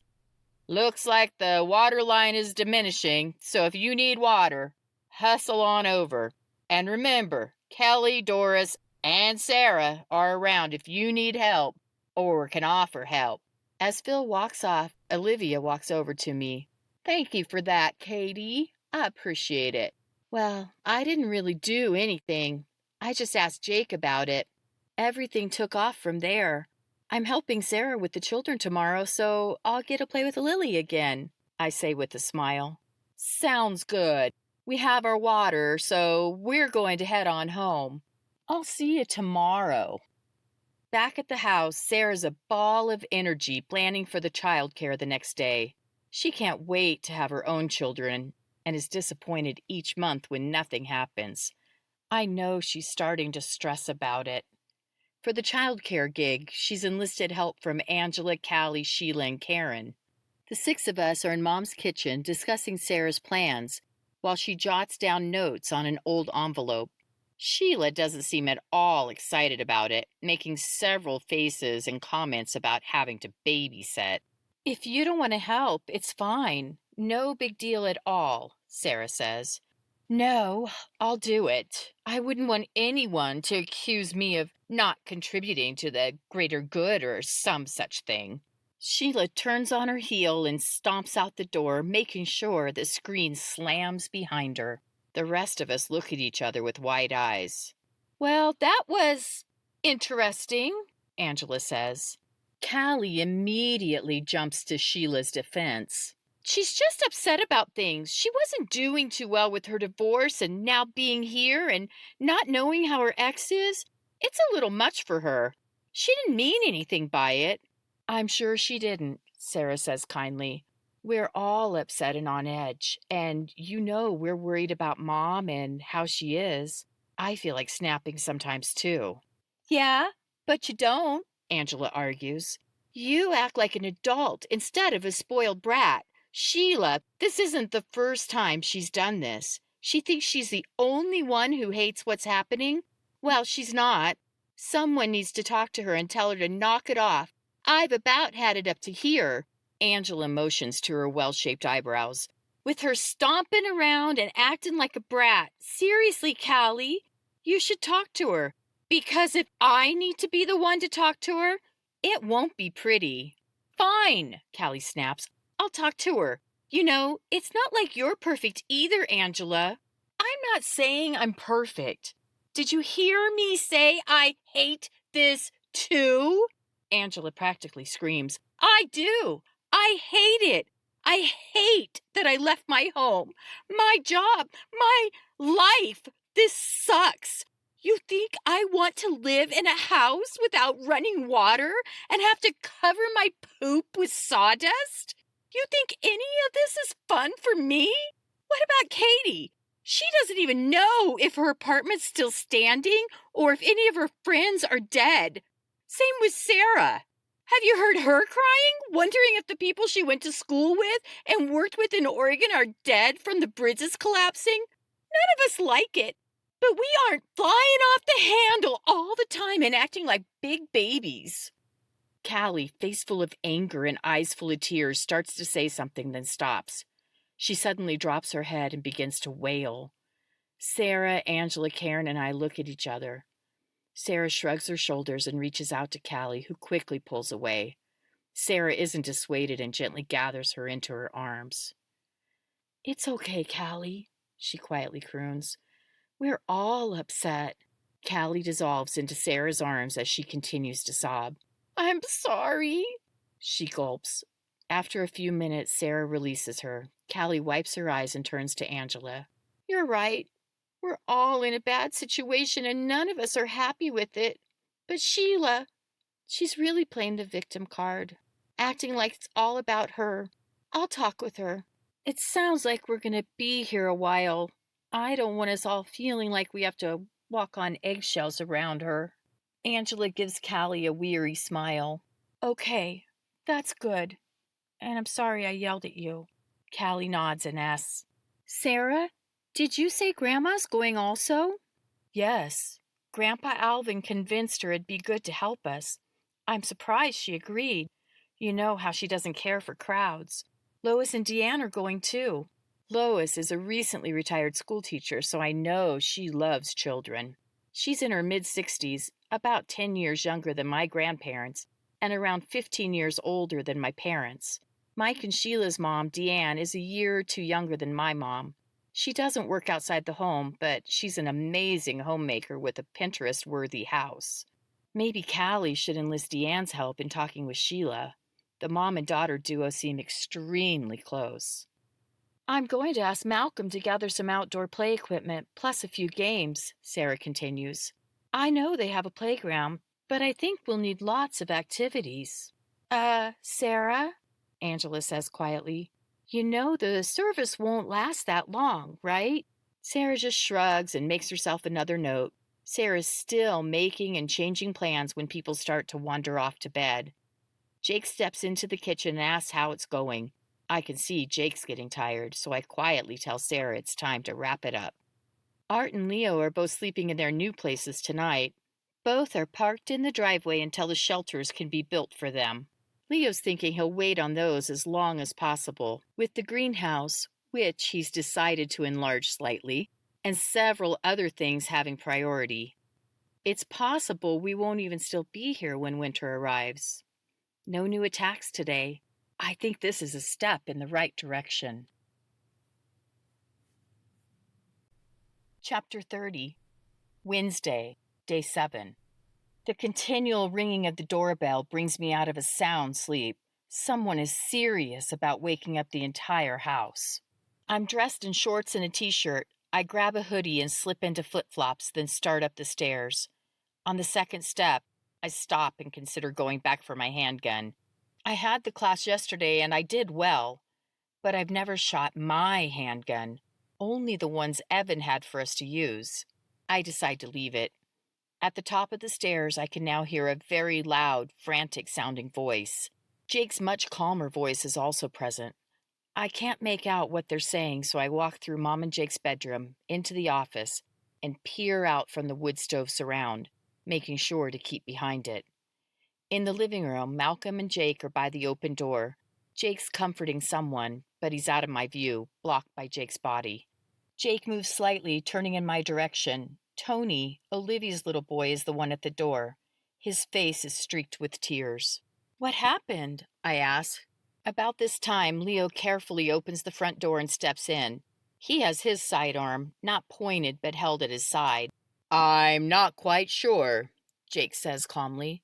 Tony's upset, but it's hard to sort out what's going on. Tony visibly shudders, then takes a deep breath. When he speaks, he sounds calm, almost serene. Someone came in our house, broke in our house. My mom and Lily are still there. She told me to run for help. Tony's forced calm demeanor suddenly breaks down, and he's once again in tears. You have to help. I don't know who else can help. We'll help your mom and sister, Tony. Jake rests a hand on Tony's shoulder. Then he turns to me.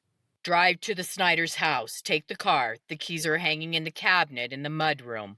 Honk the horn and wait in the car until one of them comes out for you or asks you to come in. Do not bang on the door. Do not try to go in. They'll come out. Tell them what's happening and tell them Leo, Tate, Tim, and I have gone over there. Tell Evan I have the walkie on the channel we use for hunting. Malcolm, you get Tony some water and help him calm down. Leo, go wake Tate and Tim. Ask Sarah to come in here and stay with the boys. As soon as he finishes speaking, I run out the door, quickly find the keys, and head to the car. Sarah comes stumbling out from her trailer. She's pulling a robe around her, and her feet are also clad in flip-flops. Grandpa Alvin steps out from his apartment and says, What's going on out here? I don't have time, Grandpa. You'll have to talk to Jake.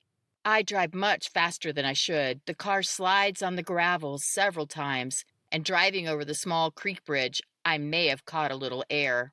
I think about what Jake said and make sure I'm fully visible driving into the Snyder's place. My lights are on, and I give the horn a toot as I cross from the road into the driveway. I honk a few more times as I pull up near the big picture windows. I roll down the windows so I can hear if Evan or Doris call out. In the cool night air, there's a tinge of smoke. A wood stove burning in June? In the distance, the sky lights with a flash. Earlier, Jake said it looked like rain as he prepared the rain barrels attached to every roofline to accept more water. While the rain is always welcome, The accompanying lightning can spark a fire. I hope that's not what I'm smelling. The time on the car clock tells me it's after 3 a.m., the infamous witching hour, and the Snyder house is fully dark. I honk a few more times. I wish I knew Morse code. I'd honk out SOS. It feels like forever before the porch light, followed by a light in the house, turns on.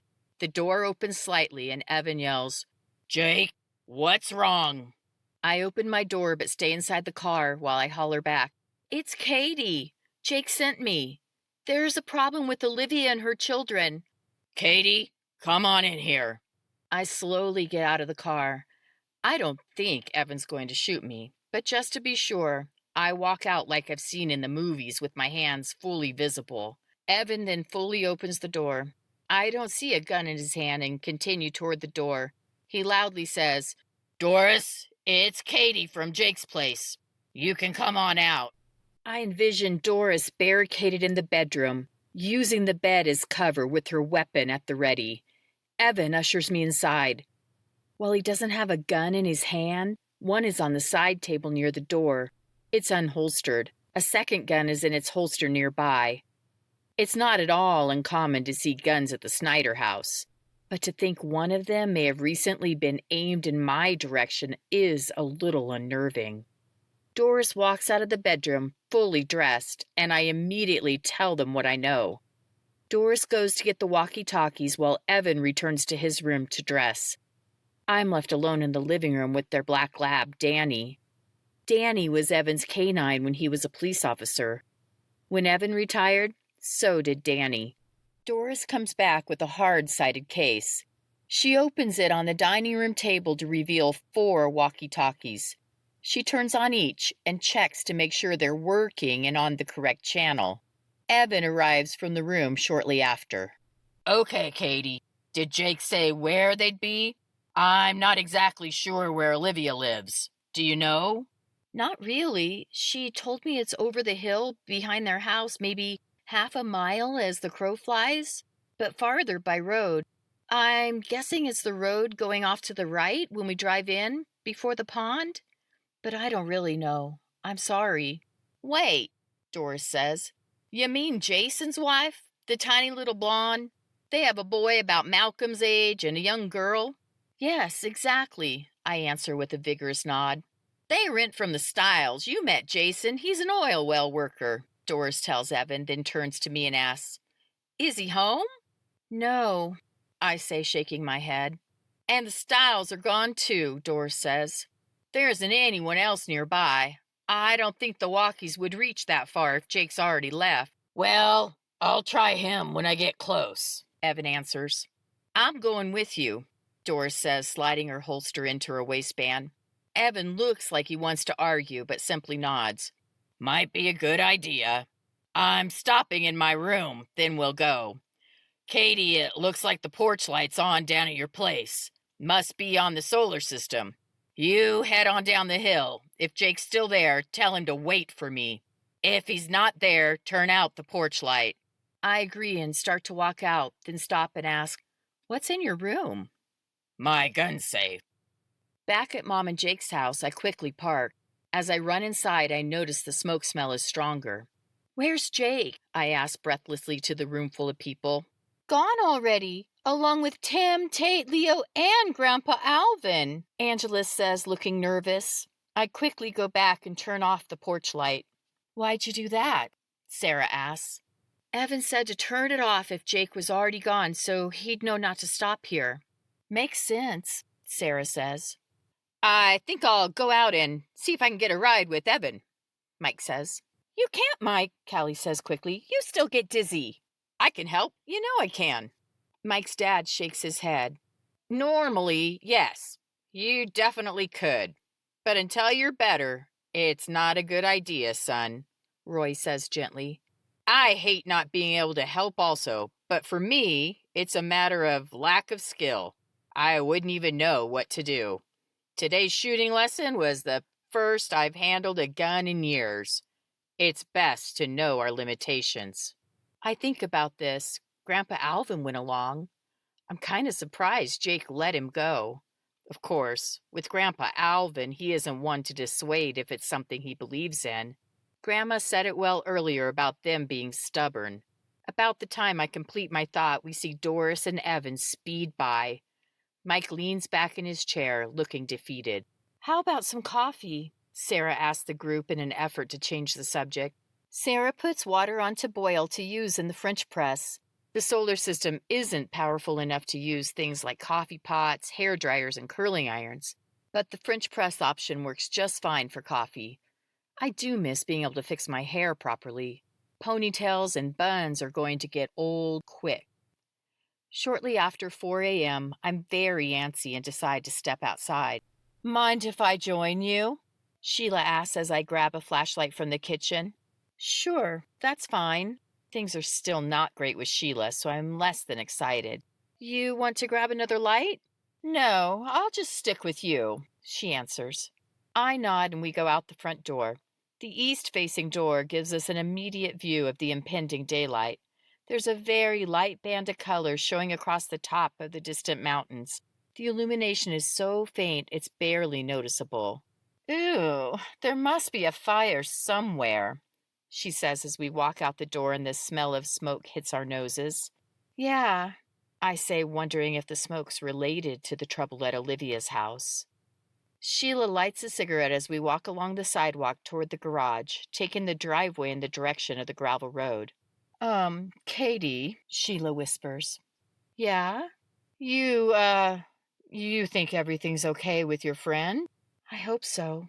"It's so scary. I would have thought Bakerville would be safe. I guess that's the word. It's such a small town. It doesn't seem like stuff like this should happen in a small town. Oh, I guess it's not even a town, but you know what I mean." "I know what you mean, and I agree. It's one of the reasons Mom and Jake chose Bakerville. It's quiet and out of the way, but sin, it's everywhere. Adam and Eve passed on the desire to sin to each of us. We're born with it." "Save it, Katie. I don't need a sermon about sin and your mythical God." Her words reach me like a smack across the face. "Of course not. That wasn't what I meant. I was trying to say anything can happen. We live in a fallen world. Geez, Sheila, I know you aren't a believer, and I've tried to respect that. I'm not trying to preach at you, but I'm also not going to watch how I talk for fear of offending you. I say nothing when you use language I'm not comfortable with, and I'd appreciate the same consideration from you. You can't expect me to never mention my faith." "Yes, I can. When you talk about those things, it makes me uncomfortable." "That's certainly not my intention. But I can't be someone else when I'm around you, Sheila. It's just me. The last few months, I've turned my back on God. I'm not going to do that any longer. Salvation is a choice. I made a choice as a young girl. Then a few months ago, I faltered. Now I realize whatever happens here in this messed up world, I need Jesus, and I'm not ashamed of that." "You, perfect little Katie, faltered? What'd you do? Forget to pray before dinner?" "Wow, Sheila, that was cruel." "So what? You think just because you're a little goody two-shoes, I have to talk to you a special way? I say what I think. That's just the way I am. You don't like it? Too bad. Callie told me all about you wanting to be a missionary. What a joke. You think people want your God? Believe me, they don't. You going and peddling your good news or whatever isn't for anyone else anyway. It's just a way to make you feel good about yourself. You think you'll look good for Jesus that way? Because you won't. You know why? Because he's a fable, a fairy tale. He doesn't exist. Do you understand me, Katie Andrews? God is not real." Sheila is shrieking, almost crazed, with bits of spit flying out of her mouth and hitting me in the face. I take a step back, not only to avoid the flying spittle, but to give myself some room, just in case this escalates. I have no idea how a simple conversation has turned into, what is this? I take a deep, quiet breath. "I'm sorry, Sheila. I never intended to upset you. I'll head back now. You can keep the flashlight for when you're ready to go inside. Great, that's just fine. Here's an even better idea. Keep your preaching to yourself. Stay away from me. It's bad enough my mom and dad believe the same garbage you believe. At least they respect me enough to keep quiet about it. You and your crazy parents need to do the same. Whoa, my crazy parents? I don't think so. Listen, Sheila, you can say whatever you want about me, but you won't say a thing about my mom or Jake. My mom, who isn't even here, and Jake have opened their home to you. Not just their home, but they're willing to share everything they have. They even planned for you to be here. Did you know that?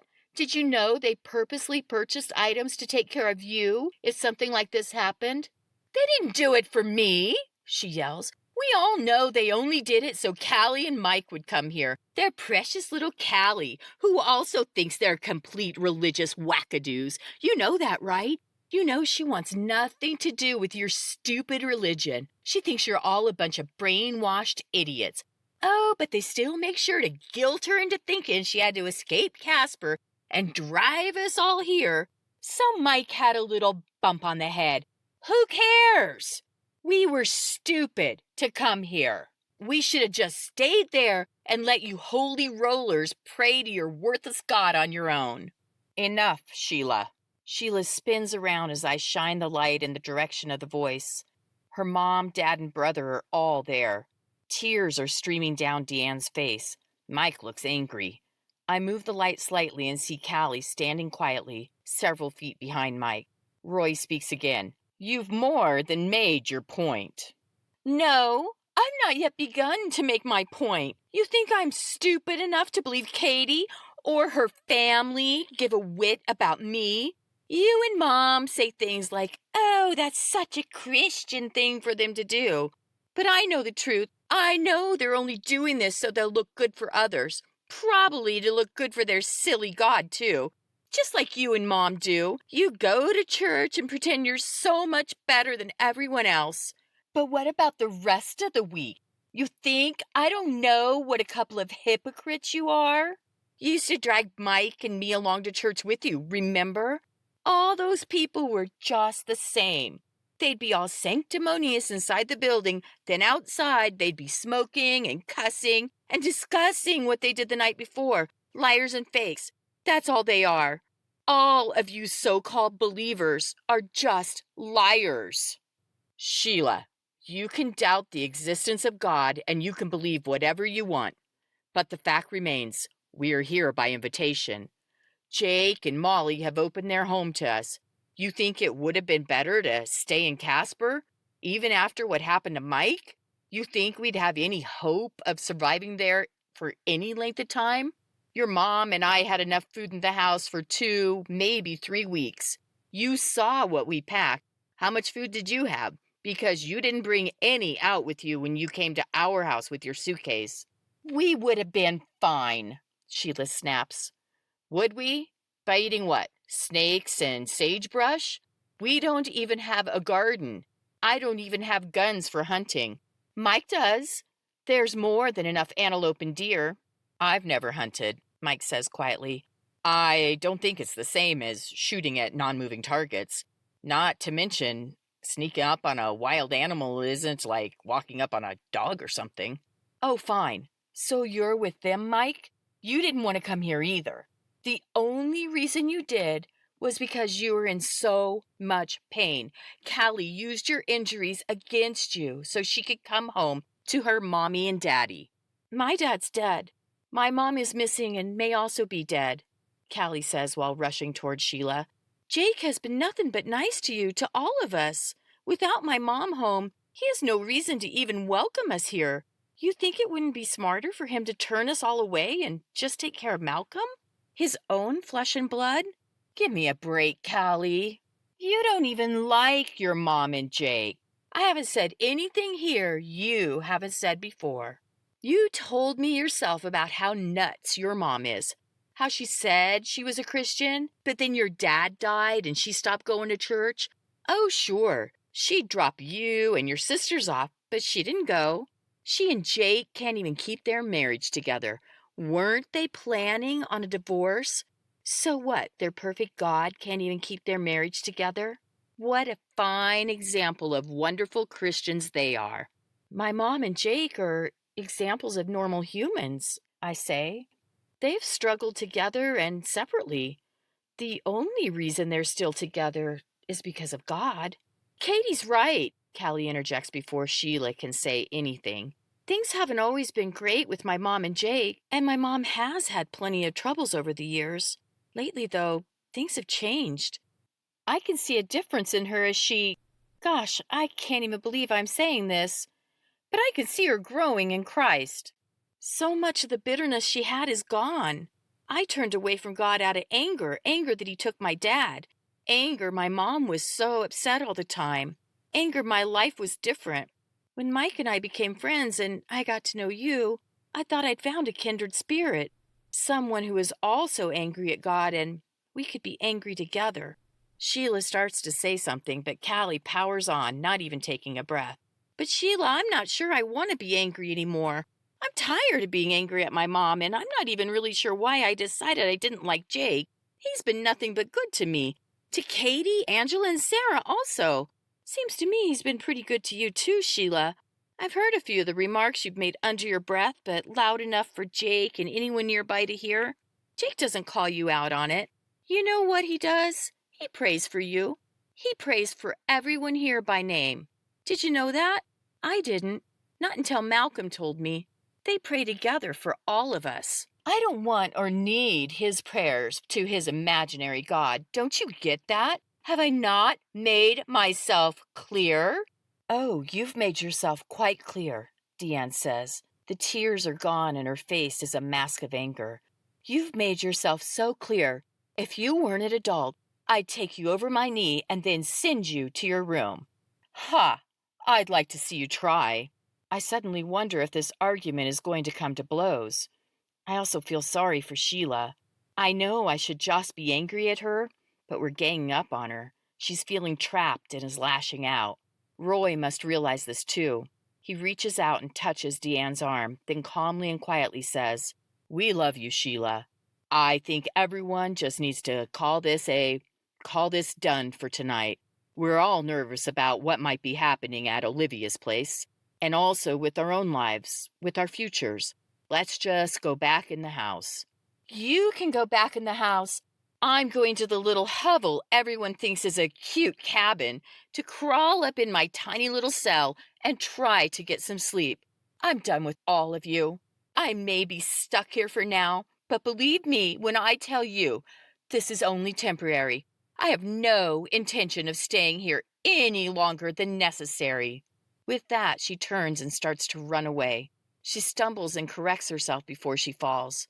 I start to offer her the flashlight, but Mike says, "Don't, Katie. She'll be fine. It'll just make things worse. When she gets like this, it's best just to let her be." Chapter 31. In the house, the conversation lulls between subjects, except the subject of Sheila. We talk about what might be happening at Olivia's and what has happened over the past several days. None of us can believe it hasn't even been a week since our world changed. Today is Wednesday. The airplanes were shot down last Thursday. The beginning of everything going wrong. Angela and Sarah look very solemn. I suspect I do also. With Grandpa, Jake, and our men possibly in harm's way, we're a bit on edge. I glance at Grandma Dodie. She looks very tense. Her husband and son are both out there. We're on the third round of coffee when the sun begins to peek over the horizon. The sound of the anticipated rain pitter-pattering on the metal roof provides background noise to our off-and-on conversations. Our exchanges now range from celebrity gossip to TV shows to movies to the weather. We now pointedly avoid anything that might be happening at Olivia's or why we're together in this room. No one talks about the attacks or the questionable world we now live in. I'm still upset about the trouble with Sheila. The more I think about it, the more I believe it really has nothing to do with God, but something more. This strikes me as funny. Of course, it's something more. It's the end of the world. just like the song. Only we don't feel fine. We don't feel fine at all. Malcolm and Tony are in the guest room trying to sleep. Gavin's curled up in a blanket on the floor.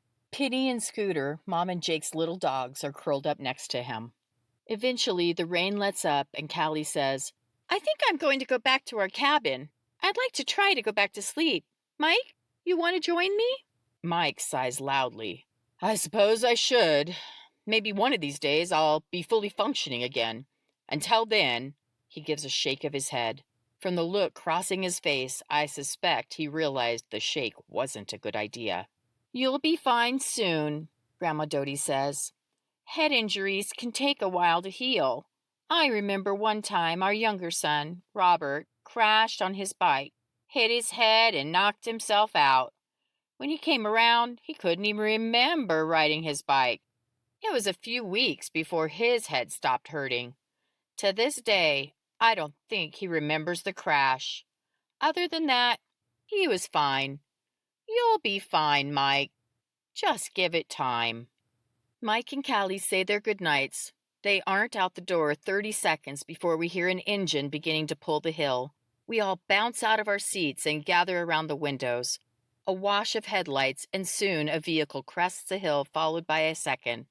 In the dim morning light, we can just make out Jake's truck in the lead, followed by Evan. We're tripping over each other as we make our way to the yard. The smoke smell, still hanging in the air, is now old and acrid. Not the fresh scent of a wood-burning fire, but a combination of wood, plastic, rubber, and who knows what else. The rain should have cleaned the air a bit, but instead it just smells smoky and wet. The truck lights turn off and people begin to empty out as we rush over. The porch light flips on and Tony yells, "Mommy! Mommy!" Tony runs toward Olivia as she quickly closes the gap. I walk to Leo and Jake, standing next to each other. Leo touches my arm and gives a slight smile.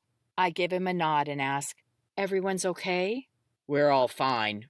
Olivia's house burned down," Jake says quietly. "Thankfully, the rain came at just the right time, just in case Tate stayed behind to make sure it doesn't spread." A hush falls over the group. Olivia's holding Tony tight and speaking quietly to him. Lily's asleep in Doris's arms.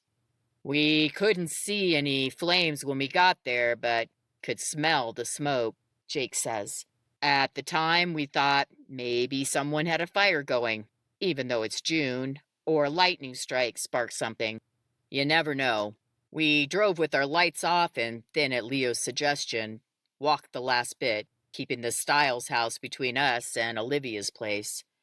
We heard loud voices and a scream, then lots of crying. While it had been our plan to wait for Evan to arrive, it was too hard to do with what we were hearing." Grandpa Alvin takes over. "We decided we need to help right away. Jake gave me the radio, and I stayed behind to wait for Evan. Leo's the only one of us with any combat training, so he put a basic plan together. Just as they were getting ready to go, it was bedlam," Tim says. "Yep. Suddenly there were flames and the screams increased. At that point, Leo said, 'Let's go.' And they went. As much as I wanted to help, I stayed where I was supposed to. A shot rang out. I thought it was one of our guys, but found out later it was from the assailant. The radio cackled and Evan asked where we were. I'd found their truck and parked next to it. Doris and I were hot-footing it the rest of the way. I figured they'd be using the house as cover. We'd heard the shot and didn't know what to think. When Alvin answered and said he was at the house but the others had gone in, I wasn't too happy. Thought it was a mistake.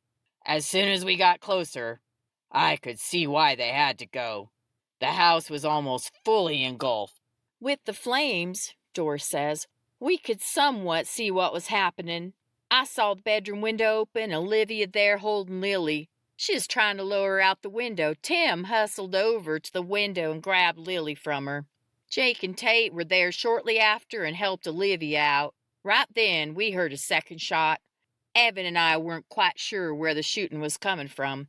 We knew where Jake, Tate, and Tim were, but Alvin had told us Leo was out there somewhere also." I was trying to cover them while they helped Olivia and her daughter out of the house, Leo says. I had no idea you and Evan had arrived. Ideally, we should have each grabbed a radio. On the drive over, Jake mentioned he had enough for each of us, but didn't think to grab more than the one to talk with you two. Each of the men nods as Jake says, Definitely a learning experience. Communication is important. Tim takes over the story. Once we had Olivia and Lily out of the house, we hightailed it to safety where Alvin was waiting. I was kind of surprised to see Evan and Doris there. Leo must have seen us make it back to the house since he silently slipped in. Leo shakes his head. Not that silently. Pretty sure Evan had a bead on me. Evan claps Leo on the shoulder. Sorry, friend. Leo gives a nod. Anyway, Tim continues, we had no idea, and still don't, who was shooting at us. Olivia said the person who broke in was wearing a ski mask. Can you believe that? Definitely a male by the size and the arm hair, but who he is, she's not sure. She has her suspicions, but nothing conclusive. There wasn't anything we could do for the house. With no water, we could only let it burn. We would have been back sooner, but we wanted to make sure it didn't spread beyond their place. Not that we could stop it with only the couple of rakes and a shovel we found in the outbuilding. Evan runs a hand across the nape of his neck. We got lucky tonight. Blessed, Grandpa Alvin corrects. We were blessed. It could have been much worse. With the sun starting to peek over the mountains, I take Olivia and Lily to the loft room and pull out the sleeper sofa and a sleeping chair. The chair is cot-sized and perfect for Lily. The twin-size love seat works well for Olivia. Tony returns to the guest room with Malcolm joining him. They're chattering away. The elation in Tony's voice over his mom and sister being okay is evident. There's also sadness over losing his house and all of his clothes and toys. The poor family. A house fire at any time would be terrible, but now, when things are so bleak, I just feel so bad for them. Jake and Evan put an empty 55-gallon water barrel in the back of the truck. Then, 5 gallons at a time, fill it from the large collection barrel attached to the house. They'll rake and shovel the debris, plus add water to help ensure the fire doesn't restart. We're all hoping for a wind-free day. Art volunteers to do the chores. He says he can handle all but the milking on his own. Malcolm, in charge of the milking with Mom gone, is given a reprieve this morning after the excitement of last night. Jake instructs Art to simply let the babies out, and they'll take care of milking the moms today. We can do without today's milk. Jake, I'd like to help with the chores, I say. No way can I go back to sleep anyway, not after all of this. Yeah, sure, Katie. I understand. You know what to do? Not in the least, I answer with a shrug. I'll help, Leo says. Under Art's expert guidance, we can take care of it. Jake gives a weary nod. Thank you. We'll be back as soon as we know the fire's out. Jake, Evan, and Roy pile into Jake's truck to return to Olivia's. Doris, obviously exhausted, takes their truck back home. We've completed everything but letting out the baby goats when Malcolm stumbles out. I'm here. I'm ready to milk, he says. Jake said we can skip milking this morning and just put the babies with their moms, I say. Nope, I'll milk. With Tony and his sister here, we'll need it. You know kids need lots of milk so our bones get strong. Is that right, Squirt? You know it is, Katie. I think that's why Callie's so short. She doesn't drink enough milk. I don't know, but milking this morning is fine. I can help. Just tell me what to do. Art can help me. He's pretty good at it.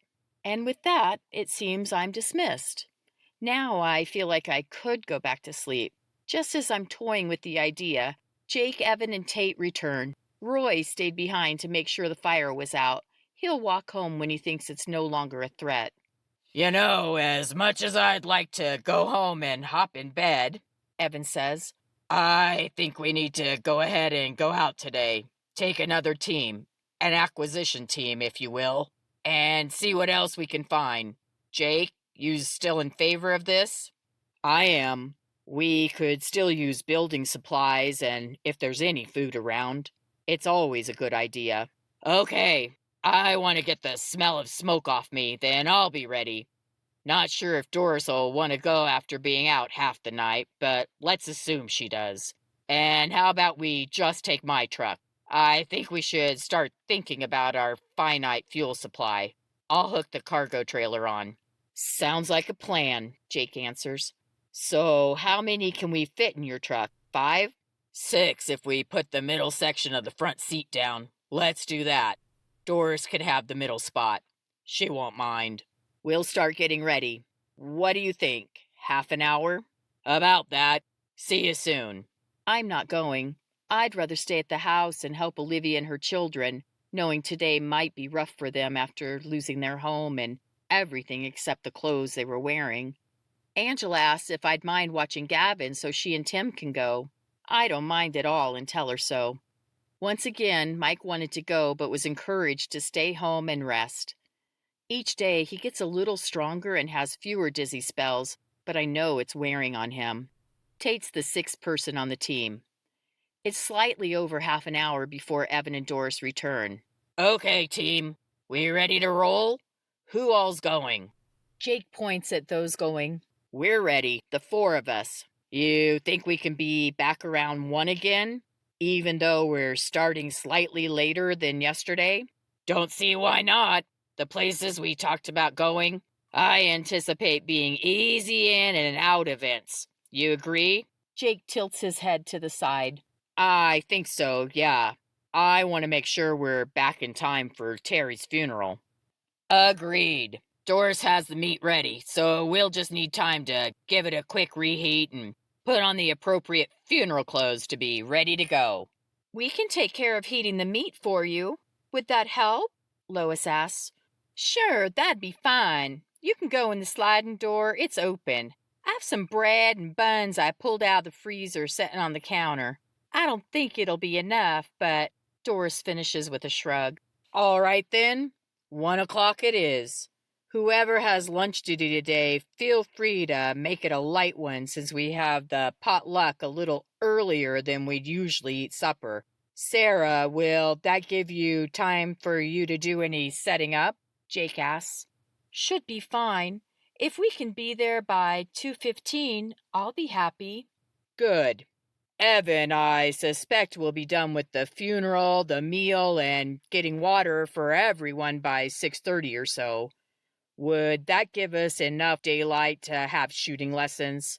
I thought maybe Leo could train some of the more advanced people on my range, and the beginners could be with you and Doris on your 2 ranges.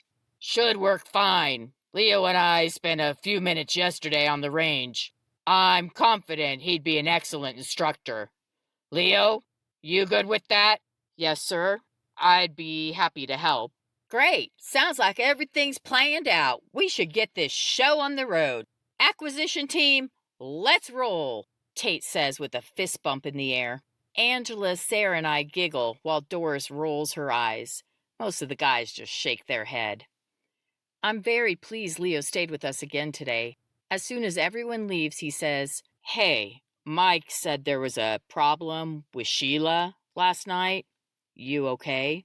Oh, yeah, I'm okay.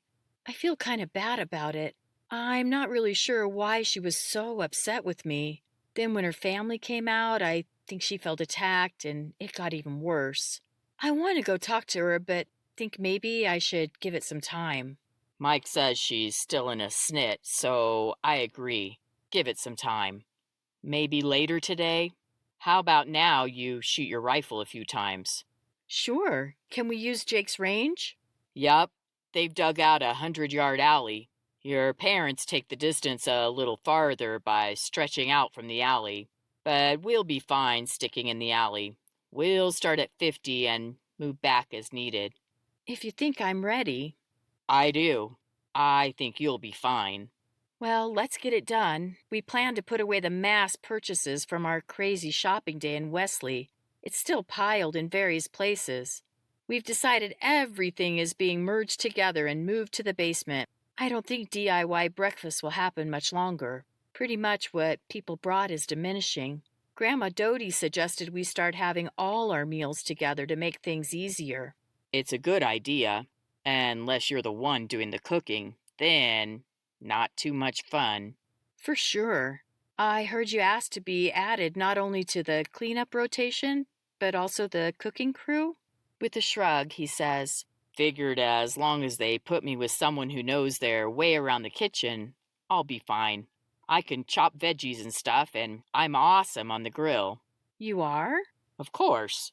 Don't you know us men have this special grilling DNA? I can't help but laugh as I realize he's pulling my leg.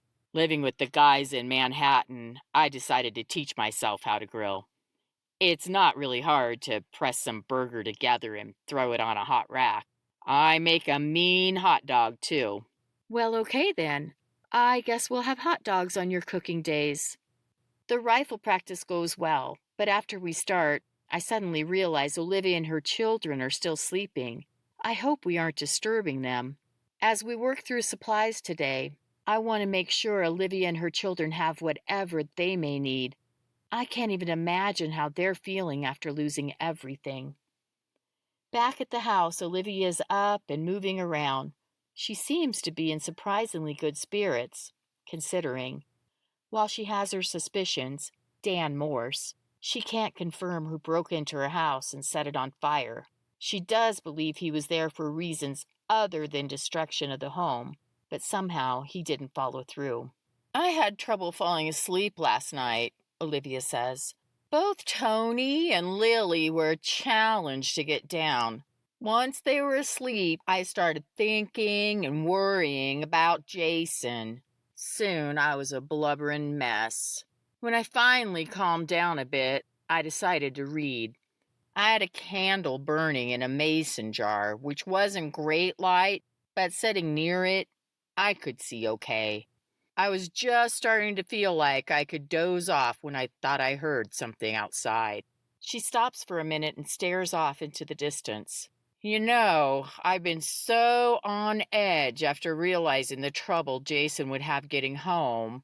And then Dan Moore's coming around so much and putting on a charade Jason is home.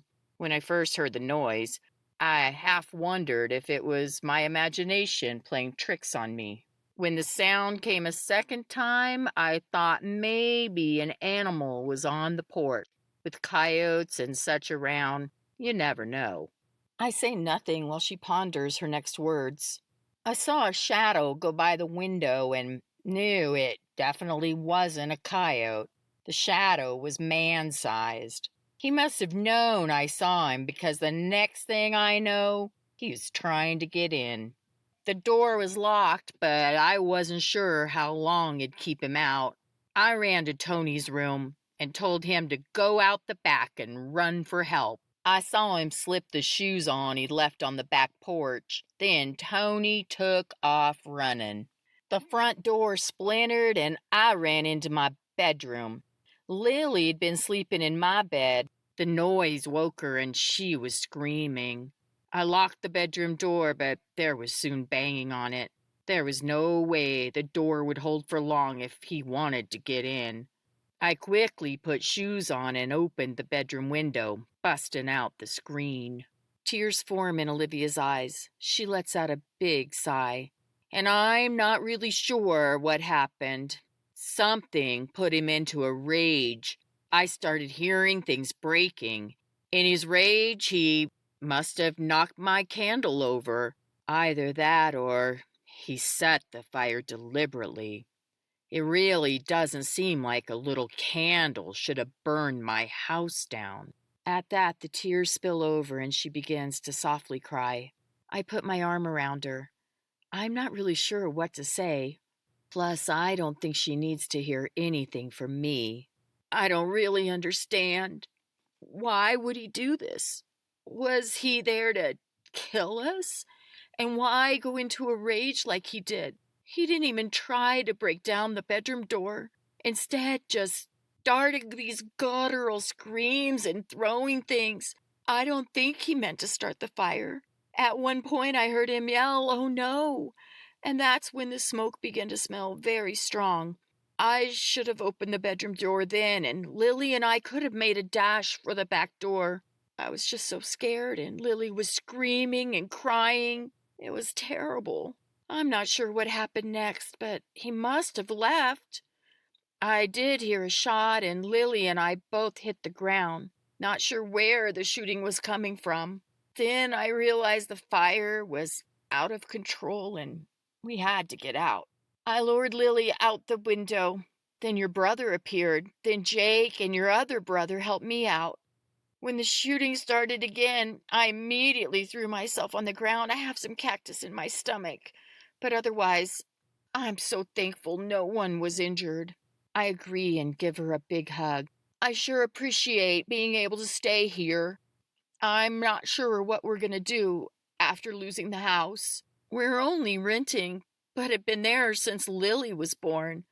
The Styles are good landlords. You know, they were on vacation when all this happened. Went to Florida to visit family. They called and checked in the day the cyber attack started and said they didn't have any way to get home. I hope they're doing okay. Fresh tears begin after this. Through her sobs, she says, I just don't know what to do. We'll have to find some place and make sure Jason knows where we are for when he gets home. I stay with Olivia for several more minutes until she tells me she'd like to rest for a bit. Chapter 32. We're able to get the food and other purchases stashed away from the shopping trips. I did keep out the gummy bears I bought for Leo and a few other things. By the time the last of the stock is put in the basement storage spaces, all are overflowing. We've also utilized the upstairs and under-bed storage, along with putting things in closets and spaces in the bunkhouse and cabin. We tried to keep things organized in the manner started by Mom and Jake, but it wasn't easy. I'm not sure what we'll do with the new stuff coming in today. Maybe Jake has a plan.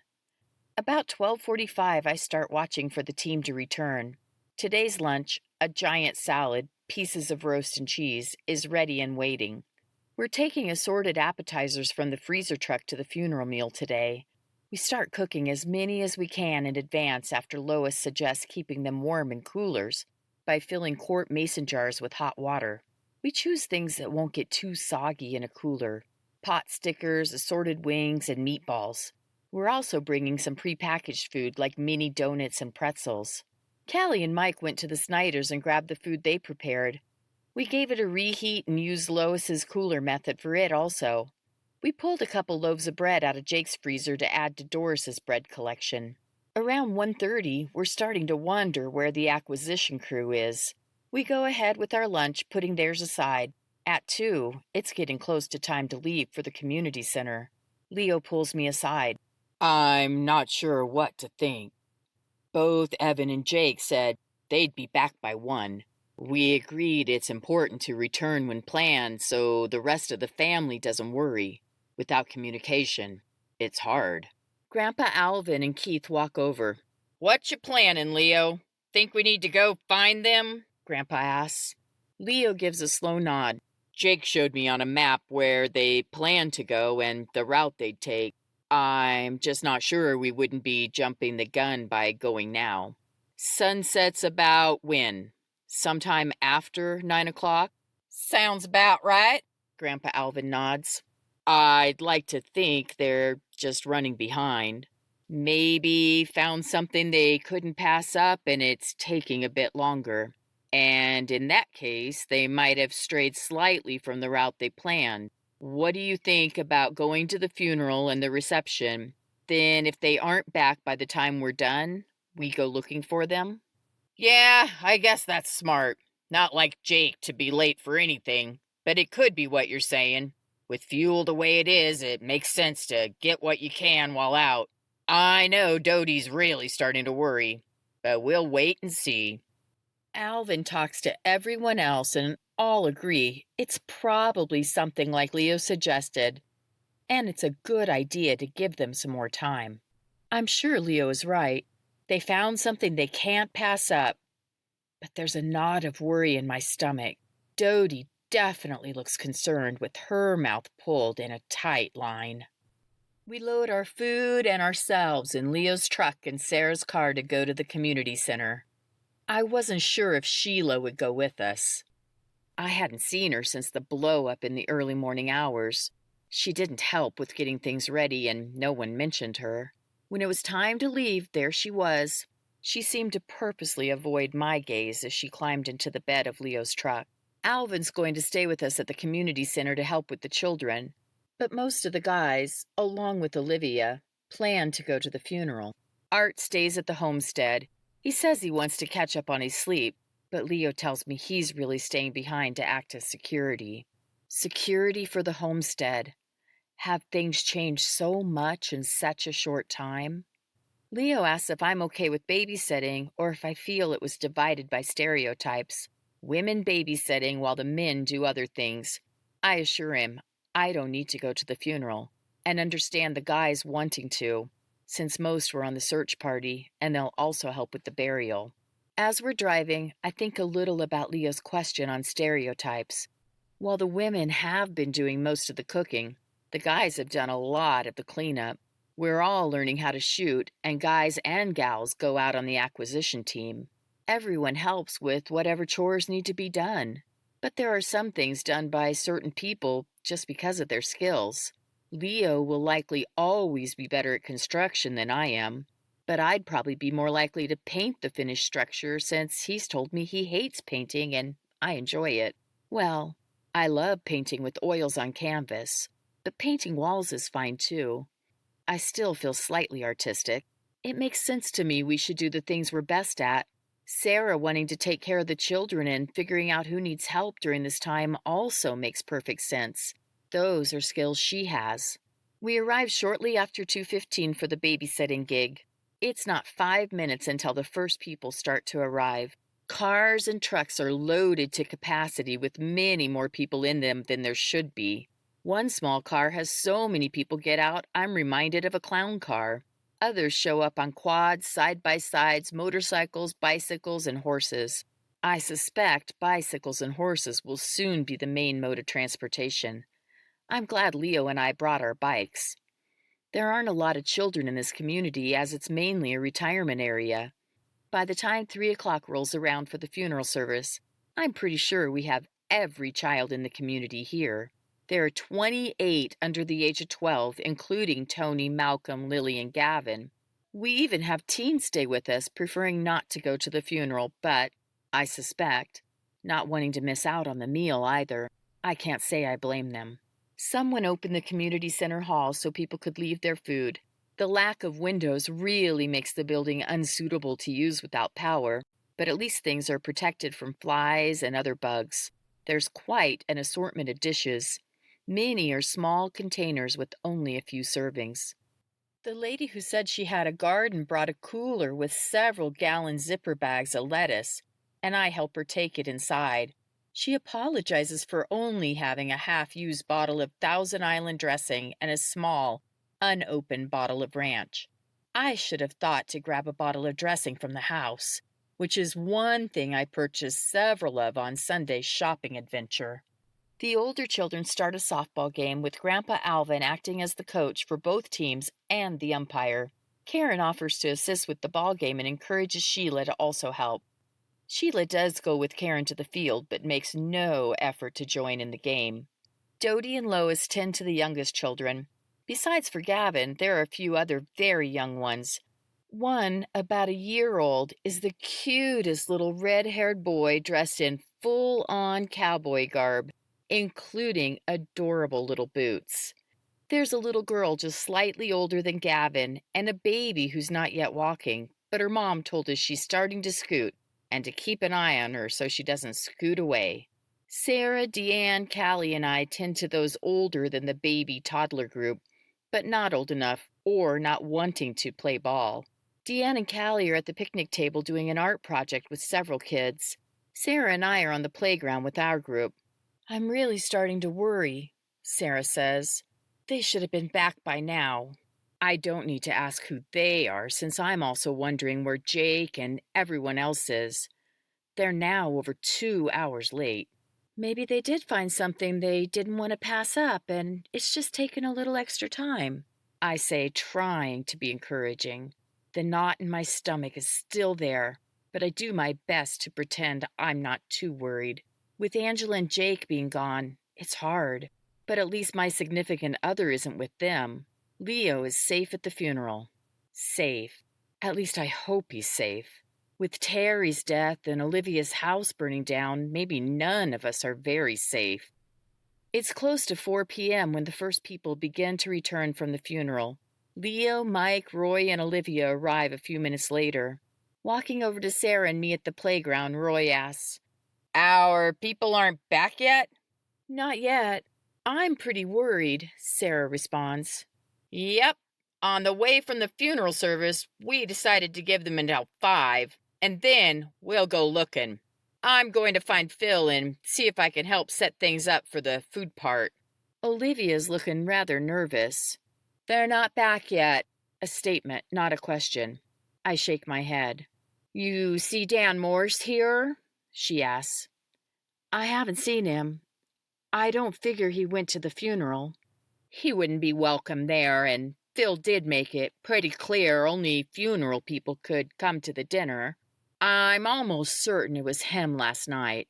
I wish he wouldn't have been wearing a mask, then maybe we could do something about it. I guess Evan went over and spoke to Phil this morning before they went on their excursion." "Really? I hadn't heard. Makes sense, though. Did they stop and see him on their way out? Maybe that's why they're late." "They did, but Phil said they only stayed about 5 minutes. I think pretty much everyone knows about my suspicion it was Morse, but since I have no proof..."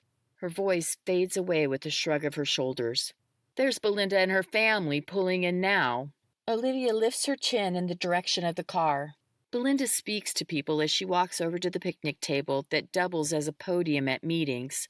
Along with her mom, dad, and son, she stands stoically as the crowd quiets. "Thank you all so much for taking time to honor Terry today. TJ and I really appreciate the support we've received from all of you. Thank you, Ralph, for performing the service. Those of you who are part of the search party to help locate Terry, I'm forever indebted. I'm so thankful you found him, helping to give TJ and me closure. And thanks to all who brought food for us to share as we continue to fellowship and remember Terry. Mom, Dad, do either of you wish to say anything?" Her dad shakes his head. "Yes, everything Belinda said. Thank you all so much," her mom says.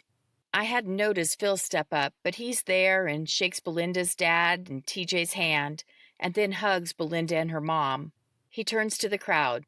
"Thank you for gathering with us. We have the food out, and there are a few tables set up, but we likely don't have enough seating for everyone to sit at the same time. I see many of you brought your own chairs, so we'll just do the best we can. I'd like to ask Ralph to bless the food, and then we can eat. Let's let Belinda and her family go through first." Ralph steps forward. "Let us pray. Heavenly Father, as we're gathered on this day of your will, we offer thanks unto you. Please bless the food we're about to receive in your name. Please, Lord, be with the ones who have suffered loss, and remind them, Father, that all who mourn shall be comforted. Even today, Father, we give thanks, for all is in your hand. Amen." Even though I'm hungry, I'm not sure I can eat. My stomach is a mess from worry. Leo walks over, puts his arm around me, and pulls me close. "Let's get something to eat. We're going to take off at 5 o'clock if they haven't shown. We'll go back to the house first, then drive the route backward from the plan they had. I'm taking Alvin and Keith. Phil Hudson, David Hammer, and David's older boy are going with us. Mike wanted to go, but his dad talked him out of it, suggesting another day of recovery." I nod and agree with the plan, and a little food. I catch myself right before I tell him to call me if they're going to be late. The lack of phones is not easy to get used to. The food line is fairly long, and I half wonder if we'll even get through it before Leo wants to leave. Sarah, Lois, and Karen are in line. The faces of each reflect the same concern I feel. Leo and I do make it through the line. I take a modest amount of baked beans, barbecued elk, salad, and a few other things. I'm glad Doris sent such a large amount of meat and we brought plenty of appetizers. There really isn't a lot of food left. A few minutes before 5, Leo tells me they're going to go. He's sorry he can't help us get the food containers cleaned up, but he'll see us at home soon. We'll be back within an hour of full dark, around 10:30. Sooner if we find them before then, of course. Be careful. I hold him tight. I'd really like it if you could bring the rest of my family home. Grandpa Alvin waves at me as he and the others load into the truck. I return to the gathering, which is winding down somewhat. There are still a few things on the dessert table, and I get myself a cookie, then join Olivia near the playground. How are you doing? She asks. Worried. Leo say what their plan is? Take the route Jake showed him, going backward. They'll be back by 10:30, with or without them. Her eyebrows drawn to a tight line. We watch the children play. Lily's playing in the pea gravel with 2 cups, pouring gravel from one cup to the other. Tony and Malcolm are playing with a couple of other boys around the same age. Something like a game of tag, as near as I can tell. People are starting to leave, and I look around for the rest of my family. Sarah and Lois are talking with Kelly Hudson. Deanne and Callie are starting to clean up the food. Grandma Dodie is with Gavin, walking him around while they look at things. I sure hope his mom, my sister, comes home soon. With both Angela and Tim in our missing group, I shut my mind down to prevent it from going there. Sarah walks over and says, It looks like people are leaving. We should go ahead and get our things. We'll need to make more than one trip. There's too many of us for my car. I guess we should have thought ahead. I shake my head. I didn't even realize. She rests her hand on my arm. I know. Me neither. Grandma Dodie's the one who said something about it. We've gotten used to piling into pickup beds over the last couple of days. She smiles, but it doesn't reach her eyes. Would you like to take a few people home? I motion to the car. I'll stay and work on cleaning up. Sure. I'll take Grandma and Gavin for sure. They're ready. Olivia, you and your children want to go this time? My car fits 5, but it's such a short trip. I think 6 will be fine. Maybe bring Jake's truck back, I say. There's a set of keys in the mudroom cabinet. Good idea. That way, just one trip to get everyone else home. Sarah pulls out of the driveway while I go over to help clean up the food. Belinda's still there visiting. She looks exhausted. TJ, her son, is about the same age as Malcolm. Do you play Minecraft? Malcolm asks. Yes, some. I don't play too much, but I like watching that guy on YouTube who plays, TJ responds. I smile over the conversation. Malcolm loves to build things, whether with Lego blocks, wood, or on a computer. He also loves to draw and paint. I'm pretty sure he gets that from me. With most of the people now gone, there are very few vehicles still in the parking lot. Belinda appears to be saying her final goodbyes with her mom by her side. Looks like we're leaving now, TJ says to Malcolm. With my dad dead, I have to help my mom. I'll need to be the man at the house. His little shoulders sag. I guess I'll see you later. Malcolm bobs his head once. Yeah, TJ, I'm really sorry about your dad. Maybe you can come over sometime. You think your mom will let you? Maybe. I'll let you know. As he walks toward his mom, Leo's truck pulls in, much faster than I think is safe. Evan's driving while Leo and Tim are in the bed. Phil Hudson and David Hammer both bolt from the cab when Evan is barely stopped. Belinda, we need you. You and your mom. David yells while Phil hollers for his wife to come quickly. The first night I met Terry, he said Belinda's a nurse. I run toward the truck, wondering where Jake and Angela are. Who else is missing? Tate and Doris. Then Evan says words that almost stop my heart. Doris and Angela have been shot. Chapter 33.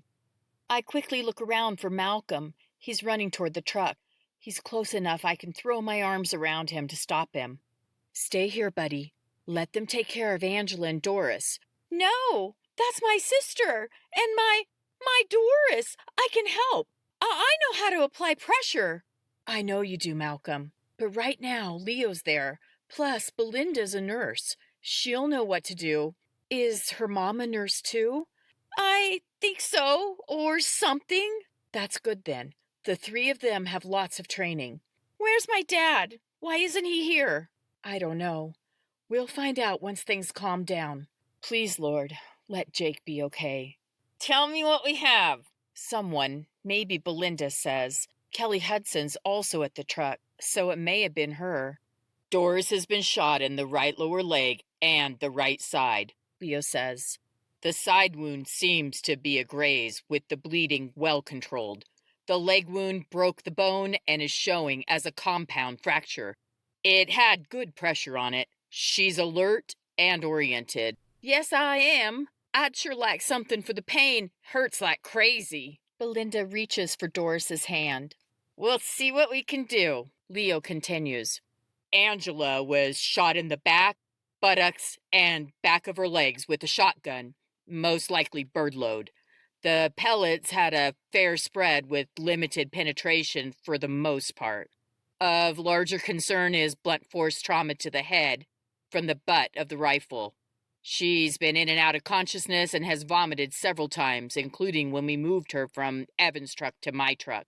Belinda turns to Angela as Leo finishes his report. You're going to be okay, honey. We'll get you fixed up. Belinda, here's your kit, her mom says, handing up a first aid kit even larger than Leo's as she crawls into the bed of the truck.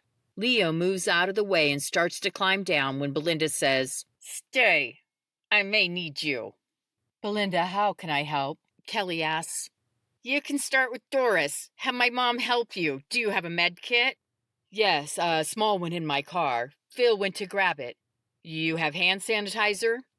Belinda gives her hands a squirt of sanitizer, then hands it to her mom and Kelly. Angela, I'm going to clean my hands, then we'll take a look at you. Sounds like... Belinda turns to Leo. I'm sorry. I've forgotten your name. After he gives his name, she nods. Sounds like Leo did a thorough exam, but we'll take another look. Belinda turns away from Angela and says, We're going to need beds for them. I'm thinking maybe my parents' house. Mom, Dad, that okay? We could put them in the guest room with the twin beds. Yes, of course. That's a good idea, the mom says while the dad shrugs. Okay then. As soon as we do a basic assessment, we'll see about moving them. She softens her voice. Angela, I need to look at your eyes. Can you open them for me? What color are your eyes, Angela? Her eyes are green, Malcolm says with a sob. They're really pretty green. I hug Malcolm tight and decide, as much as I want to stay right here, I'd best take Malcolm somewhere else. As I turn to move away, I notice the rest of our rather large family unit standing next to me. Hey, Malcolm, how about you and I go sit on the lawn? Roy asks. We'll let them take care of Angela and then maybe you'll be able to see her. Through my tears, I give what I hope is something resembling a grateful smile to Roy as he starts toward the lawn. Deanne gives me a quick hug as she walks by, and Sheila pats my arm and gives me a small smile. Lois and Keith walk over toward David Hammer. David is Mom and Jake's neighbor. He lives between their house and the Snyder's place next to the creek. Excuse me, Lois says to David. Yes, ma'am, he says in a rather pronounced Texas drawl. Do you know where Tate and Jake are? Oh, yes, I do. I'm so sorry I plumb forgot y'all'd be worrying about them. They're fine. The truck broke down and we need to go back for them. In fact, I need to get my truck and do that now. Just then, Sarah pulls in, driving Jake's truck.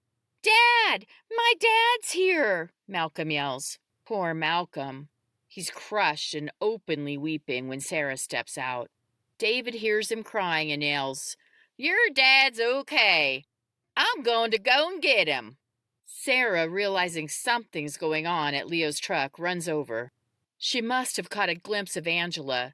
She cries out, "Angela! Angela, what's happened to her?" I go over to Sarah and touch her arm. She spins around. "Where's Tate? And Jake?" "David's going after them. He says they're fine, but the truck broke down." "What happened?" "I don't really know. Doris and Angela had been shot, and Angela was hit in the head with the butt of a gun." Sarah gasps as Belinda says, "Okay, people, let's take Doris and Angela to my parents' place. It's a sight bumpier on their driveway than the pavement they've been on so far. I'd like to try to make them a little more comfortable for the ride. Dad, I have a blanket in my car. Can you get it for me? Anyone else have blankets or pillows in their rig?" My bug-out bag's still in Leo's truck. I rifle through it, finding the backpacker's blow-up mattress and blow-up pillow along with the sleeping bag. "How about a blow-up mattress?" I ask. "That'd be great, but takes too long." "Not this kind. Pull it out, give it 10 breaths, and it's inflated." Leo looks at me and sees me also holding the sleeping bag. He whispers to Belinda, who turns and says, "Yes, bring those. Someone start on the mattress. Someone else get that bag out of its sack." Evan, who's been very quiet after announcing the injuries to Doris and Angela, takes the sleeping bag. I hand the pillow to Sarah to blow up. I work on the mattress. It takes me 12 breaths to inflate. With the things from my bag, plus what other people offer, Belinda soon declares it should be much more comfortable. Doris, looking quite white in the face, says, "I sure hope so. Just rearranging took it out of me. Still wondering about something for the pain." "We'll do our best with that, Doris. It's not easy to have something strong enough in a civilian first aid kit." Doris, now propped with her back against the cab in a cozy nest and the blow-up pillow behind her head, lets out a sigh. "I figured as much. Evan, I think I have those painkillers left over from my gallbladder operation. Could you go to our house and get them?" "Good idea, Evan, but I'll want to check them out before you give her any," Belinda says. "Go to my parents' house when you have them. Bring a few things you think Doris might also need. A robe would be good. Also, if you have any antibiotics, we'll need those. Where's Angela's family?" Tim, who has been very quiet, standing directly outside the truck bed next to Angela, says, "She's my wife." Belinda nods. "You're Jake's son?" "Son-in-law. Angela's his daughter." "She'll need a few things too. A robe, anything else she might need. I also need bandages if either of you can bring those." Tim steps onto the wheel of the truck to peer in the bed. "Angela, my angel, I'll see you soon. You're going to be just fine." His voice cracks as he steps off the wheel. "Okay, let's get going. TJ, honey, you stay here for a little bit and sit with Malcolm. As soon as we get them settled, I'll send Grandpa back for you." She looks to her dad. "I'll need your help at the house first." Her dad gives an aloof shrug. Belinda looks around the gathered group. "Who's driving?" To my surprise, Leo says, "Katie is." Sarah nods. "Good idea. I'll stay here until Tate and Jake get back. Tim, you and Evan take Jake's truck." I look around. Malcolm's still with Roy on the lawn. Callie and Mike are standing near the truck. Callie's openly weeping, but is very quiet about it. Keith, Lois, and Karen are behind them. I grab Callie into a fast hug, then hop in Leo's truck. I'm happy to see the keys already in the ignition. "Slow and careful," Belinda says loud enough for me to hear. Then she gives me very basic directions to head west on the paved road, and she'll tell me when to turn.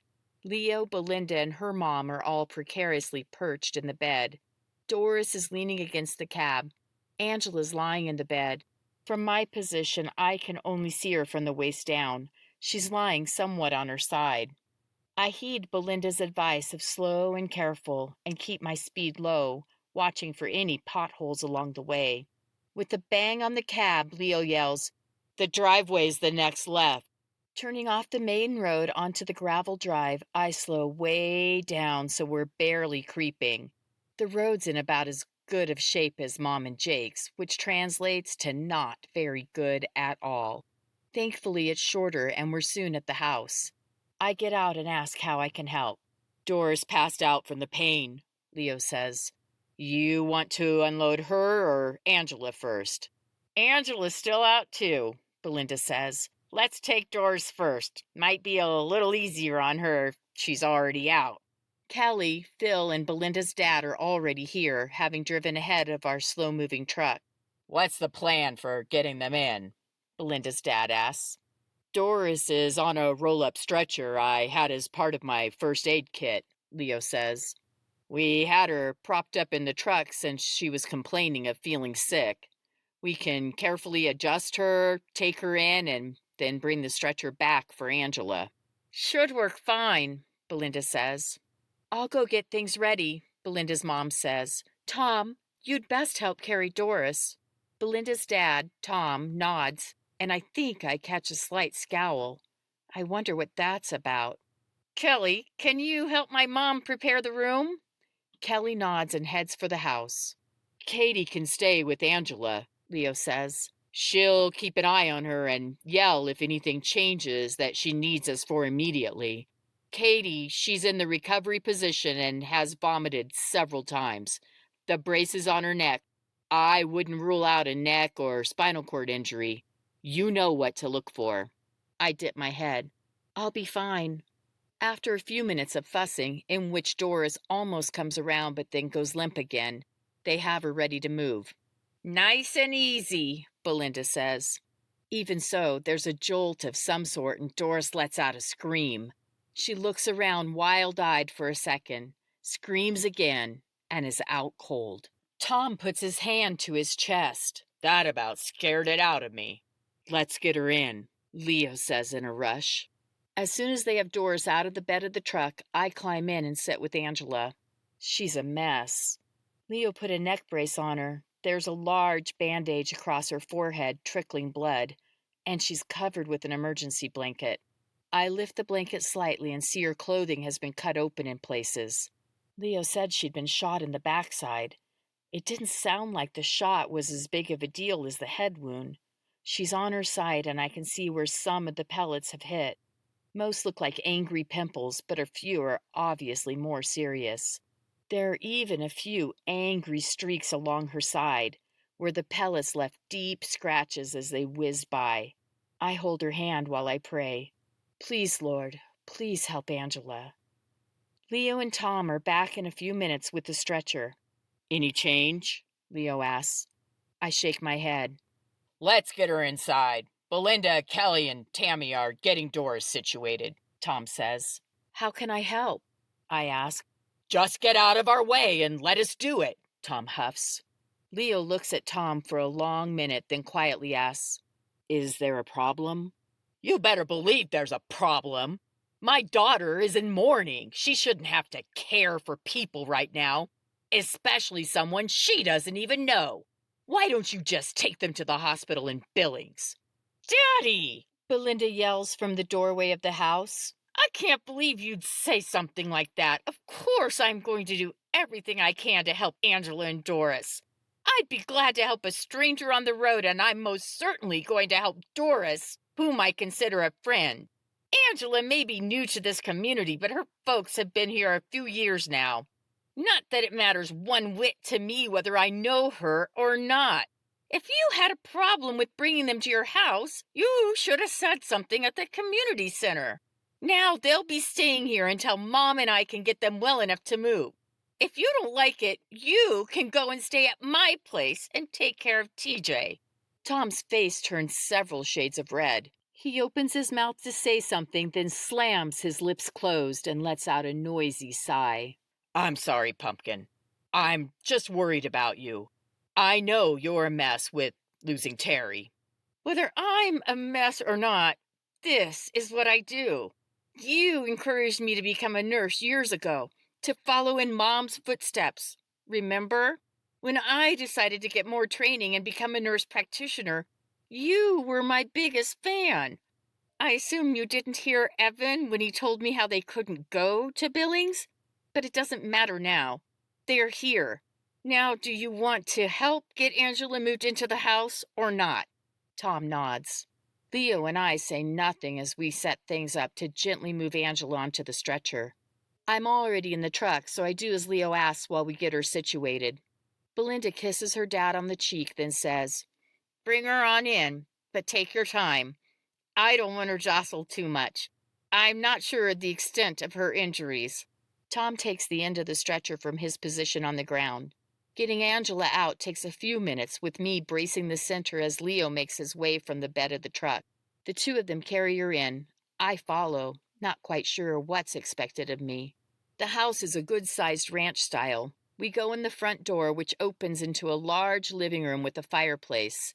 Past the living room is a family room and dining room combination with the kitchen off to the right. We turn left down the hall and stop at the first door on the left.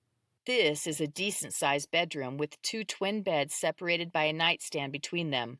Other than the beds, nightstand, and a straight-back chair, the room is empty of furniture. It's very crisp and clean. Doris is on the bed closest to the closet. She already has an IV attached.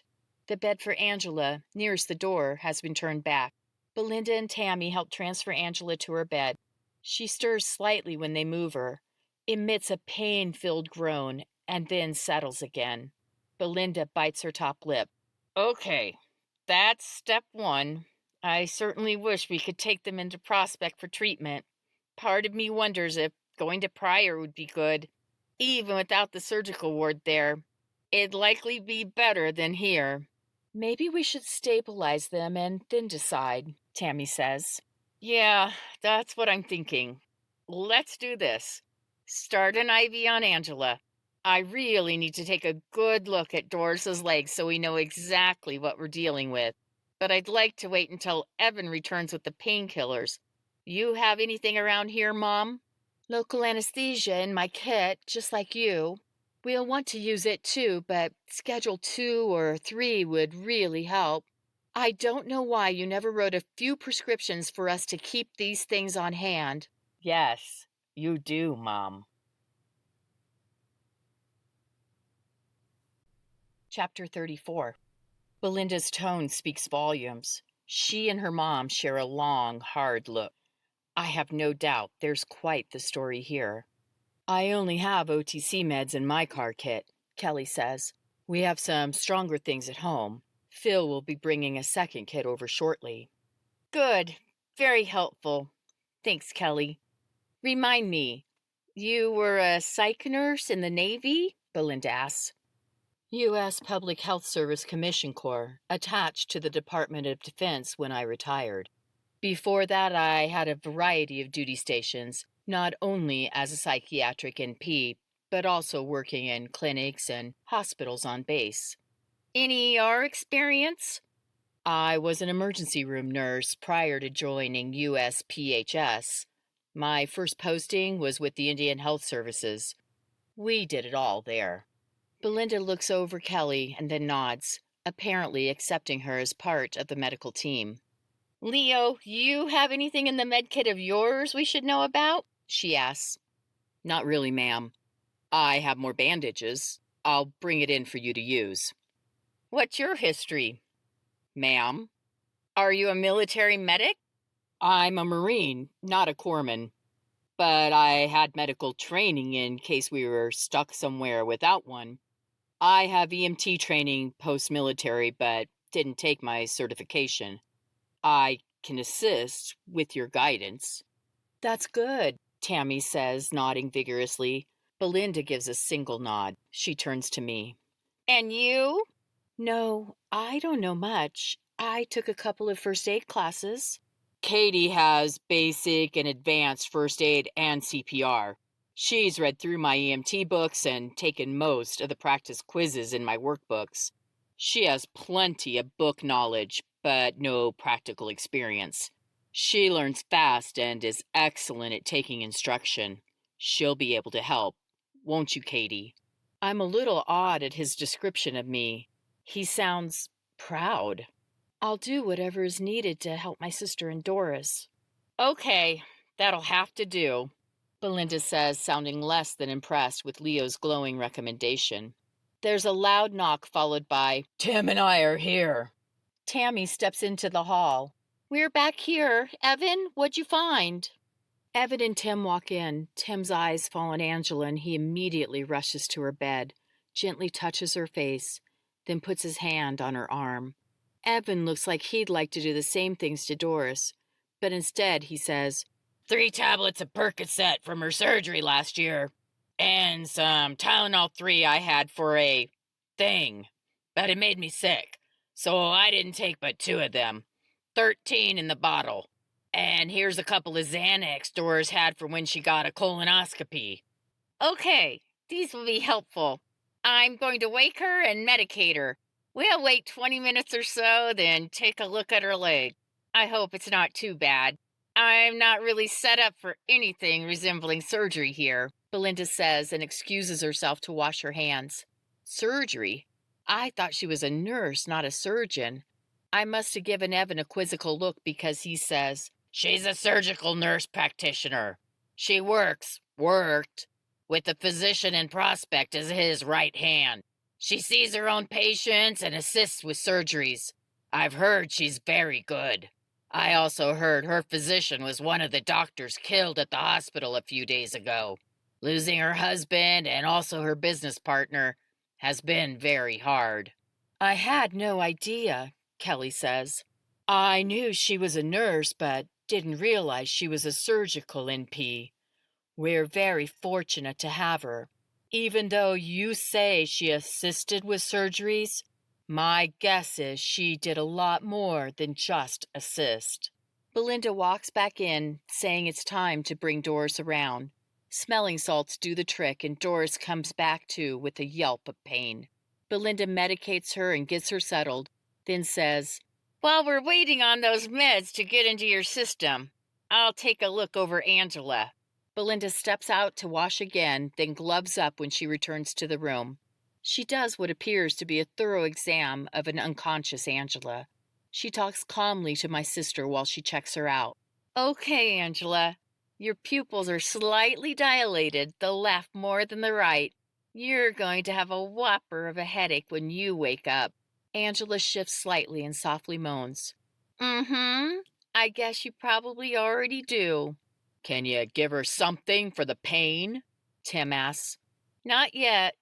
I need her to come around a bit before we give her any narcotic. Let's take a look under the bandage. She carefully undoes the bandage. After a moment or two of inspection, she asks, How many times was she hit? 2, we think, Evan answers. We weren't there, Tim adds. They were watching the truck when 2 guys ambushed them. Doris, sounding slightly groggy and in pain, says, That's what it was, an ambush. We were with the truck and trailer, standing at the front. All of a sudden, my right side stung and I heard a pang on metal. The repercussion was very slight. I'd guess it was a .22. Evan agrees it was. I was kind of surprised to see blood on my side, then Angela yelped. She had been sort of turned toward me when the shotgun blast caught her backside and around to her left a bit. Then the creep shot my leg out from under me and I went down. We were both trying to scoot around for cover when one of them came out of nowhere. He grabbed Angela by the hair and started to pull her away. She managed to get her gun out and gut shot the dirtbag. Then the other one butt stroked her at least 2 times. I had my gun out by then, ready to shoot, but someone else beat me to it. Who was that? You, Evan? Jake. He heard a commotion and hightailed it back. We were all behind him. Jake? Really? He killed him? Evan, is Jake okay? Doris asked with alarm. Yes, he's fine for now. It'll probably be a good idea for Kelly to spend some time talking to him. The wounds were lethal. All 3 shots center mass. The 2 shots Angela took on her guy had the same result. Just took him longer to die. We'll need to be here for both of them. Angela and Jake killed a couple of guys today. I don't know what to say or think about this. I have no doubt those guys planned bad things for Angela and Doris, which makes part of me happy they're dead. The other part of me thinks Angela and Jake will be pretty messed up over this. Of course, maybe I'm wrong. I know Jake is willing to do anything for our family. Jake's always been on the quiet side, but his devotion to all of us is apparent through his actions, if not his words. What happened to your truck? I asked. The ladies were at the front of the truck when the shooting happened. Either the .22 or the birdshot pellets damaged the radiator and who knows what else. We repaired it a few times and made it pretty close to home until it gave up the ghost. Tom crosses his arms. And why didn't you take them to Billings, where a proper hospital is, instead of bringing them here? Daddy, Belinda murmurs, a warning in her voice. we tried to. Seems Billings has gone to pot. Some people in the little community we were in were trying to help us with Doris and Angela. Someone suggested going to Billings, but someone else said there's a roadblock on the road before Laurel. No one is getting through. We could have gone the long way, but that's a rough road, and they'd heard some kind of gangs are going through there shooting at people and stealing their stuff. I don't know if it's true, but we couldn't risk it. Evan turns to Belinda. Belinda, I'm so sorry to call on you like this, but we really didn't see any other options. If you can get them stabilized well enough to travel, we can try to get them to Billings or find another hospital. The one in Red Lodge, maybe, but the same people told us they weren't sure how the staffing is there. Of course, they do have facilities. We'll see. Dad, do you think you can go and get TJ? I hate to leave him there any longer. Take him to my place, please. Maybe you could stay there with him tonight, since I'll need to take care of my patients. Let Angela's family know we're looking her over, and once I know more, someone will go to their home. Tom turns on his heel and storms off. Both Belinda and Tammy watch him leave. With a sigh, Belinda turns to Leo. Help me turn Angela. Leave the neck brace in place, and let's keep her aligned until I can be sure of her injuries. In her gentle nurse voice, she says, Angela, we're going to turn you over a little more so we can look at your back. Don't help us. We'll do all the work. You just keep resting and getting well. Again, Angela groans in response. Good girl. I like that you can acknowledge me. It's a good sign, Tammy tells Tim. Belinda spends a few more minutes looking over Angela. Mom, let's start her on a course of prophylactic antibiotics. Tim, is she allergic to anything? No, not that I know of. Katie? No, I don't think so, but can't remember her taking many medications. Let's give her ampicillin IV. Then we'll do a course of oral Keflex once she comes around. Doris will need antibiotics also. You allergic to anything, Doris? Nope, nothing. Good, that helps. Once we see what we're dealing with, we'll know better what to use. Belinda turns back to Angela. You're going to be okay, Angela. Leo and I are going to roll you back onto your side. You just rest. Mom, do you think you can work on removing the pellets closer to the surface? Use a local and don't be in a hurry. If it's not easy to access, leave it. It looks like the shooter was a considerable distance away, so the penetration was limited. We got lucky there. Wait until I have a plan with Doris before you start in case one of us needs to move out of the room. There's a few slices on her side which appear to have been grazing wounds, and a couple spots near her shoulder might be a little deeper. I don't think she has a spinal injury, but I want to leave the brace in place for now to be on the safe side. It may also help keep her from thrashing as she comes around. After Belinda finishes with Angela, she steps out again, asking Kelly to join her. They aren't gone long before they return and glove up. Okay, Doris, time to take a look. I'm going to give you a local. Then Leo and I are going to get a gander at your leg.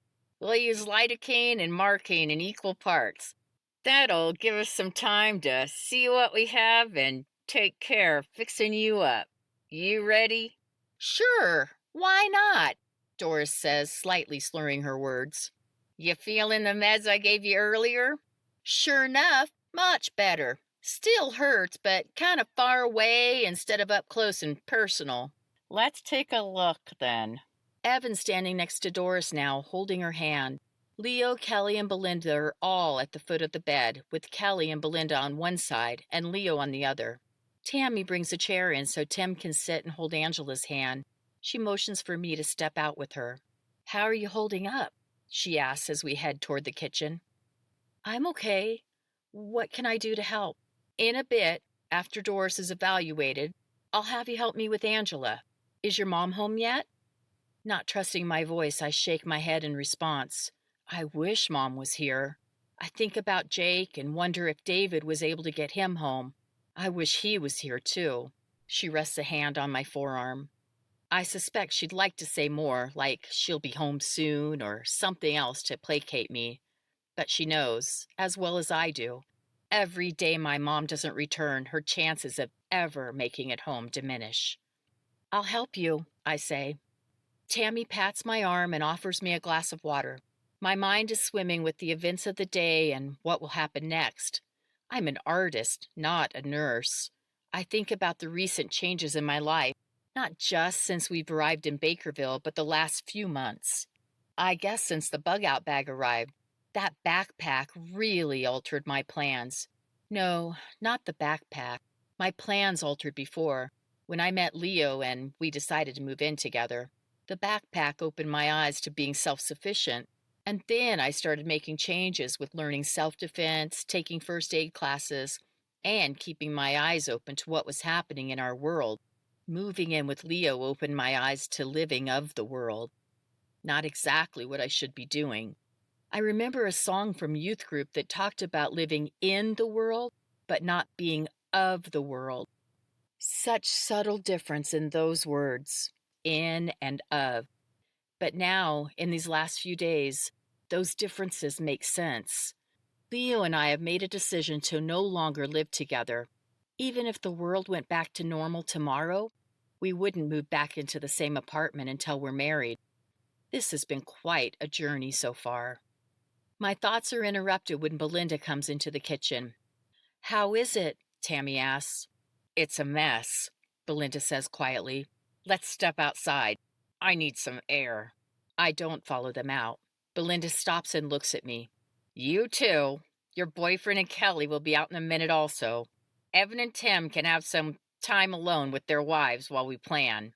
After Leo and Kelly join us, Belinda says, "The bullet hit at an angle which broke both the tibia and the fibula. The breaks weren't entirely clean and ideally she'd have surgery and hardware to put her back together." Belinda pauses and lets out a big sigh. "With Prospect Hospital out of commission and the danger they were told about for reaching Billings, those aren't options. And if Red Lodge doesn't have staff, I don't know. I could assist with the surgery, but we'd need an orthopedist. It's really beyond what I should do on my own. Not to mention I don't have any hardware. I don't want to transport her unless we know there's an orthopedist there. The good news? The bullet went through. I'm not really sure how that happened. We're pretty fortunate those idiots were using a .22 and shotgun with bird load from a distance. Otherwise," she shakes her head, "she lost a little blood, but they were able to get it stopped pretty well, so I'm not too worried about blood loss. I want to clean it up a little more, bandage it to protect the entrance and exit wounds, lightly set it, and then put her in a full-length air cast. We'll give her an IV dose of antibiotics and 48 hours of prophylactic orals. Tomorrow I'll drive to Red Lodge and see what I can find out about the hospital. Then we'll know better how to proceed." "With all due respect, ma'am, it'd be best for someone else to go to the hospital," Leo says. "With your skills, we shouldn't risk your safety if we can avoid it." Belinda begins to argue, then stops herself when Tammy says, "He's right, honey. You shouldn't go. Neither should I, and neither should Leo or Kelly. If Sandy Stiles were home, I'd tell her the same thing." Tammy looks at Leo and me. She's a nurse also. "Okay," Belinda says. "You're probably right. Katie stays home too, and she becomes our apprentice so she can learn what she needs to know. Provided she's as competent as Leo says, she'll learn quickly. Katie, you willing?" I like taking the first aid courses and reading the info in Leo's books, but I'm not a nurse. At one time, I wanted to be a doctor, but really only because they make good money. I'm an artist at heart.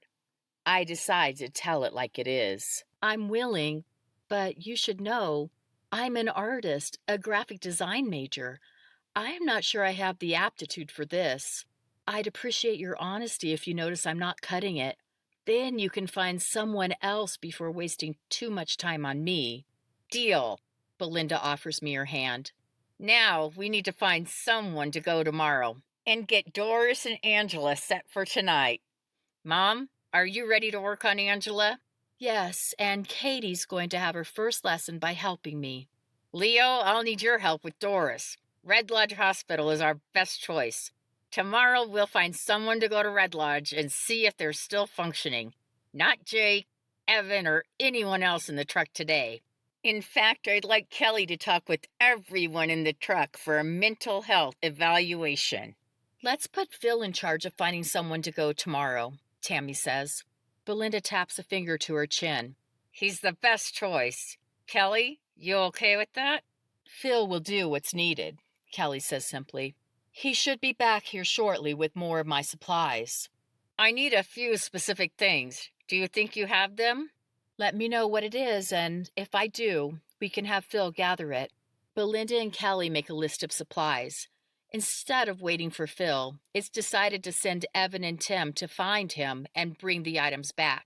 Inside, Belinda gives Evan and Tim the list and asks them to not only find Phil, but also Jake and Tate, and to bring them all here.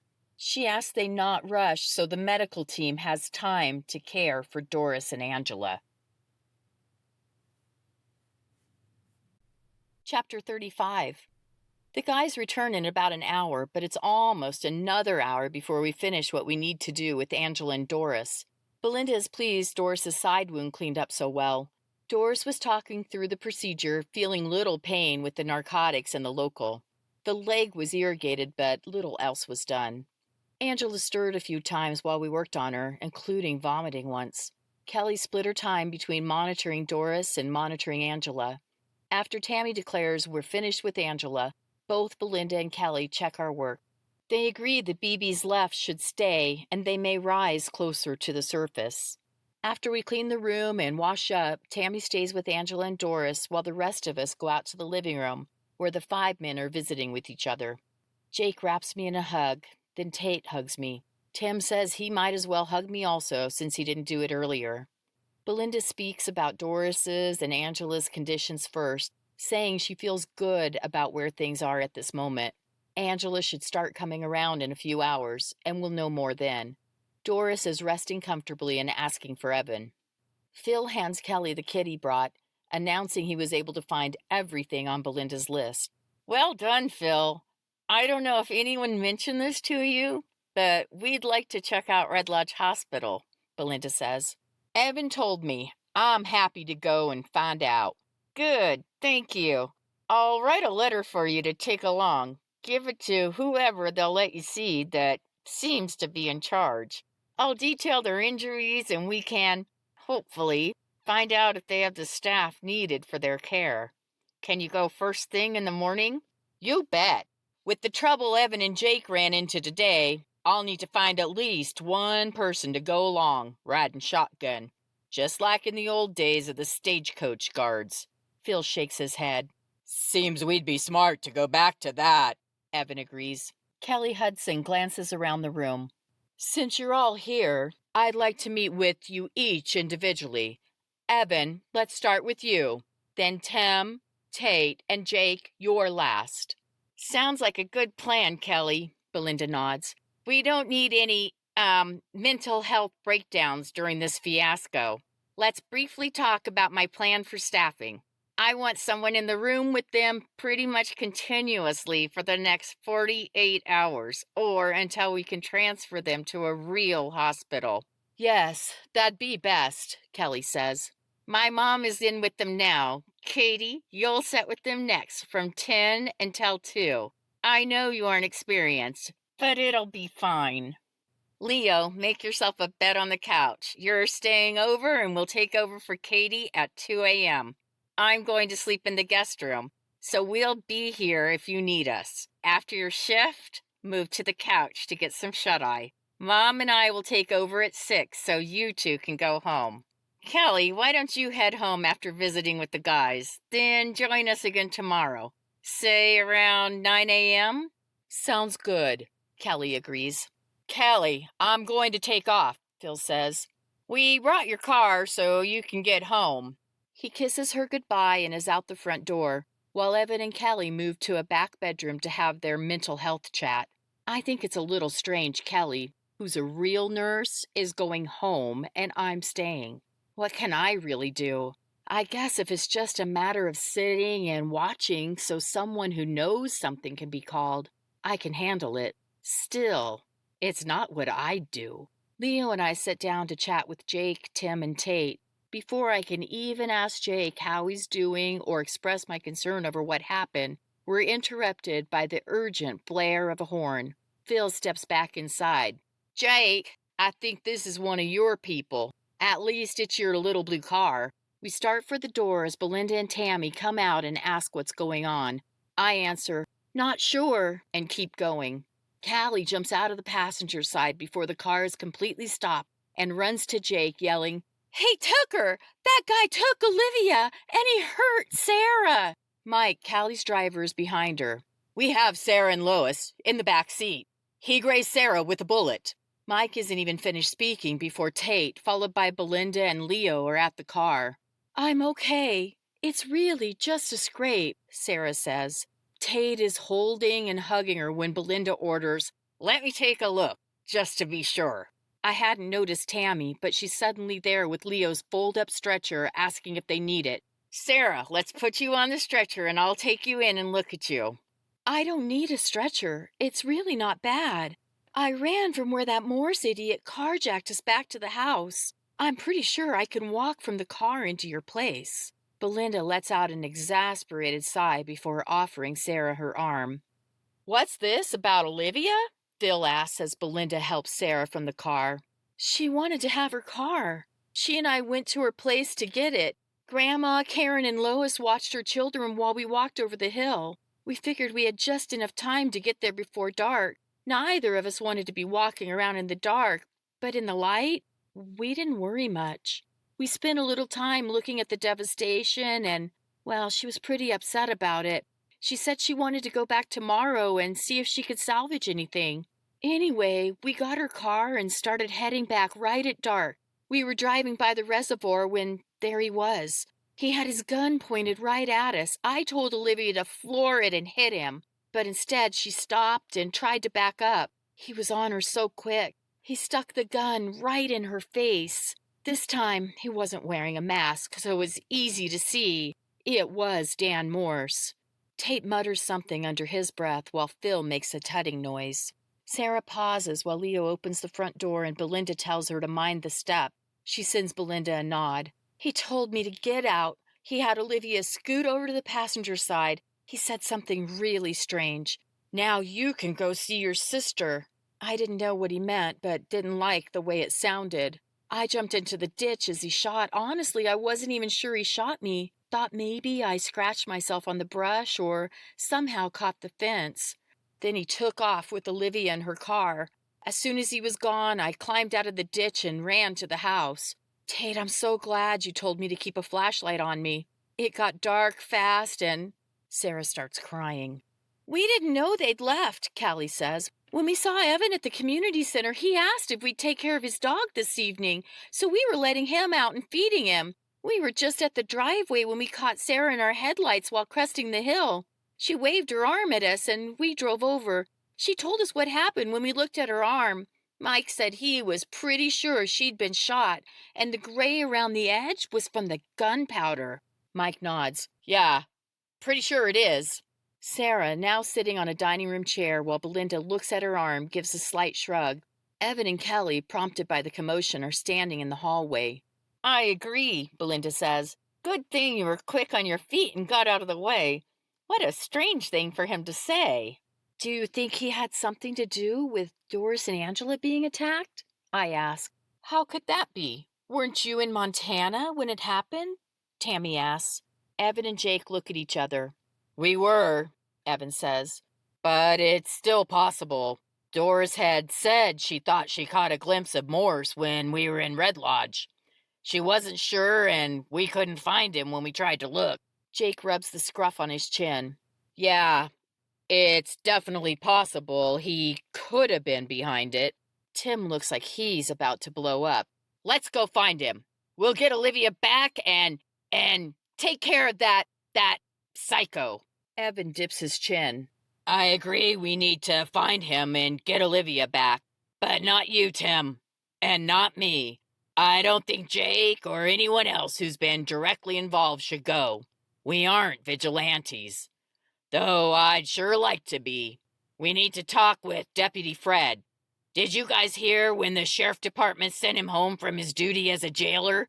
They made him a full deputy. I think the theory was he'd be the law in Bakerville until things calm down. Phil, I suspect he'll need your help. Phil tilts his head. Belinda, are you okay with me finding someone to go to the hospital in Red Lodge tomorrow? And I'll help Fred get a group together to find Olivia. Yes, of course. As long as you pick someone you trust to get it done, that's fine. It'll get done. I'm going to find people tonight to start looking for Olivia. Belinda, Tammy, Tom would be a good one to go with us. I know he hates Morse because, well, we're not sure what all he's done, but Tom's an excellent tracker. Yes, he is, Tammy declares with pride while Belinda says, He should go, but I really don't want TJ here tonight. It'll be a long night caring for Angela and Doris. He can go to our place, Jake says. Might be good to have him there to help distract Tony. Sure, Jake. Good idea. Sarah, I think you're going to be just fine. Doesn't even need stitches. I cleaned it and put a little ointment and a bandage on it. I want to see you again tomorrow. You can go home. Let's all take off then. We'll stop at your place and Jake can pick up TJ, provided your dad agrees to go along. Phil tells Belinda as he motions those who are leaving to get going before pulling Kelly into a tight hug. Jake and Tate, I still want to talk with you. It can wait until tomorrow. Tim, you too. Right now, say goodnight to your wife. Evan, you also. I'm going to leave for tonight, but we'll be back here tomorrow to help Belinda and Tammy. Show up after 10 in the morning, Kelly says. Everyone says their goodbyes. Leo and I stay behind for our overnight shifts. You think she'll be okay? Olivia? I ask Leo. He hesitates a fraction too long before answering. They'll find her. Tears well up in my eyes as I whisper, but will they find her alive? He pulls me into a tight hug. We stay that way for many minutes. Tammy and Belinda both go in to check on the patients. A few minutes later, Belinda is back. They're fine. No changes. Let's get something to eat. I didn't feel much like eating at the reception thing, but now I do. Come into the kitchen. She points to a blue cooler on the countertop. Leo, there's some roast and cheese in there. Why don't you pull them out? Katie, grab a cutting board from the drawer there and slice things up. You have power? I ask after seeing ice in the cooler. At my house, we have a small wind system and a generator, which I'm using to keep the freezer going. I keep Mom and Dad supplied with ice. We have cornbread also. Mom made the cornbread by cooking it on the grill. One side was slightly burned, but otherwise, it's okay. Within a few minutes, we're at the table enjoying our snack. The cornbread is delicious, I say. Yeah, turned out pretty good. I guess we're going to have to get used to alternative cooking. We're fortunate to have a few things set up here. Most people in the community aren't as fortunate. As we're finishing, Tom comes in the front door. He looks like a wreck. Without any preamble, he asks, Where's your mom? She's in with Doris and Angela, Belinda says. I'm here, honey, Tammy says from the hall. I need to talk with you. Come on outside for a minute. Leo wipes his mouth on a napkin. I'll stay with Doris and Angela for you. Belinda and I tidy the kitchen. A few minutes later, her mom and dad come back in. Belinda, Tom says her name as more of a sigh. I need to talk with you, Pumpkin. I start to leave, but Tom stops me. You might as well stay. What I have to say will soon be public knowledge. I look from Tom to Tammy. She's obviously been crying. She gives me a nod as Tom says, Sit down, Pumpkin. Dad, what's going on? I'm sorry, sweetie. It wasn't Morse. What do you mean? Of course it was Morse. Katie's sister saw him take Olivia. He shot her in the process. Everyone knows he was the one who burned her house down, and he definitely had a thing for her. Not that.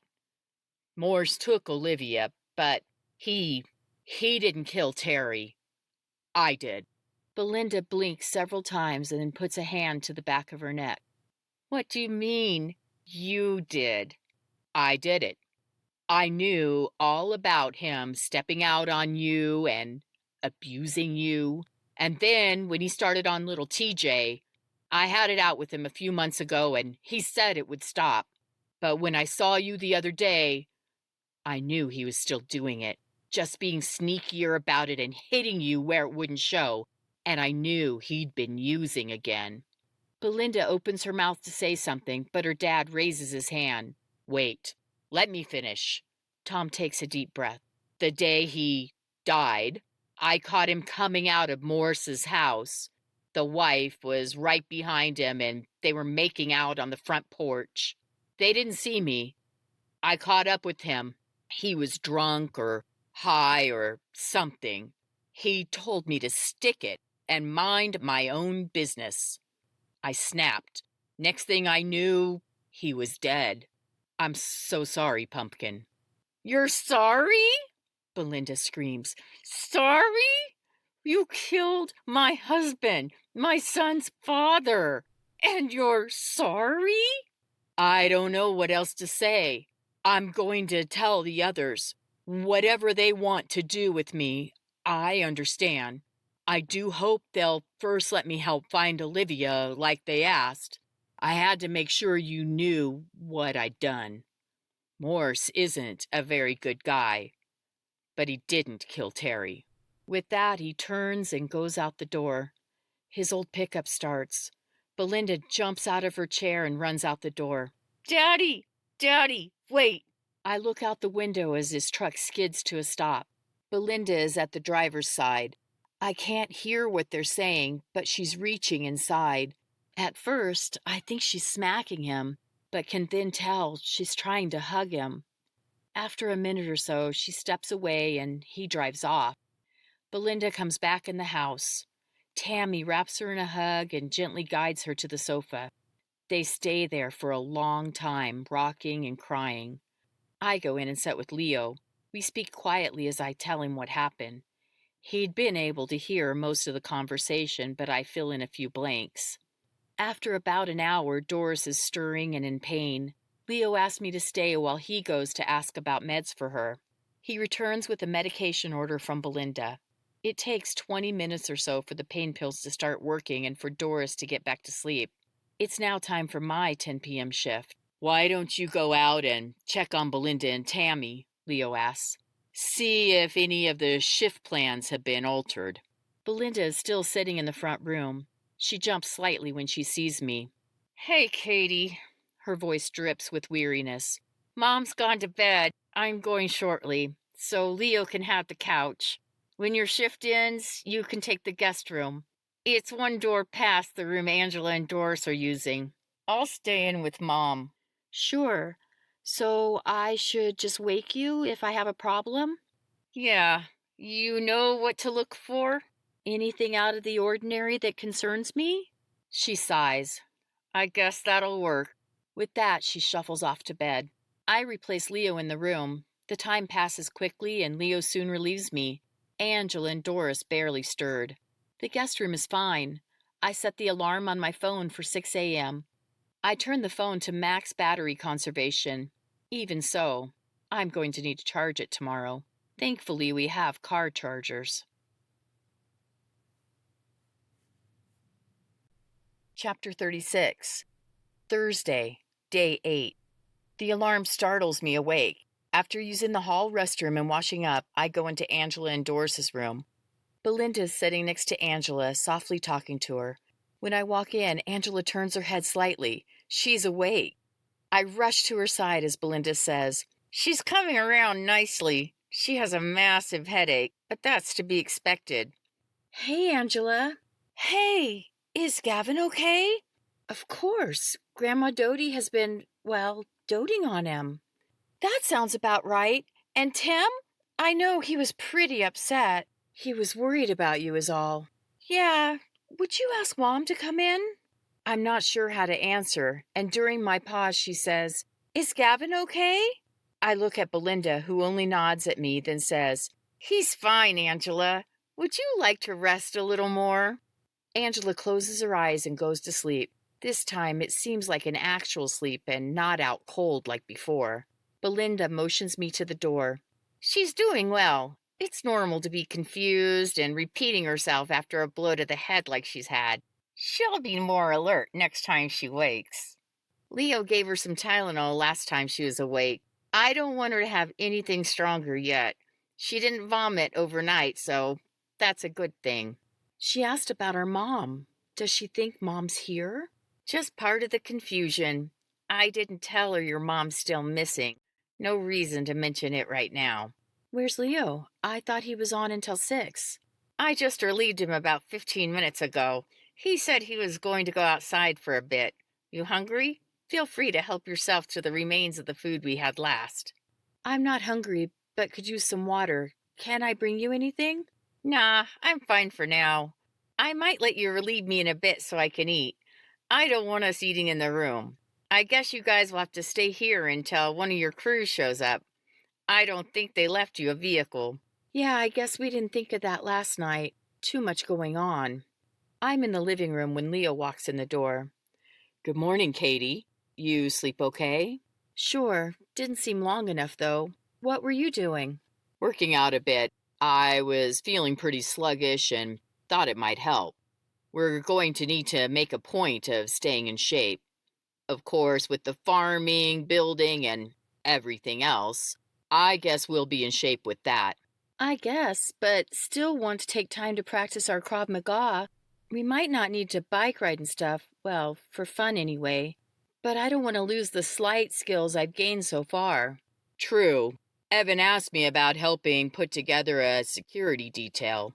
With everything happening, it seems smart to have more, protection. Just our area? Or is he thinking the entire community? Our neighborhood, at least for now. And you want to be a part of this detail? Not just me. We're thinking pretty much everyone. We, at the very least, want everyone comfortable with shooting and some basic up-close and personal self-defense methods.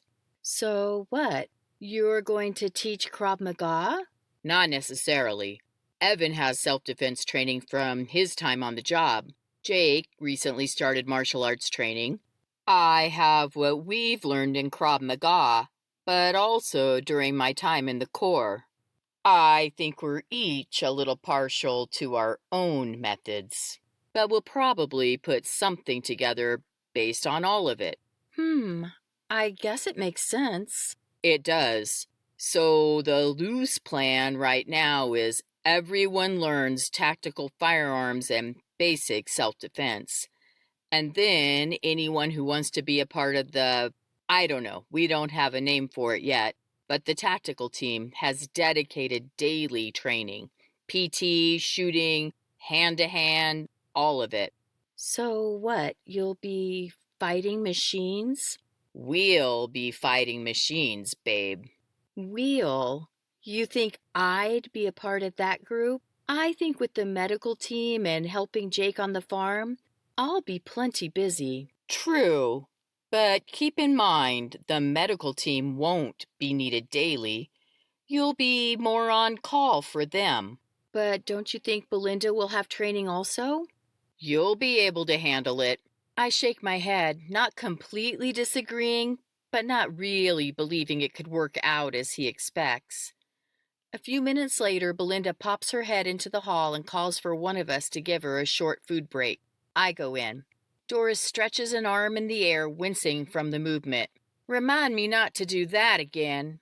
I bet. Can I get you anything? I wouldn't mind some food. I'm starting to get hungry. I saw in the notes Belinda left you can have liquids. When she returns, I'll see what I can find for you. After preparing a meal of warm jello and hot tea for Doris, Belinda tells me I'm free to go and am back on at 8 this evening. Since I'm stuck here until Jake returns, I decide I'll take a walk along the river. Tammy and Belinda both have riverfront property. In the midst of the hoopla last night, I noticed a dirt-packed path winding its way toward the water. I take a quick look around for Leo. Not finding him, I head out on my own. The trail is obviously well used. I can imagine Belinda and her son, TJ, walking to the river. Maybe Tom takes TJ fishing using this path. So much sadness in this family. I totally get Tom killing his son-in-law to protect his daughter and grandson. Some people would consider this noble. I also know that taking the law into his own hands wasn't the right thing to do. Maybe he thought, with the way our world has changed, he had nothing to lose. The path opens up and there's the river. Jake says they've had a lot of rain this spring after a heavy snow year. The runoff from the mountains has the river high and muddy, not suitable for fishing right now. Jake has a special hot spot he takes Malcolm where a creek meets the river. They went fishing last week before the attack started, but haven't been since. Maybe a few of us should give it a try. Fresh fish is always nice. I wonder, if things don't come back to normal soon, if fish will be one of the things we exist on. The stored food won't last forever. There's also a lot of game around Bakerville, elk, antelope, and the occasional moose, and lots of deer. Almost too many. There's a problem with the deer, though, a sickness that's been going around. Mom told me about it, but I wasn't really listening, so I don't know the details. I know she's concerned, and they started having their deer tested last year. I think the elk can get the sickness too, but it's not as common. A loud rustle in the brush causes me to jump. Before I can turn and see what's there, I'm grabbed from behind, my arms pinned to my side, a bear hug completely engulfing me. I immediately bend my legs to lower my center of gravity. Hands in tight fists, I throw my arms straight up. This gives me just enough space to slide to the left and drive my elbow into his sternum. An oof escapes him as I elbow him again, then turn to confront him face on to attack. He's close, too close.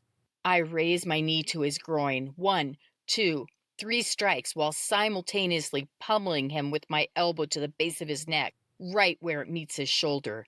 As he starts to go down, my knee meets his chin, a crunch of bone. I jump back, putting distance between us. A moan, but no movement. I turn tail and run, harder and faster than I've ever ran before. I don't look back. How far did I walk? I'm not sure. A quarter mile, maybe? Where's the trail? There. My lungs burn as I race toward Tammy's house, toward Leo, toward safety.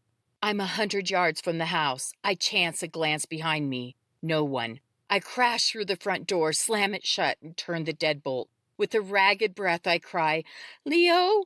Leo!" His response is immediate. What happened? Where is he? There, crouched low, handgun holstered, but obviously at the ready, using the kitchen wall as cover as he peers around it. Get down and scoot over here, he commands. I oblige, dropping to my hands and knees and crawling to him.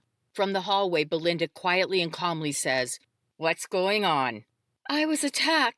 Some guy, he grabbed me from behind. I got away, but I don't know where he is. Belinda, Leo asks. Go, Belinda says. We'll secure the house. Where'd you last see him? On the ground, next to the river. Leo gives me a questioning look. I took the path to the river. I walked upstream, maybe a quarter mile. I'll be right back. Stay inside and keep the doors locked, he says as he quietly goes out the back door. Belinda and her mom both appear. Tammy's holding a shotgun. Belinda has a rather large revolver. Both muzzles are pointed toward the ground. Are you injured? Tammy asks. I don't think so. Shook up, but not physically hurt. I want to fall apart. I want to cry and whimper over what has happened. I blink rapidly to chase away the tears. Somehow I manage to keep it together. Belinda gives me a curt nod. A knock from the front door reverberates through the house. It's me, Leo. I start for the door as Belinda says, "Wait." She cautiously goes to the living room, sliding the curtain just enough to peek out. "Go ahead," she tells me, standing at the ready. I let Leo in, then relock the door. I couldn't find him, He says, I found the place where he grabbed you. Looks like you bloodied his nose or something. "Probably." I nod. Did you know him? Belinda asks me. "No, he wasn't someone I recognized." Evan and Jake should be here shortly. Maybe, once they're here, you guys should go out again, Belinda says. Agreed. Leo gives a curt nod. It's only a few minutes until Jake's and Evan's trucks pull in. Leo and Belinda go out to meet them, telling them what's going on. I stay inside, going into Angela's room. Doris is awake, and I tell her what happened, crying through the entire story. I'm physically and emotionally drained. Doris and I sit quietly for many minutes. I'm startled when Angela wakes up with a gasp. She glances around, asks about Gavin and Tim, then wants to know if Mom can come see her. She falls back to sleep almost instantly. There's a slight knock on the doorframe, followed by Evan and Tim entering. Heard what happened. You okay? Tim asks. I nod, not trusting my voice. We're going to make sure there's always a guard here, Evan says. And no more walks alone. Yeah, I never even thought about it being dangerous. That was stupid on my part. Tears fill my eyes again. I blink rapidly. One escapes. Is Leo inside? I ask. In the living room, Tim says. I excuse myself so they can visit with their wives. Jake, also in the living room along with Alvin and Leo, walks over to me and wraps me in a hug. You did well, Katie, Jake says. I'm so glad you knew what to do. How to get away. It was instinct almost. We practiced things like that. I never thought. I start crying again as Jake comforts me. When I finally pull myself together, Alvin says, We followed the blood trail a little ways. You must have hit him pretty good. Left quite a puddle, but it petered out pretty quickly. I release a loud breath. What about Morse? Did they find him? I haven't heard anything yet, Jake says. They did find something last night, though. Oh? Yeah, Phil went to Dan Moore's house. Found his wife dead. My hand goes to my mouth. What? I know what you're thinking. It wasn't Tom. He told Phil about killing Terry, but he says he didn't kill the wife. Phil believes him, and the evidence leads to Morse. Morse killed his own dog, too. Chapter 37. Morse killed his dog? Leo shakes his head. Yeah, doesn't bode well, Jake says. What do you mean? I ask. Leo gently says, lots of people kill their dog and then themselves. So you think he's on some kind of suicide mission? Grab Olivia and then he'll, what, murder, suicide? Jake and Leo both shrug. A shiver runs through me. They're out now? Looking for him? Jake dips his chin. Yes, they plan to start at dawn. A guy Morse used to be friendly with thinks he might know where to find him. Morse took him to a few caves in the National Forest before. Seems Morse even has them set up for, I don't know, entertaining or something. He has camping gear and food, the whole thing. Jake gives a shrug. Maybe he set them up as bug-out locations. Leo crosses his arms. So they're looking there first? He thinks it's likely they'll find them in one of the caves. Evan sticks his head out from the sick room and asks Jake if he can join them for a minute. Alvin follows. After they're gone, I turn to Leo. I'm okay. Kind of shook up, but okay. Do you think this was related to Dan taking Olivia? If we find the guy, I plan to ask him. How could you find him? If the blood trails stop, there's no way, right? We found where he parked. There's a river access road. You weren't far from it. The spot has a view of Tammy's house. In fact, I think I saw a pickup there this morning. I didn't think anything of it. Now, I wonder if he was watching us. What? Why? I don't know, but it makes sense. He could have watched you take the path and hoped you'd turn upstream. When you did, Leo raises his eyebrows. Yeah, when I did, he grabbed me. We're quiet for several minutes before I say, "You're not going out with the guys looking for Morse, right?" I can't. They've been out for hours and I don't know where they went. I'm going back to your parents' house after I do a few things here.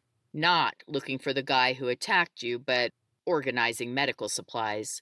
Then I plan to work on some of the homestead projects.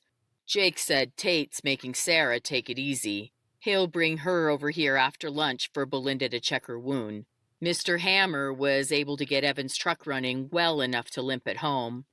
Evan said the Hammer's daughter and one of his sons, along with their families, made it here from Texas. They arrived around 4 this morning. Really? That's great. I bet David's relieved. For sure. I guess it was quite a journey.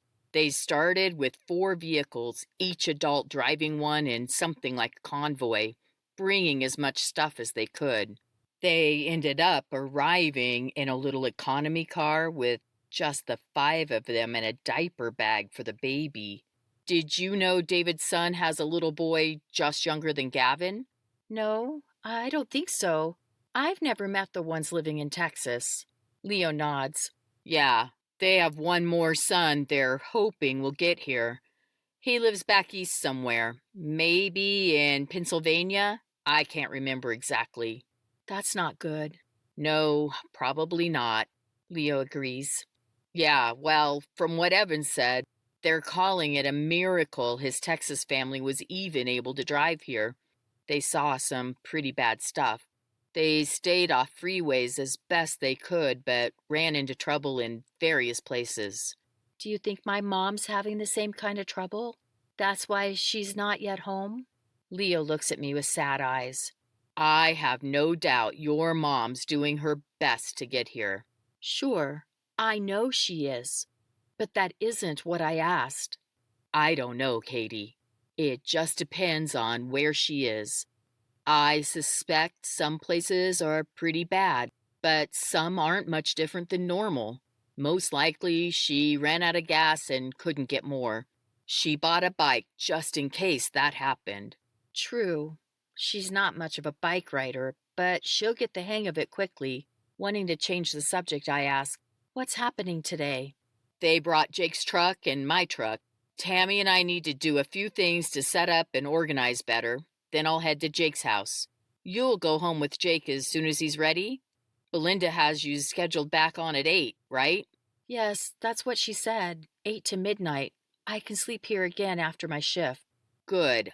I'm midnight to 5 a.m. I'll bring you over and I'll just crash on the couch until it's my turn.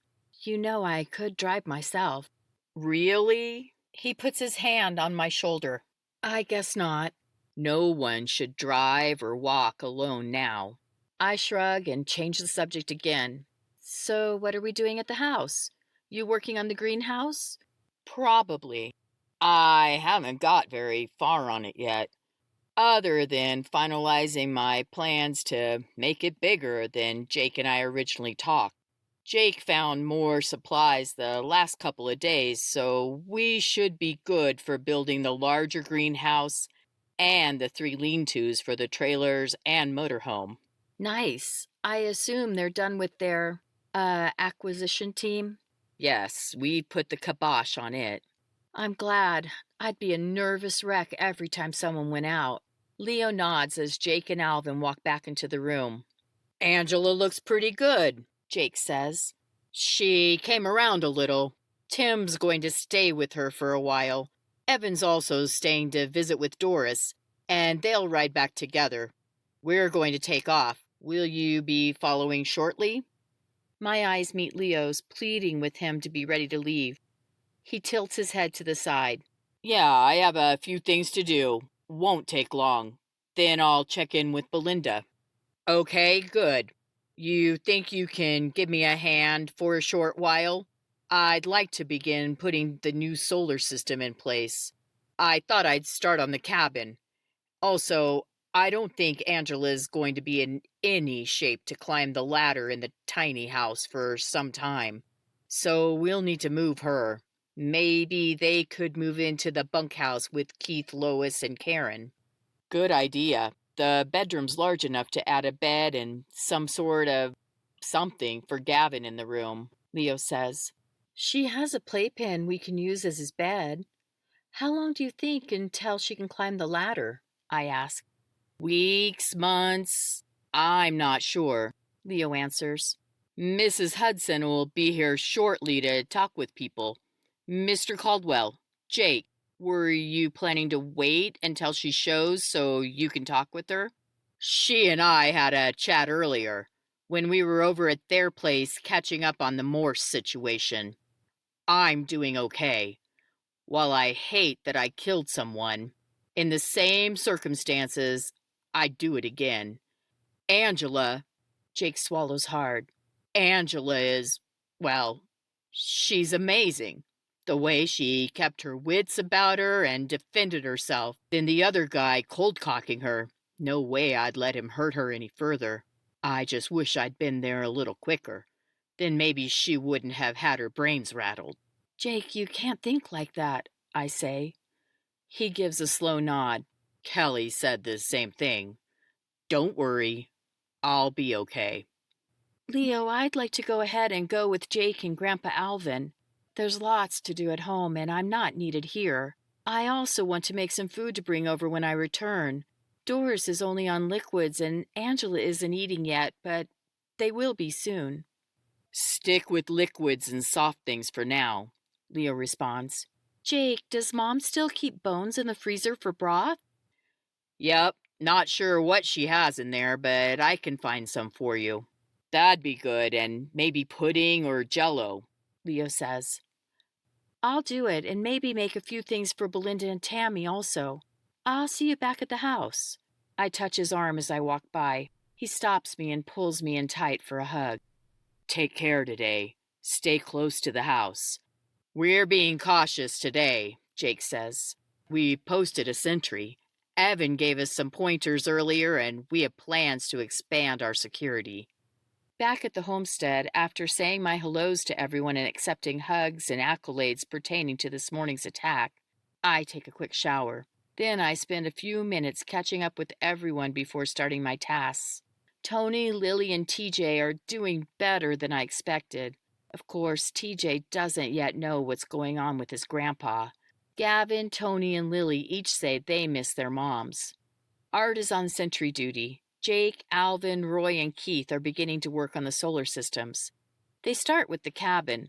They'll disconnect the power and then reconnect it to the tiny house, giving the tiny house its own small 12-volt system. Angela will be disappointed to give up the tiny house. As much as she likes Tate's parents, having her own space, even if it's very small and has a compost toilet, was something she was happy about. Maybe she could sleep on the futon until she recovers enough to climb the stairs. I'll ask Leo what he thinks. Callie and Sheila are in charge of lunch and dinner today. The three of us share the kitchen as I finish my food projects and they start the midday meal. Callie and Sheila aren't their usual chatty selves. The tension between them is thick, and I do my best to focus on my tasks to complete them as quickly as possible. At some point, we'll have to make amends. Living in close proximity and needing to work together isn't very conducive to a long-term disagreement. The more I think about how upset Sheila was, the less sense it makes. She was so angry at me. For what? Because I mentioned God? Did you know there's a community meeting planned for 5 p.m. instead of the later 7 o'clock time? Callie asked, jarring me from my thoughts. Really? Why earlier? I'm not really sure. Maybe they liked the earlier time from yesterday? When we were waiting for Tate and Jake to return, someone suggested it. Many others agreed it sounded good. I have to admit I was only half paying attention with Angela and Doris being hurt. Leo arrived shortly after noon. Hey, Katie. Sorry I'm so late. Belinda had Tammy and I sorting and organizing. There's a whole lot more medical supplies than I expected, which is why it took so long. Of course, it's also a finite amount. I think Mom and Jake have some supplies. Maybe. Jake left some things there this morning. Leo runs a hand through his hair. I'm heading to the shower. I have to tell you, I'm sure glad your folks have things set up so we still have hot water. Most people aren't so fortunate. Leo's right. Today is Thursday and the power went out Saturday. Most people haven't been able to shower for 5 days. We're visiting and putting the finishing touches on lunch when Malcolm comes running in the house. Come quick! Dad says he needs you! Come now! Callie and I don't hesitate as we run out the door. Sheila yells behind us, I'll turn off the stove and be out. Leo is just coming out of the bathroom. Hearing the commotion, he follows us out. Jake and Sarah are jumping up and down. Alvin's doing something like, I don't know, a jig maybe? Grandma Dodie, also roused by Malcolm, is moving quickly to the group with Gavin in her arms. She's okay! She's okay! Jake is yelling. We have to go and get her. What's going on? I ask. Olivia's okay? Molly, your mom. I was on the roof and my texter noise thing went off. I had a bunch of texts. One was from your mom. She's on her way home. I know the route and where to find her. Mom? She's coming home? She's coming home. Jake squeezes me into a bear hug. We're going after her. Leo, I could use your help with this.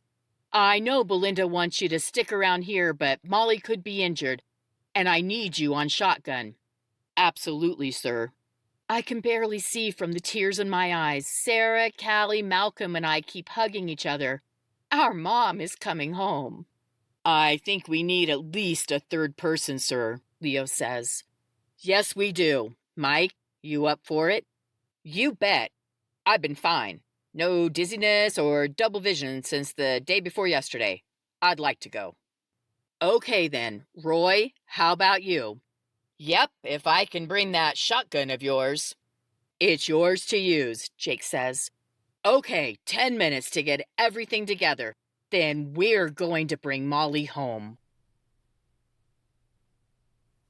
This has been Katie's Journey, Havoc in Wyoming, Part 2, by Millie Copper. This production is available for purchase at killercozies.com. Be sure to hit the subscribe button to never miss a new story. Learn more about Millie Copper's books at milliecopper.com.